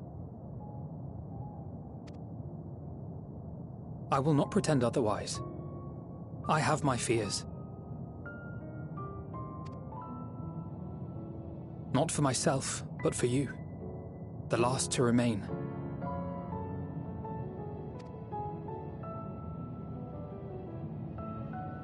You are no stranger to carrying the burden of others. But I can only imagine how heavy the weight would be this time.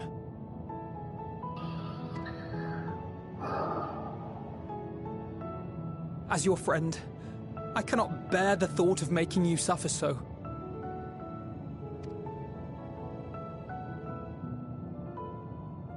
Then why suggest such a thing? It's too much to ask of anyone, even him. Why must he be the one? Why must he fight alone? More than a hero. He's a dear friend. Not only to us, but to so many others.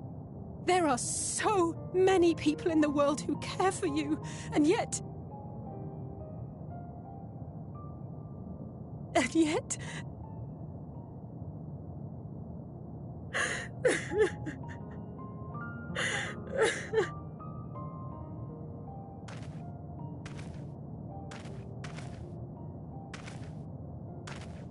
Alize, I have an idea.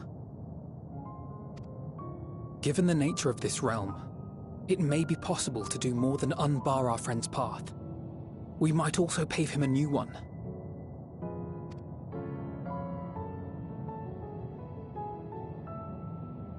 For instance, a path where he finds happiness at Journey's End.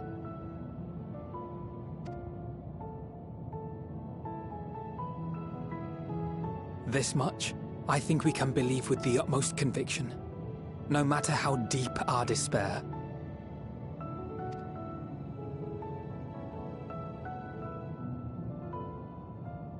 So please, believe in us too, and press on.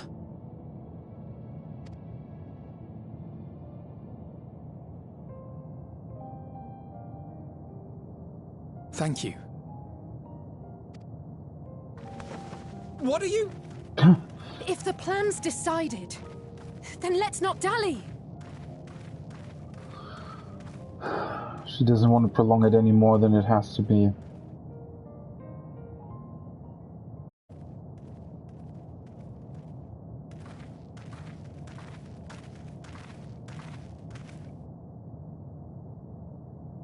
Ah, there you are. It was as I said, was it not? It was. We couldn't find anyone. But this place isn't entirely deserted, is it? You are here. Exactly. You sought out a Star of Promise and found a ruined husk. Like us, you explored the devastation. Like us, you were stricken. Horrified by the thought that so many lives could be snuffed out as if they were worth nothing. And the thought that you would have to bear the terrible tidings to Hermes. That which you saw and felt, you shared with your sisters, as did they share their own grim findings with you. Overcome by the pervasive despair of these stars, some of you inadvertently ushered their peoples to their ends.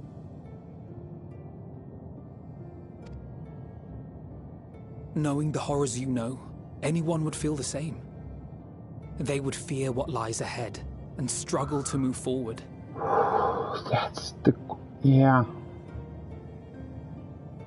It all goes back to her, or rather, her bringing us to the flower to show Hermes that he's not alone in the struggle.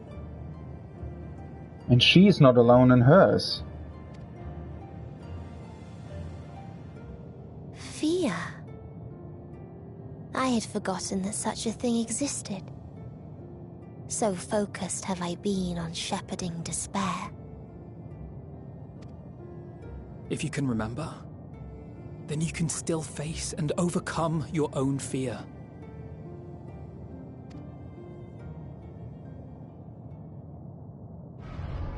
Why would I bother with such an insignificant emotion? If the despair I command is as a raging river, then fear is but a trickling stream. It can do nothing to alter my flow. You spoke with the Aya, yes? Heard their tale of what awaits the universe. It's true.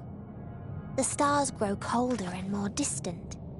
Eventually, all will enjoy frozen solitude. Using the power of Dynamis, I'm hastening that process. In so doing, nothing will be born ever again. Everyone will remain dead.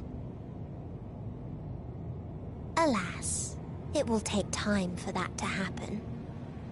So in mercy, I sent you my gift, to spare you needless suffering.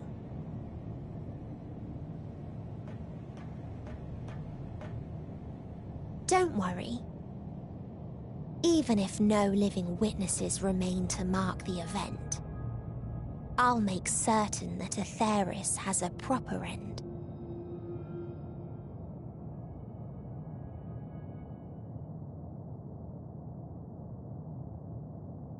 For all the power you wield, you're more fearful than the familiar you used to be. That Meteion feared simply to move forward. But your fear is such that you've given up on everything. I know it well. That sense of defeat. I've tasted my fair share of it. But as many times as we've fallen down, we've learned how to pick ourselves up and carry on. Too true. We take each other's hand, share in each other's courage, follow in each other's footsteps, and turn sorrow into strength. There are times when we fail. We bear wounds that do not heal. But these experiences are part of life, and they make us stronger.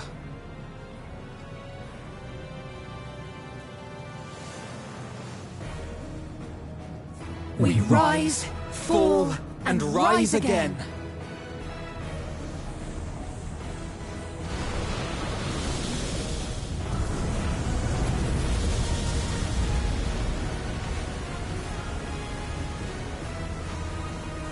Don't worry about us. You must take the next step, and all the rest after that.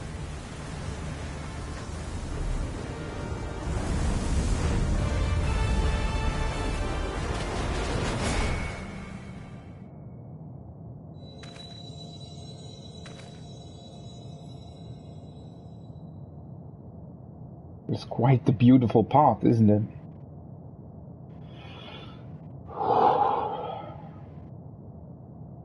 Now I'm all alone. And not alone at the same time.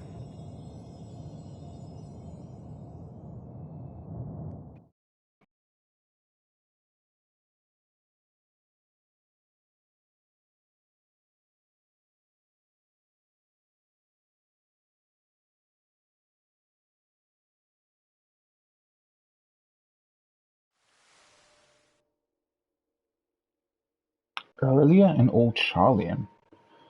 Huh. What is happening now? Guess the final days are beginning here too?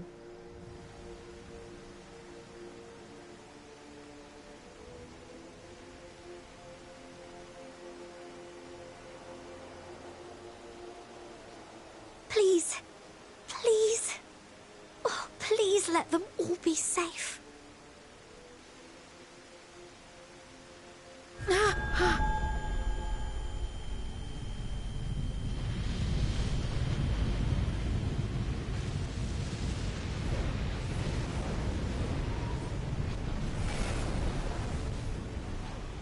Cryle? Are you all right? She's sensing it too. What we felt. It's nothing. Just a headache. They'll be fine. I know they will. Oh, hi. Apologies for the interruption. A man arrived on the last ferry. An associate of the Scions. He Who's wishes that? to speak with you at once. Associate of the Scions?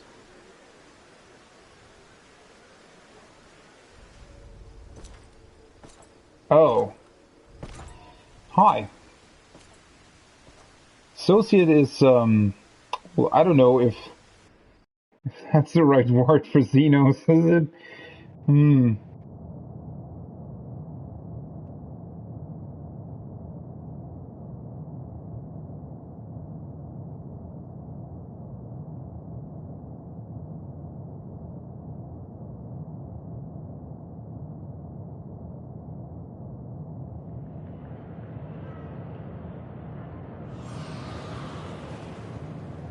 Oh.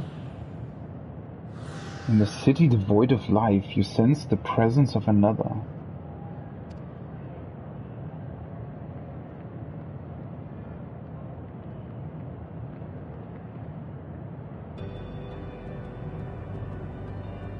The sorrow of the thousand worlds weighs heavy, and yet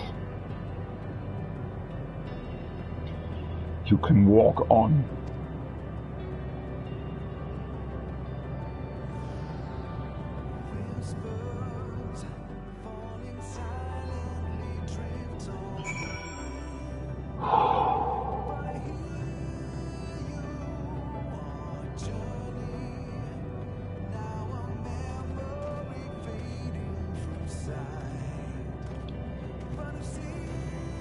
If you need a push, I'll be right there behind you.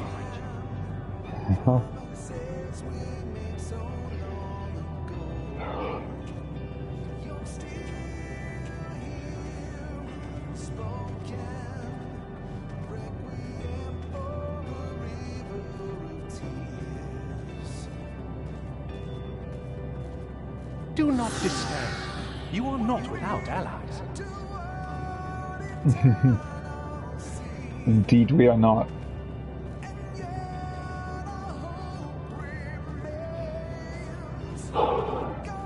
So the city was never empty, huh? What we have sown in blood, we have reaped in suffering, as it cannot go on.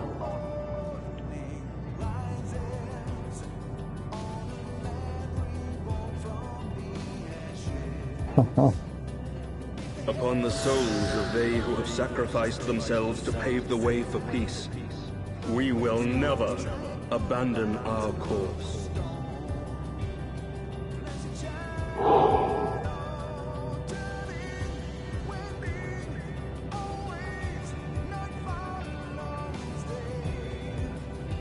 While it is true that man succumbs all too often to anger and avarice, he may yet overcome his baser instincts through the forming of bonds with others. Indeed. And we have. And we will endure. We will survive.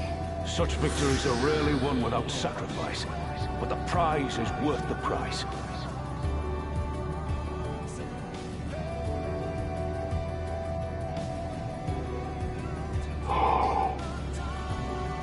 And we for our part are glad indeed to be able to welcome friends both old and new.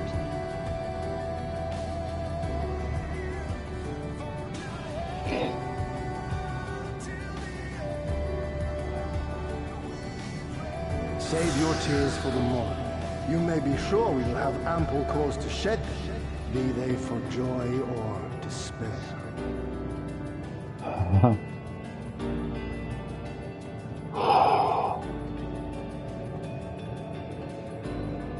We've walked a long path indeed. From tragedy and sacrifice, we rise to greet a new dawn.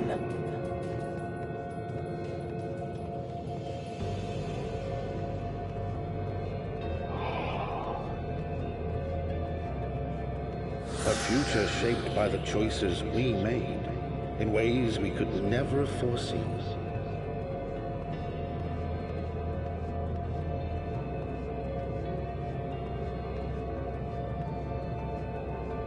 Yet miracles do happen, so let us pray and will our friends home.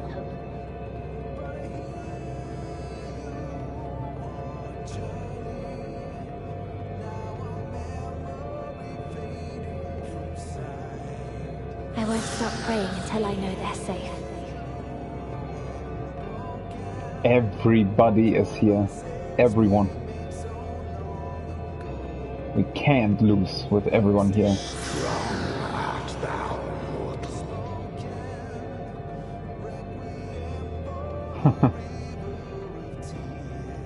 Yeah. We can't lose this.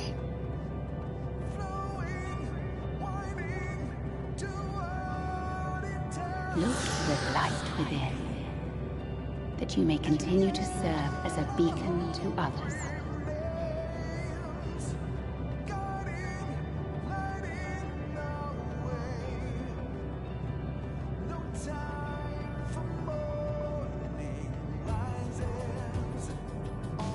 Let's finish this. Yes. Let's finish this.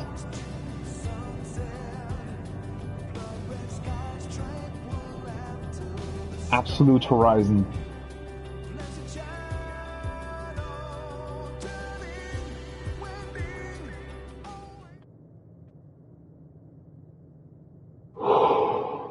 That was one journey.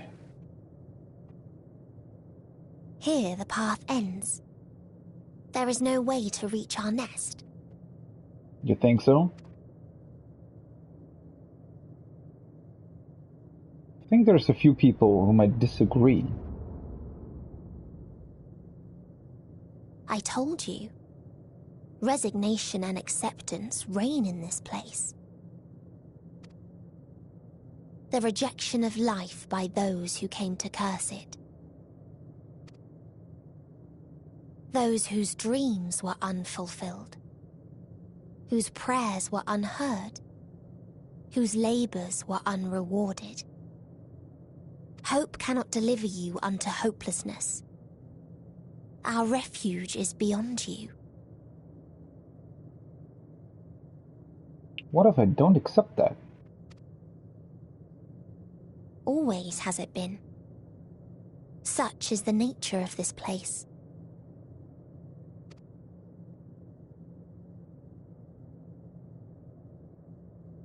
You should have remained on Atheris.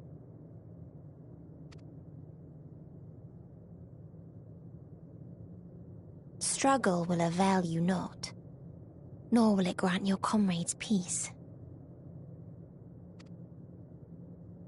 Come, let me relieve you of your burden. You have suffered enough. The fucking trailer line was from Meteion. These fuckers and their red herrings everywhere. God, that trailer is well cut.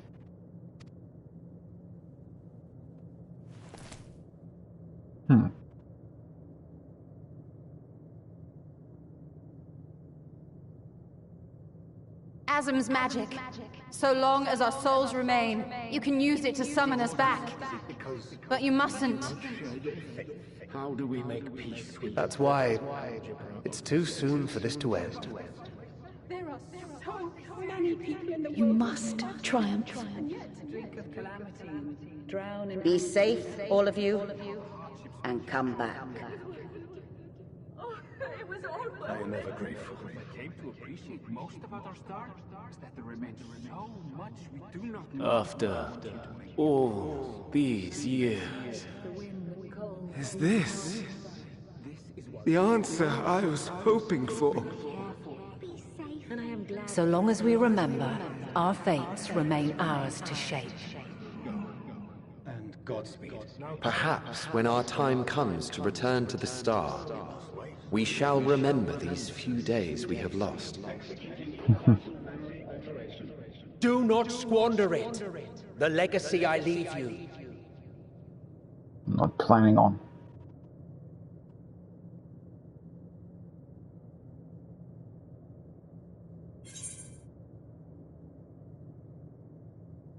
I won't forsake our cause.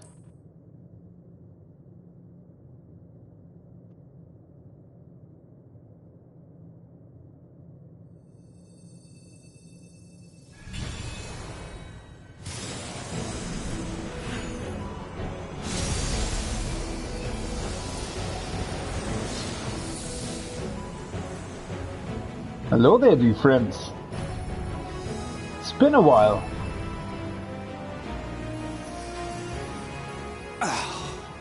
I bid them remember, but all this time I'm the one who had forgotten.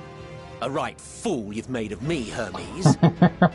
And to add insult to injury, I've been denied a sound rest, forced to watch this clamorous show. I'm sorry.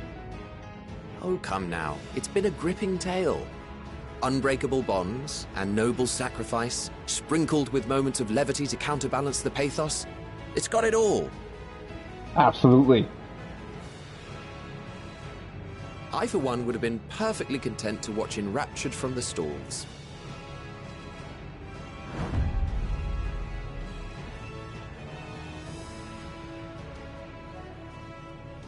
But I won't say no to a bit part.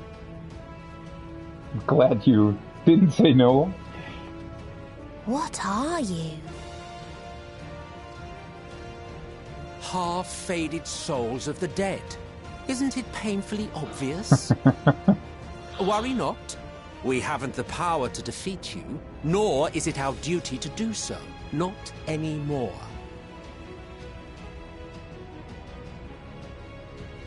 That being said, we do have a score to settle. Uh-oh. I don't think you want to make him angry. So here I am, Vinar. I suppose you needed me to tie it all together, these frayed threads of our history. But knowing you, I suspect there's a joke in it too. Oh yes, I can imagine you gloating over my forgetfulness. For all these years. Were I feeling charitable, I might assume you had left room for the possibility of this outcome. Even so, you'll get no applause from me. A single gesture will not lighten the burden I've had to bear. Still, you must be commended. Our methods would not have brought mankind this far. Wow. Thanks for the compliment. Didn't expect that from you, to be honest. And so, as a show of respect to the last of us, I make this declaration.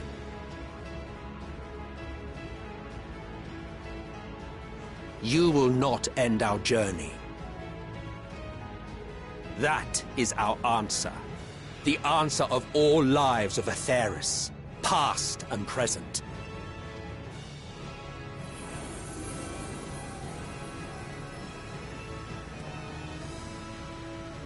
As you've called us to the stage, so shall we perform. And creation magics never fail to please. Oh. Drawing upon the hopes of your comrades, we will make for you a new path.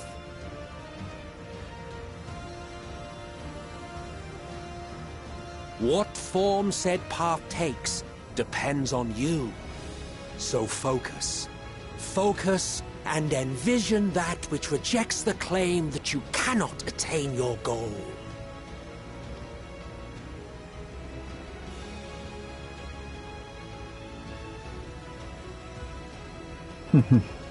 Ours is the wisdom to weave the fabric of reality. Ours is the power to create. There it is.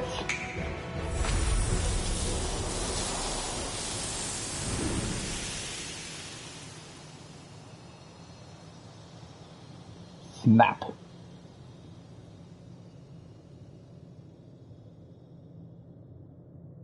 Meteon, though I gave you these wings to soar the heavens, I did not teach you how to walk the earth. So loath was I to bind another living being.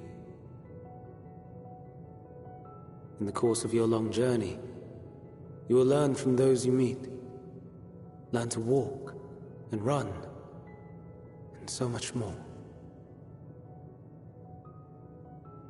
A flower.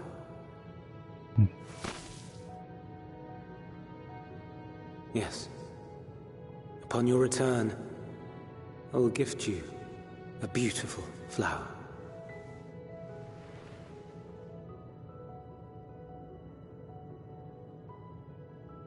These Elpis blooms serve as proof that this realm is not utterly devoid of hope. no more can you deny its power. No more is yours the dominion of despair.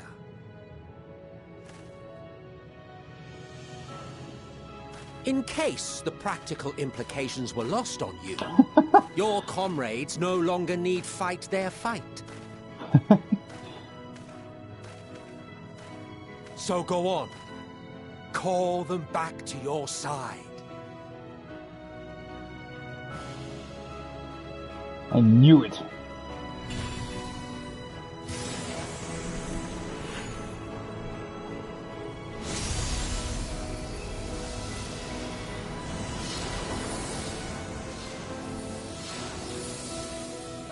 Welcome back, friends.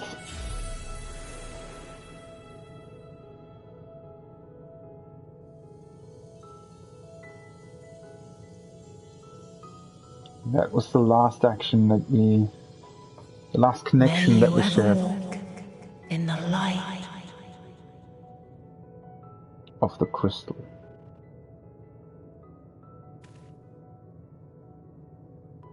How disappointing. Not even a single scar in the making to brag about. Oh, thank God. You'll find a way regardless. Honestly, this is far more than any of us could have hoped for. Let us be thankful. Indeed. That we thus stand reunited is a gift. Let us not squander it, and see that we all return to Etheris. Aye. As soon as we've averted the final days. Right. Good to see you again. Our heroic sacrifice paid off, I take it. I mean, does it look like it paid off? I guess so. Come, my friends. Let us carry on and finish it. Together.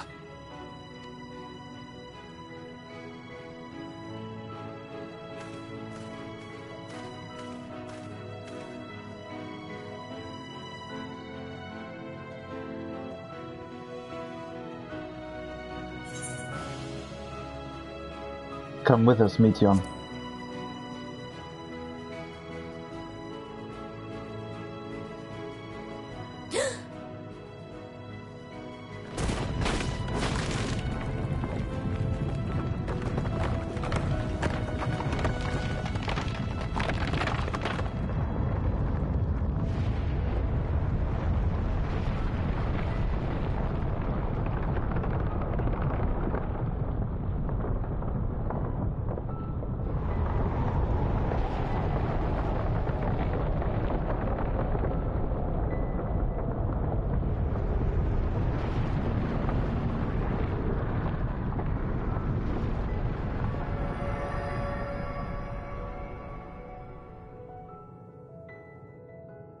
Can you hear me?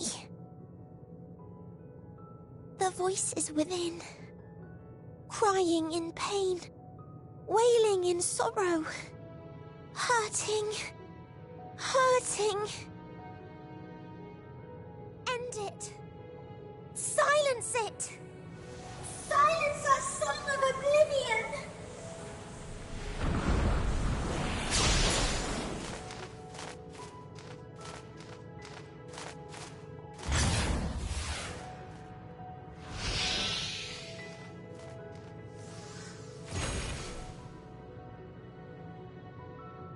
The way is open.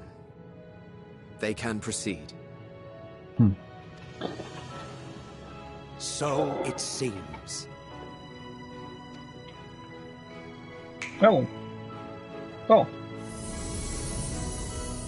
I just wanted to introduce you to the others.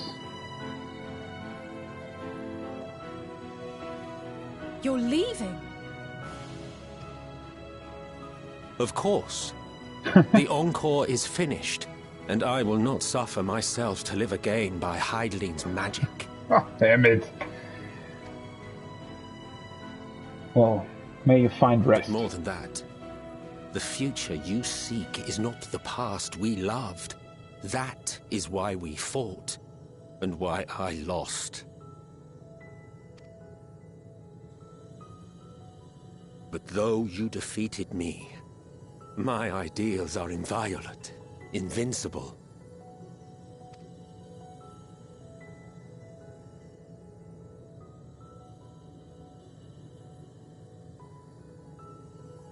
Spare me your pity. I have no use for it. If you would do something for me, save our star. See this tale to a triumphant conclusion, and with elation in your hearts, bid the final curtain fall. How poetic. Only then may it rise again, and a new tale begin, with new parts for all to play.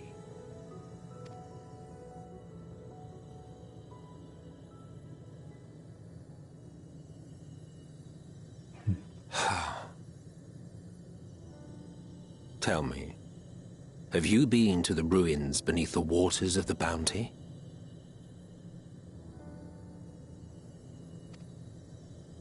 Or the treasure islands beyond the frozen waters of Blind Frost in Offerd's north?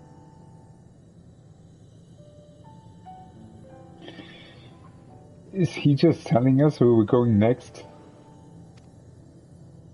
The fabled golden cities of the New World. The sacred sites of the forgotten people of the South Sea Isles. What about Mericidia, the southern continent? Do you know aught of its present state of affairs?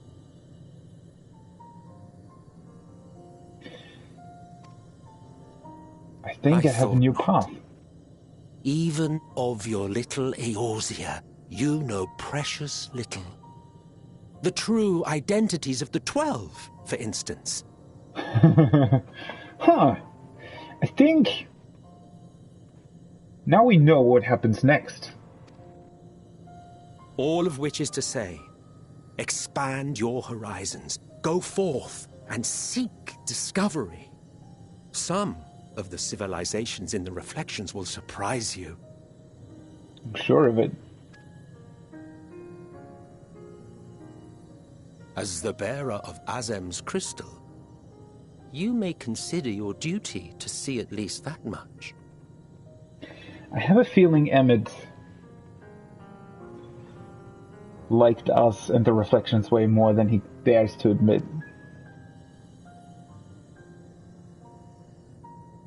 I certainly did.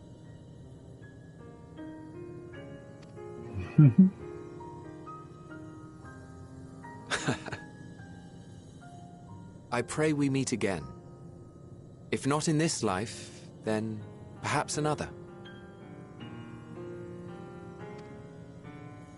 Whensoever it should be, I trust it will be a most joyous reunion. It most definitely will. For you, maybe. I want nothing to do with it. Oh, come on. Let's have some tea together at some point. Oh, don't be that way.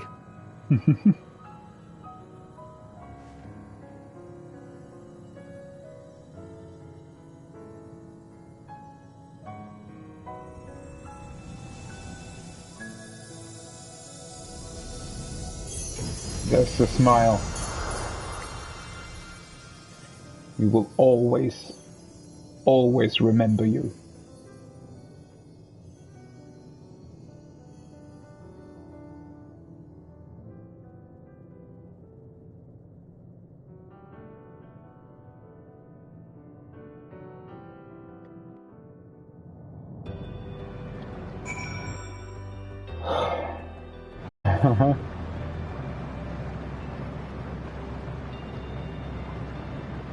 Well then.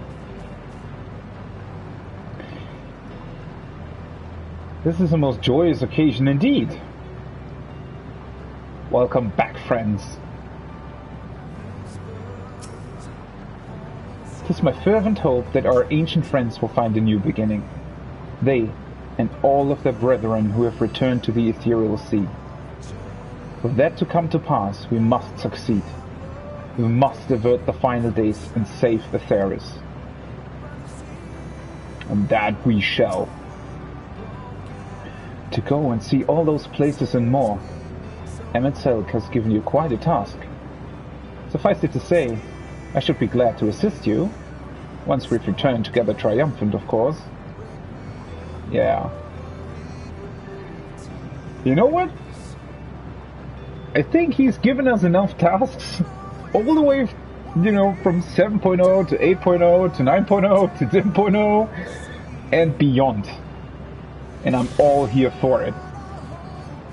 Until the end. We will remember.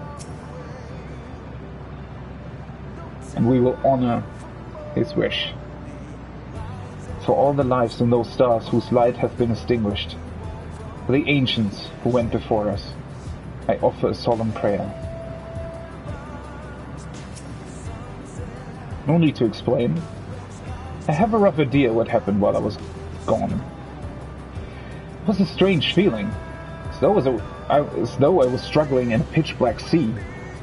A powerful tide was trying to wash me away, one that churned with hatred and envy for life. It was all I could do to swim against it. And suddenly I was here. It felt long and short at the same time, hazy as in a dream, but through it all, one thing was crystal clear. You fought, with all your being, to keep our hopes alive.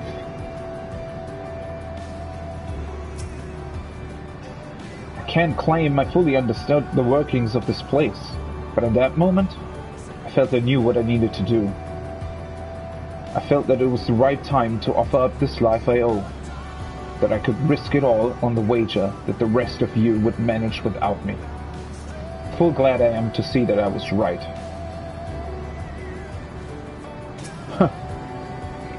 I think some people are just enjoying being here. As different and mysterious as the ancients may be, they were people not unlike us. The first people to fall and feel pain, and the first forced to find a way to rise again. From them we have come, and in our pain and suffering we are connected.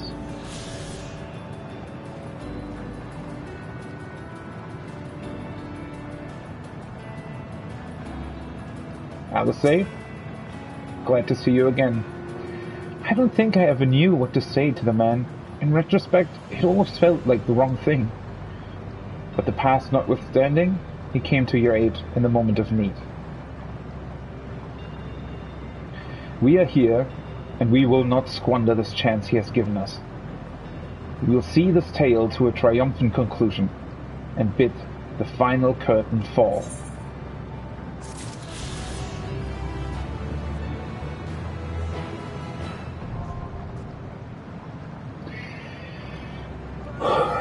That we shall.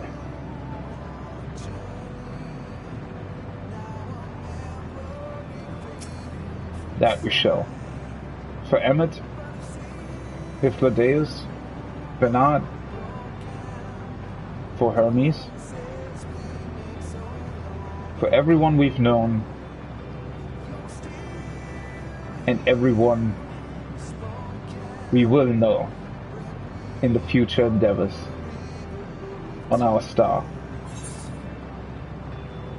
There it is. Endwalker. The Scions of the Seventh Dawn stand ready for the finale. As ready as we'll ever be. Let's finish this. Are you ready?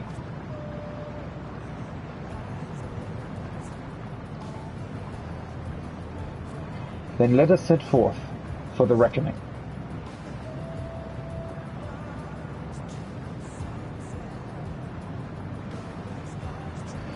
Having come this far, I know everyone's resolve is beyond doubt, so I will say only this. Within that dead sun swirls the emotions that Meteion has hoarded, the emotions of innumerable souls who strove for happiness but failed.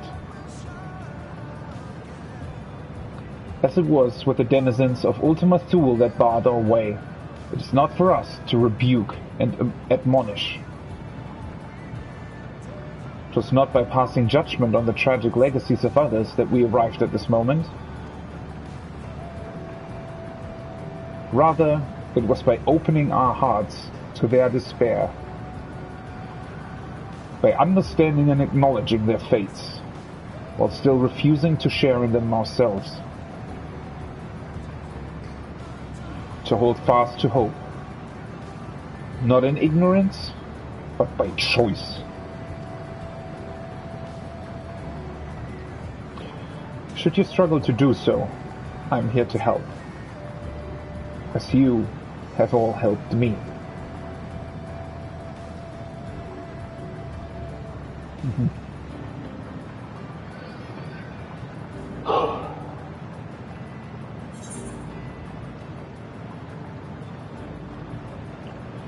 Let's put an end to the end.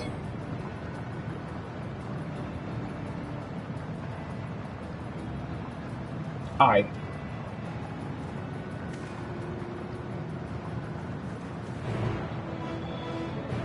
Whew.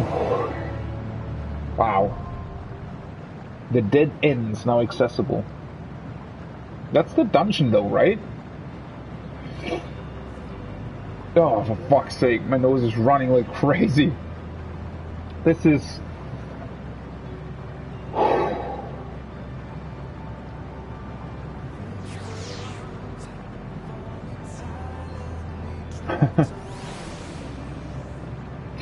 Of course, Emmett and Hythlodaeus would be there to help us. Ah, sorry.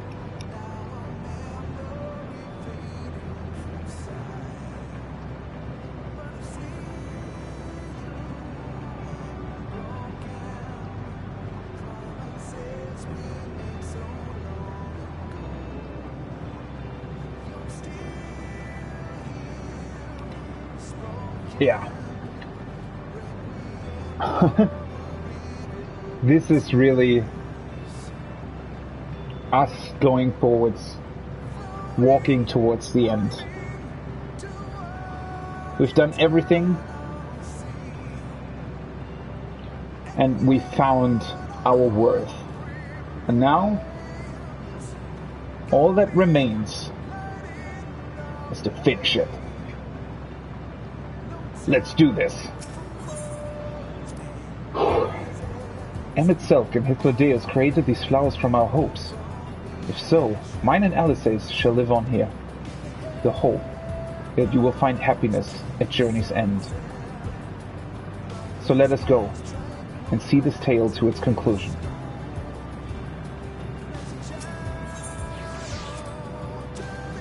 As Alphino says, everyone's resolve is beyond doubt. Yet ere we set forth, there is a thought to which I must give voice. While you were in Elpis, I understand that people assumed you were a familiar. In contrast, those phantoms we encountered in the recreated Amarod regarded us as children. As people, albeit naive and immature. The discrepancy, I posit, is a reflection of their creator's perspective. Having spent eons among sundered men, perhaps he came to acknowledge us, even if only subconsciously. Yeah, that's exactly what I said. With Emmett's help gone, we may never learn the truth. But I will not suffer this and countless other mysteries to go unsolved. Our journey will not end this day.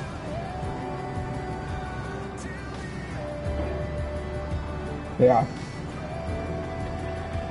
I think Emmett very much liked what he saw. That is why he gave us the chance. Emmett wasn't, you know, he was only rejoining because he found humanity wanting, right? He saw something that he didn't like and wanted us to fulfill our potential. And then finally, after the seventh rejoining, he found it in us and was satisfied. Thus far, we have encountered recreations of some few stars. Doubtless they account for but a fraction of the innumerable worlds to whose fall Meteion did bear witness. Oh, ooh, the dungeon's gonna be more of this. Rolling with torment, The dead sun is forsooth Oblivion's apotheosis. Apotheosis shall be no small coup to breach this nexus of despair. And yet, as this vista doth prove, where there is hope, there is a way. So let us press forward together, as ere we have, and find our way unto victory.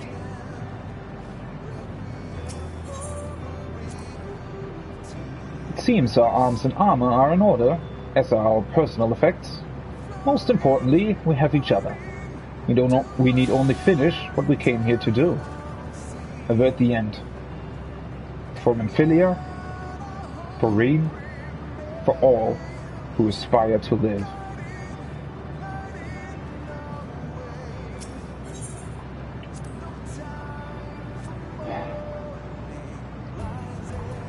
So the moment of reckoning is finally upon us. I must say, when I pledged myself to your cause, never did I imagine that it would bring me to the very edge of existence. Not that I'm complaining, mind you. After casting aside vengeance and shedding title and duty, I found myself wanting for purpose. And journeying with you, there has been nary a dull moment. In the course of it all, I feel as though I have found a new place for myself. And a welcome opportunity to see how much the boy has grown. Little Lord Alphino, I owe you a debt, but as you can guess, I've ever preferred to express my gratitude through action rather than words. My lance is yours, and I should gladly take it.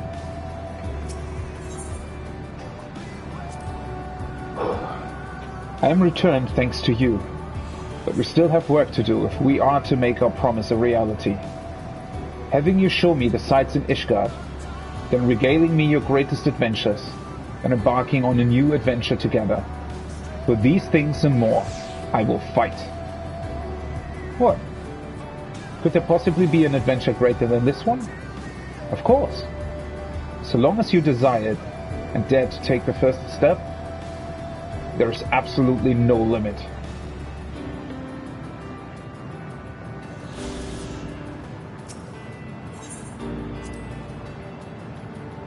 Just so you know, I won't try to keep up with you in the coming battle. No, I mean to surpass you.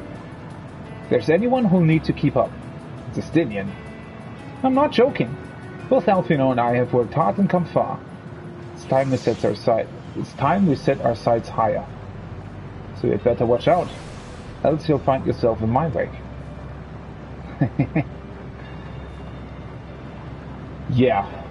Sorry, I'll just say you've been, on the bench for far too long and far too often in this expansion. So this time, you'll come with me. You, Alphino, and Graha. Stola, Urionji, Thancred, Estinian. I mean, we'll still need you in the end. So... let's do this. Let's walk to the end.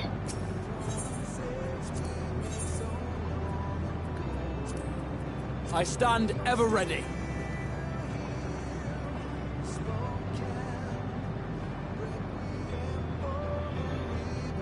Whew. Let's finish this. For real this time. Let's go. Everybody.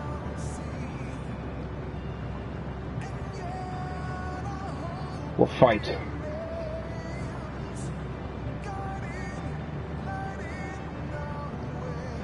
Let's go.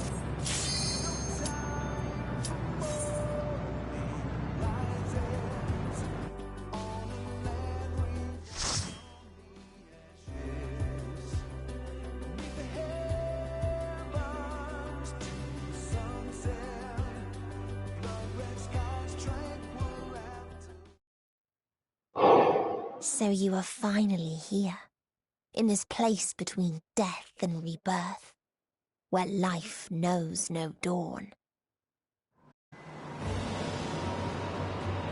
Come then. follow me down into the darkest depths of despair. Meteon's got her color back.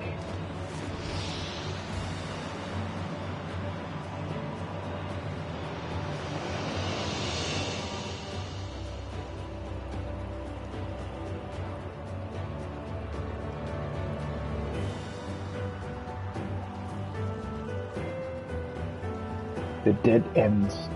Oh God.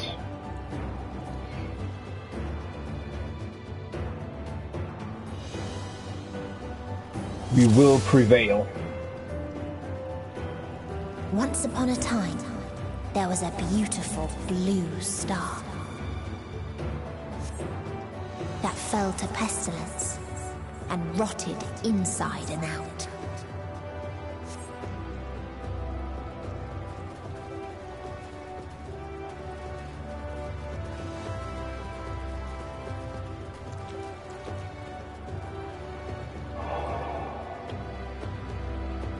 Yeah, this does look like despair, doesn't it?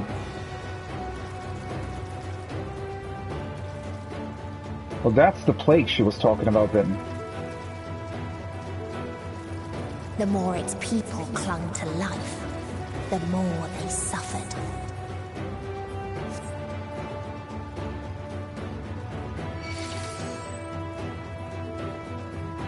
Oh, they look so cute.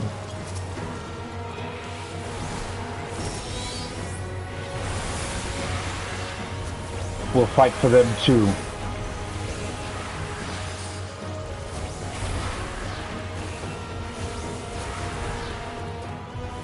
I can finally call forth the primals that's helped us in our journey.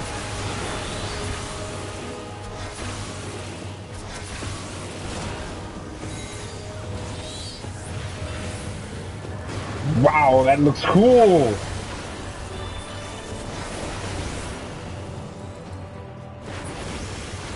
Ugh. Well, I shouldn't stand in the poison. They look cute! Oh, poor creatures. Look at them. They're like Namazu with... Are they Namazu? Well, not really, but... We'll save you, little... little diving people.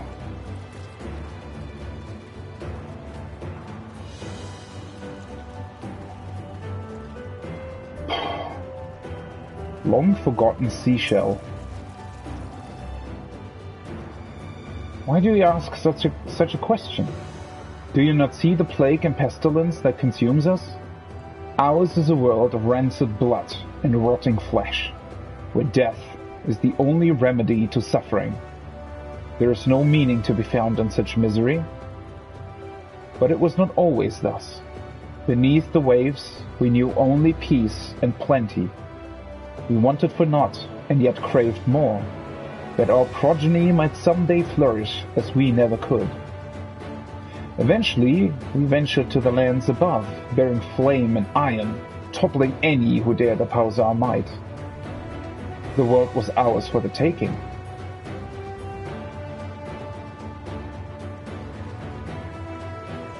So I guess they perished because they weren't satisfied with what they had.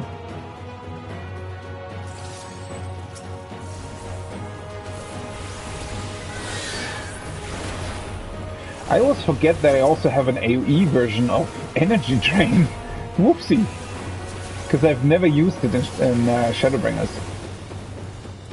You cannot stop us! And the music.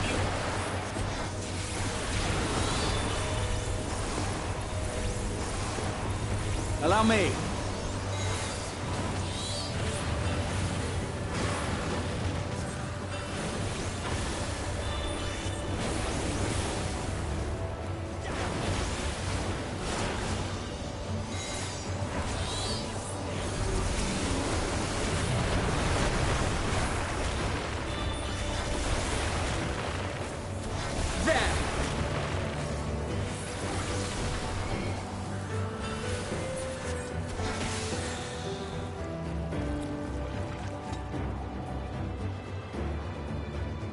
Ooh. This almost looks like a scene from... I don't know. No, it doesn't really. It still has beauty in it. You can imagine this place, you know, when it wasn't all rotting, being this beautiful blue planet with these cute creatures all walking they about. curse not the illness, but their fellow corrupted.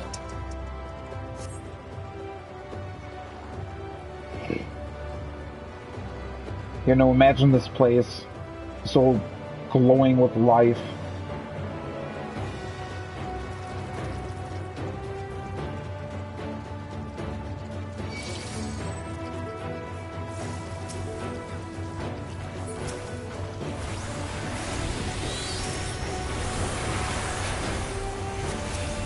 Didn't I just say there's an AoE variant of Energy Drain?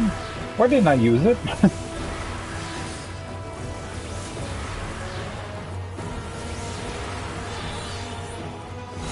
Allow me.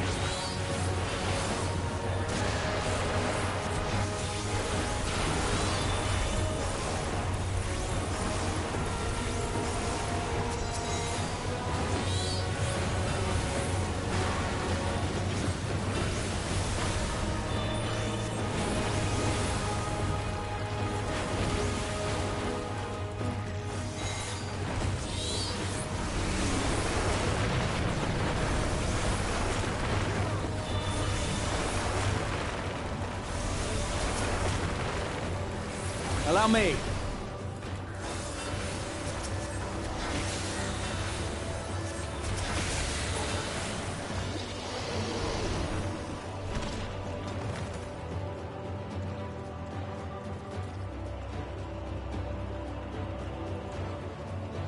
I wonder if... Do you think the souls will be released once more? When we've destroyed this place? I want to believe that. That they can return onto the ether and one day be reborn and find another world with another beautiful blue ocean to call home.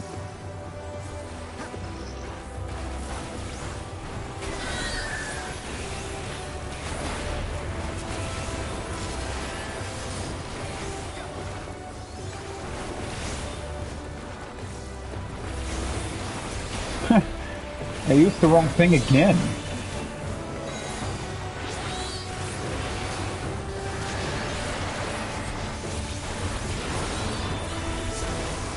Allow me.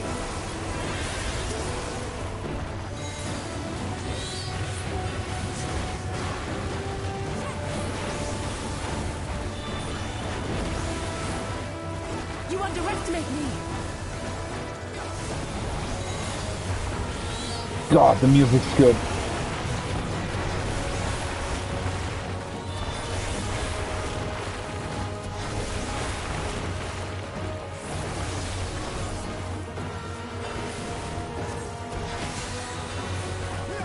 Hold still.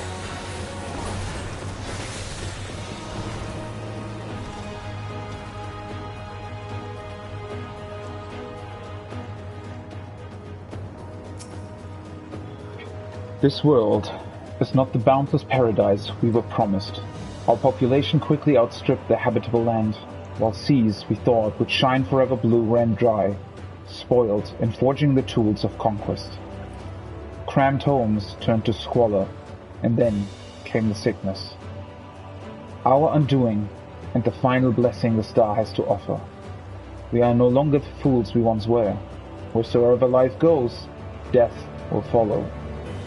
Indeed, existence is but the most painful path into nothingness, and the wise embrace their obliteration wholeheartedly. Let's show them.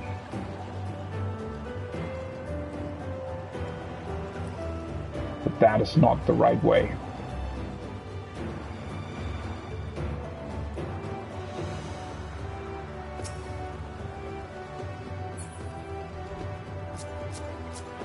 I love that Meteion is not the final boss. Or rather, that she's accompanying us now. To live only meant spreading this plague to others.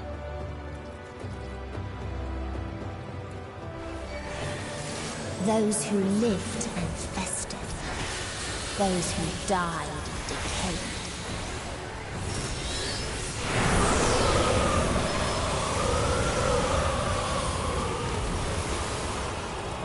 What?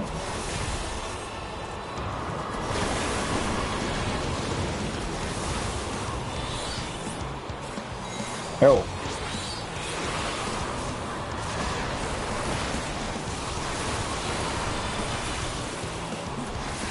Oh, they're like moving exaflares.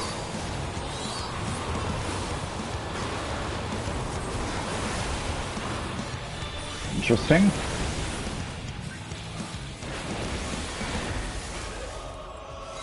Cuff up.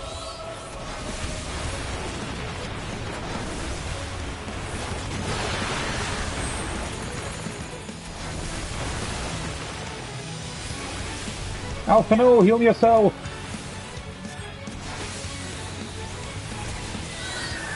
I have you now.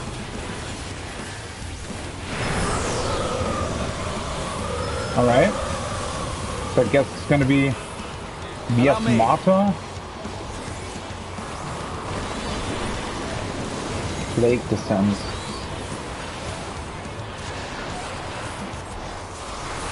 Okay. Ooh, this is interesting. Something special for you. That's a cool mechanic.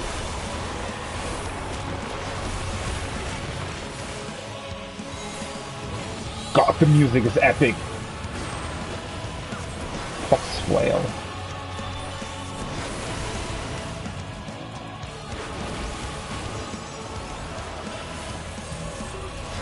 The lighted water.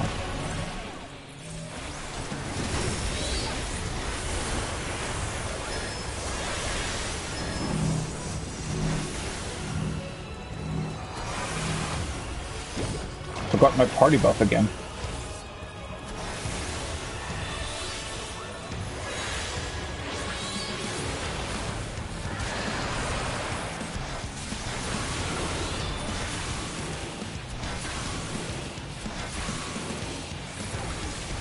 I have you now.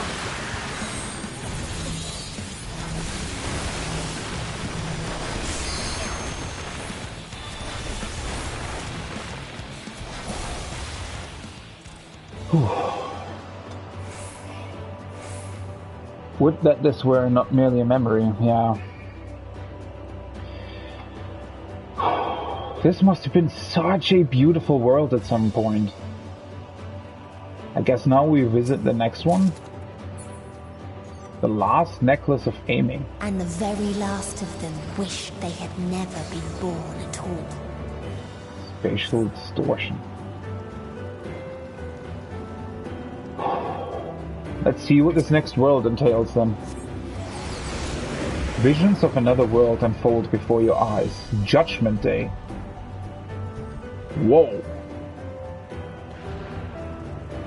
What is this?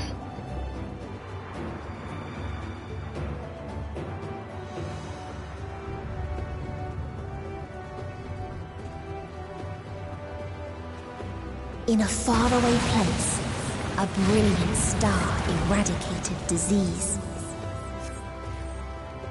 Before destroying the selfsame lives it had saved. Whoa. The star was sundered by war then. I guess you could say that, yeah.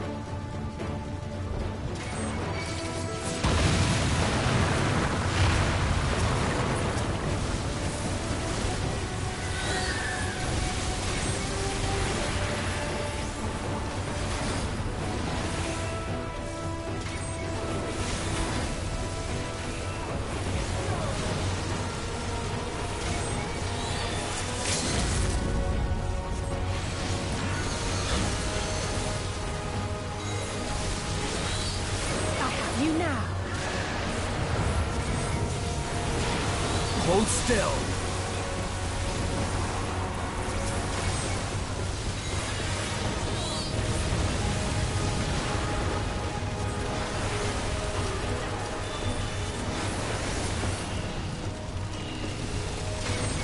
This looks so cool! I want to know more about this world.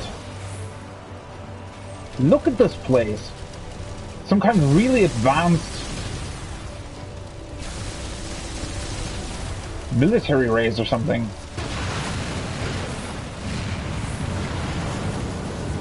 Executing peace protocol. Oh.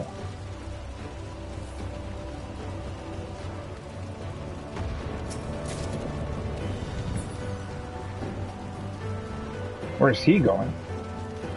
God, this place looks cool. It's such a cool design. You immediately just want to know what this is, right? Hold still.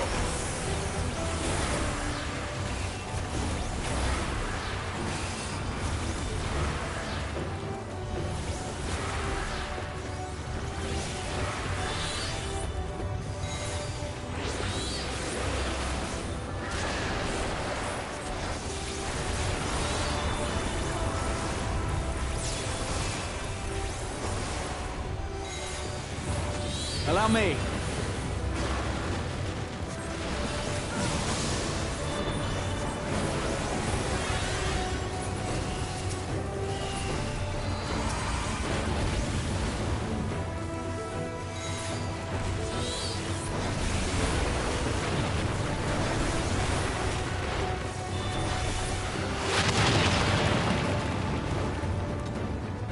Whoa.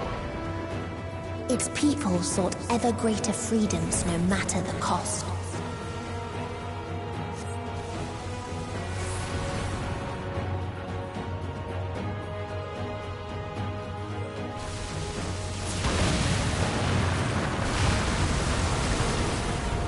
This is such an incredible design. Not everyone would have abandoned hope, I know it. That otherworldly beings should first grace us with their presence is a sign. Indeed, they understand that we, the global community, are possessed of the wisdom and compassion needed to guide the star back to the path of righteousness. Yet the freedom fighters dare to undermine us, inviting chaos to disrupt the order we labored so hard to build. They have forgotten the history of the star and its once myriad nations. The wars waged, the countless lives lost. They must to be brought to heel, the world united under a single standard, no matter the cost. Yeah, we know that rhetoric. Didn't help you much, did it?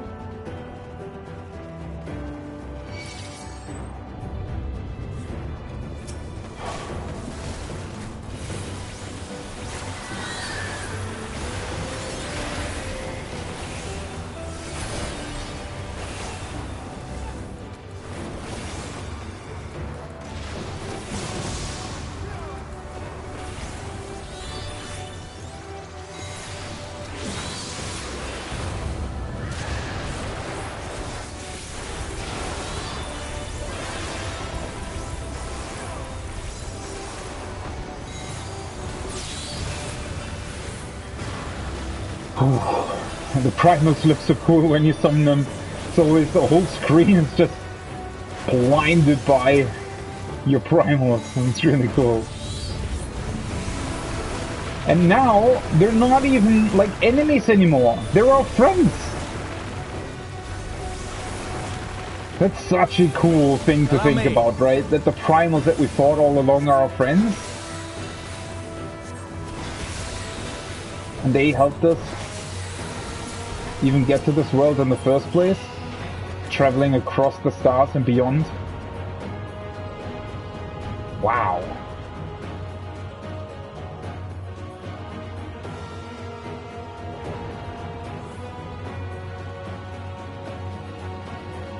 They tried to buy peace with fire and steel.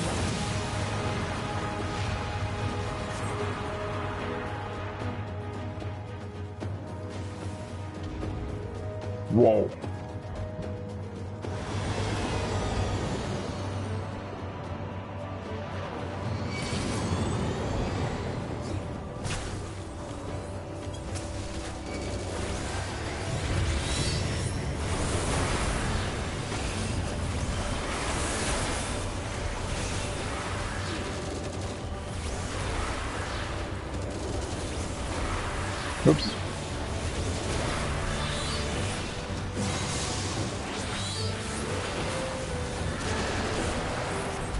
Allow me.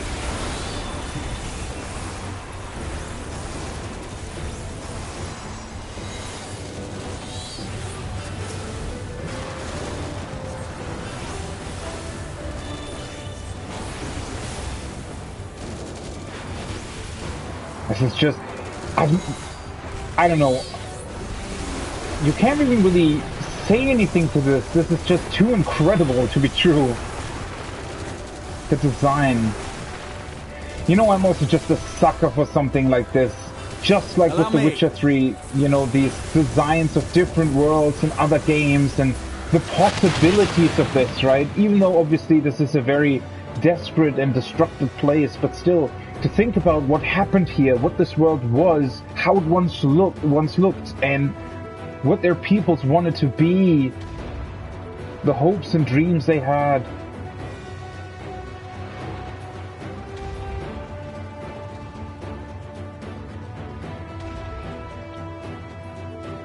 You know, this is, I think it's also really, really inspirational, right? Again, thinking of all the stories that could have taken place here, and all the stories that might still take place here. For not all hope is lost. We constructed the Peacekeeper, the pinnacle of engineering and technology. This mighty war machine was designed to rid us of the freedom fighters, as well as any other potential threats to the peace we have so long pined for. Its artificial intelligence ensures that the singular function is carried out with cold and calculating precision. Indeed, the 10,000 Peacekeeper units we created have now routed every threat to peace, including us. All that remains is to stand and fight. The Peacekeeper.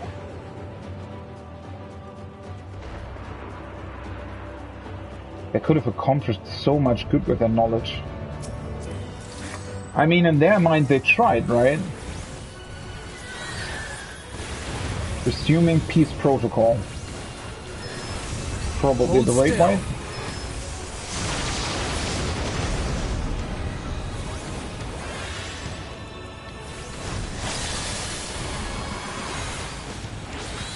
Deploying perpetual war machines. Please stand by for order to fire. Cool. What?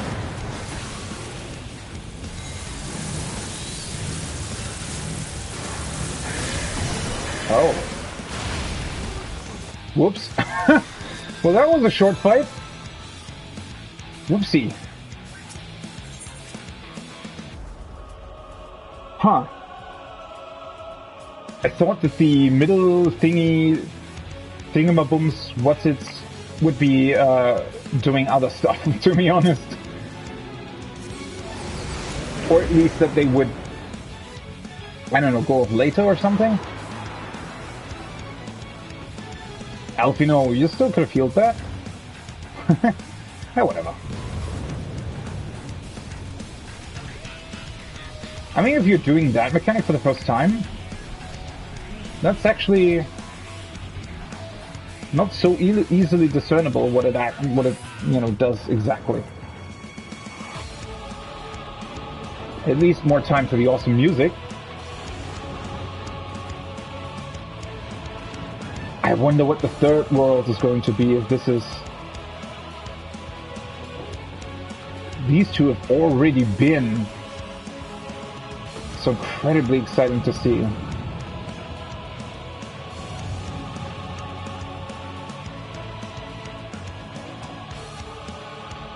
And finally, a game, you know, sort of, it tells you about these worlds and then also delivers on them, right?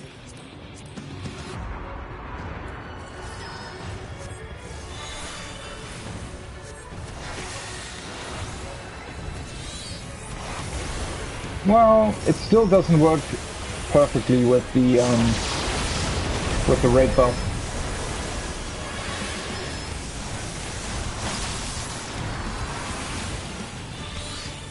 All right.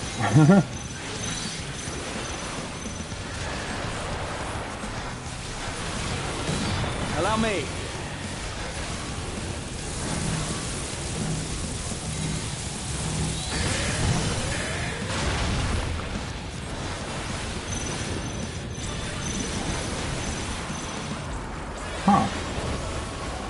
We're going back in. No future. Vital signs detected. Initiating extinction protocol.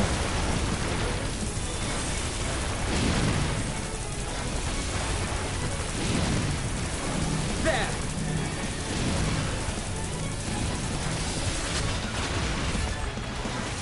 Seriously, Alphino?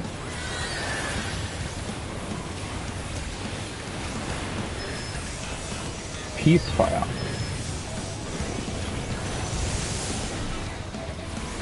Ooh, that's probably gonna turn him so... yeah.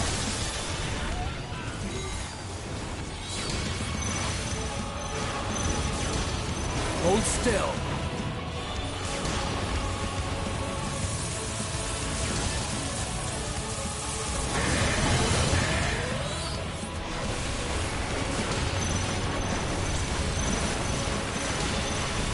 These are definitely... it's cool that they last for so long. These are really, really cool mechanics, by the way. Like, there's a lot going on.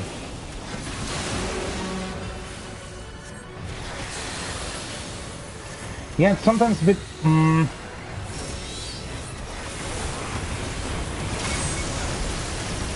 Oh, now they're coming from the outside in?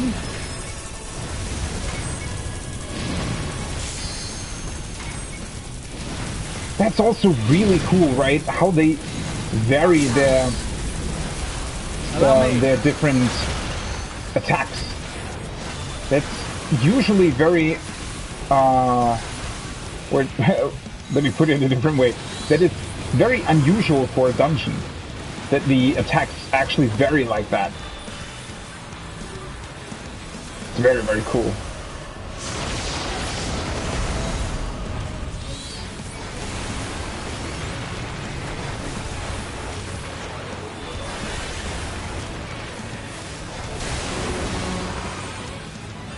Oh, that was the tank buster.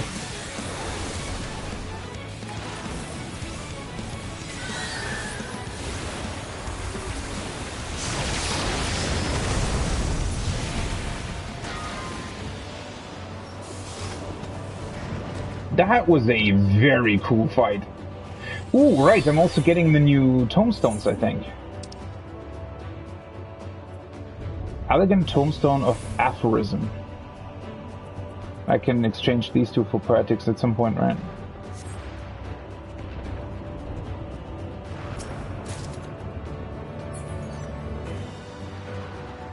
And when one asked, what is the point? There were none left to answer. Whoa. I did it, I killed them all. Whoa!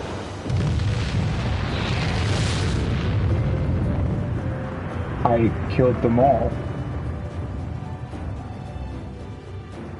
What the fuck?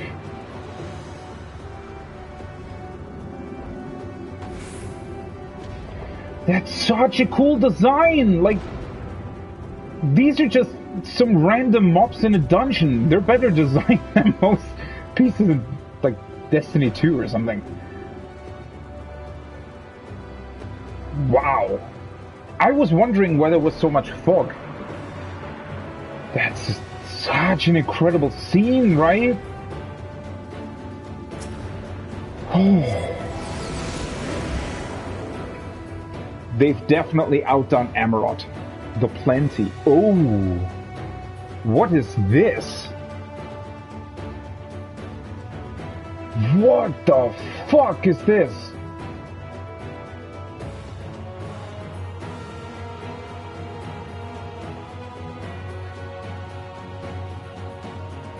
At last our time has come. Mercy for us all. Wait.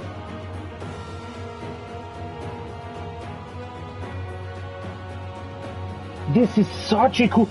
The design of this! You could literally build entire games out of the designs that they've come up with for this one dungeon. Existed a star without strife.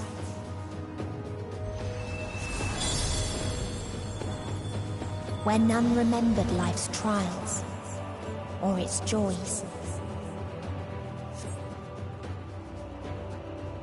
So this is the world that knew everlasting peace, and they had no joy left because they also didn't know any sorrow.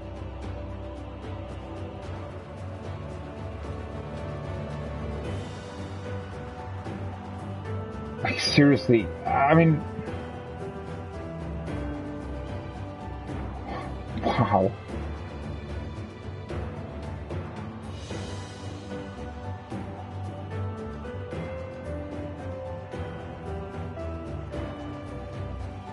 Death delivered on golden wings.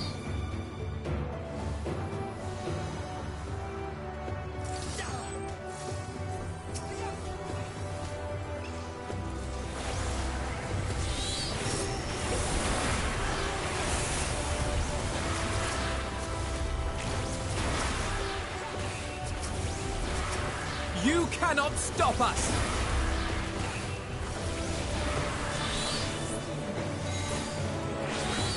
I just can't get over the designs in this dungeon.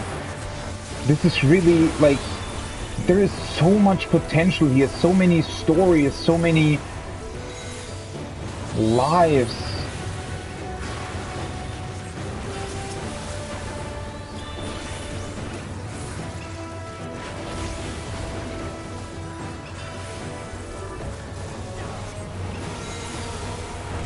So many experiences.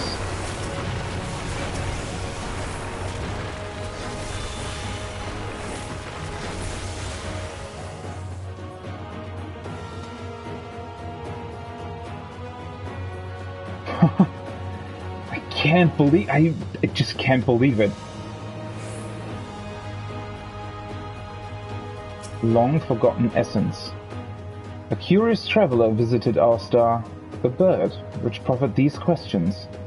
What meaning does life hold? For what do you strive?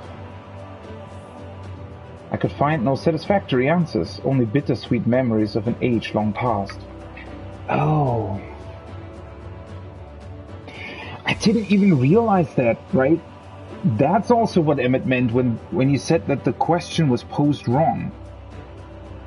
So for some of these stars that sort of knew eternal happiness, the sorrow was actually brought, the desperation was brought by Meteon because she posed questions they had no answers for and didn't pose themselves. They could have lived happily ever after, probably, had the question not been asked. There was a time when we lesser, and in our nescience, sought purpose, struggle to justify life's worth. That was, of course, before we achieved perfection. Now, condemned to our paradise, we understand the fatuity of existence. Like the fledglings we once were, the poor bird could not accept the truth. It asked us again and again, hoping perhaps our answer might change.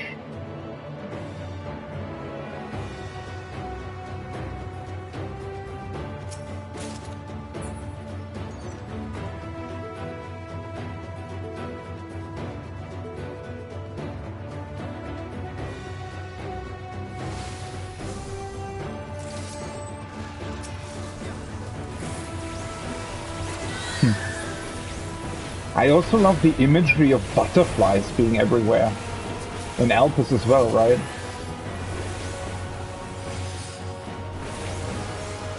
Symbol for peace and bringer of death.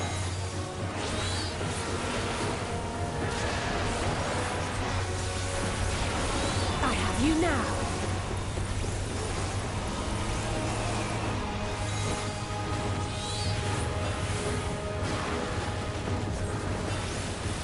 You underestimate me!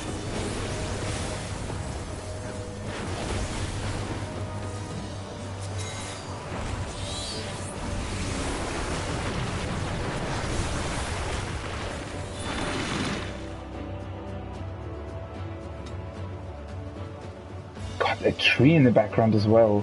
What its people had gained from ease, they lost to apathy. They lost their passion for everything, even life itself.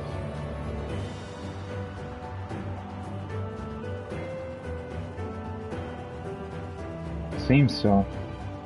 God, what a beautiful architecture, right?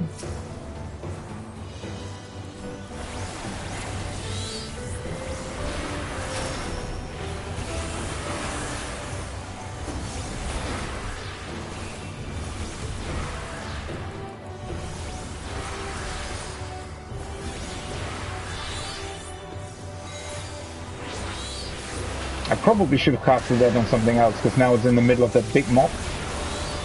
Ah, whatever.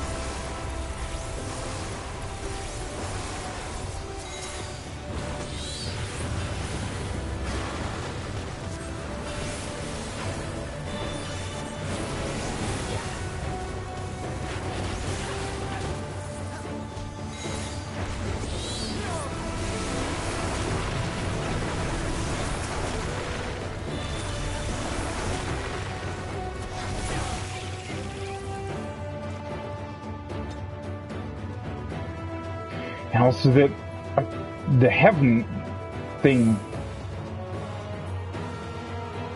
The vast universe.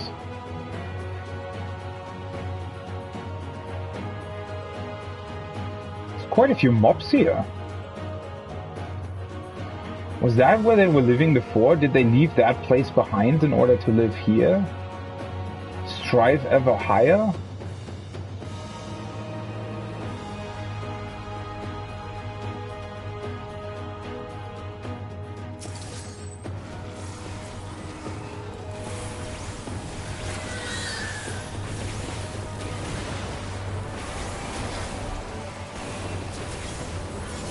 You cannot stop us!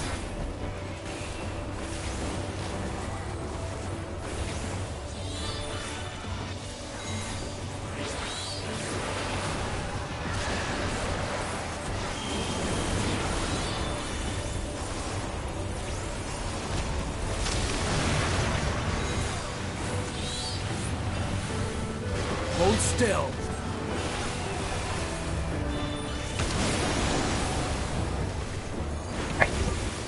Hold still. Like much of the expansion, I can't actually find words to describe this. This is...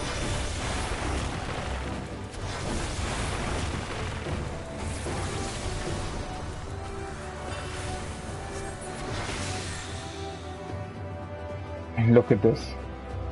The colors. The colors. Everything is so beautiful.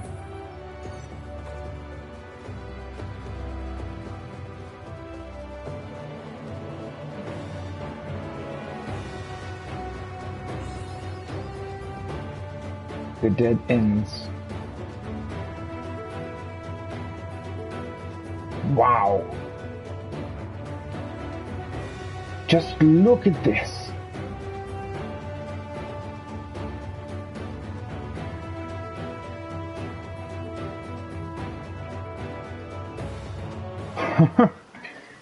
This is... Well, in a way, eerily reminiscent of Amarod, right?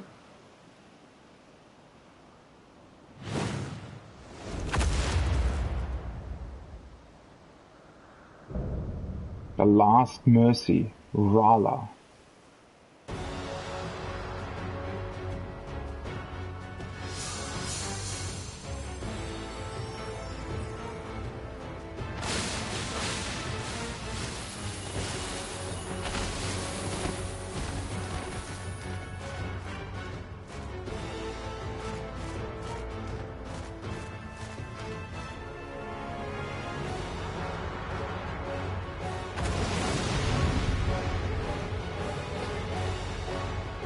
Yeah, this is no mercy. This is a beast. One we shall defeat.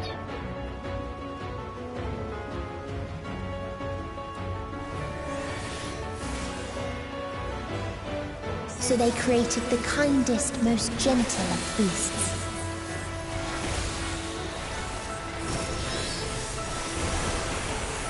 Warm glow.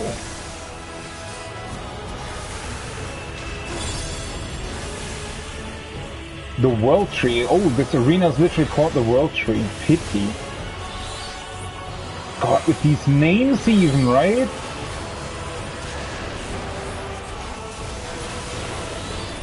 Its steps were light, and its gift was as painless as it was beautiful.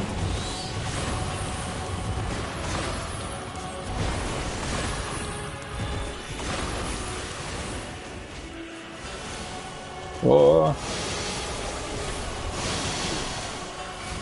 Yeah, that was bad.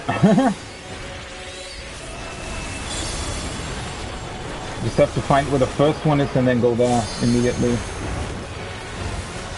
Bathed in its golden glow, they all slept happily ever after.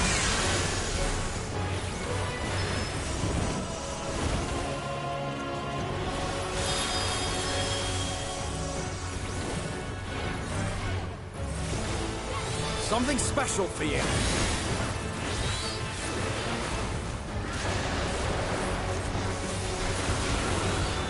Loving embrace. Oh, it's on that side of the arena, right? Yeah.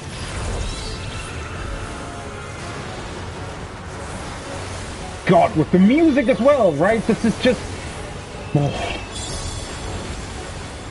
too good. I have you.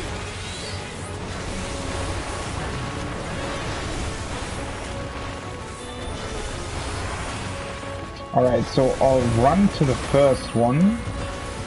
This is the second one, alright.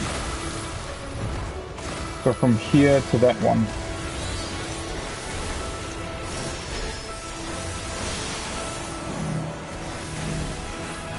Something special for you. Forgot my buff again. I definitely need to put that somewhere else on my screen.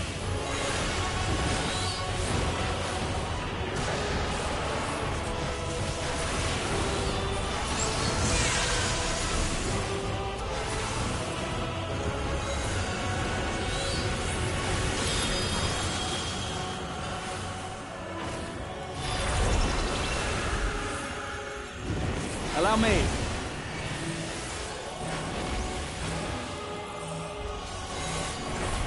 I don't know if the arrow still did anything, but...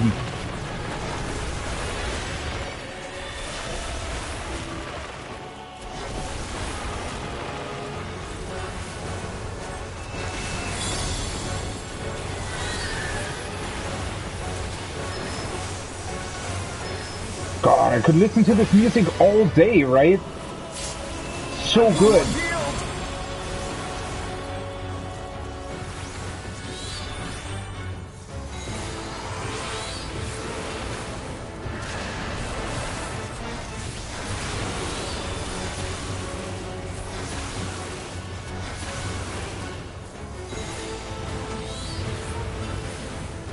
I have you now.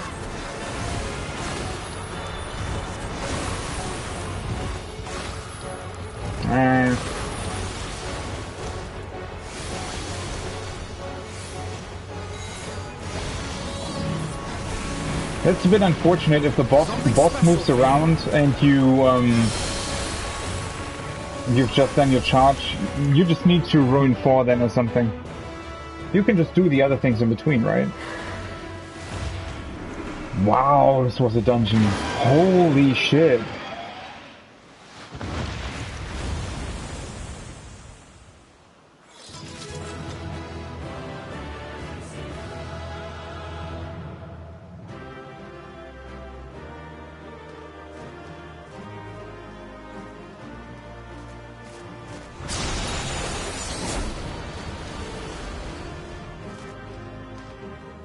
Whoa! So that's what she did to this world?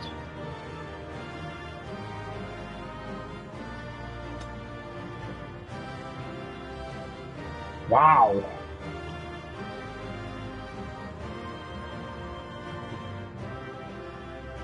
That looks very different to what it was before, doesn't it? What a dungeon! Idea what drives her. Calamity of disease and war can understand, but paradise? Well, I mean, think about it, right? If you don't know what to do, shudder to think how many words She was fall, however deep the despair, we cannot give up. A great dread, nigh beyond description, yet hangeth in the air. I am no stranger to despair, I would not be here with you otherwise. They attained paradise and yet to prove their unmaking, not at all what I expected.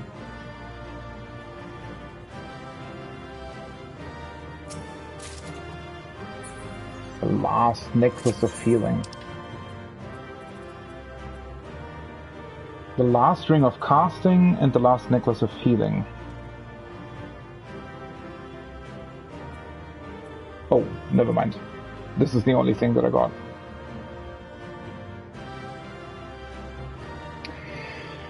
Well then, let's see how this turns out, shall we? I really wonder, are we fighting Meteor now for real, or are we fighting some kind of being born from desperation that she brought forth at some point?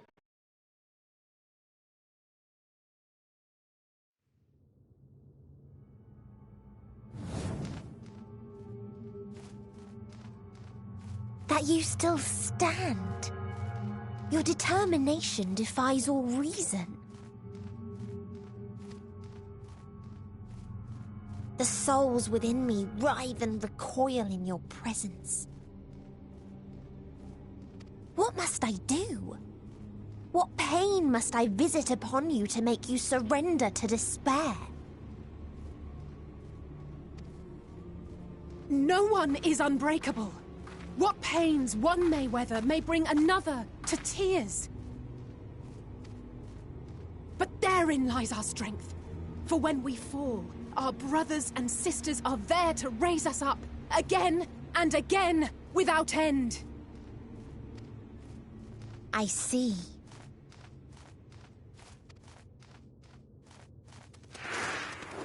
So she's gonna bring all the despair points. Ever will there be more despair. Ever will the living cast the present and realize the future. So shall sin until life ceases to be.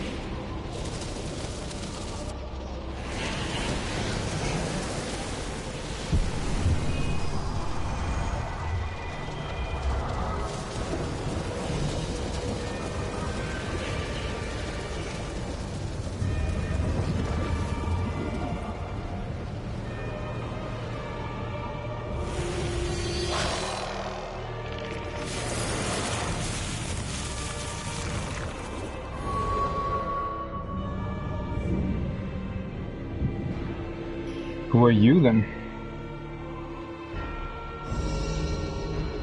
7 hells.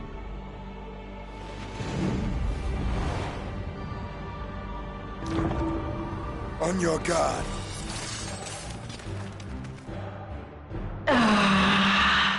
The rage. It rises. Rises. The End Singer.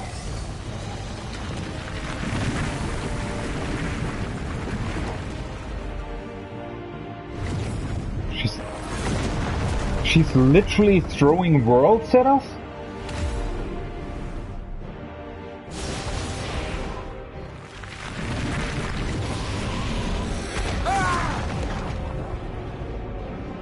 Stop!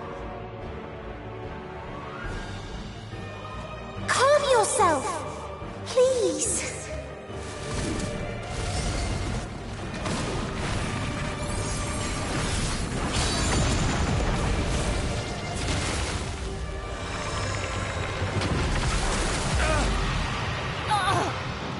We die in pain. We die in suffering. Who are you to live? Who are you to hope? Hold on, my friends. Oriange, watch out!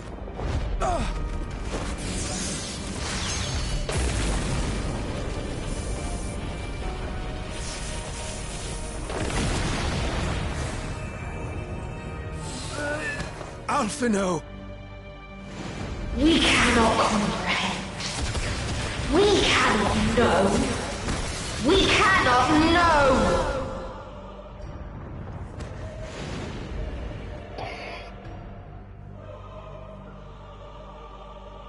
Don't, please! Don't do this to them! To yourself! Just one good strike. We're literally fighting her tears, right? Stop! Please stop! We will not suffer alone.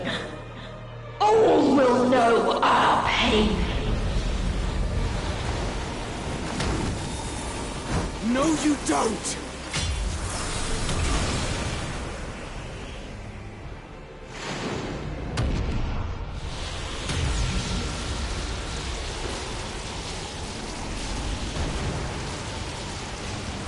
Graha's the paladin of the expansion.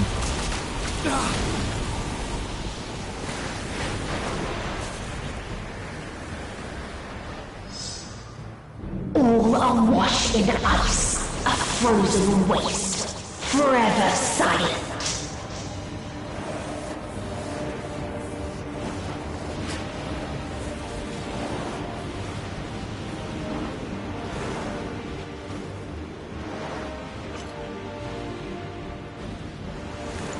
Wait!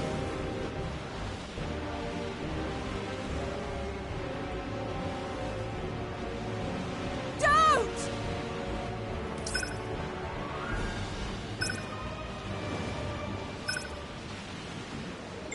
I'm teleporting them back?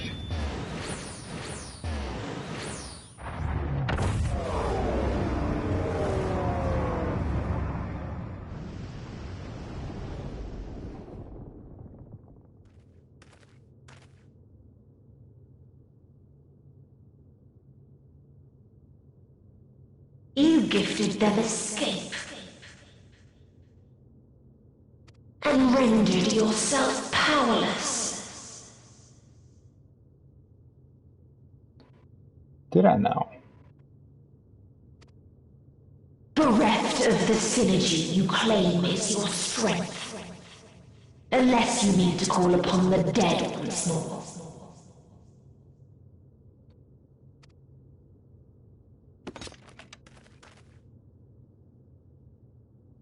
Defiant to the last, but you will be one with us ere long. What are we doing? You will be battered and torn and made to crawl. You will weep and wail and curse your impotence. Curse your life as it fades.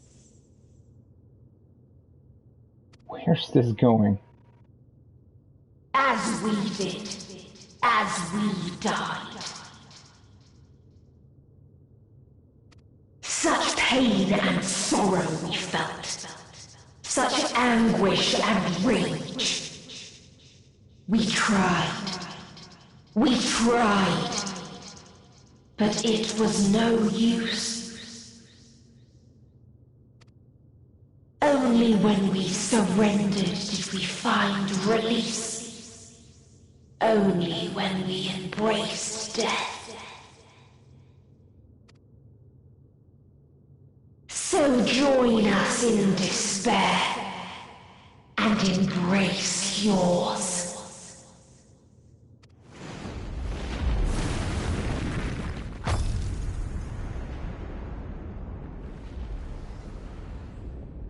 My ultimatum.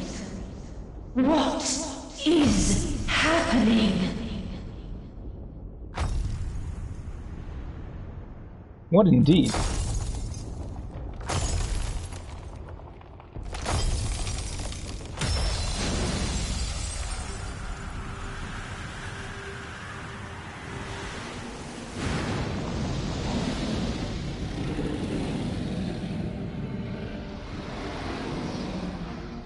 At the end of everything, I find you, my friend. I saw something in you once, as you did in me. He comes like He is fucking Shinryu again? When at last I understood what it was, I journeyed to Sharlayan to seek you out. Struck a bargain with the woman who shares your gift. In exchange for lending the Scions my aid, I was given the means to come hither. Gorging upon what remained of the Mother Crystal, I reclaimed the form of the dragon. And, hungry still for our reunion, I rode the light of the stars to you. Okay, Xenos. Sure. I take it this is your prey.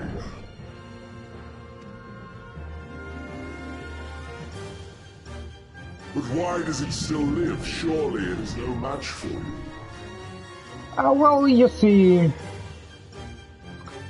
I knew somebody was coming to my aid, so... I assumed you would be above something so banal as despair. Am I mistaken?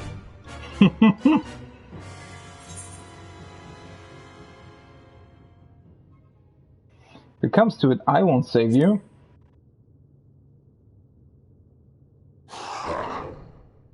I care not.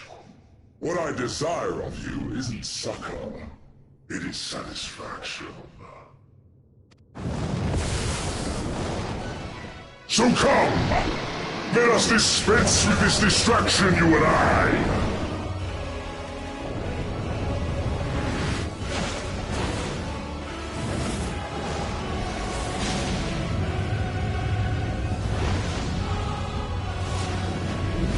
You struggle in vain. You will not silence our song of oblivion. What the fuck is happening?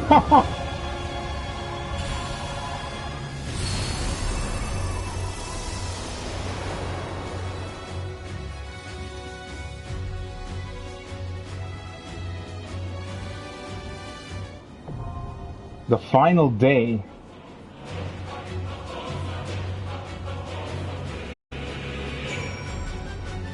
Heart of Safig. Whoa.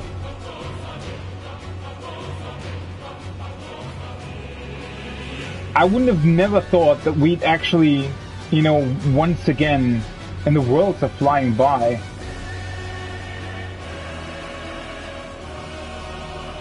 I would have never thought that we'd hear this song again, and that we'd call upon our friends once more.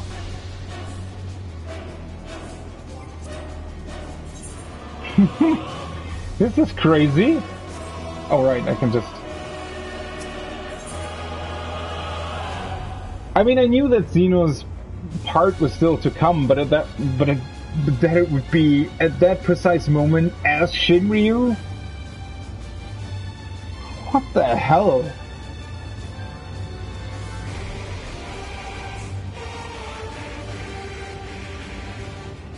Where's the song? Mitian and her sisters took to the stars in search of hope. They found naught but despair. Wishing to free mankind from his vain struggle, they began to sing, their chorus borne upon the invisible winds of Dynamis to usher in the final days. Against all odds, you have arrived at the nest at the edge of the universe. In this place, where emotions dictate reality, the hopes of your comrades have opened the way forward, and it falls to you to take the last step. Transforming conviction into strength, you sally forth up and dragon back to confront the Endsinger and silence her song of oblivion.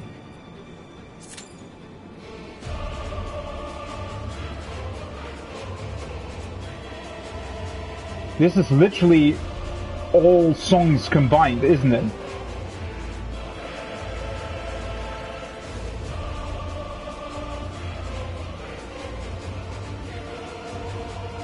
It is.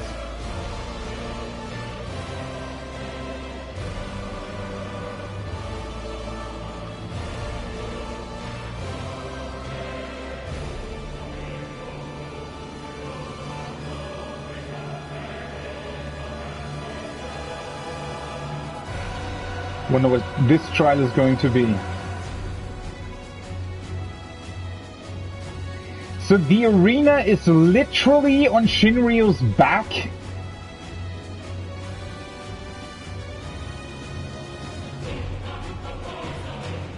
This is crazy. Let us disperse with this final distraction.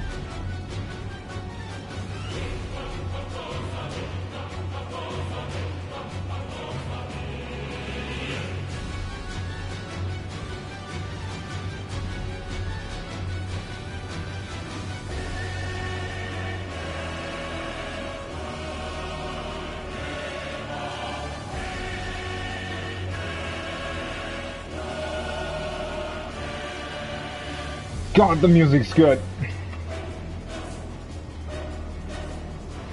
Whew. Let's see how long I have to wait. It's probably gonna be a couple minutes, but you know.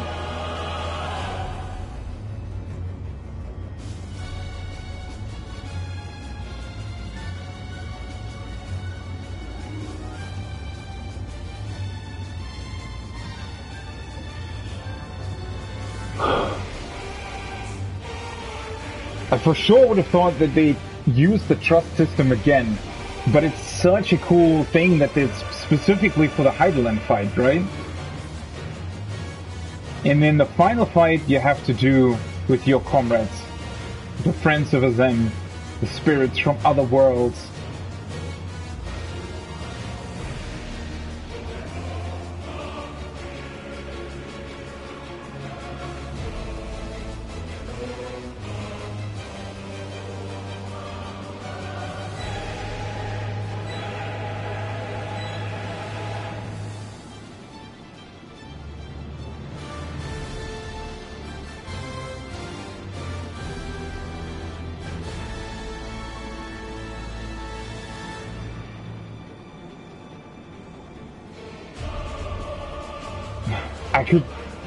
I mean, this is the cool thing when the duty finder takes longer to pop, because you can just stand here listening to the song.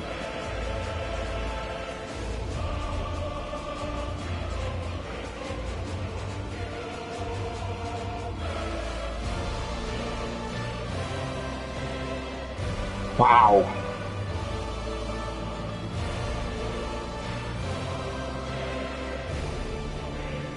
Factor of Sabik. But that is still here, right?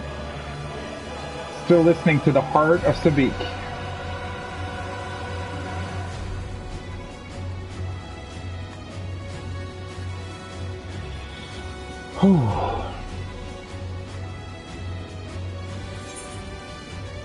Actually, I should probably put on this ring, right? Now that I think about it. Oh, and repair my stuff. Oh. Ooh, whoopsie. Right. I completely forgot. I need the grade 8 dark matter.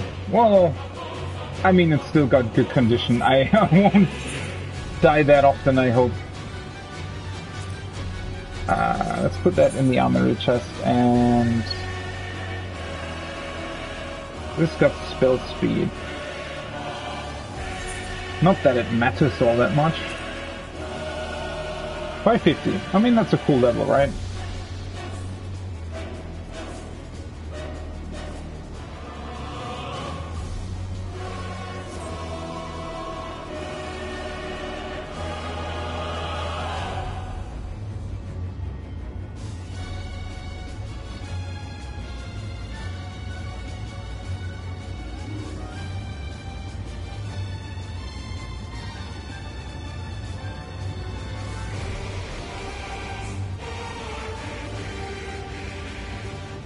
Incredible. I'm not entirely sure how I feel about Xenos coming to our rescue. I mean, I knew all along that it was pretty clear that he was going to be on our side at the end. I mean, the concept artwork, or the... what is it called anyway? Like the artwork for Endwalker, where all the characters are on, already made it seem like he was going to be on our side at some point. I just wish, I don't know, they might have could have given him maybe a couple more scenes, because it is, well, in a way it's not really a 180, right? He has a very clear goal, and he just thought, oh, maybe what LSA said is actually right? Get rid of the distractions and then we can fight him. And that is exactly what will happen, I guess.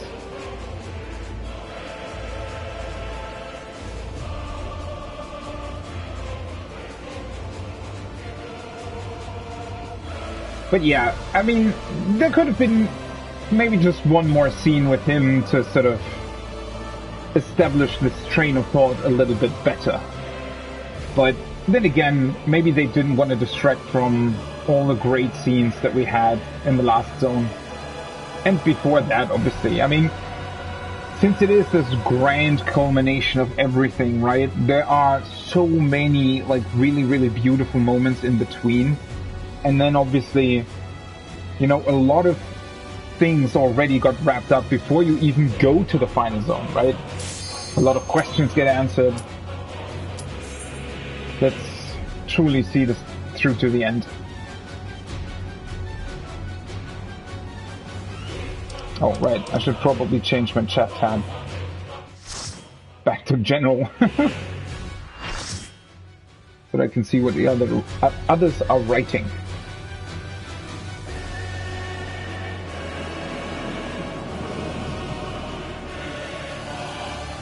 And I wouldn't have thought that the Crystal of the Zem still has this power, but maybe that's because we are literally a Zem now, in a way?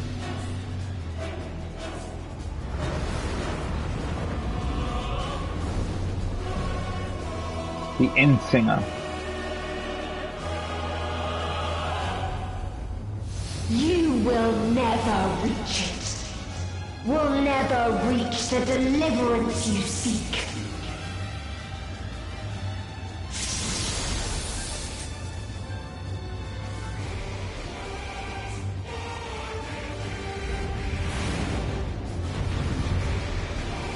Let's do this.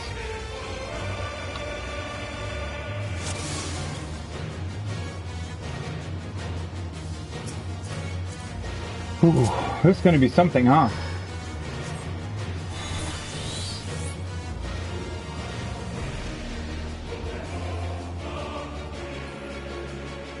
Our hunt ends this day.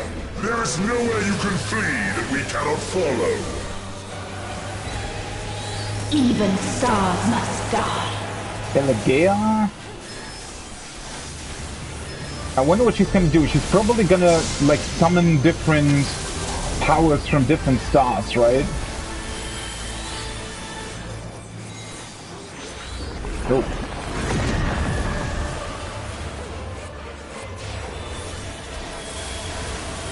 That was a bit hard to tell.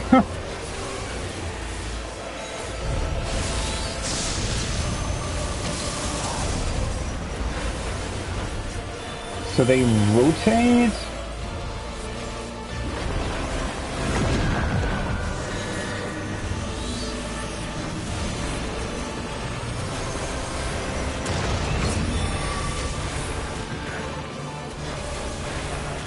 I wonder if the stars are always going to be red. Oh. Probably should have known that. Whoopsie. Sorry. Your suffering is at an end. Okay. But once again, it's not that easy to see. Huh. This is a kindness.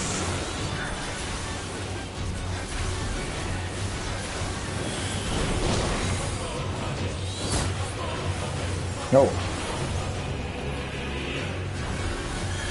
All of us have known despair.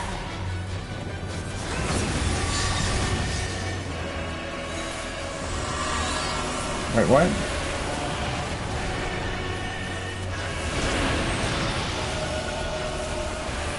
There's quite a lot going on. It's really hard to see what's actually happening. My summon's trying to help it. We have seen the end. Agea Unforgotten.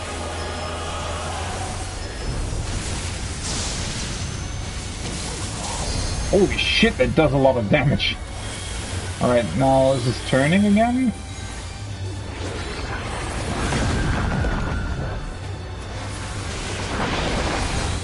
It's always like that. Oh. What does that Same mean? end. Again and again. Fatalism?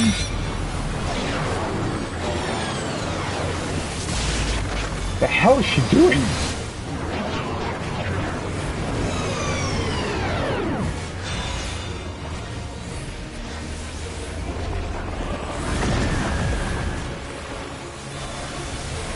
How the heck? What? I'm slightly confused as to how that works exactly. Are you just supposed to see that, or...?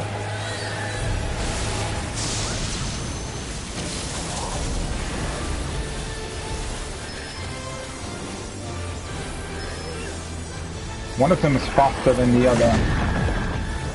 Oh, they collide into each other. I just saw that. Okay.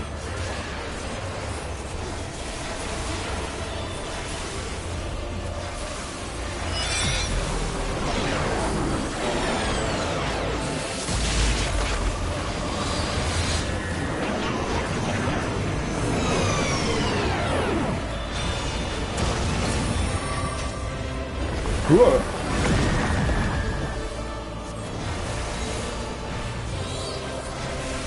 What the hell is happening? A sorrow so deep only emptiness remains.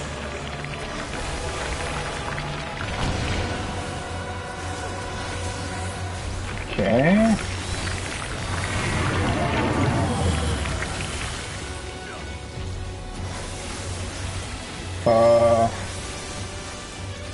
What?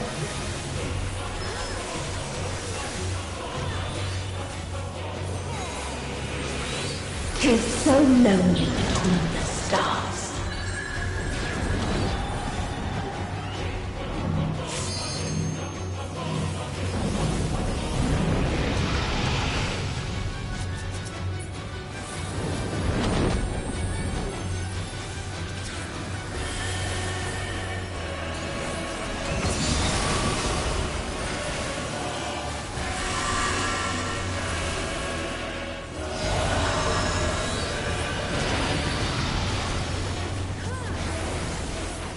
Oh, whoopsie. That happens faster than I thought. So she's always doing, like, in and out, or out and in.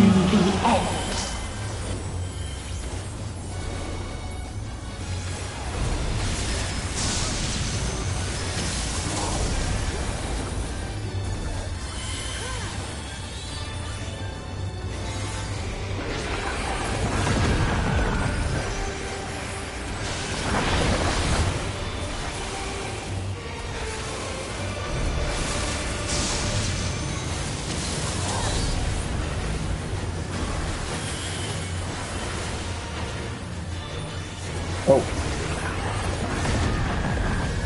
Whoopsie. That was faster than I thought. The same end. Impact event has been recorded.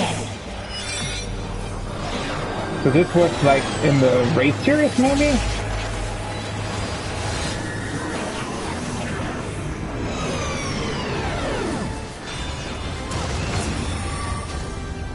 No.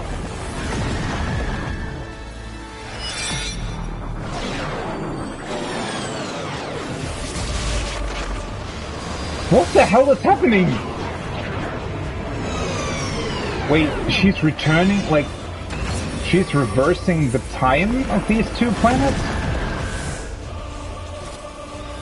What? This is a kindness.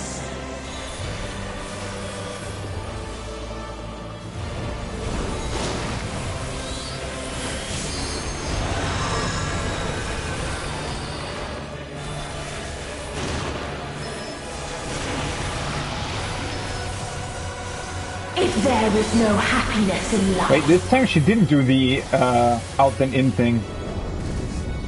And now there's still a phase change?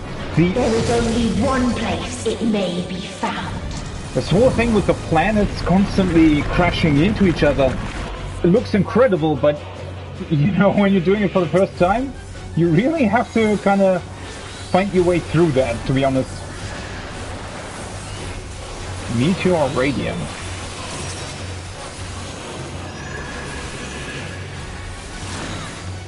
So there's still like planets floating around somewhere?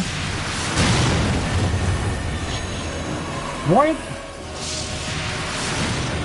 Oh. Now I see them. So the planets are floating to that point. Makes sense. There is so much going on. This is incredible. And at the same time really, I don't know, really hard to follow. Catastrophe. She's doing some whatever the hell that is that she's doing.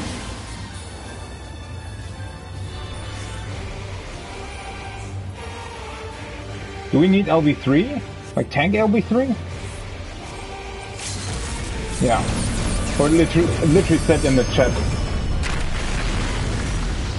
Whoa! Dynamis.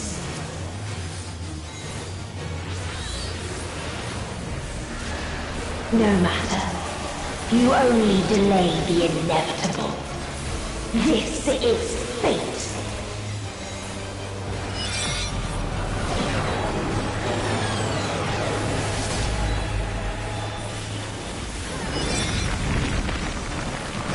What the? What's she doing? You can't literally see absolutely nothing. Your time has come. It always does. 10 seconds until Oblivion is sealed. What are we supposed to do?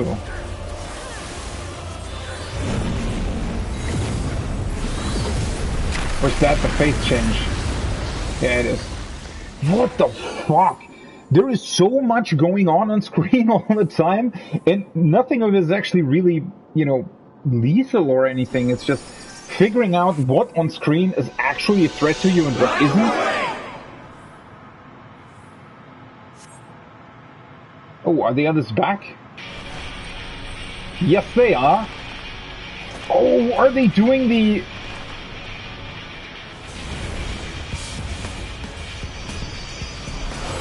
Whoa.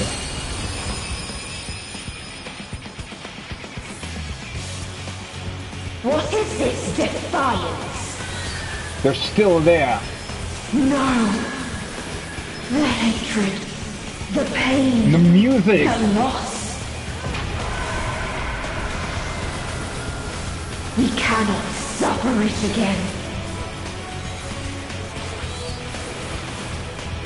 What the hell is this music? We will stand against fate.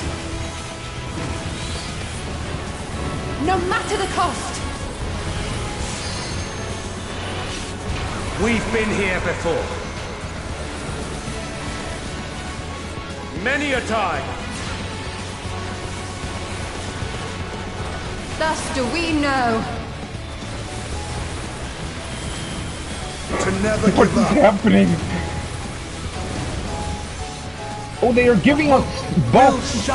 They're giving us stacks.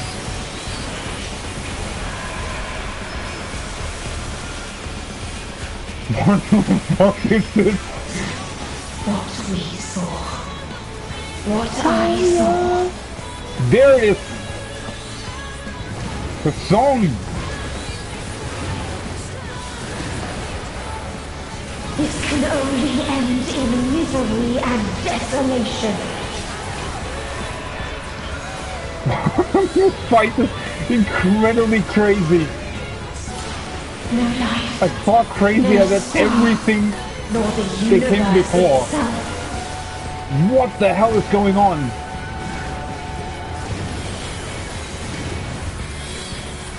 None should hope for better.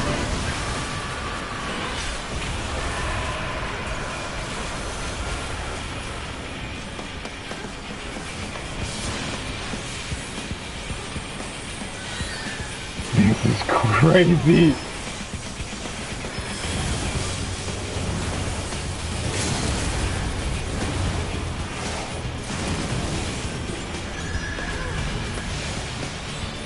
Wow. If this was not the answer, then what is it? Where lies happiness? What kind of crazy spectacle is this?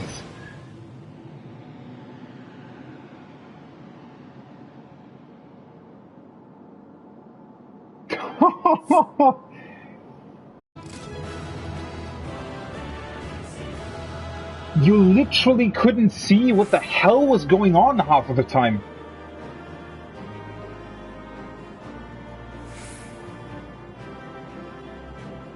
What the hell? Like, this was literally...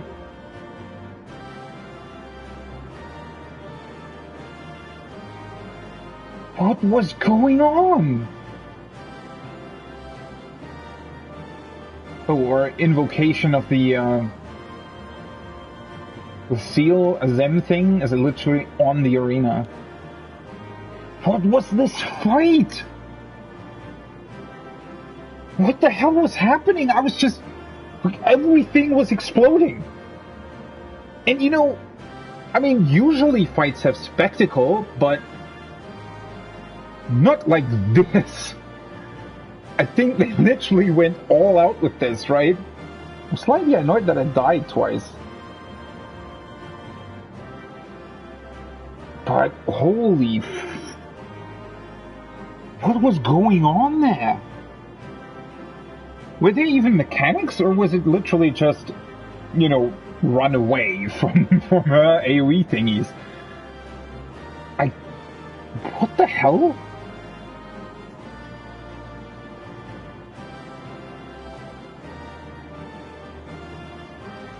I don't know. I mean, there was a mechanic with planets crashing into each other, and where they crashed, that was where the AoE was. And then she had a couple line things, and in the middle and outer thing, and... Huh. At the same time, everything was just exploding. Like, you were looking around the arena trying to figure out what was happening, and everything was just moving, the background was moving. Holy frickin' fuck.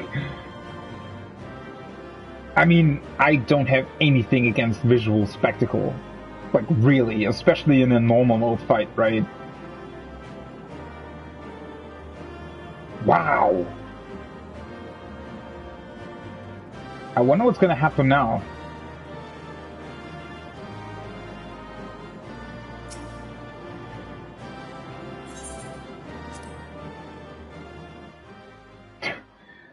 That was... The hell was going on?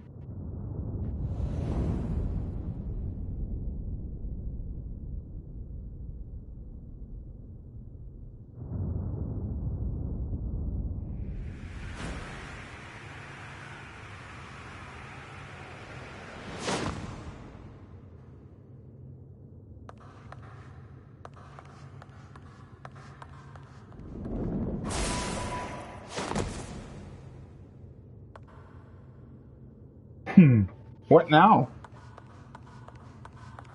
A final battle?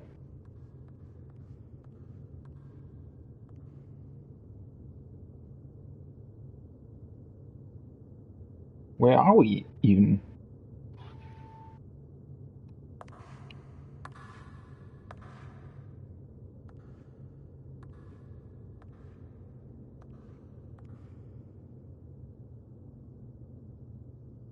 No matter where we flew, there was only darkness, and loneliness, and pain.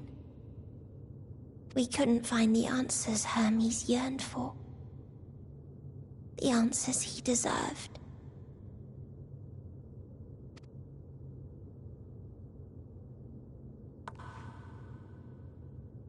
Well, we don't always get the answers we're looking for, right? Greetings, you who are my final encounter. I wish to hear your words, share your feelings, know your thoughts.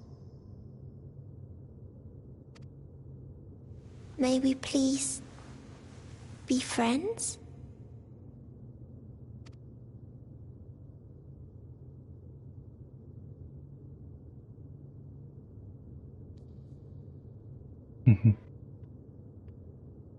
Maybe she has finally found hope.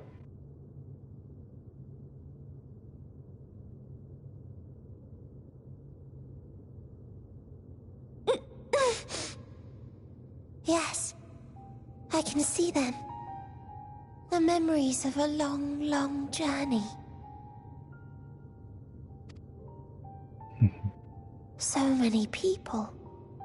The thoughts of them overflowing in your heart. Everyone that we've ever met.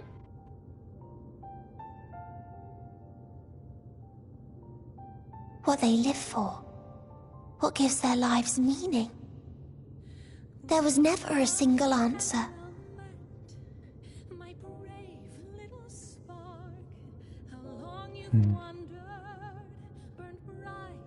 You gather pieces of happiness, precious and fragile, only to lose them. Then start again. On and on it goes, until death takes you into its gentle embrace.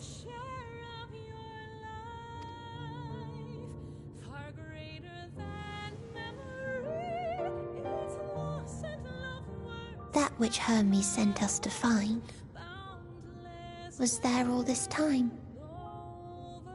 On Atheris. It was.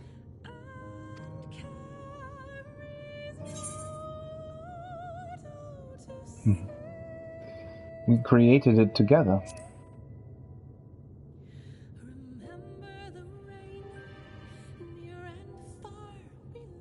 Like a field of flowers, perhaps. Mm-hmm. At first a single blossom. It spreads and takes on more colors. Thank you for guiding me here. To find these words at journey's end fills me with joy.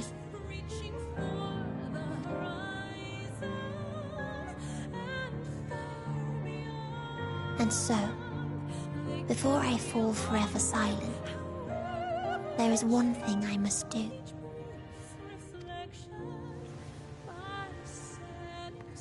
No expression of regret will undo what my sisters and I have done, will restore what we have stolen. But if you would allow it, I would sing one last song. A song of the newfound joy that swells in my heart.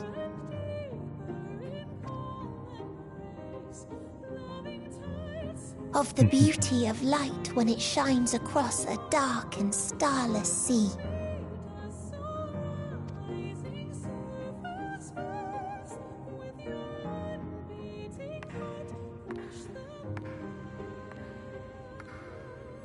Of a dream that from the soil of worlds now lost to sorrow, life will spring forth once more, nourished by gentle rains and caressed by uplifting winds, a song of hope.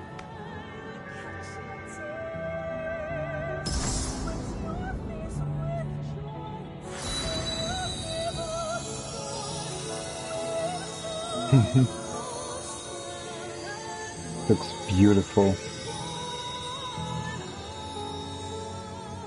There they are. Endless stars in the sky,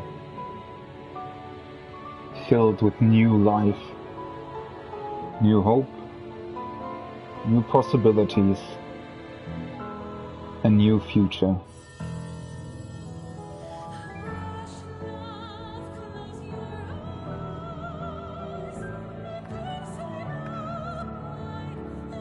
One day, life will fill the universe again, and Hermes will see this and smile.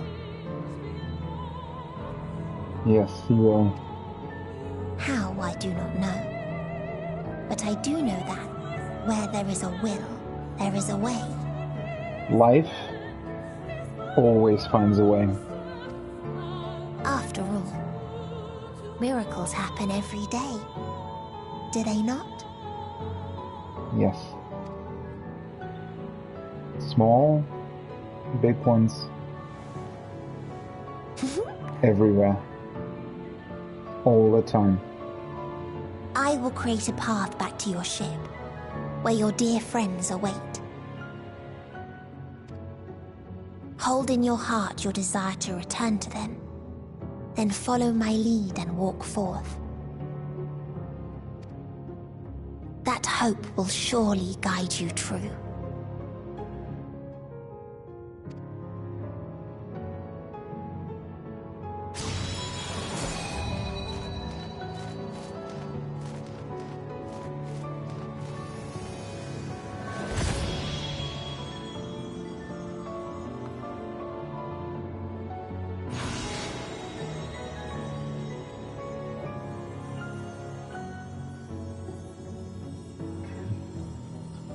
Beautiful shooting star in the night sky,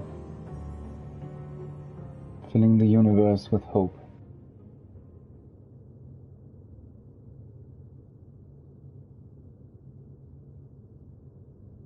Wow, it's a huge place.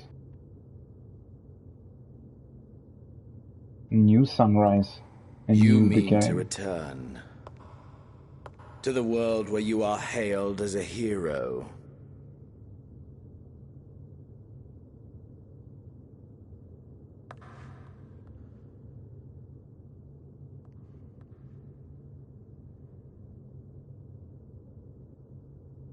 Hear me then. Not as a hero, but as simply you. As I learned in Alamigo, you are a formidable foe. Likewise. Stronger than any I have faced. Against you, I need bring my all to bear. I need burn through the candle of my life. This is the sole pleasure I know, and it is the sole pleasure I have to share.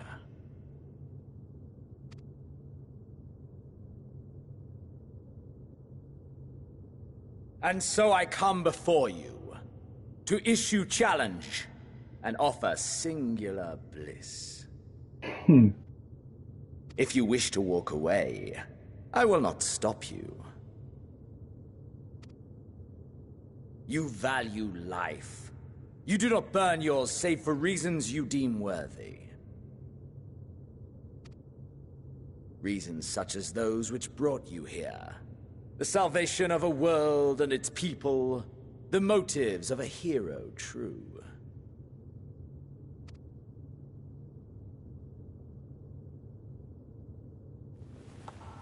But there is more to you than that. You know this to be true.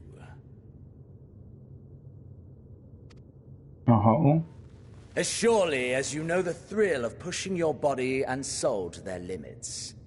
Of confronting ever mightier foes, dancing ever closer to the precipice, wondering if this will be the one to finally fill the void. Such pleasures you seek for their own sake, and no other reason. Is this not so, adventurer? Well, well. Xenos. Indeed. That is my true purpose. My true goal.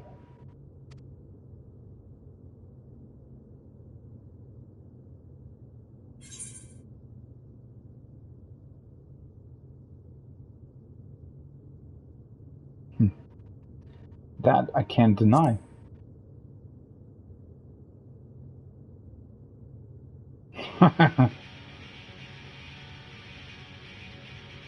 Ha! Music! Acceptance! At long last! The conflagration of our clash will scorch even the stars! I like the smile.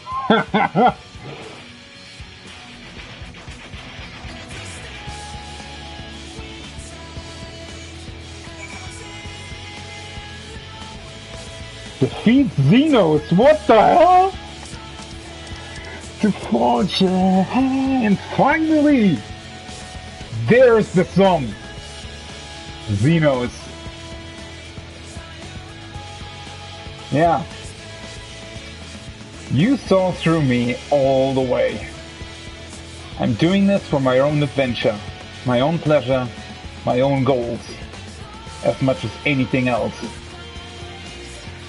So then, let us dance at the world's end, where we walk together to fight the final fight.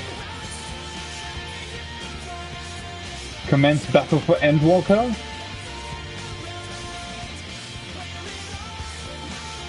We shall. Who knows?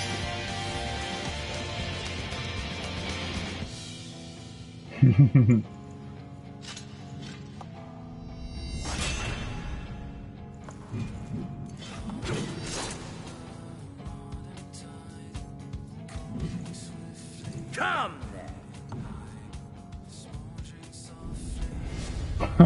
This is so cool. Fucking final duty against Xenos.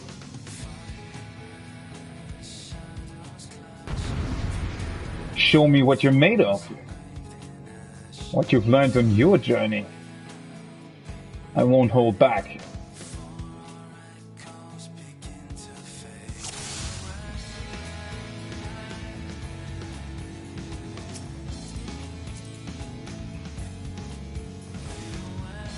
Xenos' soul is ablaze with passion. The soul burns brighter, your power swells. The space comes to life with dynamism as your spirit burns in kind. Your soul burns brighter, your power swells.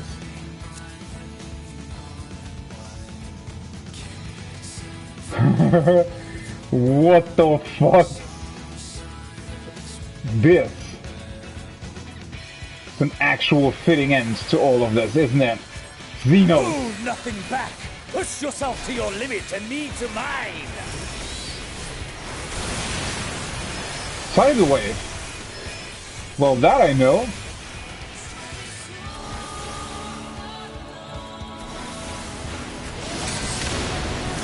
Whoa. Oh, he's doing literally the same things! Still fighting you, I see. Judgment Bolt. I know all of your tricks, Xenos! Show me something new!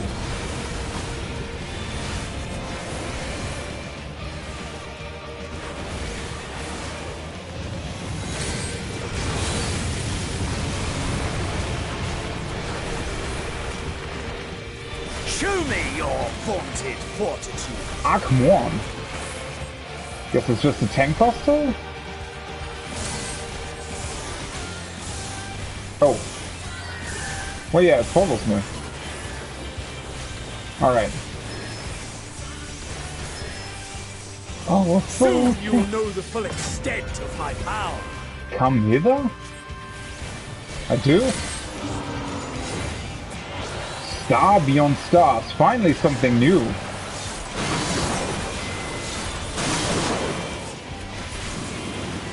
Show me what you're made of. Oh wait, what? The hell did you do this? There was like a spirit of him there. Mine for the taking.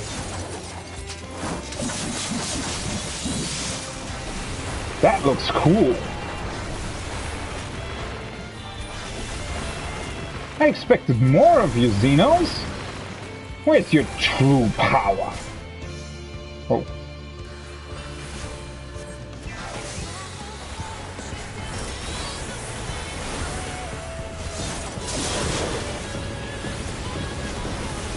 A test of your reflexes. Who's his spirit anyway? Whoa. What? A test of your reflexes. Okay, you have to move way earlier for that.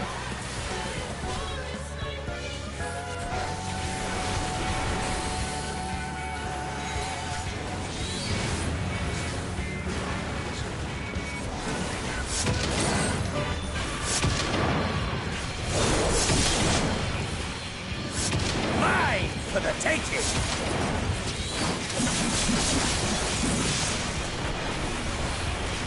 God, with the music in the background, just so good.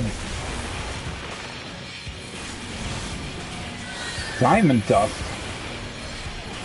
Guess I shouldn't move.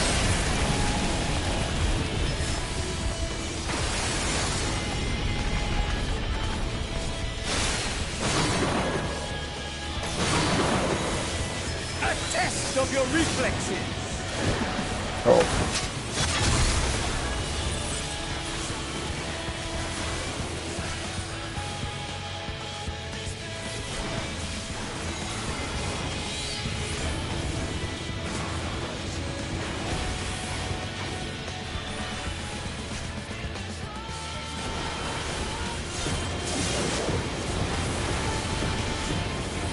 A test of your reflexes! That wasn't everything, was it? Ah, my soul! How it burns! Show me what you're truly made of.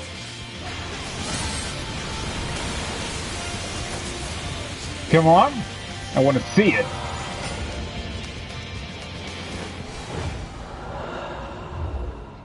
I know you feel it too. The inferno swelling within you.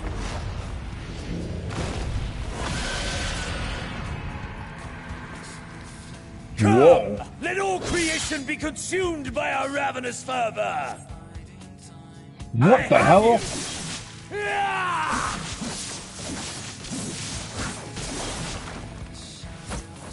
Do not tell me your life's fire is already spent. Nah. He just automatically takes one of your stacks, alright? Yes, yes! Rise once more! It mustn't end yet! And it won't. Ethereal Ray. Is that in front of him? Whoa. What? Does that just always hit you, or did I miss something there? What the hell? That was quicker than before. No rage left for me? No rancor? Wouldn't have thought that he'd actually take one of my stacks. I have you!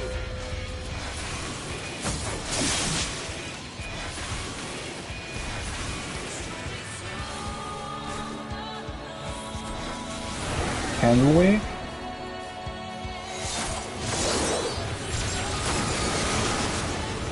A test of your reflexes! Oh, for fuck's sake. It's actually quite hard to cast in between. Even though I don't have that many casts Show left. me your vaunted Ugh. fortitude.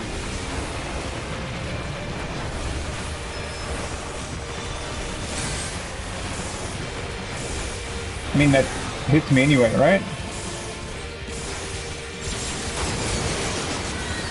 A test of your reflexes! I think that always snapshots when he says his part, right?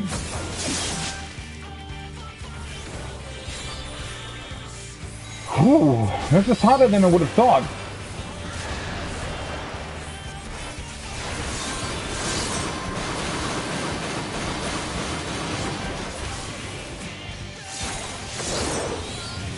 Mine for the taking! He also does that pretty quickly.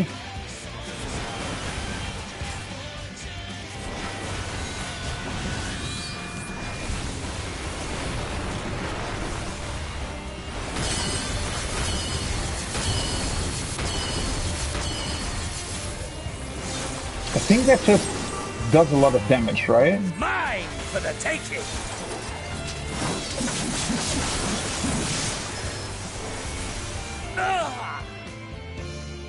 You have more? Huh? No, huh? Not yet. Not until the last of me is spent. I knew it. Come here. Now fall. So it always takes at least 2 stacks. That's pretty... This is my wow. moment. Our moment.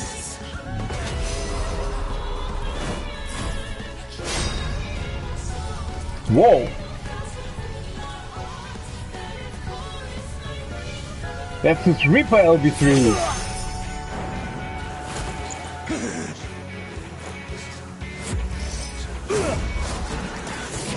With an action scene in between? What is this? We're literally fist fighting now.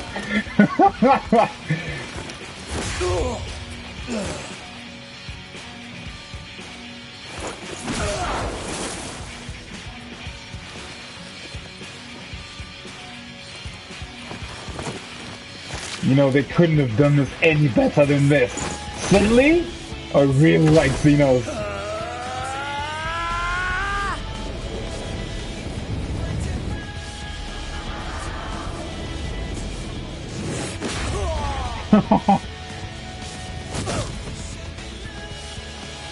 Oh, come on. It's only a small knock.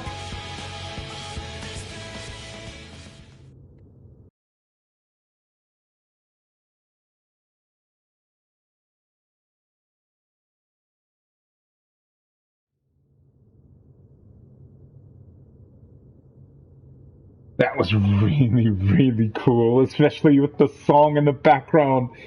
I would have never thought they were gonna use this song for a last fight against Xenos after he helped us rescue the whole world.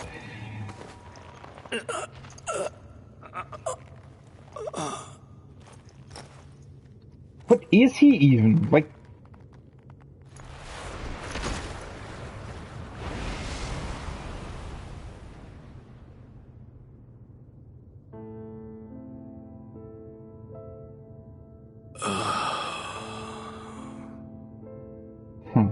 That I should lose again.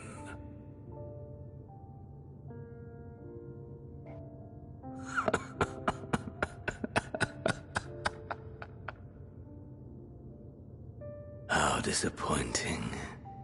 It was a cool fight.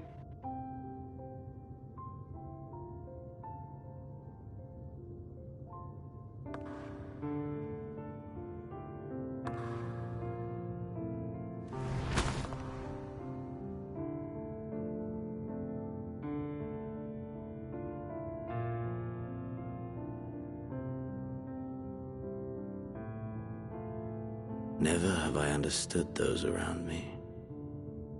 Understood their obsessions. Besieged by their banality, the world is a mire of tedium and trivialities. But in these fleeting moments, there is a spark. Blinding, brilliant. Gone. Too soon.